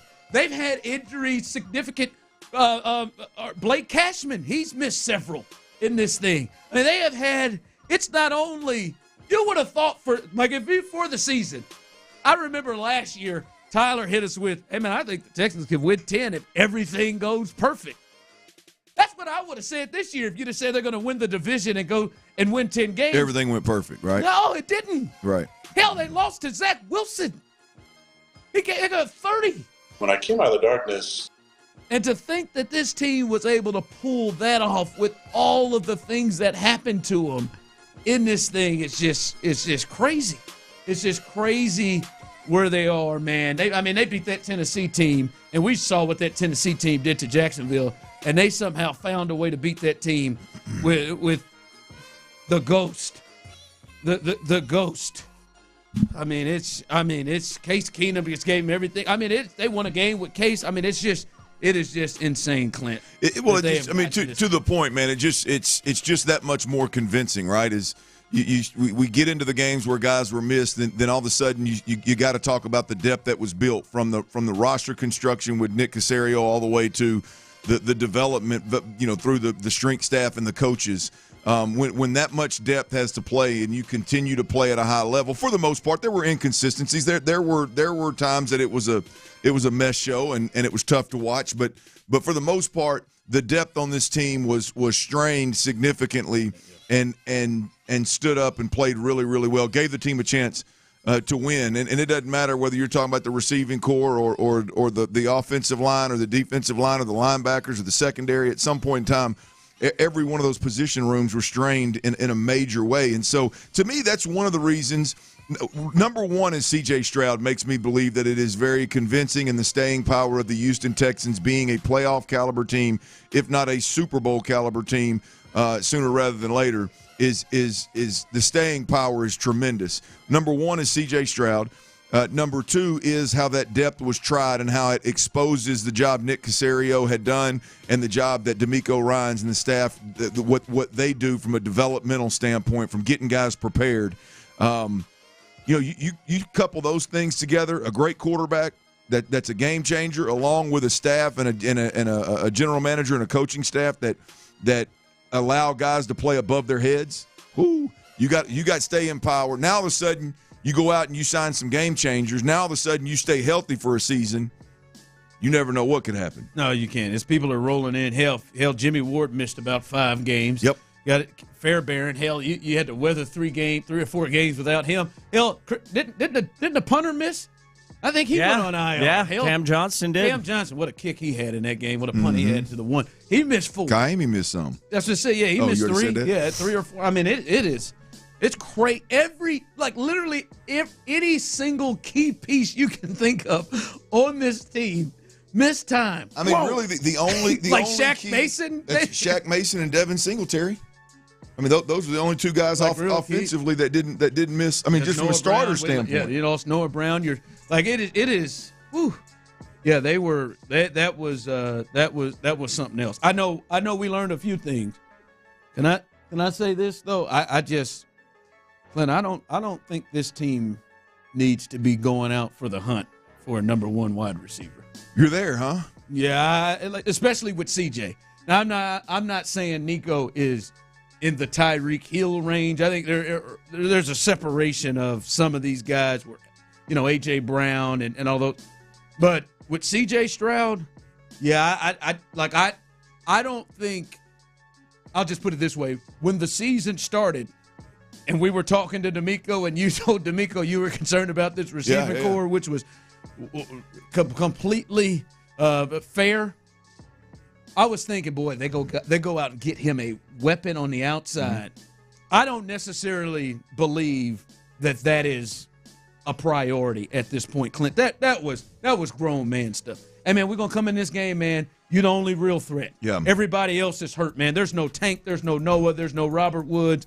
I mean, we see it, man. And I apologize to some. Maybe next year it'll get there, but John Mechie can't grab a lick of separation at any turn, and we just got to get it to you.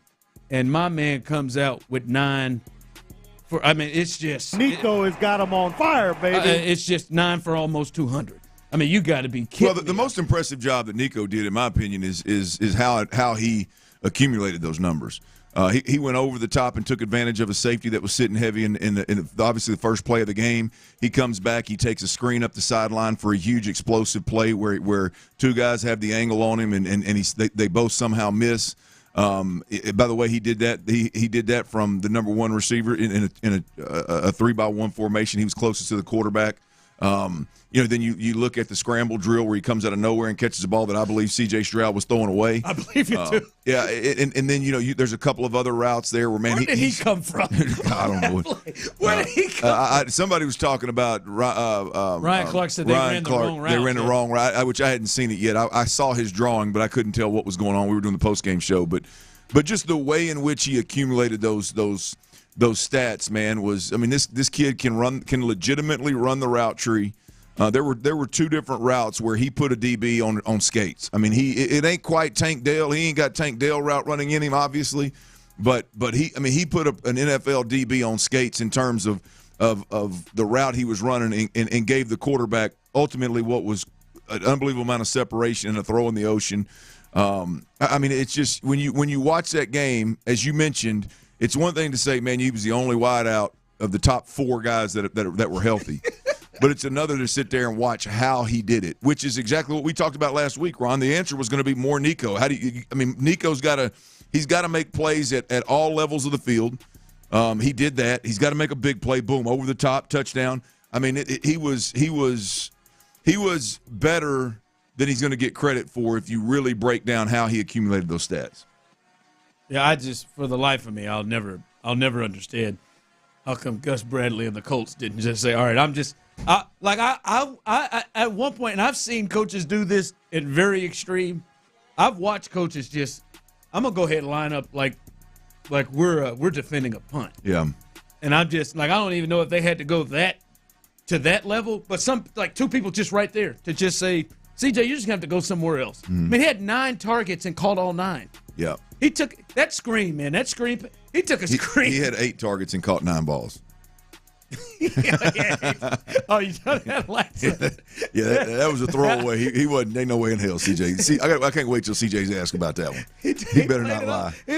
He better not lie. It looked like that's what he meant to do. No, ain't no way in hell. I got to see the all 22, but ain't no way in hell. It was a hell of a catch. Yeah, hell of a play. Nico came from. That's one of the first times they talked about Nico's speed. That's speed. Nico came from the other side of the field. I thought maybe Nico was trying to get over there to make it not be intentional grounding because he just threw it to a spot.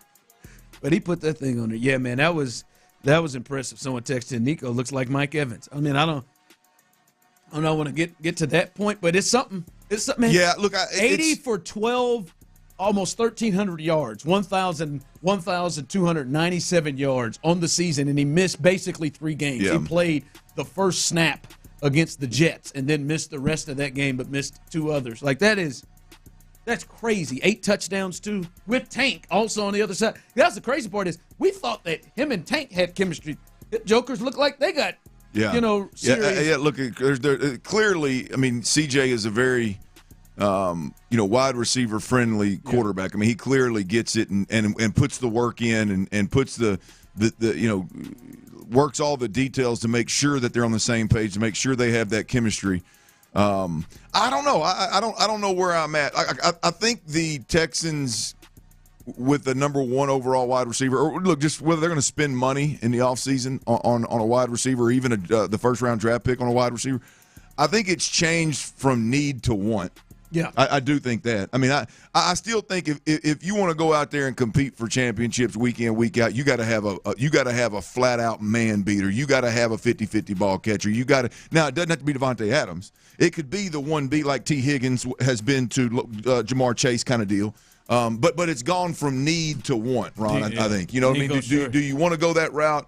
It's damn sure not a need anymore. No, Nico sure as hell look like that guy. Coming up, we got to get into CJ's performance. It was. When they needed him most, he stepped up. We'll discuss that. Next is your AFC South champs. We continue here live on The Drive. It's a Reaction Monday, brought to you by Shoppers John Deere. We're breaking down Saturday's win on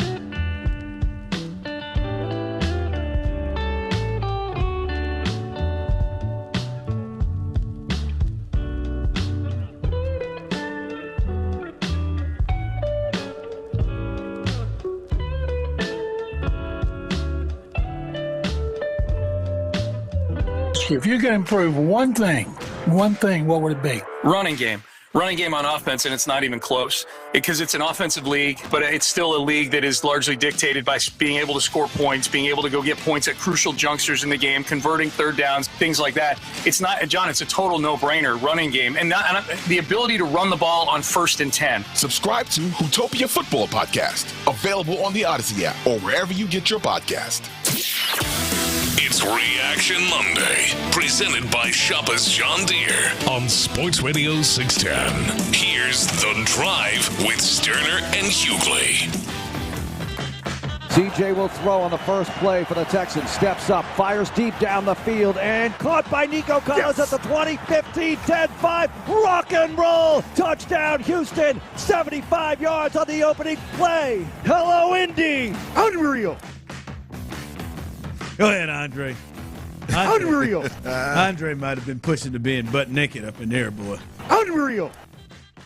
We started watching the game. I don't know if y'all remember the part where they had Gardner, and they're like, hey, there's Minshew, and he knows where the camera is. And he starts staring deep into the camera and start making those faces at the camera. Yeah. Trey said, George with no draw. No, he did not. Oh, he's been on it all week. He was listening to it. He died. Oh, that's awesome. I didn't know that. There it is. George with no draw. Like he Put him did. up. That was because it was like 7 seconds of him like staring down. Yeah. It was like it was almost like a wrestler pose, like a wrestler ad. It was uncomfortable because Joe Buck was saying that he knows where the camera is, and then he just went silent and let Gardner have it.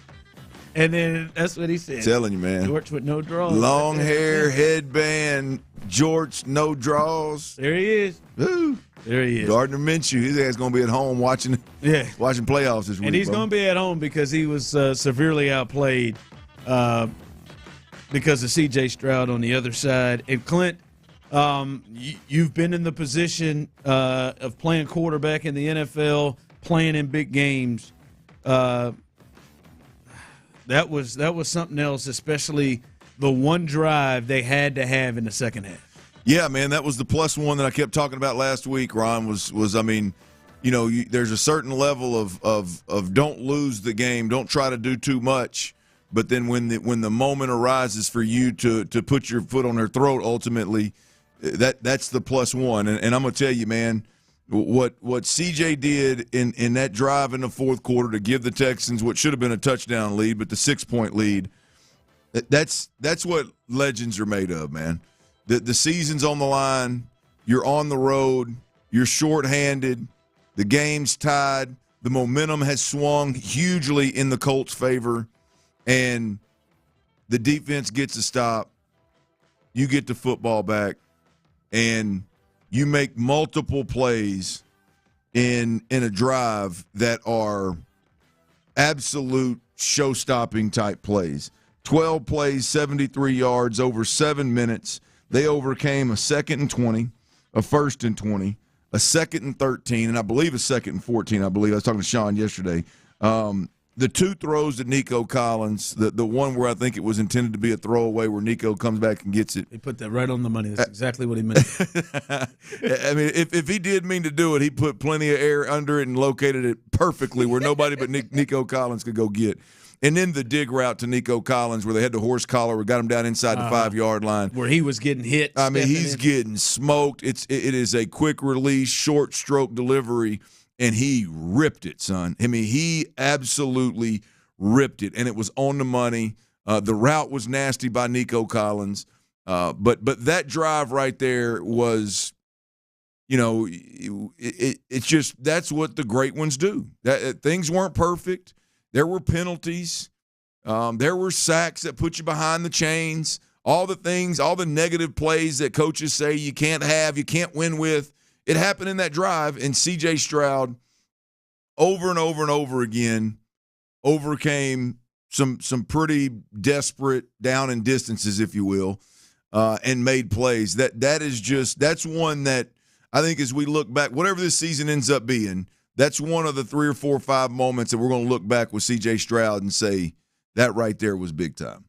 That individual drive, you start talking about specific drives, that that was as big of a drive as he's had in his pro career, obviously.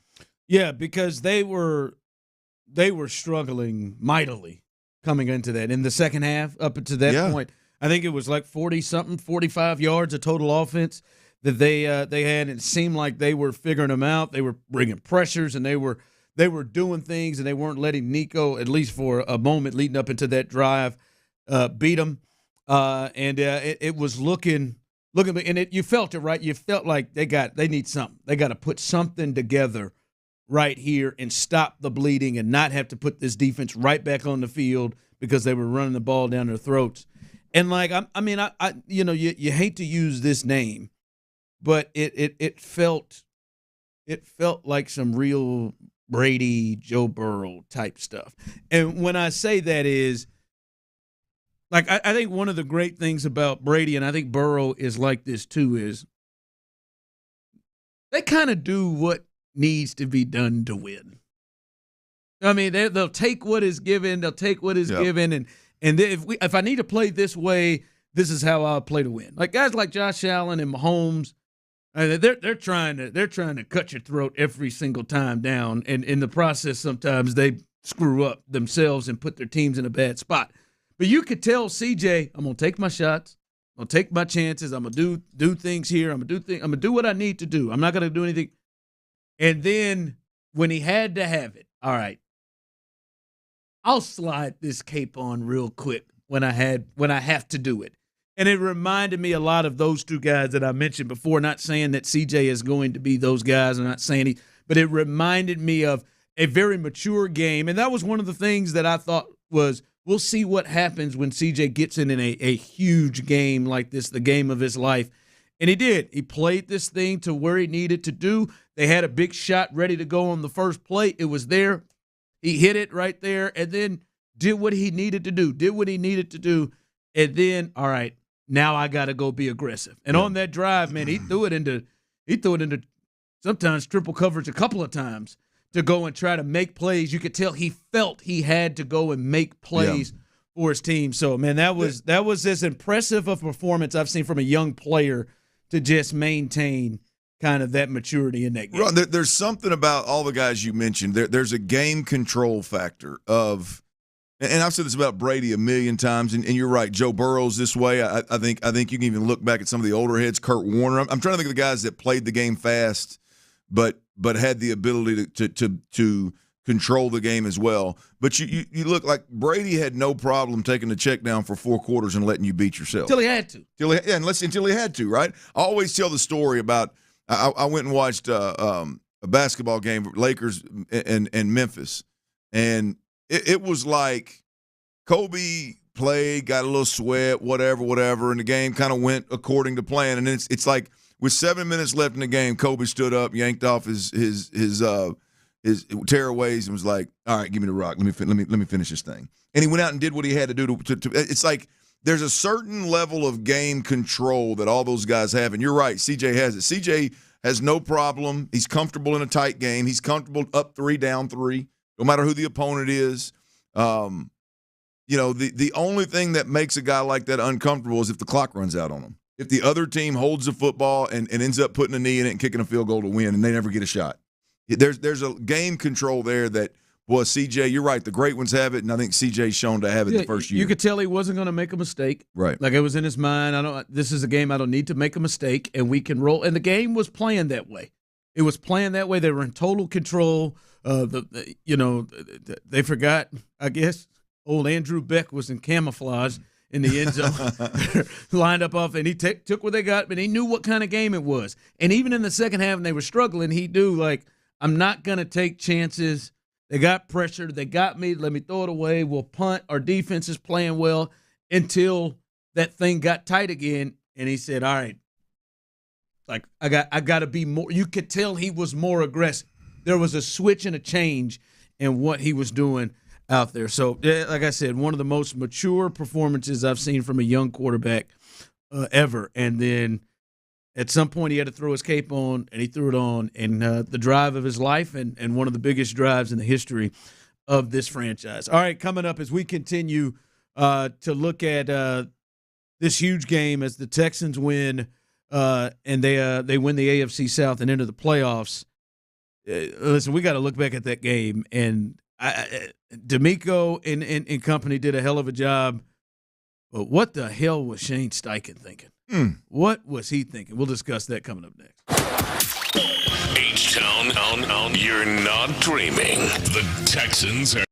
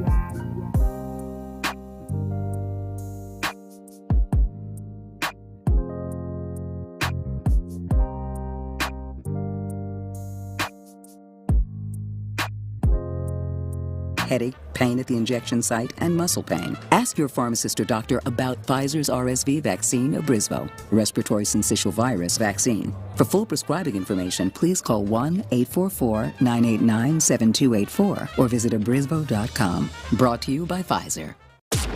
It's a Reaction Monday, presented by Shoppers John Deere on Sports Radio 610. Live from the Twin Peaks studios, here's The Drive with Stoerner and Hughley.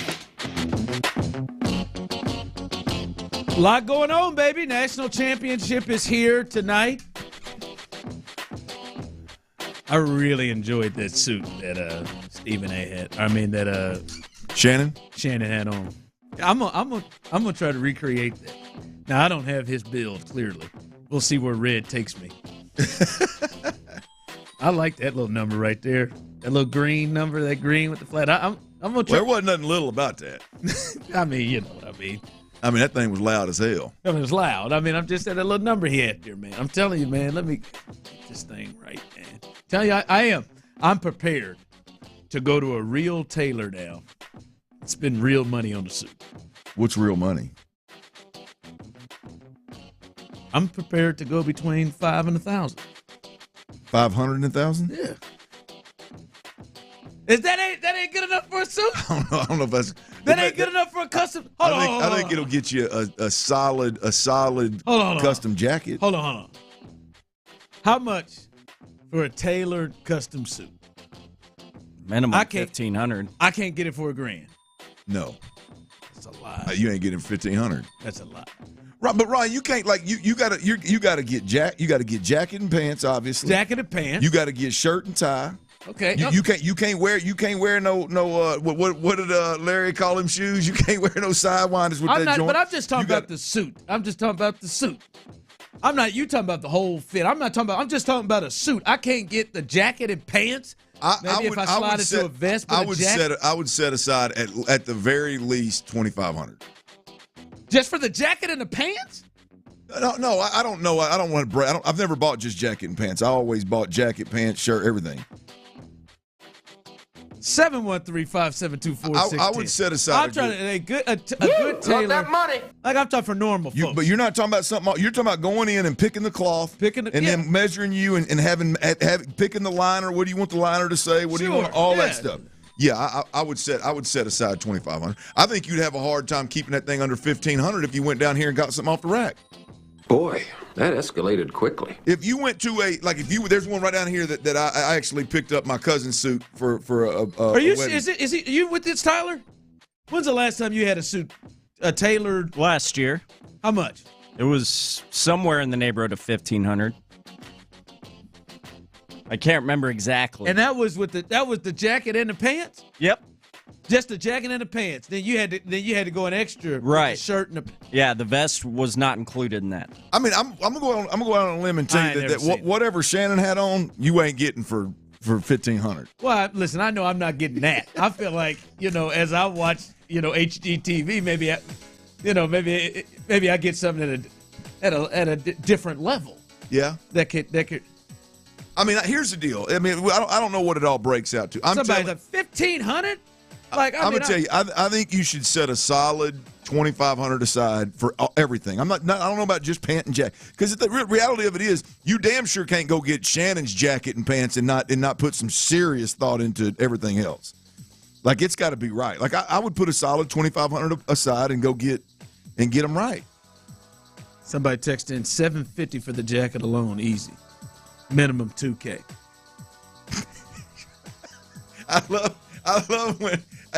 I love when Ron gets... Someone said you can get it done for about $12. Hey, Ron is like really searching that text line for somebody to get closer to a G. I mean, he is beside himself right now. Hold on, so he starts working them glasses and working that nose and staring down at that damn text line. Are you serious? $1,500, and then how much it all costs for you? Well, you went and got the shoes. And I got shoes and a vest in that same trip, and altogether, it was over $2,000. It was over $2,000. Like someone texting, you boys ain't never heard of Soup Mart. No, I'm trying. That's what I'm trying to step up out of that. I'm not. I'm gonna go past that. And I have done some research. These research ain't came up with no Maybe I'm wrong. 25. Maybe I'm wrong. 2,500. No, you can find a suit at a Sue Mart or Joseph A. Banks. You can find it for like $300 or $500. I'm talking about even. But you're talking about something different. You know that even above that, I've looked at some places here in Houston that do some custom fitting. It wasn't because I'd have moved on past that. 2,500. I'd have moved on past. Well, we got to establish this ain't walk in. Damn. We're not talking about walking in, measuring you up, pulling whatever off the rack, and then having a seamstress take in the waist and take it, take this in, take that. No, I'm talking about the suit is literally made to fit you. It never was to fit 4 or 5 different people and take it in. I'm going to have to readjust here. Well, I mean, you give me somebody to text in. Joseph A. Bank does tailored suits for $700. Well, I believe I'm not the sharpest tool in the shed. Look, I'm not the sharpest tool in the shed, but I believe there's a difference between custom and tailored. Yes. No, you're right. I was looking at custom. I may need to start at tailored. Well, no, hey, look, you give me a number and I'll get my gal to come down and because the last time you got your wedding day that was fully custom. That was fully custom. Everything but my socks. What they run you? Oof.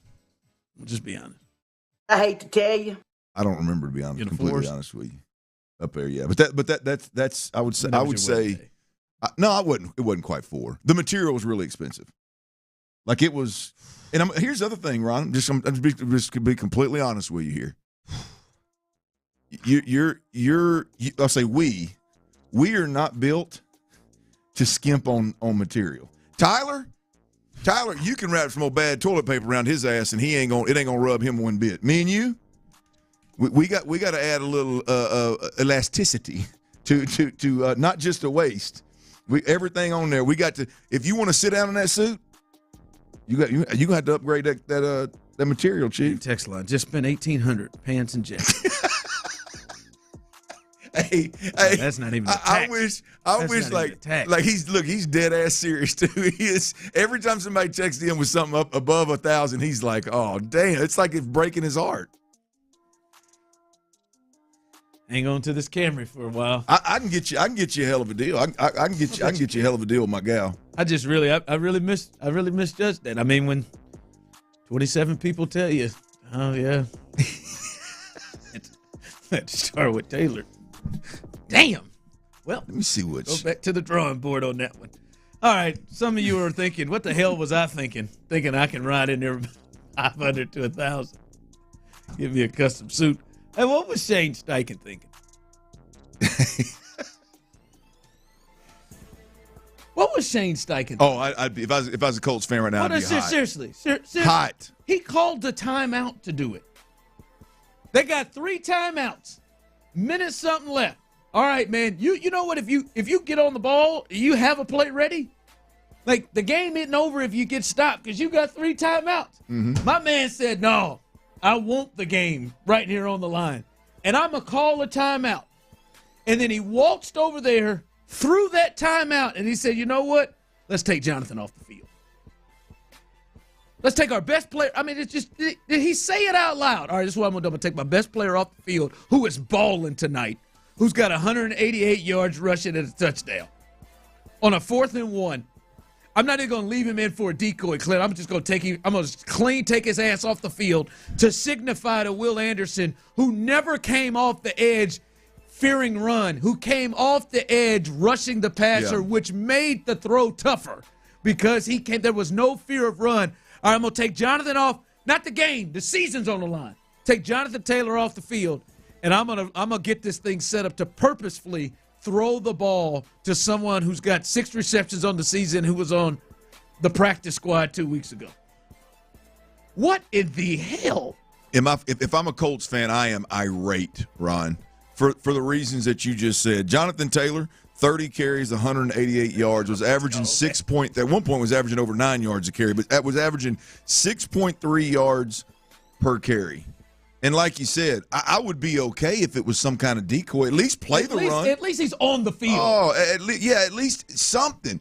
And instead, you throw the football to a dude that's got 6 catches on the season.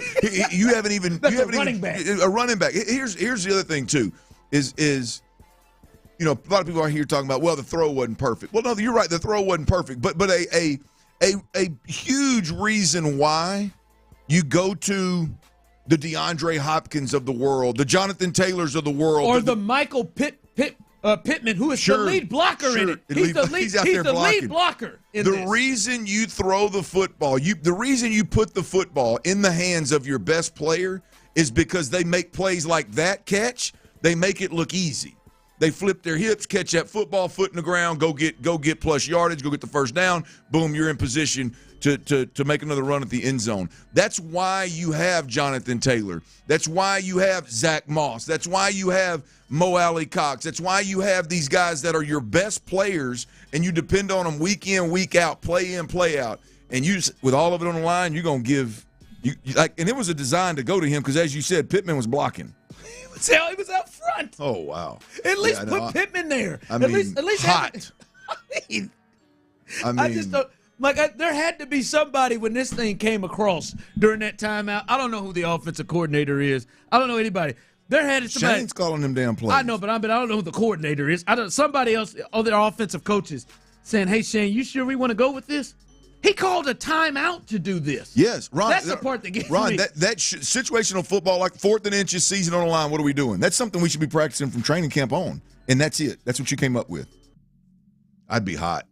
I love Shane Steichen. I'm not saying I'm not going to sit here and act like I'd fire the guy. No, but I would be hot. I just got to understand, how did that, when you say that out loud, all right, season on the line, let me take Jonathan Taylor out of the game. He's got almost 190 yards rushing. It's 4th and 1 too, right? It's 4th and 1. Let me take him out the game and set this thing up for Goodson.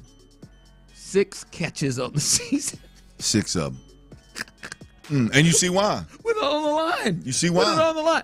And listen, shout out to the kid who came out after the game and stood up for it and talked to the press and everything, but damn, I just cannot believe. And he is a smart coach. That's where his mind went. You just outthought yourself to that space. Wow, unbelievable. All right, big 3 coming up. The Texans are AFC South champs. We'll get you ready for what they have in front of them coming up on Saturday. And DeMeco spoke about a couple of players who were injured. We'll give you the latest on that. And there's a big game in the city tonight. A new champion will be crowned. We'll discuss Michigan, Washington, all of that coming up next right here live on The Drive. Soak it in. H-Town, our Texans are heading.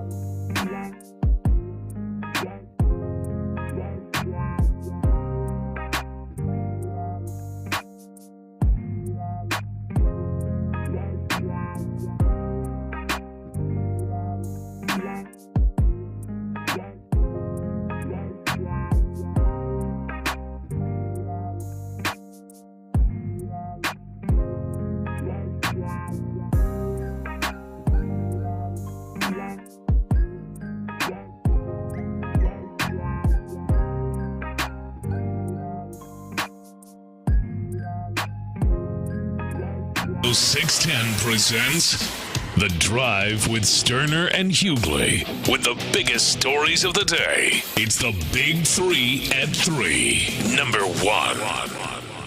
All right, it is Reaction Monday, and we are reacting to a great sports weekend here in the city of Houston. Your Houston Texans first took care of business on Saturday night in a huge win over the Indianapolis Colts. They win 23-19. C.J. Stroud continues to cement his early legacy with a huge drive in the second half. And their defense stepped up when it absolutely needed to. But that was the first part. They get into the playoffs with that win, and then it was to watch where they were going to be on Sunday. And the Jags and the Titans, that was the big game to watch. And the Jags, they completed their collapse towards the end of the season. They finished 1-5 after being 8-3, after leaving here with a win against the Texans. They then finish off 1-5 to miss the playoffs last night. And that means that the Texans win the AFC South. So they're not only in, they win the AFC South, which means they get to host a playoff game coming up Saturday. It will be Saturday, 3:30 against the Cleveland Browns. If you want to find a way to listen to that, you can listen to that right here on Sports Radio 610. We'll have that for you right here.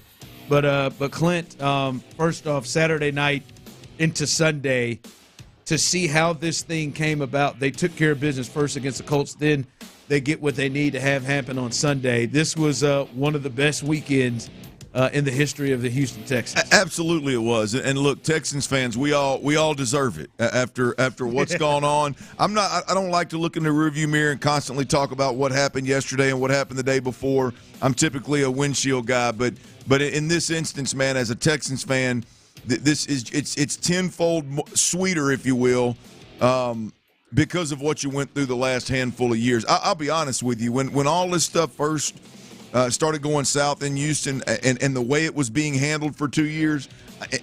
In fact, that we talked about it a couple times on this radio station. I mean, we're looking at a 4 or 5 year rebuild, if the rebuild happens, if you ever get back, kind of deal. And here you are, literally, you're in your third year of the rebuild.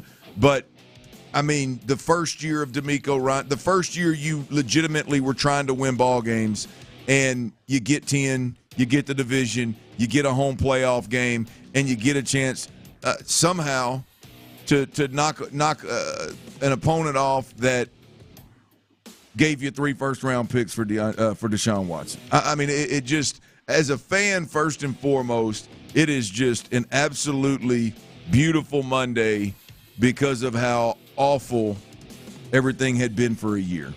I mean, it's so beautiful to think that in less than 12 months they could turn this thing around and we could be dancing in the playoffs, and they did it, man. Yep, and when you talk about how they did it, you bring in a first-year rookie head coach, you bring in a first-year rookie play caller, and as someone just texted in, question, is Bobby Slowick a good OC? Man, if you're looking at everything they've had to do with this year and you look at what kind of offensive football we've seen around the league, hell yeah, he's a good OC. And he's about to get interviews to be more than an OC. But when you put all of that, and then CJ, obviously a rookie quarterback, it's insane to see how far along they've come offensively and defensively on both sides of the ball. All right, I believe this, and I know that you may not be here, and maybe I have all week to do that. I love the matchup that they got with the Browns. They're going to play the Browns, and I think what happened a few weeks ago now is probably a positive to the Texans in terms of what they got to see and how that game went about, and probably how they're feeling and knowing they didn't have their dude playing in that game. And not just him, Will didn't play in that game, several people didn't play in that game. And they got to see the Cleveland Browns with Joe Flacco at their absolute best. That's the best that they played under him and with him since he's been the quarterback. I think it's the best matchup, especially playing at home, that they could have. Ooh. Well, we'll see how this game unfolds. Now, the Dolphins have gotten hit by multiple cars with several of their players, and they got some ridiculous injuries happening right now. But still, at home, it is hard for me to see that DeMeco and them allow what happened to them defensively to happen again. Yeah, look, I don't think the game looks anything like it. The last game looked, and I'm not, as a Texans fan, I'm not sitting here concerned about the Cleveland Browns. I just when at the time when you're breaking down, hey, what if this happens? You go here. If this happens, you stay home. You play this team, and I would rather play a team that has struggled mightily this season and essentially late this season. Than a team that appears to be unbelievably healthy and hitting on all cylinders. Right now, how are you feeling about this game? It's Monday. It just kind of happened. I know you're going to dig in. How are you feeling about this game? I think it's going to be a hell of a football game. I think you can forget running the football if you're the Houston Texans. I think CJ's going to get hit significantly more than he got hit in the last 2 ball games that he played. I think that's going to impact their ability to call plays and score points. The defense has got to step up and make this game a winnable game in the fourth quarter. I'm concerned. I'm concerned about what the Browns, the problems that the Browns pose versus the Houston Texans. Yeah. All right. Hopefully the Texans will have some of these guys back that missed this game. Yeah. Robert Woods, Noah Brown, and obviously Jonathan Grenard, the big one. They missed this game. DeMeco spoke with the media earlier today. This was him talking about any kind of an update with those injured players. Nothing new right now. We'll see where our guys end up by the end of the week. Hopefully we get some guys back. Hopefully they continue to progress. But we would love to have some of our guys back to help us. We need all the guys we can get. We would love to have them back. All right. Keeping it coy, we understand what DeMeco does there, and we'll see. He's going to play the game. Grenard will be huge in this game. Yeah. I think they need all three. I think they need at least one of the receivers in this game. They're definitely going to need it. But look, I'll be honest with you. Like I think if they can protect C.J. Stroud, I think C.J. Stroud and Bobby can dial some things up. I think having your full complement of receivers obviously is going to help. But I think Bobby and C.J. can dial some things up. I just don't think Jim Schwartz will allow I agree. to do what he did like the Colts. Yeah, no, I agree. And they're going to have to keep some tight ends in to help protect and that kind of thing. So, we'll see what that looks like. I just, on the defensive side of the football, I think this is a game where you know exactly where Joe Flacco is going to be. You feel like Will Anderson is going to play no matter what the hell the practice reports look like.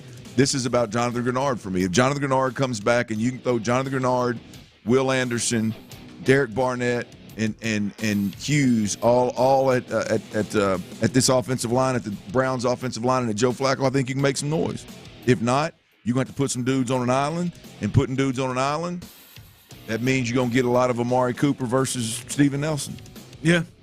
Because they haven't shown to adjust moving sides. Yep, great point. Because that's something to watch this week. But you know where you can line whoever up, or whatever matchup as an offensive coach right now. Well, look, I mean, here's the deal, Ron. If we watch this game come and go, Texans, Cleveland Browns, after what we watched 2-3 weeks ago when the Browns put a whooping on the Texans, if we watch this game come and go, and Amari Cooper's going off, and he's going off on Steven Nelson, and if Steven Nelson's out of the game, it's Ross or whoever it was. And or they move him in a slot, and he's going up on Des King. Hey man, like at some point, and I know DeMeco doesn't typically shadow receivers with your best corner. I get that you don't typically do it, but every defense has that call in it. I know you got that call in it.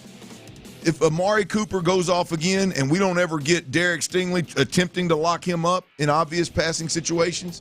Boy, that's going to be a tough one to swallow now. Yeah. Amari can't have 150 in 3 possessions. No. In the first quarter. No. And then and we just keep going. Not after he went out. You're not going into this thing blind against your guys and going, I think my guys can hold up. Look, you got that part of the game I think is going to be very similar. That part of the game of Joe Flacco in obvious passing situations, if you allow him to get Amari Cooper matched up on folks consistently throughout the game, and whoever they want, just by lining up to one side or the other, and he goes off again, that's going to be a tough pill to swallow. Yeah. And I'm not saying he didn't go over there and give Stingley some, but it wasn't like that. It wasn't like that. So, big game coming up, and we'll have all week to break this thing down. Coming up is they'll host here in NRG the Cleveland Browns coming up on Saturday. Big 3 at 3, number 2. But there is a big one here tonight, Clint. College football. This will be the last game of the season. It will end tonight, and it will end with a new champion, number 1 Michigan versus number 2 Washington at NRG tonight. Everybody's down here. And right now, Michigan starts as a 5.5-point favorite. 5.5-point favorite. Is that fair? Is that fair to you? That's a big number. That's a big number for me. I mean, I like Washington to win this game outright. Tyler, what's that money line look like? What's that Washington money line? I'll check it out. I'm on plus 5.5. I'll check out the money line. Yeah, I like the money line. That feels think high, man. And I'm going to tell you, man, Penix got the best offensive line in America. Now, you can argue Michigan does as well.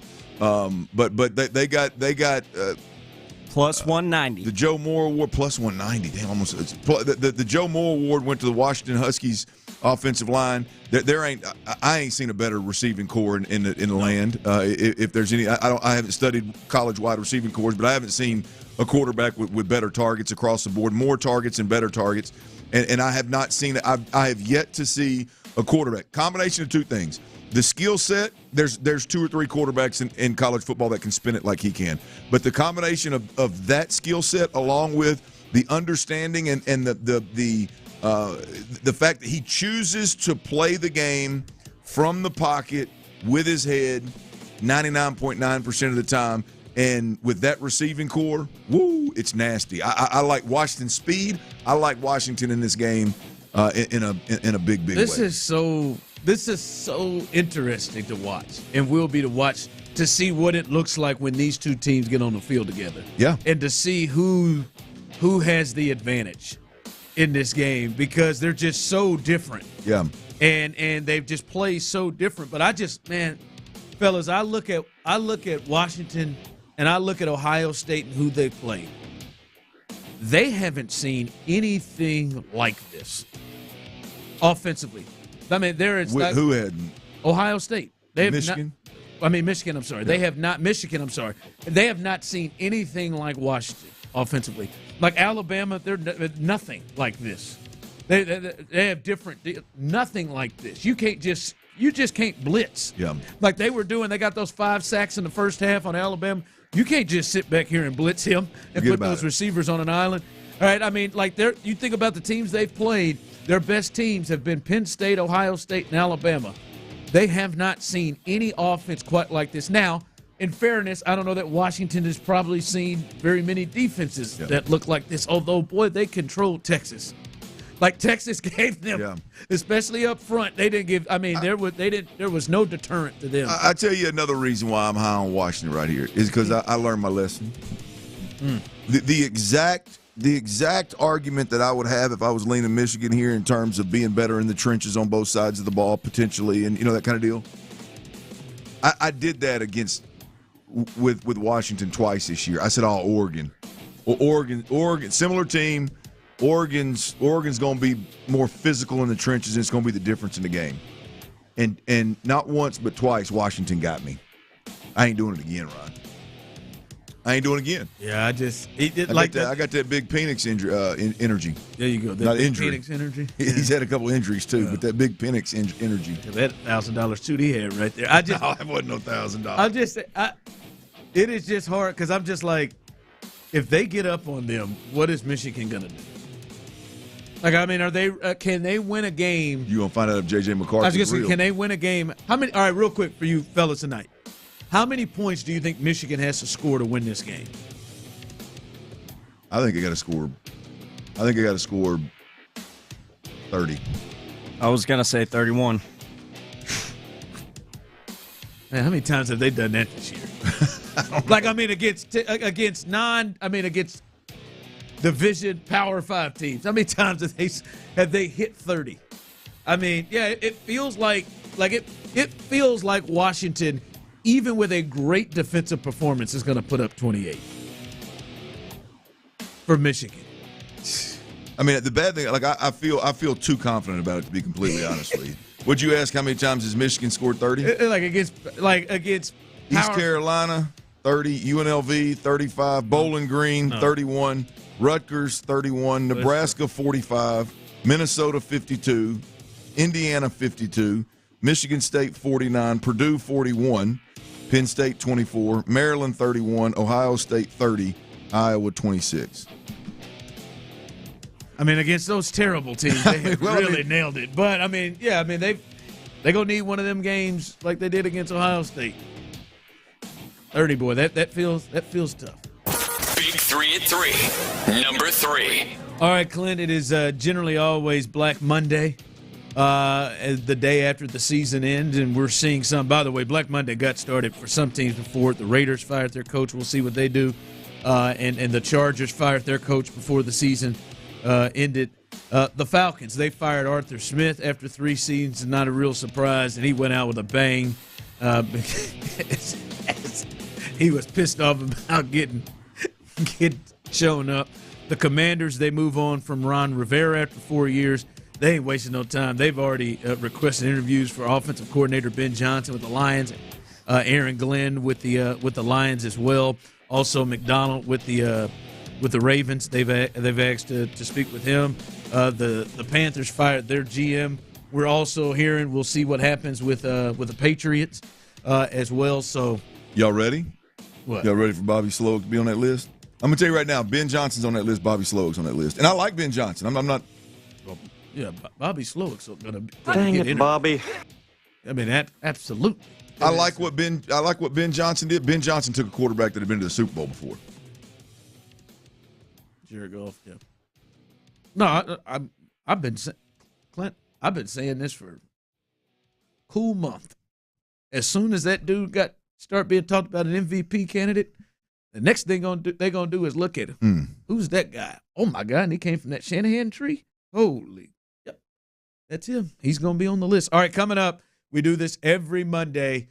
And there are some candidates. The player of the game, you can text in yours 713-572-4610, or those on YouTube and Twitch. You can send yours in. Who are your players of the game? We'll get to that coming up next. All right, if the last couple of years have taught us anything, y'all, it's control the controllables, right? If you can control it, handle it, right? And here's the deal.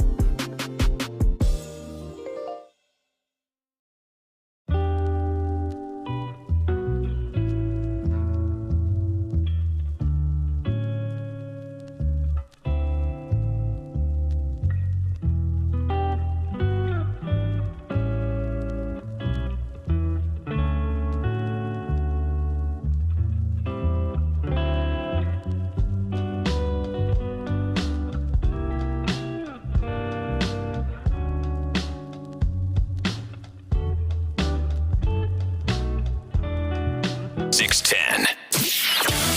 It's Reaction Monday, presented by Shoppers John Deere on Sports Radio 610. Here's The Drive with Stoerner and Hughley. All right, welcome back to this Reaction Monday, presented by our good friends at Shoppers John Deere, as we continue to react to one of the greatest weekends in Texans history. Right there is the Texans. Not only get into the playoffs, they also win the AFC South and allow you to come out on Saturday as they host the Cleveland Browns. They will host a playoff game. Coming up. Someone said, hey, just text in. I just got off. About to join in on this Mad Dog Monday. Let's effing go. That's what I'm talking about. Let's join in right now. The Drive is live. Let's join in real quick. Yeah, man, we got the. It's Mad Dog Monday. Hey, I tell you what. I tweeted the old pic that we took. It was last Mad Dog Monday, and took a nice pic of that and posted it. And it's the responses are classic. The responses are so classic, right? But there's some of them out there that I feel like are a little bit disrespectful. I feel like there's some of the responses are a little disrespectful. What are they? What? I'm sure it's the so Baytown, so this, so that. Oh, stop. No, if the memory gives you a headache, I get it.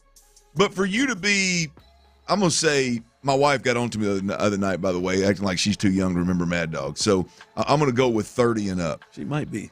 No, she's not. She got on to me. She said, no, I don't. I mean, look, I'd rather her not know what Mad Dog is. I didn't ask the stories. But nonetheless, if you're 30 and up, I don't give a damn what part of the city you're from, what side of the city you live on. If you're 30 plus and you lived in the Houston area and you weren't 100% sheltered growing up. Now, if you were, I probably should have been a little more sheltered, if we're being completely honest. If you were sheltered growing up, cool.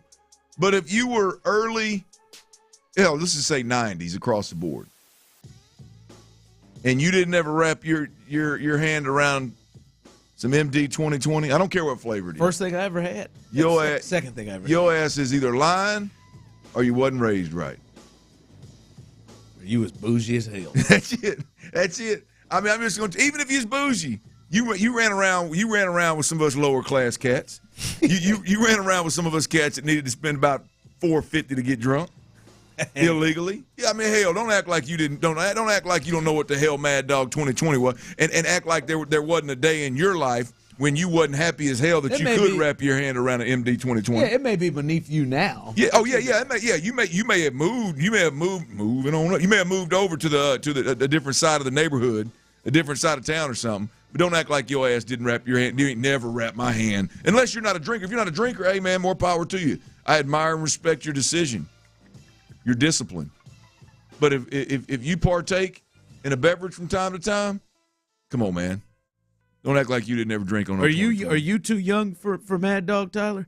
No, that really was the first alcohol I ever had a sip of. Was it? Circle T's over in Old Baytown. I don't want him to tell on himself, but I bet you Tyler or somebody in his immediate circle stole Mad Dog 2020 and drank it multiple times. I don't remember anyone stealing any, but we did. Oh, that's right. You're north of the tracks. Y'all drive yellow Hummers and got stacks of cash. We were buying it on your side of the tracks, but the fellow we were buying it from definitely was overcharging us. He was charging y'all double. Oh, a whole lot. Hey, that's because all of us on this side were having to steal it. Yeah, I was about to say. My boy Jeff Martin, I put you out there, Jeff. Damn, Jeff. Hey. Jeff, you could have just said Jeff. Hey, Jeff came walking out of Kroger's with a trench coat on in the dead of heat, boy. And all he just clang. I said, "What is that?" God. My man went in there and got every bit of Mad Dog Kroger had. Yeah, from the text line, Ron looks like he's allergic to it. Just looks like he'd rather have something else. Am I? Like I was just putting it on there. No, I be honest with you.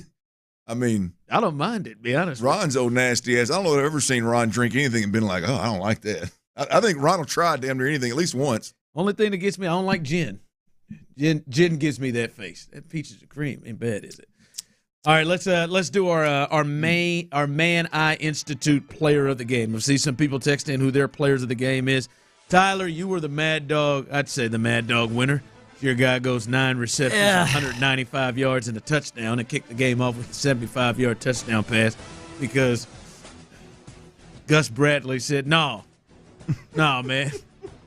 Let's challenge ourselves by going singled up with Noah Brown. Nico Collins. Who is your player of the game? Yeah, I don't see why I would stray away from that fellow right there. He was a Mad Dog player, Nico Collins, 9 receptions, 195 yards, and a TD. I think I'll roll with him as well for my player of the game. Career day. Look, I mean, this is the day. This is the day that Nico Collins' agent sits down across from Nick Caserio and says, "I'd like to start with Week 18." Mm-hmm. I mean, because clearly, hell of a season. 80 catches, got his body right, 1,300 yards, 8 touchdowns. Got his body right in the offseason, and look, I'm not saying that he was not a professional before, but is clearly a professional in terms of taking care of his body and getting it right, and taking the criticism of not being able to stay healthy and what he needs to do, and taking it to heart and going out there and getting his body right, and then going out and having a monster season. I mean, his agent sits down and says, "Look, we need to start this conversation with what my man did Week 18. You had one of your top 4 wide receivers healthy, and that was my man. And he went out there and put the team on his back. Yep. And went off. Nico has got him on fire. He did it all. He got over the top with speed, made a great adjustment, look easy on that ball as well. takes a screen, breaks tackles, takes a screen for an explosive, comes back, goes down and gets a ball that was intended to be thrown away. Somehow got a catch on a ball he wasn't even targeted on, man. Yeah, and then you look at the dig route that put him inside the 5-yard line. You look at the 7 route, the sail route. It's a deep speed cutout ultimately. I mean, the guy ran great routes, especially for a big-bodied wide receiver. It was a career day. It was a contract day for Nico Collins, man. Who was your Man Eye Institute player of the Christian Harris, baby. Christian Harris. I mean, this dude, I'm as excited about this guy as I am anybody in terms of kind of how they've jumped on the scene all of a sudden. Nico Collins, obviously one of those guys that jumped on the scene after a couple of slow years. Christian Harris has come on so strong here late, plays a beautiful brand of linebacker, fun to watch. Him and Blake together are that's becoming a thing. Yes, and it should continue to become a thing. Blake is the other guy that had a hell of a game on the defense side of the football, but 12 tackles, 7 solo, 1 sack, 1. To me, Christian Harris set the tone early on. Christian Harris set the tone in the first quarter of like, hey, y'all got y'all's hands full with me on this defense. And now I know they ran for a lot of yards, but he consistently made plays throughout and was second on the team in tackles. I'm going with Christian Harris. All right, my Man Eye Institute player of the game. Listen, usually I try not to just take the easy one. Now, you two are able to take your Mad Dog player picks. I wouldn't have not been able to because I had Brevin Jordan. But, man, I can't mess around with it. For the first time ever from all three of us, C.J. Stroud wins our player of the game, Man Eye Institute player of the game. He was absolutely – listen, and this wasn't one of C.J.'s overall greatest games that we've seen this year. The Tampa game, he was better. The Burrow game against the Bengals, he was better. But when he had to have it, and the way he played the whole game, and when he had to have it on that drive, he made big-time throws that you would say were big-time by any quarterback in the game. And if you watch this Bills-Dolphins game, they had a big play where Stephon Diggs was cleared by 7 yards on Jalen Ramsey. And Josh threw that bad boy 10 yards past him. And you see the open in the game, he puts that thing right on the money. It was a throw in the ocean, as you said earlier, but he still put it right on the money in stride for his first throw, first big throw of the game. So he was sensational. He knew he had a mismatch, and he knew he had a guy with Nico Collins, and he kept going there, and he was special. So C.J. Stroud, no surprise, wins our Man Eye Institute player of the game. Man Eye Institute, see life better. All right, we'll let you hear, if you missed it, what DeMeco had to say about some of these guys that it would be extremely important for the Texans to get back. We'll discuss that coming up next. All right, I got a deep-rooted guilty pleasure, y'all.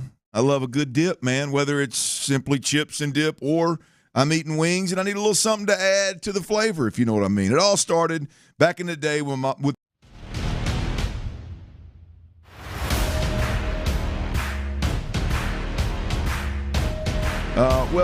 on New Year's Eve, I found out a little something new, man.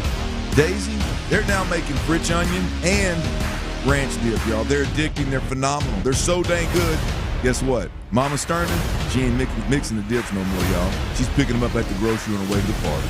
Daisy Dips. Thank you later. It's a Reaction Monday, brought to you by Shoppers John Deere. We're breaking down Saturday's win on Houston Sports Leader. It's playoff time, H-Town. The best reactions, opinions, and inside information are right here on Sports Radio 610. Hey Houston, the hottest pizza joint has just opened their second location in Katy, Fat Boys Pizza, where size matters. Come check out the large pies that measure 30 inches across. That's a lot of inches, but the number hardly does it justice. When you see their 30-inch pie, your whole world got smaller and your idea of pizza got bigger. From delicious pizza choices, chicken wings, baked meatballs, garlic knots, and so much more, check out Fat Boys Pizza located at 23333 Grand Circle Boulevard in Katy, or visit them online at eatfatboyspizza.com. It's easy to think all money managers are pretty much the same, but at Fisher Investments, we're clearly different. different. How? You sell high commission investment products, right? No, Fisher Investments doesn't sell any commission-based investment products. Well, you must earn commissions on trades.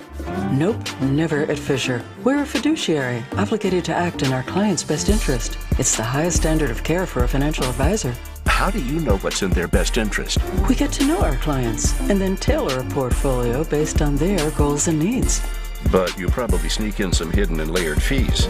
No, we have one transparent management fee structured so we do better when our clients do better. Wow, you really do look out for your clients.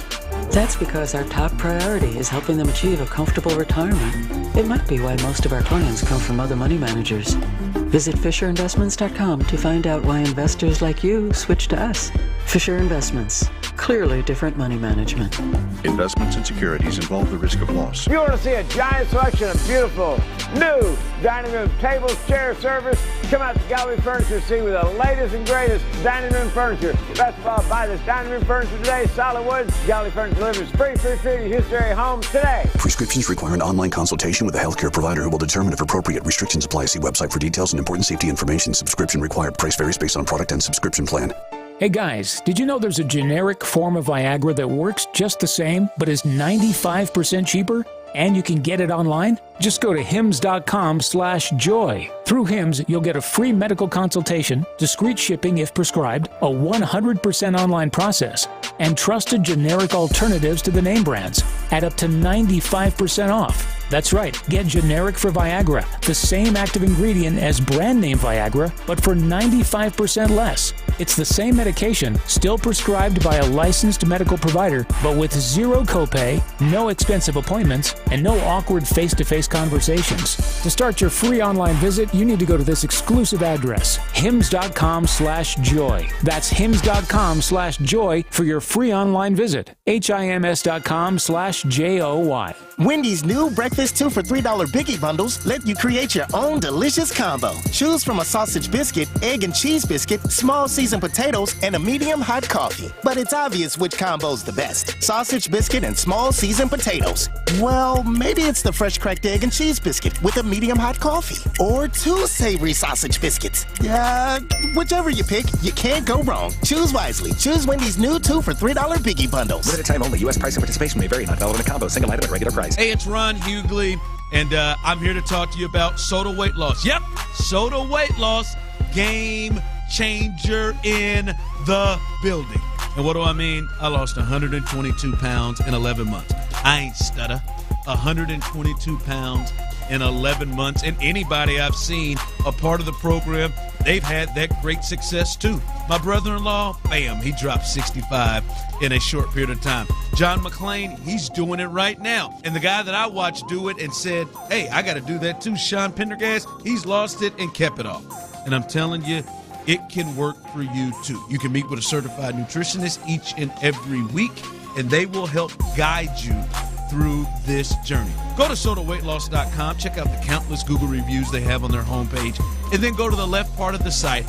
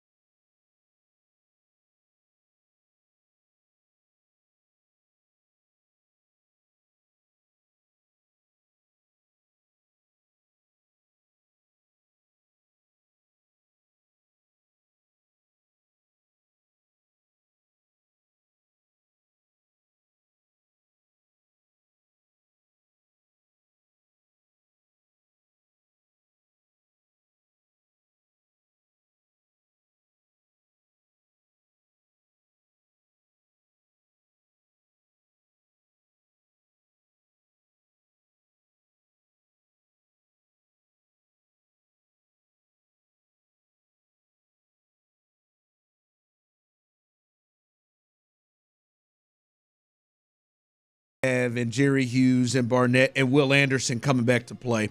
Now that you got to see that again and now understanding the opponent they're playing this week, and we got to see what Joe Flacco did to the Texans a few weeks ago, and seeing where Will Anderson is, what's your feeling about potentially having to go without Jonathan Grenard this week? I don't like it. I don't like it at all. Different. Yeah. I mean, this is a week where, man, your quarterback just shredded the Cleveland Browns quarterback, Joe Flacco, just shredded the Texans defense. And there's going to be a lot different. I get it, guys. It's a total different ball game. The lineups are going to be different. CJ's going to be there. I think that'll bode well for the defense. But at the end of the day, Joe Flacco lined up and pretty effortlessly lit this secondary up, and the secondary had Steven Nelson and Derek Stingley. I know Steven Nelson went out and came back in, but it didn't matter. They were on one last time the Texans saw Joe Flacco and Amari Cooper, and so I just think in this particular game, I think that it's the Texans are going to need all hands on deck defensively to slow down Joe Flacco and Amari Cooper, and that starts to me with Jonathan Grenard. Jonathan Grenard is a guy that brings a different level of explosion, a different level of change of direction, twitch, all that athletic stuff off of the end. I think all the guys they have play the run good. All the edge rushers they have play the run good. They're very instinctual, but there's one guy out there that has a different level athletic ability right now, and that's Jonathan Grenard.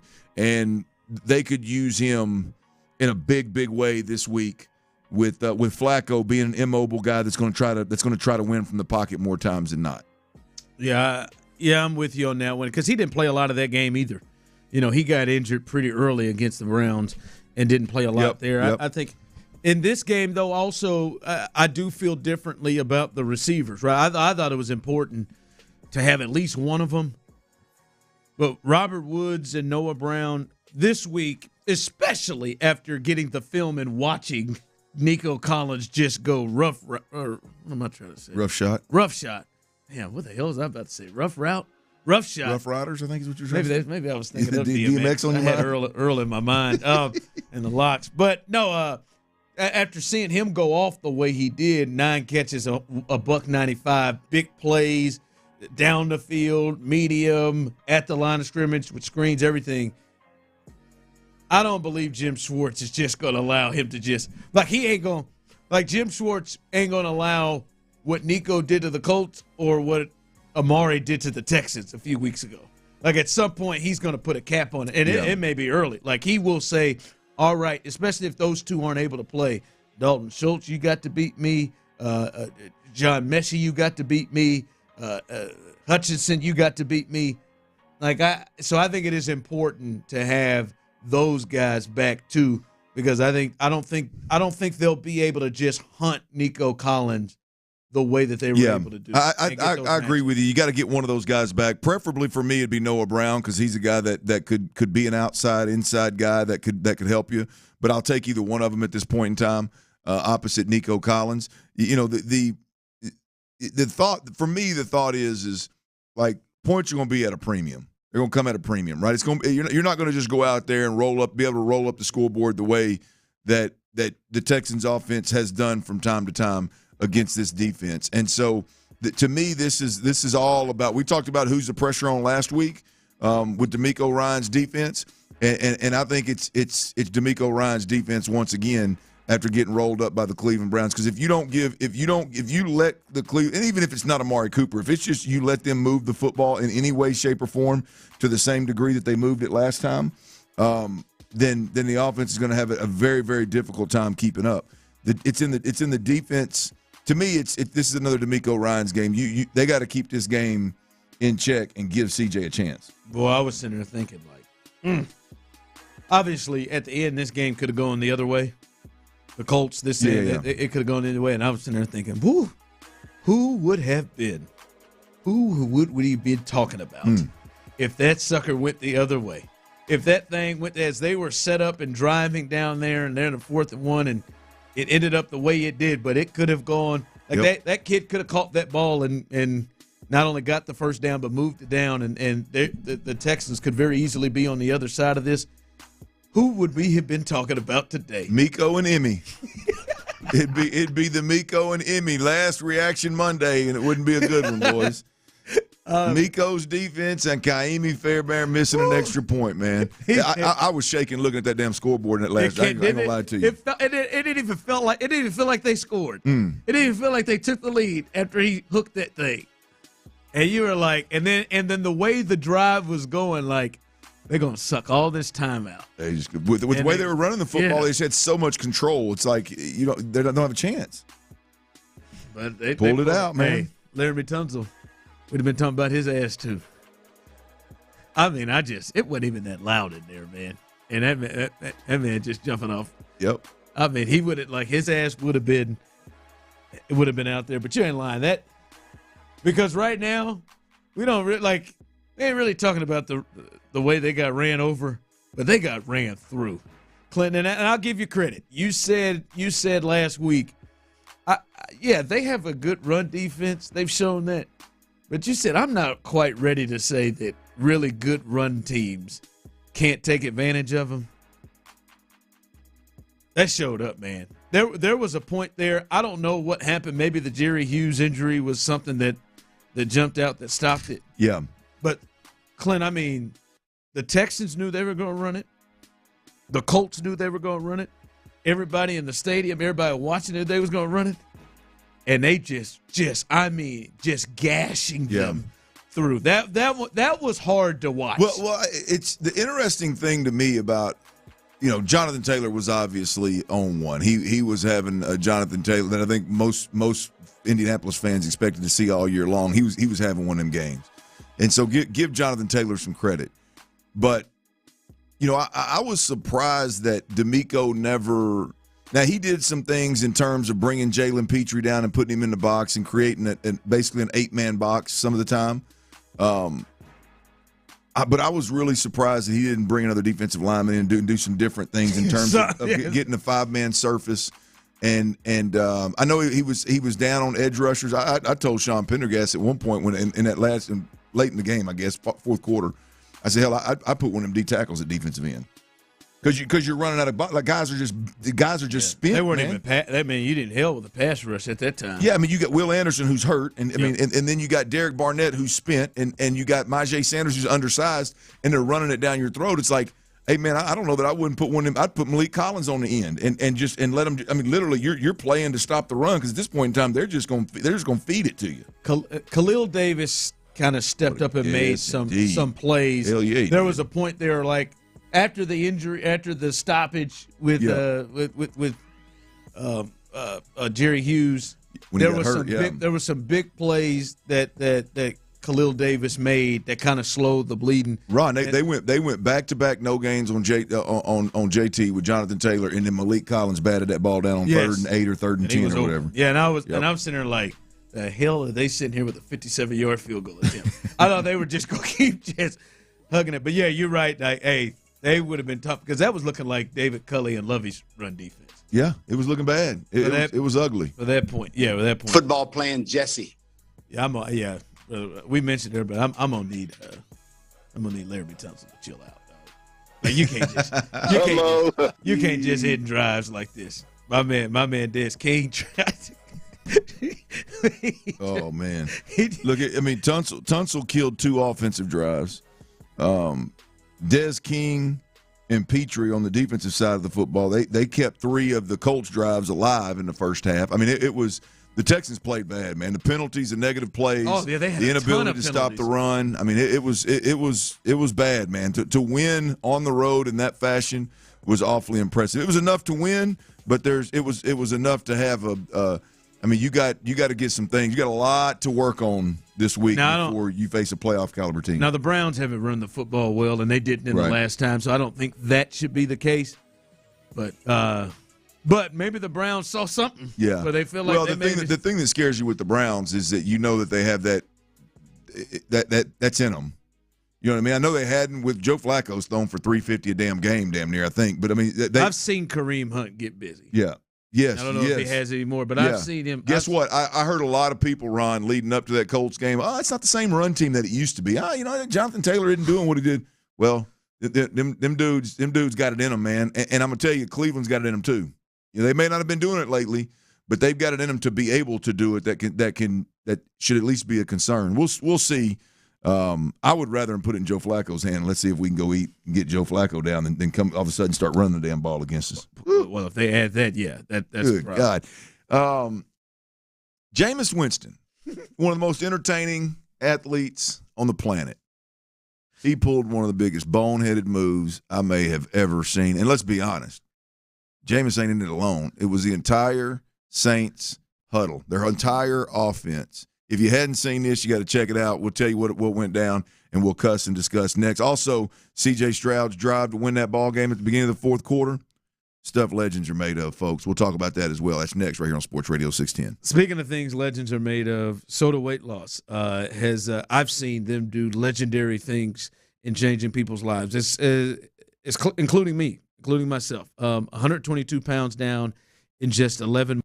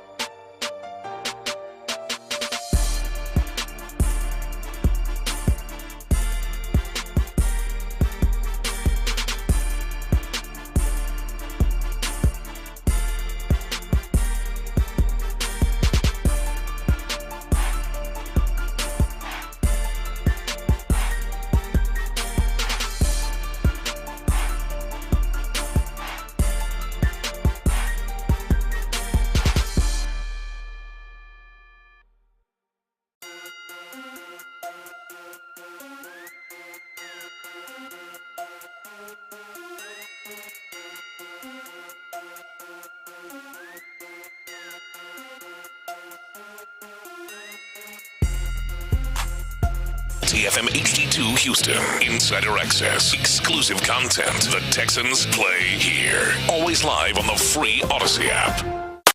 Sports Radio 610 presents The Drive with Stoerner and Hughley. Clint Stoerner's Football at 4. All right, the Texans got a big dub, no doubt about it. A little reaction Monday, a little Mad Dog Monday. But there was other football being played this weekend. Some of it meant a little something, some of it didn't. But all of it, to some degree, was somewhat entertaining. The New Orleans Saints-Atlanta Falcons game, I guess the winner was hoping that the Bucs would lose, and if the Bucs lost, then the winner of this game would end up winning the division and go into the playoffs. But it was the Saints. The Saints was putting a whooping on the Falcons, 41-17 at this point in time. And Logan Woodside, I didn't even know he was still in the league. How many quarterbacks has Atlanta been through this year, by the way? Good God. Logan Woodside, he's in for Atlanta, and he throws an interception. Tyrann Mathieu, Honey Badger, he returns it 74 yards to the 1-yard line. And at this point in time, Jameis Winston's in the game. The old coach says,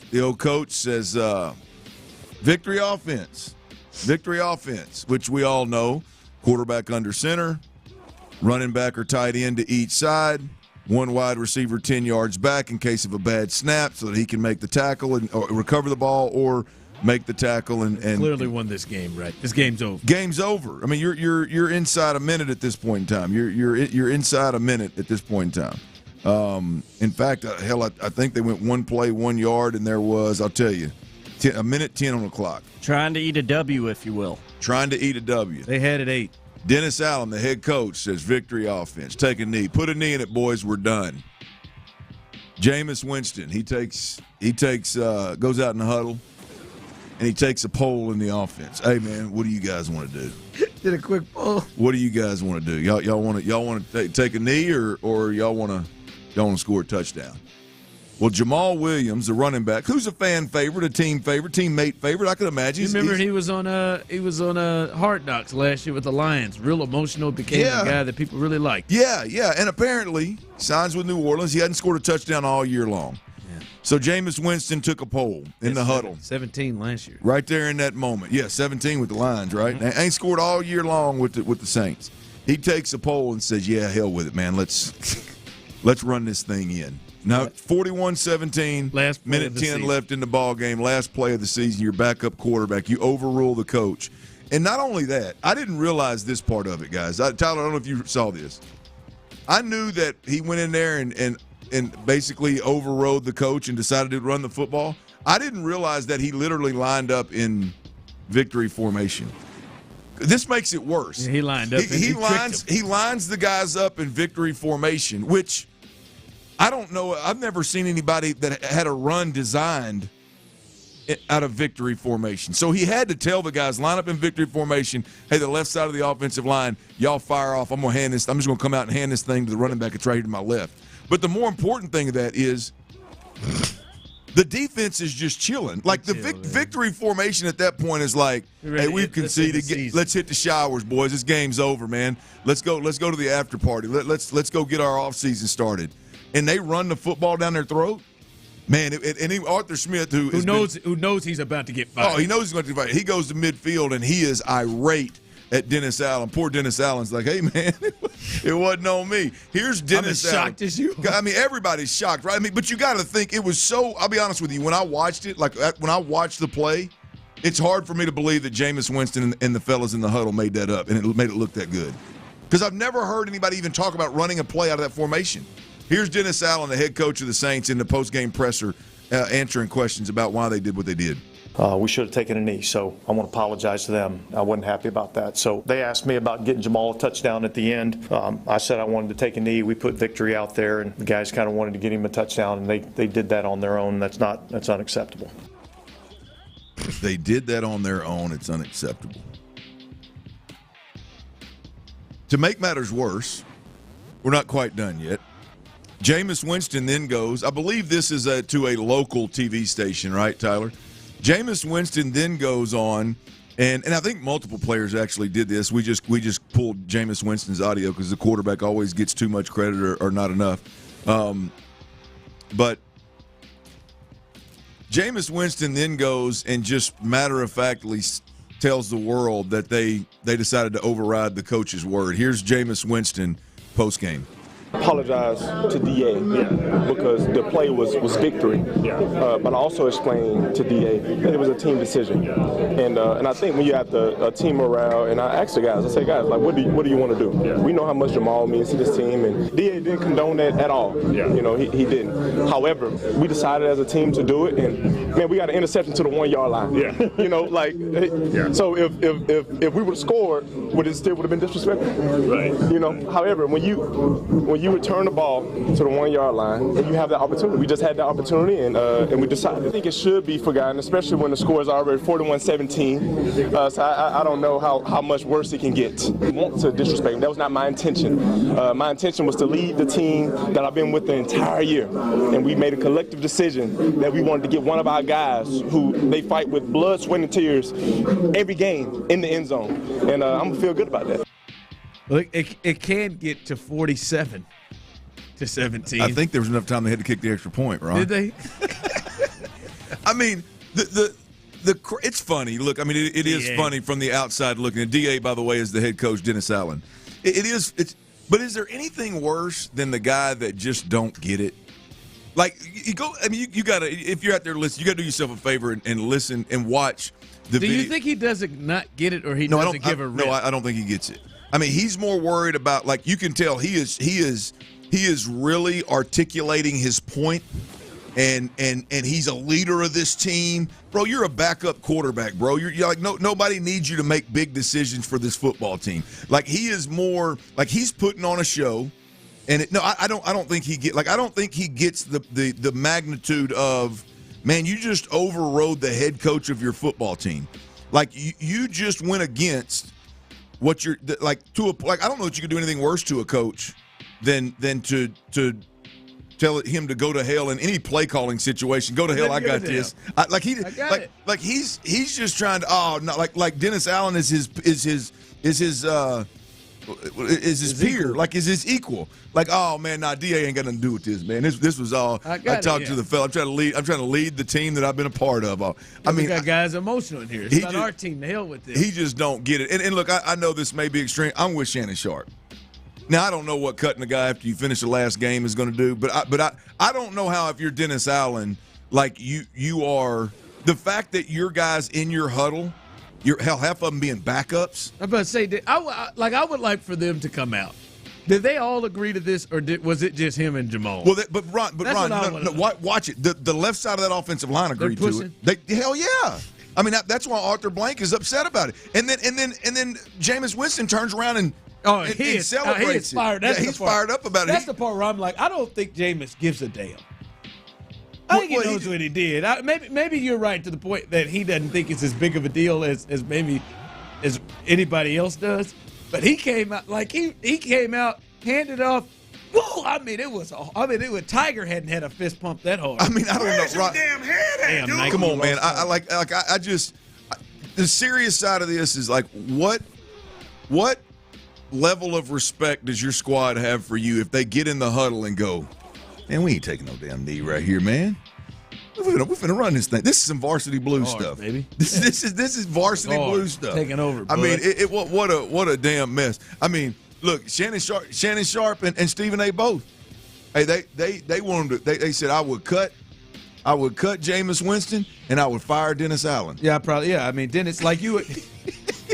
But they ain't wrong. To be completely, they're not wrong, because that clearly there's a level of or a lack of respect for the authority in that locker room. If an entire huddle set out to, nobody in that huddle thought, no, Jameis, no, let's just put a knee in the thing. Go home, man. I think I would have personally created such a scene if I were Dennis Allen that Arthur Smith wouldn't even have been mad anymore by the time he got to the 50. Oh, I would have grabbed Arthur. I would have grabbed Arthur to a point of scaring him and been like, hey, man, I'm just telling you, that's that crazy sonbuck that I got as a backup quarterback over here. I didn't do that, man. We lined up. But like I said, it's hard. It's like if you're Arthur Smith, you're like, they practice that. Like, who in their right mind practices that? Because the way they executed it, the way they pulled it off, it looks like it was practice. Yeah, I did not surprise me. That's his last play as a head coach. Arthur Smith got scored on victory offense. Got scored on. How the hell you get scored on victory offense? Hey, my man said, hell, it was already 41-17. How much worse could it be? He doubled down on it. We returned an interception all the way to the 1 yard line. How much worse can it be? Yeah, I mean it's the damnedest thing I've ever seen. You got there and said what? God, and again, the to think he's a backup quarterback. He's not even a starter. Yeah, I asked the guys in there. Hell yeah, I'm in it. Any of those other fools who said, yeah, let's do it. I'll fire off the line. Even I know the D-line's not trying. I'll fire off this line and light them up a little bit. Let's get it. Yeah, that ain't it, man. They should have lifted Jamal up on their shoulder. They should have really gone all the way. Wide 80. Oh boy, it'd be tough to be that head coach with Winston in that locker room. All right, hey, the Texans get to what matters here. Them damn Texans. Obviously won a must-win football game. They win the division, and they do it in impressive fashion. CJ Stroud does it in impressive fashion once again. We talked about it last week, Ron. Like, what kind of performance did we need to see from CJ Stroud? We needed to see the way he played against the Titans in his first game back from that concussion, +1. Like, there needed to be some kind of moment. There needed to be some kind of time when he held the football in the red zone and made some big play and separated the Texans from the Colts and ultimately won that game. We got a C.J. Stroud +1 game. He was good. Didn't take a lot of risk, throughout the ball game. Did what he had to do to win. The touchdowns were throwing the ocean touchdowns. It was easy going, right? We get into a 14-14 ball game. Momentum swung in a big way to the Indianapolis Colts. The Texans end up getting a stop. I believe that was when they missed a field goal, right? Is that when they pushed the field goal off the upright? Yeah. The Texans get the ball back and got the momentum back. It started the fourth quarter. They were trying to give the momentum. They were trying to keep the momentum right with the Colts. Yeah, with penalties and sacks. Yeah, man. But to start the fourth quarter, CJ's drive, the Texans' drive to where it ended, I believe, with Motor, Devin Singletary, which I still don't like that nickname, y'all. With Devin Singletary scoring a touchdown.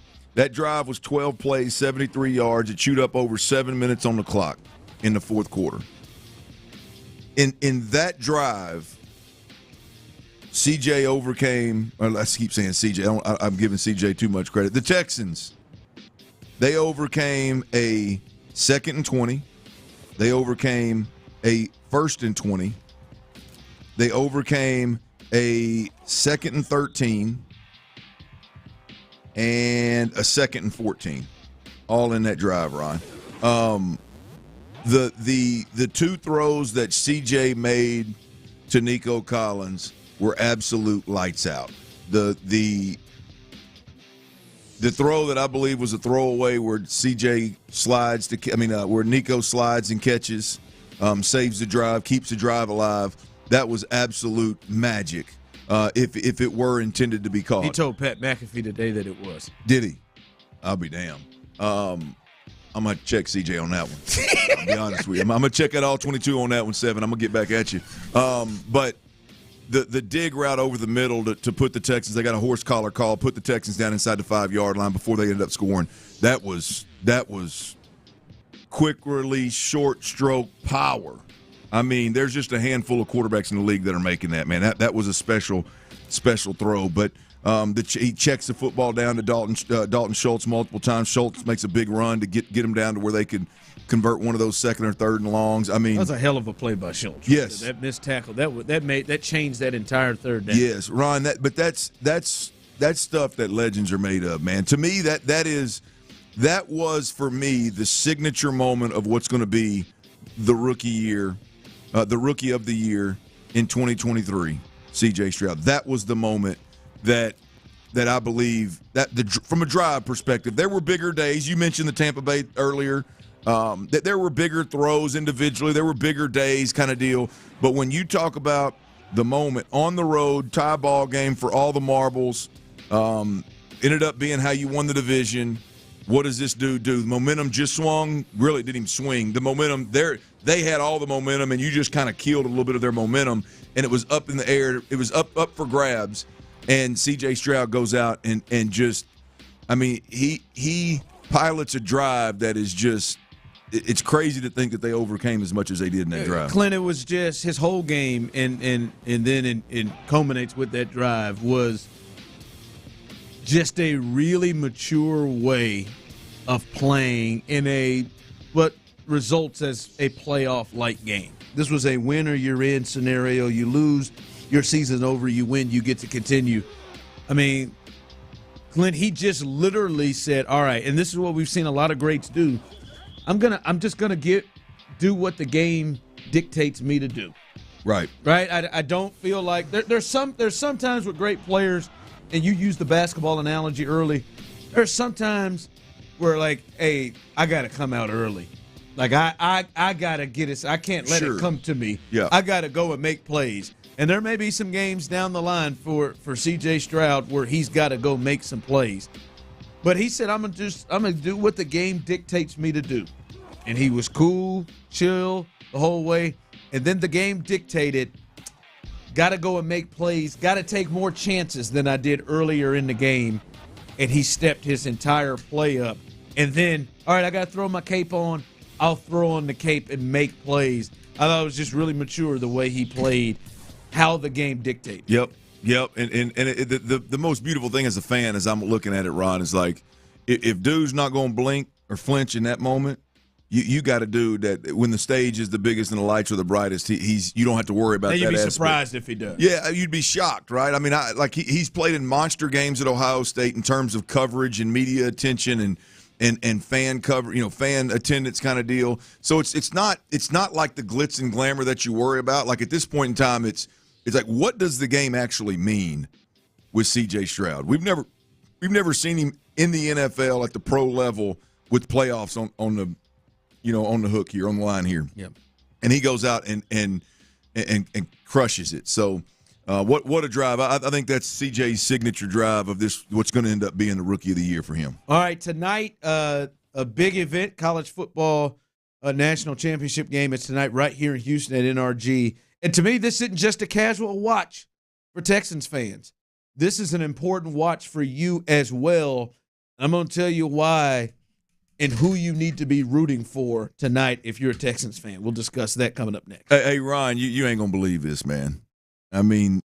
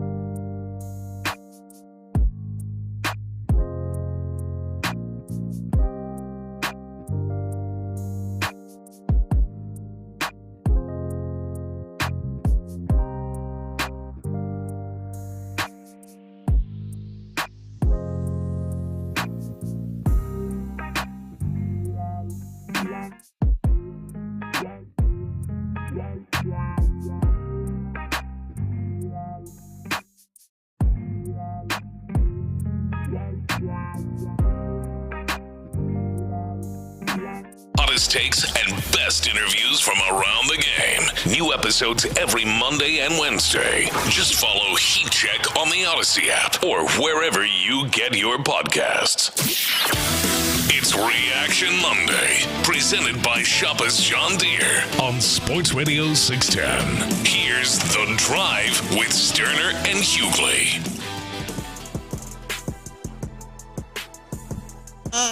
All right. Yeah. We were just talking about Jameis Winston, one of his teammates, Jimmy Graham. Get off Jameis's back. This man is the best teammate I've ever had. Loves this city, the game, and embodies everything you can ask for in a leader. Was a rare situation, and we all take responsibility. Nobody thought it would get blown out of proportion. Also, F the Falcon. Jimmy Graham. Yeah, look. Jimmy clearly is out of touch with reality. I mean, look, you can minimize. We found two in that huddle that were. I mean, right. Look, I mean, you can minimize what Jameis Winston said. We didn't think it was going to get blown out. I mean, you didn't think lining up in victory offense up 41-17 against your division rival, your head coach having no with a minute left, you didn't think lining up and running a play at a defense that was just chilling, thinking the game was over, you don't think that was a big deal? Like, you don't think that would maybe ruffle somebody? Not to mention that you went against your head coach's call. I mean, come on, man. What a mess. I mean, to be completely honest with you, like, that's another thing that, like, the fact that dudes think it's okay tells you that Jameis has got some pull in that locker room. Like, I think that locker room is split down the middle between Derek Carr and Jameis Winston. I think a lot of people wish Jameis Winston was starting over Derek Carr. I think Derek Carr is probably a tough individual for a lot of those cats to get down with. Really? Yes. I feel like Derek's always been teammates always been good with him. Yeah, no, I'm not saying that they dislike him. I don't know that the always happy, emotional, always leaning into what's meant to be, and I don't know, man. That whole spiritual, deal in the game when you're not winning, and you're getting your butt whooped. Anybody want to hear that, man? And it wasn't alone. Former Texan and former Saint, Ingram. Oh yeah, Mark Ingram was cool with it too. Out, oh yeah, defended Jameis. Good with it. Yeah, no, look, I don't have any insight. I'm just telling you, it doesn't seem to me. It sounds like they were all in that huddle. Listen to Jimmy Graham. We didn't think it sounds like they were all in that huddle. Hell yeah. Yeah, and that explains. Hell yeah. Yes. Come on, Jamal. Great idea, Jameis. Yeah, hell yeah, man. Let's do it. How about we pull? Let's pull a couple. Let's pull the guarding tackle. What if they ran power up there out of the victory formation? Oh wow. Yeah, man. I don't know what's going to end up happening. We'll see. See if Jameis survives this one. Man, that's rich. All right, national championship game on. They have been there all day long. ESPN has been there, and I think this isn't just a hey, fun watch for Texans fans. And hey, they're in our city. We're here. I think there is some importance in this game for Texans fans. What's that?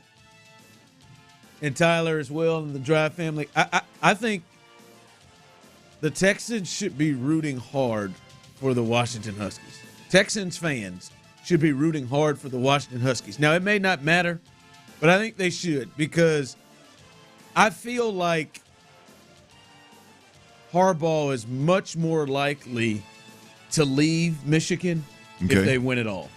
He's been there 9 seasons, 3 straight. Has he been there that long? 3 straight Big Ten championships. If he wins a national championship, that kind of ends the story, right? Now, what else is he there to do, right? Jim don't seem like, hey, he gets off like Saban, like, I want to win 7 of these. And Jim has hired an agent that a lot of people feel like could send him to the NFL. If Jim loses at Michigan and gets this close, I think there is a chance that Jim, with JJ coming back, could be a guy that stays there again. To me, which that means that would take up a spot or would leave a spot, available if he is. It would take up a spot if he goes to the league, which means Bobby Slowick potentially is somebody. Yeah. There is one less job available for him. Offensive-minded head coach candidate in the NFL, if it would fill one of the voids. Yes. What do you think it'll be, 6? You think it'll be 6 vacancies this year? Probably. And the way that I'm hearing, I don't think it. I think it'd be crazy. But people in Philadelphia, in the know, say that Nick Sirianni is coaching for his job because he's potentially completely lost that team. I'm just saying, if Jim Harbaugh wins, I feel the thought that he would leave Michigan to go to the NFL would raise high in this situation. And to me, that would take away a potential spot. Bobby Slowick, many of you all don't want to believe it. I just saw someone text in and say, I like what Bobby has done, but you all got to stop with him potentially going. No, I'm not saying he is going. I'm not guaranteeing you he is going to leave. I don't think Bobby will be here more than 2 years. But I'm not going to guarantee he'll leave. But there are going to be opportunities potentially where he probably interviews for maybe all of the vacancies. Ron, I'll be surprised if he's here next year. Yeah. I don't know if I reached that, but I've been talking. I'll be shocked if he gets by 2 years. Oh yeah, he's not going 2 years. I mean, look. No. I mean, here's good offensive coordinators are always. From the fans' perspective, that they're always taken for granted because you don't like something that they did here or there, or I'm telling you, man, you don't like the identity, you don't like the way he used this guy or that guy. I'm telling you, man, what Bobby Slowick has done this year with let's say he had a full complement. They had the back they wanted. Let's say they could run the football the way they wanted. Let's say everybody stayed healthy. You were balanced off. What that dude's done with a rookie quarterback this year is unbelievable. Saw it on national TV now. Yeah. I mean, you start really digging into what's going on. I mean, you got a second-round draft pick starting at guard, right? I mean, you drafted as a center. Yeah, that you drafted as a center. You've got a rookie wide receiver that you drafted in the 3rd round that was balling out of control until he got injured. There were some tough decisions being made between him between Devin Singletary and Dameon Pierce. He's not even afraid. He don't even use him. Yeah, man. I look at what Bobby Slowick has done, and I'm telling you right now, to me, what he did this year, and there's no mistake in what he did this year. Like I said, if you just had a big receiver that could run by everybody and that was a man beater and you just fed him all year long, or if you had some kind of unbelievable run game and everything played off of that run game, something that he inherited, some kind of huge advantage, then I would pump the brakes. But this is what he did this year is as impressive a job as any offensive coach has done given what he inherited. In a long time. Now, I haven't studied all the offensive coaches, but like Ben Johnson, getting all that talk last year, turned down some teams and went back to Detroit. Now he's getting already getting talked about, I believe getting interviewed by the Washington Commanders. Yep. I think what Bobby Slowick has done this year with a rookie quarterback is sexier than what Ben Johnson has done back-to-back years with a quarterback that had gone to a Super Bowl before. Like if the Texans offense continue, like if they have another game Saturday where their offense looks good and C.J. Stroud looks like this, it's just going to intensify. Yeah. And I just like I just said, for Texans fans, like, look, I ain't gonna lie, I mean, I'm not trying to put fear or anything. Go look at what's happening with Jalen Hurts right now.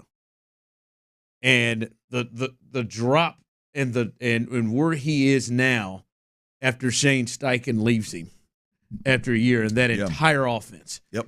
And look at where he is and what could happen. Josh Allen, when they lose their offensive coordinator and he takes over the Giants and you see what happens. Hell, they had to fire him in the middle of the season. Now he started to pick things back up. Like you would love to be able to have some continuity for more than a year when you see the strides that not just CJ's made, Nico has made. Noah Brown, he had played like this in his life. Yep. All right. I mean, there are several guys on this team. Ron, you think about it, bro, like that, like these teams, The one thing, like if you're a team right now, look, you think about Chicago, number one priority. What are you going to do at quarterback? What are you going to do with Justin Fields? You going to use that draft? What are you going to do? Carolina, you got Bryce Young. You got to get some production out of him. Look, Vegas. What the hell is Vegas going to do at the quarterback position? Who they going to draft? Like you've got to look at and go, okay, if they can, Bobby Slowick can just do what he did in Houston. And I'm not talking about C.J. Stroud's play. I'm just talking about find the guy, get the most out of the guy, and make him productive whether everybody's healthy or not. Allow him to be productive. Bobby Slowick is as good a hire as there is out there. Yeah. From the text line, why would Bobby stay to complete the possible legacy? I think you just asked yourself that question. You mean, who's a legacy? It ain't Bobby's. But Bobby's legacy to be an offensive coordinator, is that what he's completed that? I think he's thinking of another legacy. All right. Just quite simply, I want to discuss this before we get up out of here, man. How shocked are you? Honest to goodness. 713-572-4610, those on YouTube and Twitch. How shocked are you that the Texans are here today? 10-7 AFC South champs hosting a playoff game on Saturday. We'll discuss that coming up next. All right, Clint Stoerner here for Mokaram Law Firm. Folks, I'm talking about one of the nation's premier personal injury law firms, and guess what? They are right here in our beautiful city of Houston with an office full of Houstonians just like you and just like me. Real, genuine, sincere Texans, again, just like you and just like me. So if you've been injured in an accident, auto accident, big truck accident, slip and fall, accident at work, Mokaram Law is who you need to call. So, again, it's pretty simple. If you've been in that accident, and, again, any kind of accident, and you need a personal injury lawyer, Mokaram Law is who it's at, is where it's at. You get the representation that you need as well as, most importantly, the compensation that you deserve when you work.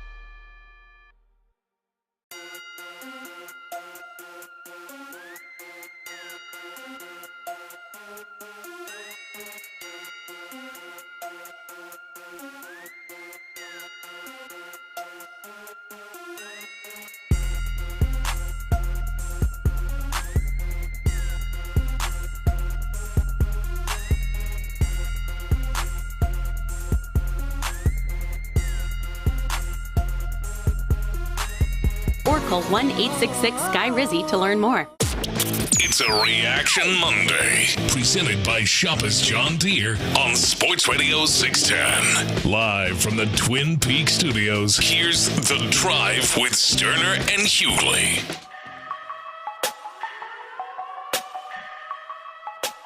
Hey, welcome back in from the text line. Does Slowick command a locker room full of grown men? It's not the same as the OC. Yeah, they didn't give a damn about that with Mike McDaniel. Yeah, go watch Mike McDaniel on Hard Knocks and tell me if you thought he could. Yeah, it's just a new time, man. I was just fixing to say that, Ron. Like the game has changed, man. The game has changed. If you can walk in and get offensively or defensively, if you can walk in and give dudes like confidence that you can help them make plays and get money, make plays and get paid. You don't have to be the dude that came up the hard way and is a big voice that commands the room and all that. Like you don't. Now it helps if you are. Don't get me wrong, but you're just not. But teams and organizations are willing to grow. Absolutely. Like you think the Carolina Panthers? Yeah, I think Frank Reich can control a room. But clearly, hell, he's not been even allowed to finish seasons. Yeah. Right. It was like there was when Sean McVay came in here and ripped it all up. That was it. Because there was concern. Who said it again? When Sean McVay came in and ripped things up with the Rams, I think that kind of changed. Because, it's right now, it is that system and the guys that keep coming out of that system.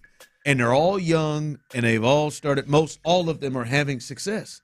Look at this nut in Green Bay. He just lost Aaron. Yeah. And now they got Jordan Love, and they're ready to go, and they're in the playoffs. But no question, Ron. But there's something about, I'm telling you, we're living in an era of football, which it's more about being relatable, and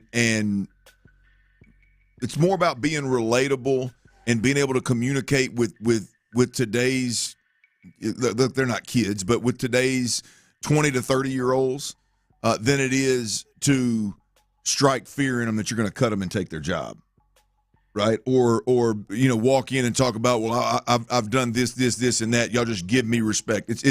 There's a certain percentage of coaches, and all of them out of the Shanahan tree. Ultimately, all of them that have like just jumped on the scene recently. I think their number one power, if you will, as a head coach is obviously number one is their great offensive minds, but their ability to relate to these guys in ways that old school coaching just never even attempted to. Yeah, you just don't need Bill Parcells. It doesn't have to. You don't have to have that. It doesn't have to be Bill Belichick. I can't relate to you. Just shut up and do your job. Leave your phone in your car, kind of deal. Like that. Just those days are over. No. Yeah. Now you can't be Dennis Allen, but right. DeMeco's the former player side of DeMeco, I think, demands a lot of respect, but he also has that he has that factor in him where I think like you just don't want to disappoint the dude. You know what I mean? Yeah. He gets you in his own way, and now we see other things. So there is no right way. The leader of men thing is starting to slide a bit. How about the can you get my offense going thing? That's what it is more of. Can you get my quarterback to work? Yes. Can you get my offense to work? Maybe we'll find somebody on the staff like Vic Fangio who could be a leader of men or something like that. Let's hear from the people because Ryan, I want to start with you. From day one, from the start of the season, even the most optimistic fan, I wonder, did they see this coming? How surprised, Ryan, are you? How shocked are you that the Texans are 10-7, AFC South champs, and hosting a playoff game? I'll be honest. I wasn't expecting AFC South divisional title already. Like, what a turnaround of the season. Like, thought this was going to be tops a 6-10 season, but man, dude, like these guys got it like turned around so fast, and like I wouldn't even count it as a rebuild season. Like this is I honestly think this team could be a threat in the playoffs. Yeah, we'll see. That's where they're trying to get to right now. You're in the dance. We talked about it before the show. Yeah, you're in the dance. You're in the dance. I didn't see it. I thought they would double their win total. I was just telling somebody in here. I said, man, I thought they would be improved, and I thought they would be moving in the right direction this, and I thought they would double their win total. I had them at around 6 wins, and then they would make the next step to potentially be competing for a playoff, not get in and win the division this year. Did not see that one. Yeah, no, I didn't. I don't think anybody saw that coming. Good gosh, I mean, what a huge accomplishment, and to do it. And again, I keep saying this. To me, the beautiful thing about the Texans is it's twofold, right? Where they came from and how quickly they reemerged. That's one, and then number two, just how convincing the product that is the Houston Texans is, man. I mean, it's just. Whether you're talking about depth or you're talking about youth or you're talking about the ability to win through injuries or you're talking about C.J. Stroud, obviously, however you want to couch it, it's just it is very, very, very convincing that with the exception of C.J. Stroud, because, I mean, obviously that's the toughest position to play in sports, with the exception of losing your starting quarterback, you hell, we now know that a DeMeco Ryans coach Texans team can weather the storm of some pretty severe injuries throughout the year and still be a playoff caliber team. That's huge, man. Yeah. That is absolutely huge to be able to overcome that year one. Yeah. All right, let's see if Larry has recovered from all the hen he drank last night. I'm sure that boy celebrating his ass. I could just feel you, Larry. I know you are.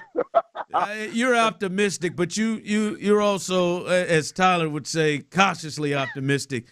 I know you. How surprised are you that your Texans have gotten here? So I ain't surprised at all. You can tell by my voice. I ain't surprised. Hey man, I put money on them boys winning more than 5 and 6 games. Go ask Pendergast about that, and y'all could dig through those archives and see when I told y'all I expect my team to go to the Super Bowl every year. Here's the thing, man. We knew when we hired DeMeco Ryans that we was getting a dog because we watched everything that he did in San Francisco with that defense in San Francisco, and plus he was one of our own, and plus the way he's always carried himself on and off the football field just let you know that he was going to be a better fit than Bill O'Brien, David Culley, and Lovey because he was coming home. And then Nick Caserio took his ass in there and drafted C.J. Stroud based on the fact that that's who DeMeco Ryans wanted. And so we come out of there with the best offensive player in the draft and the best rookie defensive end in the draft, which, by the way, for everybody that's concerned about that old silly-ass pick that we gave up, that's going to be the number 24th pick in the draft. And if you think your ass was going to find somebody like Will Anderson down at number 24 or 25 when the Cardinals picked, your ass is dumber than I thought you was. So I thought these boys was going to be special because I figured that they would go out there and play a hard brand of football that we have been missing in the last 3 years in H-Town. And now that we have snuck up and did everything that everybody didn't think we could do, all we did was put them old sorry-ass Jags, Titans, and Colts and got their ass out the way because we the better team anyway. Anytime you got a trigger, man, your boy know they can go and do something special. So you might want to start thinking real serious about if these boys can go on a real run to the Super Bowl. That's what y'all ass need to be talking about in our holler. All right, Larry. Larry, you have partied. My goodness. I mean, Larry. I just the whole time Larry's talking, I'm thinking, who did he have in a verbal headlock to make his voice sound? He didn't sound like himself at all. Oh my God. He just must have kept yelling after the thing. That's a road game. Right. That's I went to a concert and sang really drunk and sang every song at the top of my lungs. And I had to hit high notes. Yes. Like I didn't go to a that's not a hip hop. That is a singing. I don't think I would have known that was Larry. He went to Luther Vandross if he was still with us. Who did Larry have in a verbal headlock long enough to make that happen? I like to just picture him yelling over and over, AFC South champ. He called the post game. It wasn't that bad. It had to happen. It had to be the Texans win followed by then a Sunday fun day with the Jacksonville Jaguars losing. I got to get to the bottom of that. What happened? I do want to catch him in. I mean, he was throwing around some Cat Williams like lies. What happened? Come on, man. You didn't have those David Culley teams going to the expectation of them going to the Super Bowl. Hold on, son. I always expect my Texans to go. No, you didn't. You didn't expect them Davis Mills ones. Damn, man. It's like you can't say he's read 3,000 books a year at 6 years old. No, you ain't expect that them years. Who caught the brunt of that chewing? A few people. That's more than one. No one person can handle that. Not even the one that chose to spend the rest of her life with him.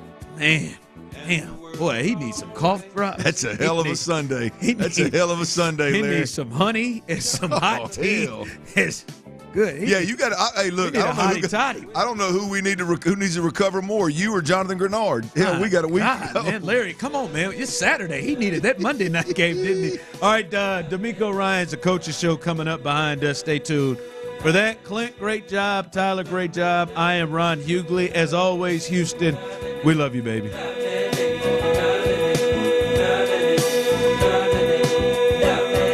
Thank you guys for bringing us a first-class sports show to the city. It's a Reaction Monday, brought to you by Shoppers John Deere. We're breaking down Saturday's win.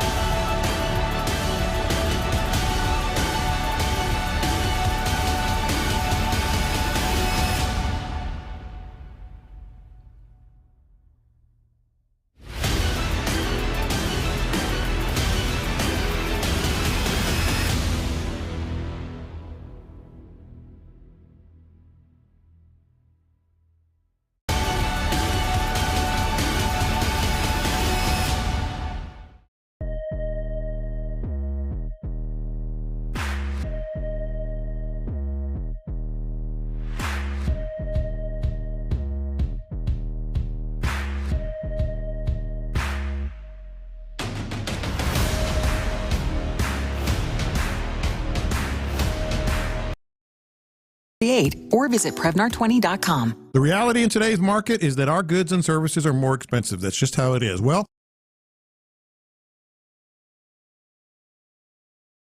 on world-class service for more than 47 years. I'm a client myself. Trust your gut. Call D&M Auto Leasing for the smartest way to save money at 713-290-1000. That is 713-290-1000. Or go online at dmautoleasing.com. Make no down payment and no payments for 60 days. Make leasing easy at D&M.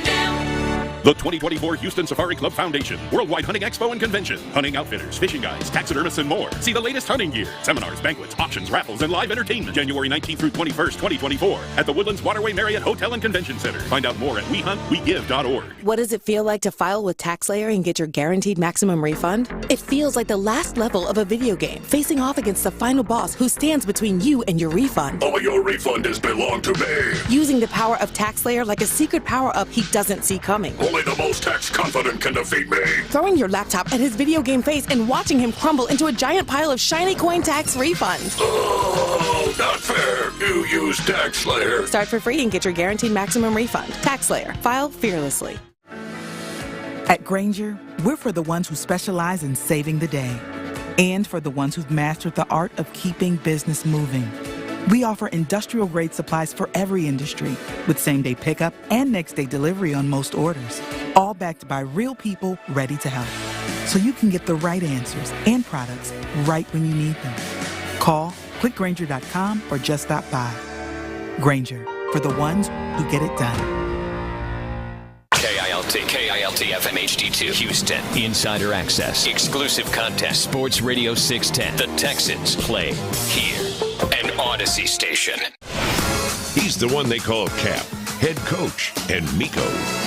DeMeco Ryans breaks down the game and sits down for a conversation, taking you both inside and outside the white lines. Welcome to the DeMeco Ryans Show, presented by Amagi Bank.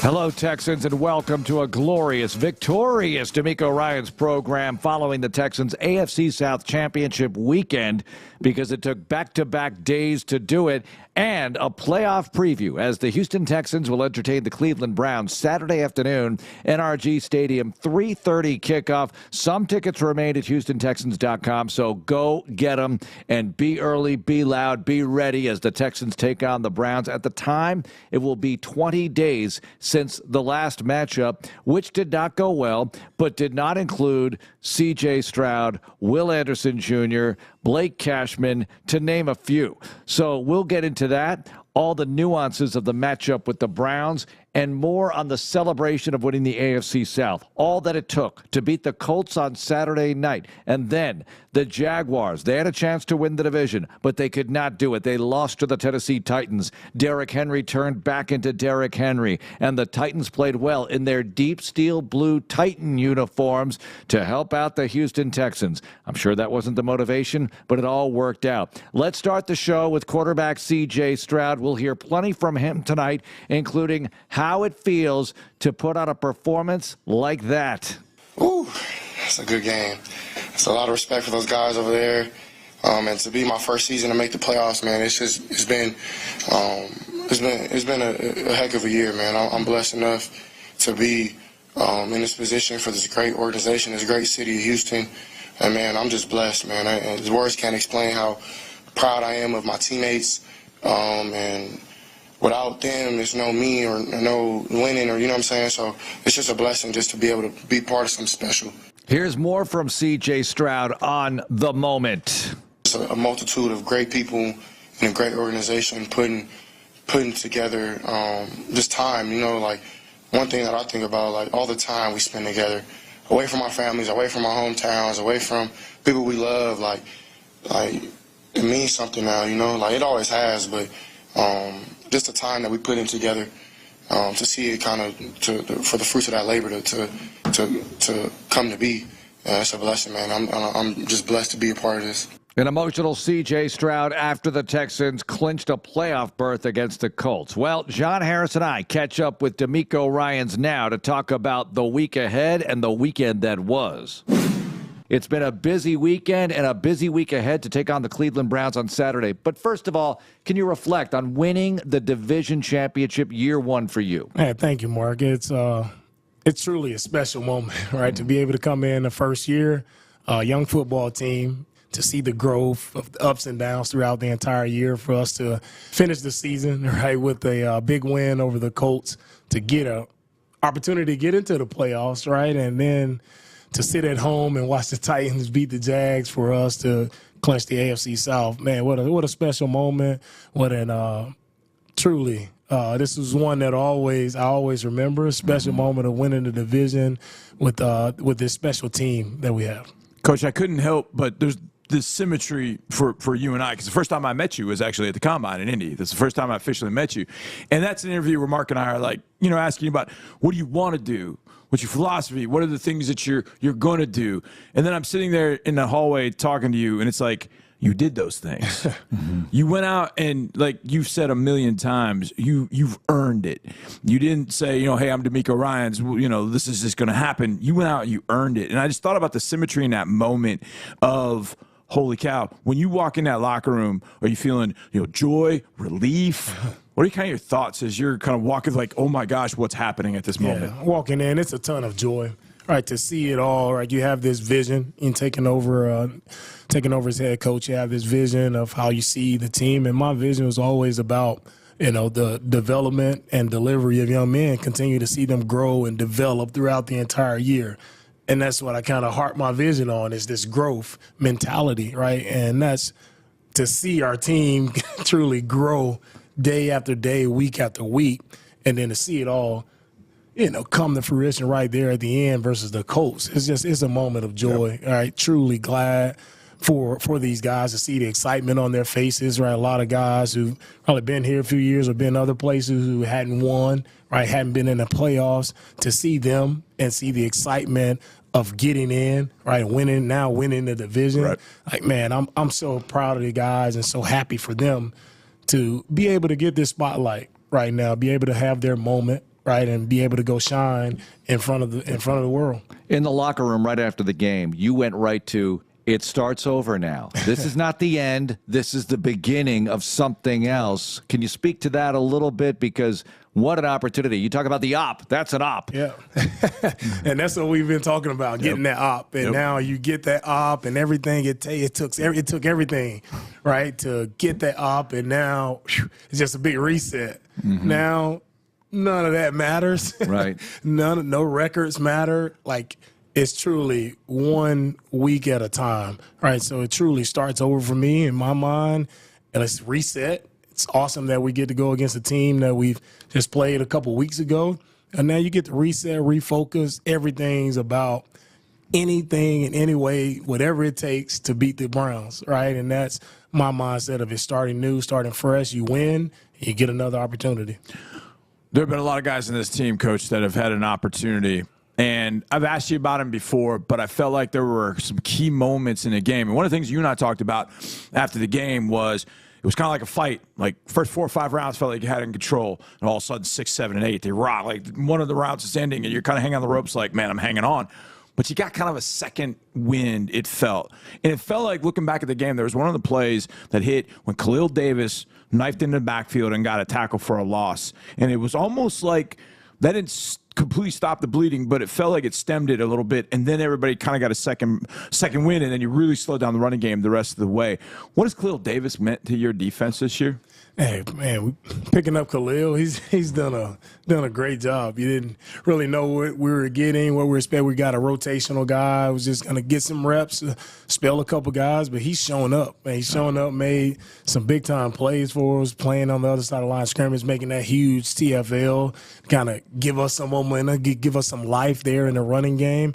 Khalil has done a really good job for us all throughout the year, just in his role. Right, he's thrived, and it's a lot of guys like that who stepped in, who we didn't have at the beginning of the year, but they stepped in and they made plays. Everybody has kind of had their moments throughout the year that's put our team in this position. And it seems like that's very important, that everybody feels included, because everybody has to make plays. Auburn has a catch the other night. Everybody's doing something for you, Coach, and that's sort of the environment that you've nurtured from the very beginning here. Yeah, for sure. When I talk about that team first mentality, that's what it's taken for us. All right, we've lost a ton of guys. Unfortunately, we had multiple guys in and out. Guys missed extended periods of time coming back in. So how do you keep the train moving, right? It's just always understanding it's not about one guy, and that's always been the message for me is it's not about one guy. We need everybody's best. So whenever you get your opportunity, your moment to step in, like when you have to shine, we need you to shine and make plays for us. And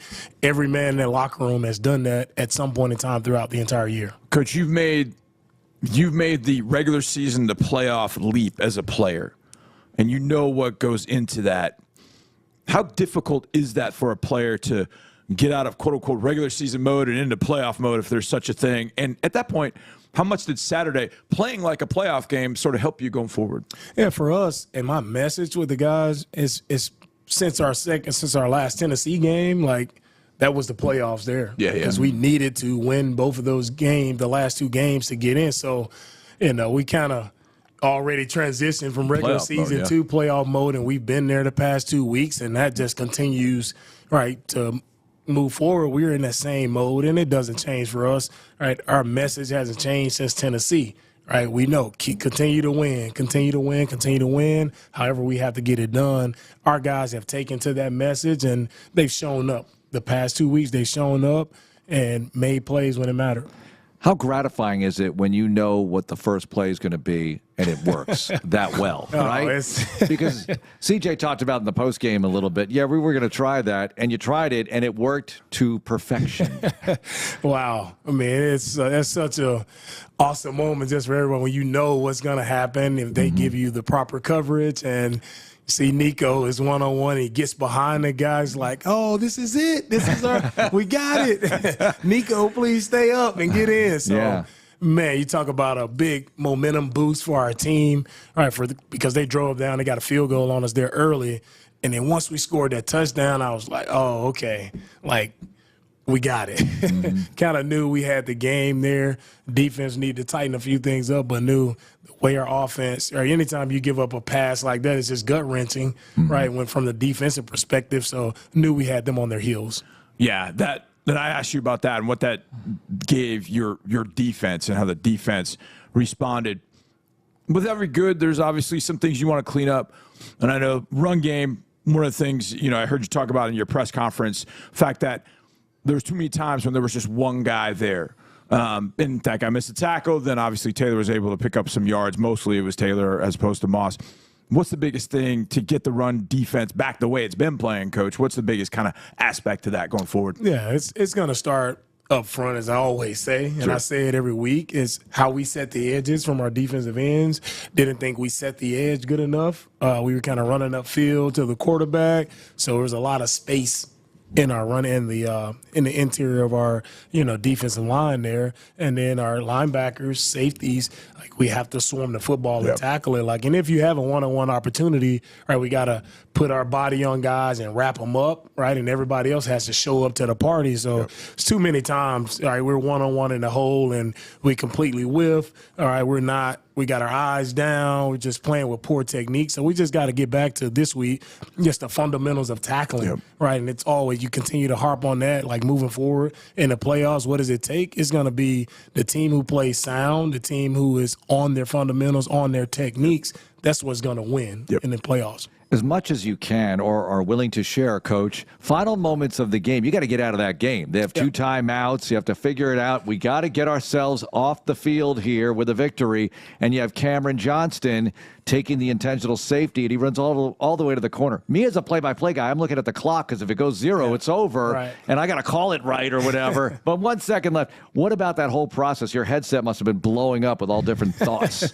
When I saw it was initially it was 7 seconds on the clock, and so I'm like, okay, the only way that they can get back into this game is if they block a punt for a touchdown. As we talked, I think, earlier in the week about special teams, and their strength was their punt block unit, right? And they had blocked 4 punts on the entire year. So in my mind, instant is like, oh, we're not giving them an opportunity to block a punt here. It's like they did versus Tennessee. They blocked 2 punts, and that changed the game. So I didn't want to give them that opportunity. So the thought process was, let's just take a safety, right? We know they can't come back and score. Hopefully, I was thinking the time would run out there, but Cam should have moved around on one more second and then jumped out of the back.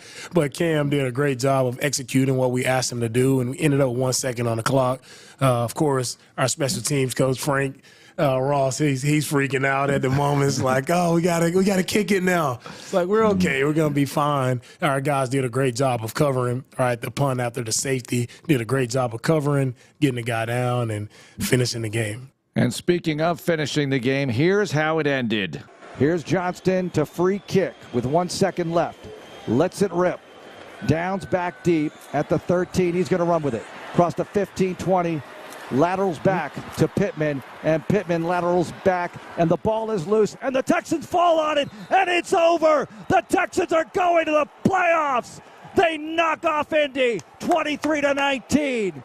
Back to the postseason. DeMeco does it in year 1.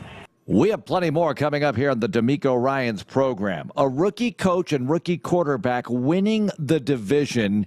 That just doesn't happen. And you know why? Because it's never happened until now. The Texans have made history in that way and so many other ways. We'll get into some of that. Plenty more coming up with the head coach. You'll hear more from C.J. Stroud and numerous other Texans along the way, including Nico Collins in the post-game show following the dramatic victory over Indy. It's Texans Radio. More of the DeMeco Ryans Show, presented by Amegy Bank, continues in a moment. My name is Paula Mendoza, and I'm the CEO of Possible Missions. I needed a bank that would communicate with me. You have to be able to pick up the phone and trust that they can help you. Trust that they know your business well enough that they know what you need. That's one of the reasons I'm with Amegy now. I can email about the smallest of things, and I get a response. I absolutely have all the trust in the world that Amegy will be there for me for my next steps. Amegy Bank, a division of Zions Band Corporation N.A., member FDIC, official business bank of the Houston Texans. When you drive a Ford truck, there's strength in numbers. Ford F-Series, America's best-selling trucks for 46 straight years, and the best in Texas. Ford F-150 and Ford Super Duty offer the strength to help you be at your very best. Drive one today at your Best in Texas Ford dealer. There's a great selection in stock, based on 1977 to 2022 calendar year total sales. Ford is the best in Texas. It's always football season in Texas, and Reliant is bringing the energy, powering game day for the Houston Texans and Texans fans across the Lone Star State.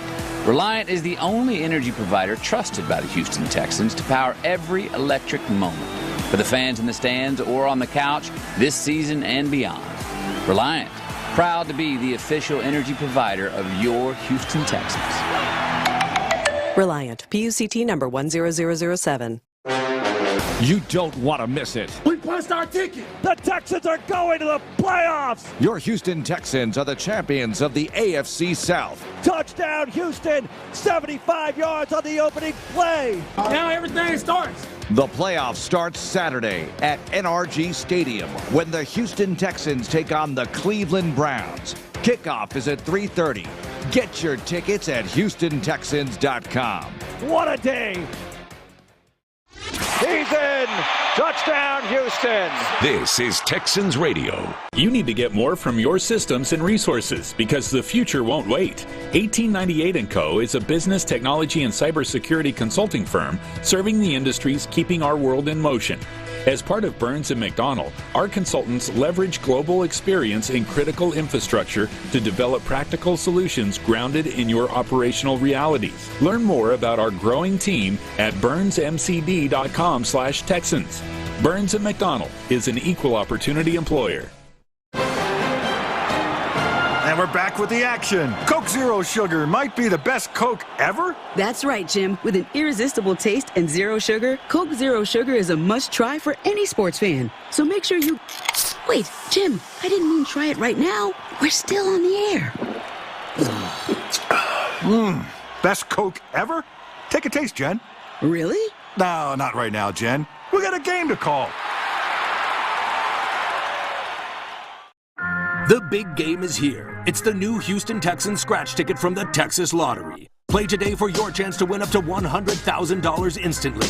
Or enter for a chance to win Houston Texans prizes like an away game trip on a private plane, season tickets, a VIP suite experience, and more. Make everyday game day with the new Houston Texans scratch ticket. Houston NFL Holdings LP, all rights reserved. Visit TexasLottery.com for odds. Must be 18 or older to participate. Play responsibly. Soak it in. H-Town, our Texans are headed to the playoffs. Hey, you talk about determination, pure grit. Everybody fight to their last play. That's what it's about, man. And we punched our ticket. Insider access. Exclusive content. Sports Radio 610. The Texans play here. Now, back to more with the head coach, the DeMeco Ryans Show. Presented by Amity Bank. Back to it here on the DeMeco Ryans Show with the Texans getting set to take on Cleveland Saturday afternoon, NRG Stadium. Good tickets going fast. HoustonTexans.com has them for you, so go check out the website, the app, for all the information, all the videos, including the post-game locker room speech. We'll have that for you in a bit here on the program. What about Jalen Petrie right after the game? Drew Doherty in the locker room with him. 60 seconds with a Texan. Petrie in year 2 from Stafford. How sweet is this? Man, it's nothing sweeter. You know, we in the playoffs. Great team win today, man, and I'm just so thankful, being on Houston Texans. Like, it's been some ups and downs, but, we persevered through, and now we got our shot into the dance. Yes, you got a shot, and many different guys have said we're just getting started. Yeah, it don't matter. No, nothing else in the past matter. It's all about the next game. It's all about the next play. So that's what we're preparing for, and, it's time to go. You guys only allowed 1 third-down conversion. They were 1 of 11 tonight on third down. Our defensive line, great. Our linebackers are great. Corners are great. Our defense just does a good job at, being complimentary, and we, know how to play off each other. So thankful that I get to play with those guys, and, they make my job real easy. It's going to be the most fun plane ride ever? Oh, for sure. We're finna be lit. We're going to have some good food, some good apple juice with some cranberry juice, all that. Like, we finna be lit. Some Sprite. Like, you know what I'm saying? We going soda tonight. Like, we not playing with it. Ain't no water or no light Gator light. It's soda tonight. Jalen Petrie, congrats on the victory. Appreciate you, man. Drew with Jalen Petrie. Now let's get right back to our conversation with the head coach. I think my favorite moment, there's so many favorite moments from Saturday night, but I think my favorite one was you and I were kind of standing about the same distance apart from Goodson when he doesn't catch the ball. And I was just stunned. You got really excited, which normally is me, but you got really, really excited. And literally in mid-leap, you're like, wait. It was like you went from excited, we just got to stop, to holy crap, we got to get into situational mode at that point. Was that kind of going through your head at that point? Yeah, it was. I was definitely, I almost walked on the field there when I saw this play about to develop with the pick play that they were running to the running back.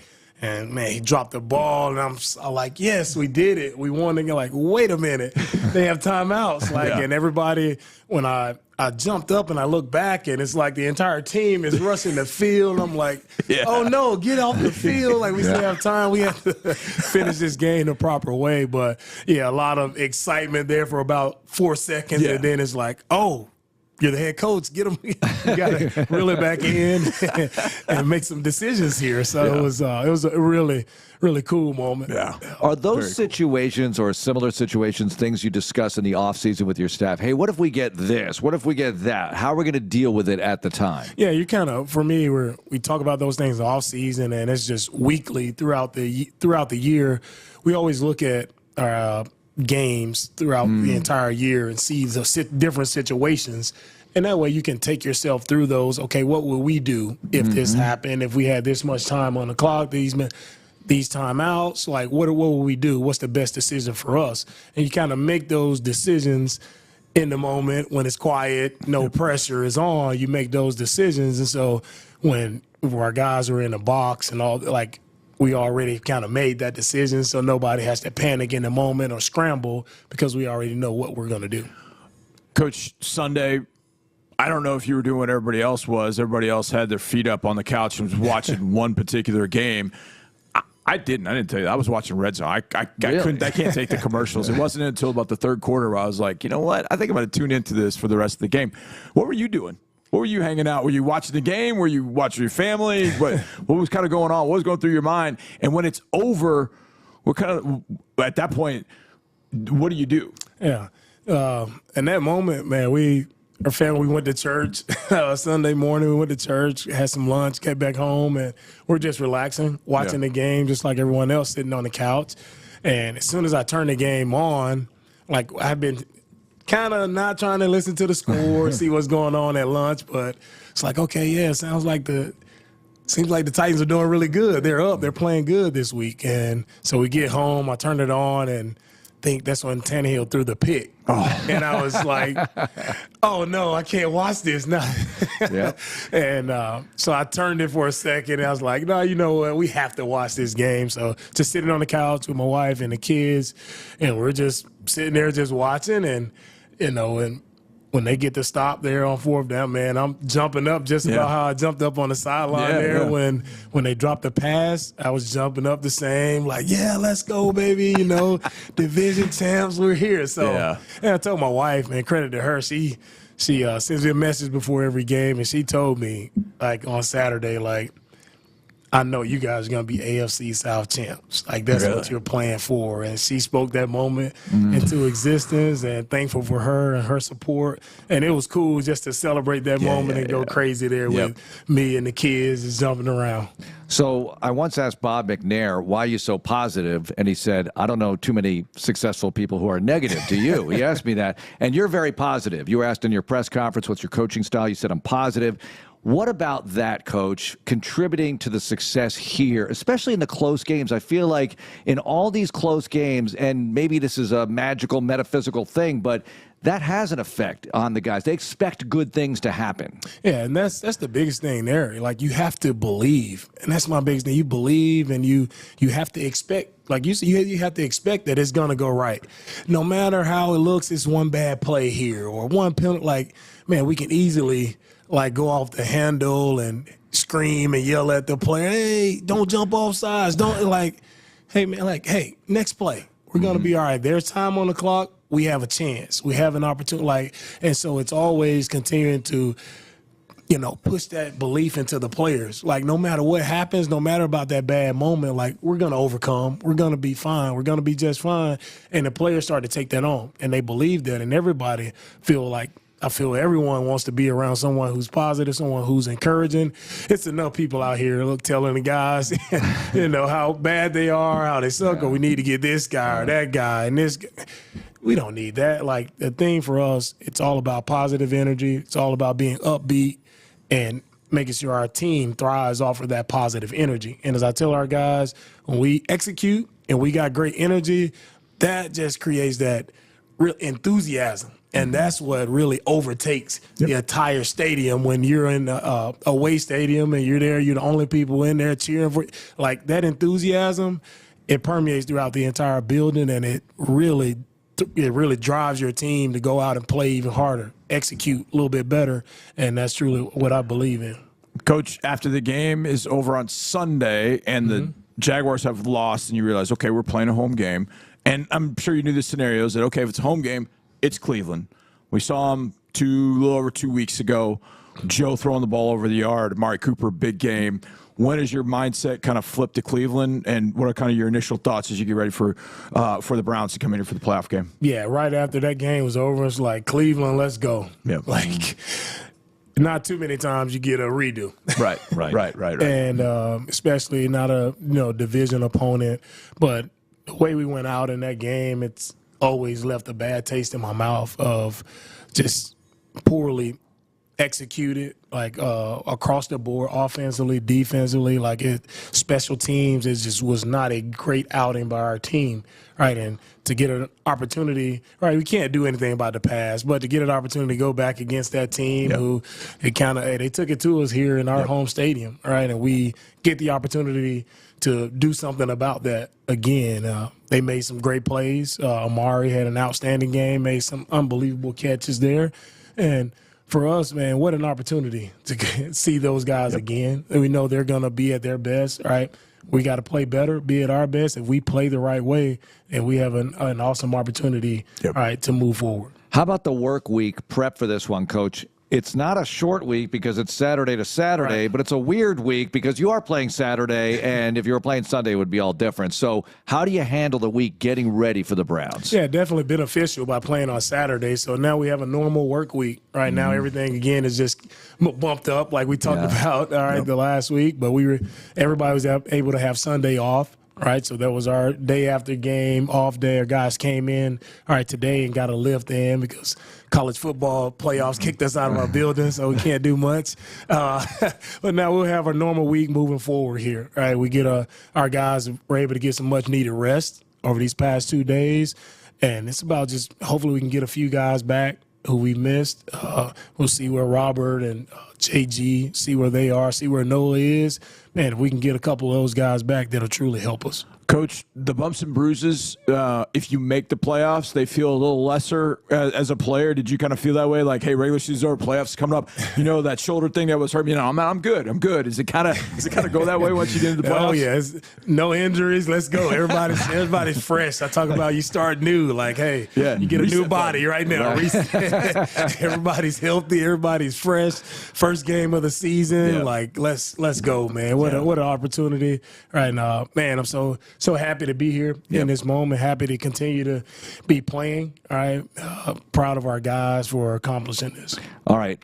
Amegy Bank Ask Coach Question of the Week. It's Memory Monday because the Texans put out a social media post, found a video of the first division championship out at Bud Light Plaza where the team gathered, and it was amazing with all the fans there, and you were speaking to the crowd. Do you remember that? Do you remember that moment out there in front of everybody? That was the first division championship. This is the latest division championship. Yeah, man, I definitely remember that moment I'll never forget. Right, it's one of those special moments where you take an organization that had never been to the playoffs, and we were able to win our division, get into the playoffs. All right, we were coming back from Cincinnati. We were coming back from Cincinnati, and man, to see all our fans that had showed up, that was, man, it's always touching, right? To see you come back from an away game. Typically, no one's around, but our fans, they were out there, man, and they showed tremendous support, and had a couple guys get on the mics, probably saying a lot of stuff we probably should have said, but it was a special moment. We had our AFC South T-shirts on. It was a fun moment, a great memory,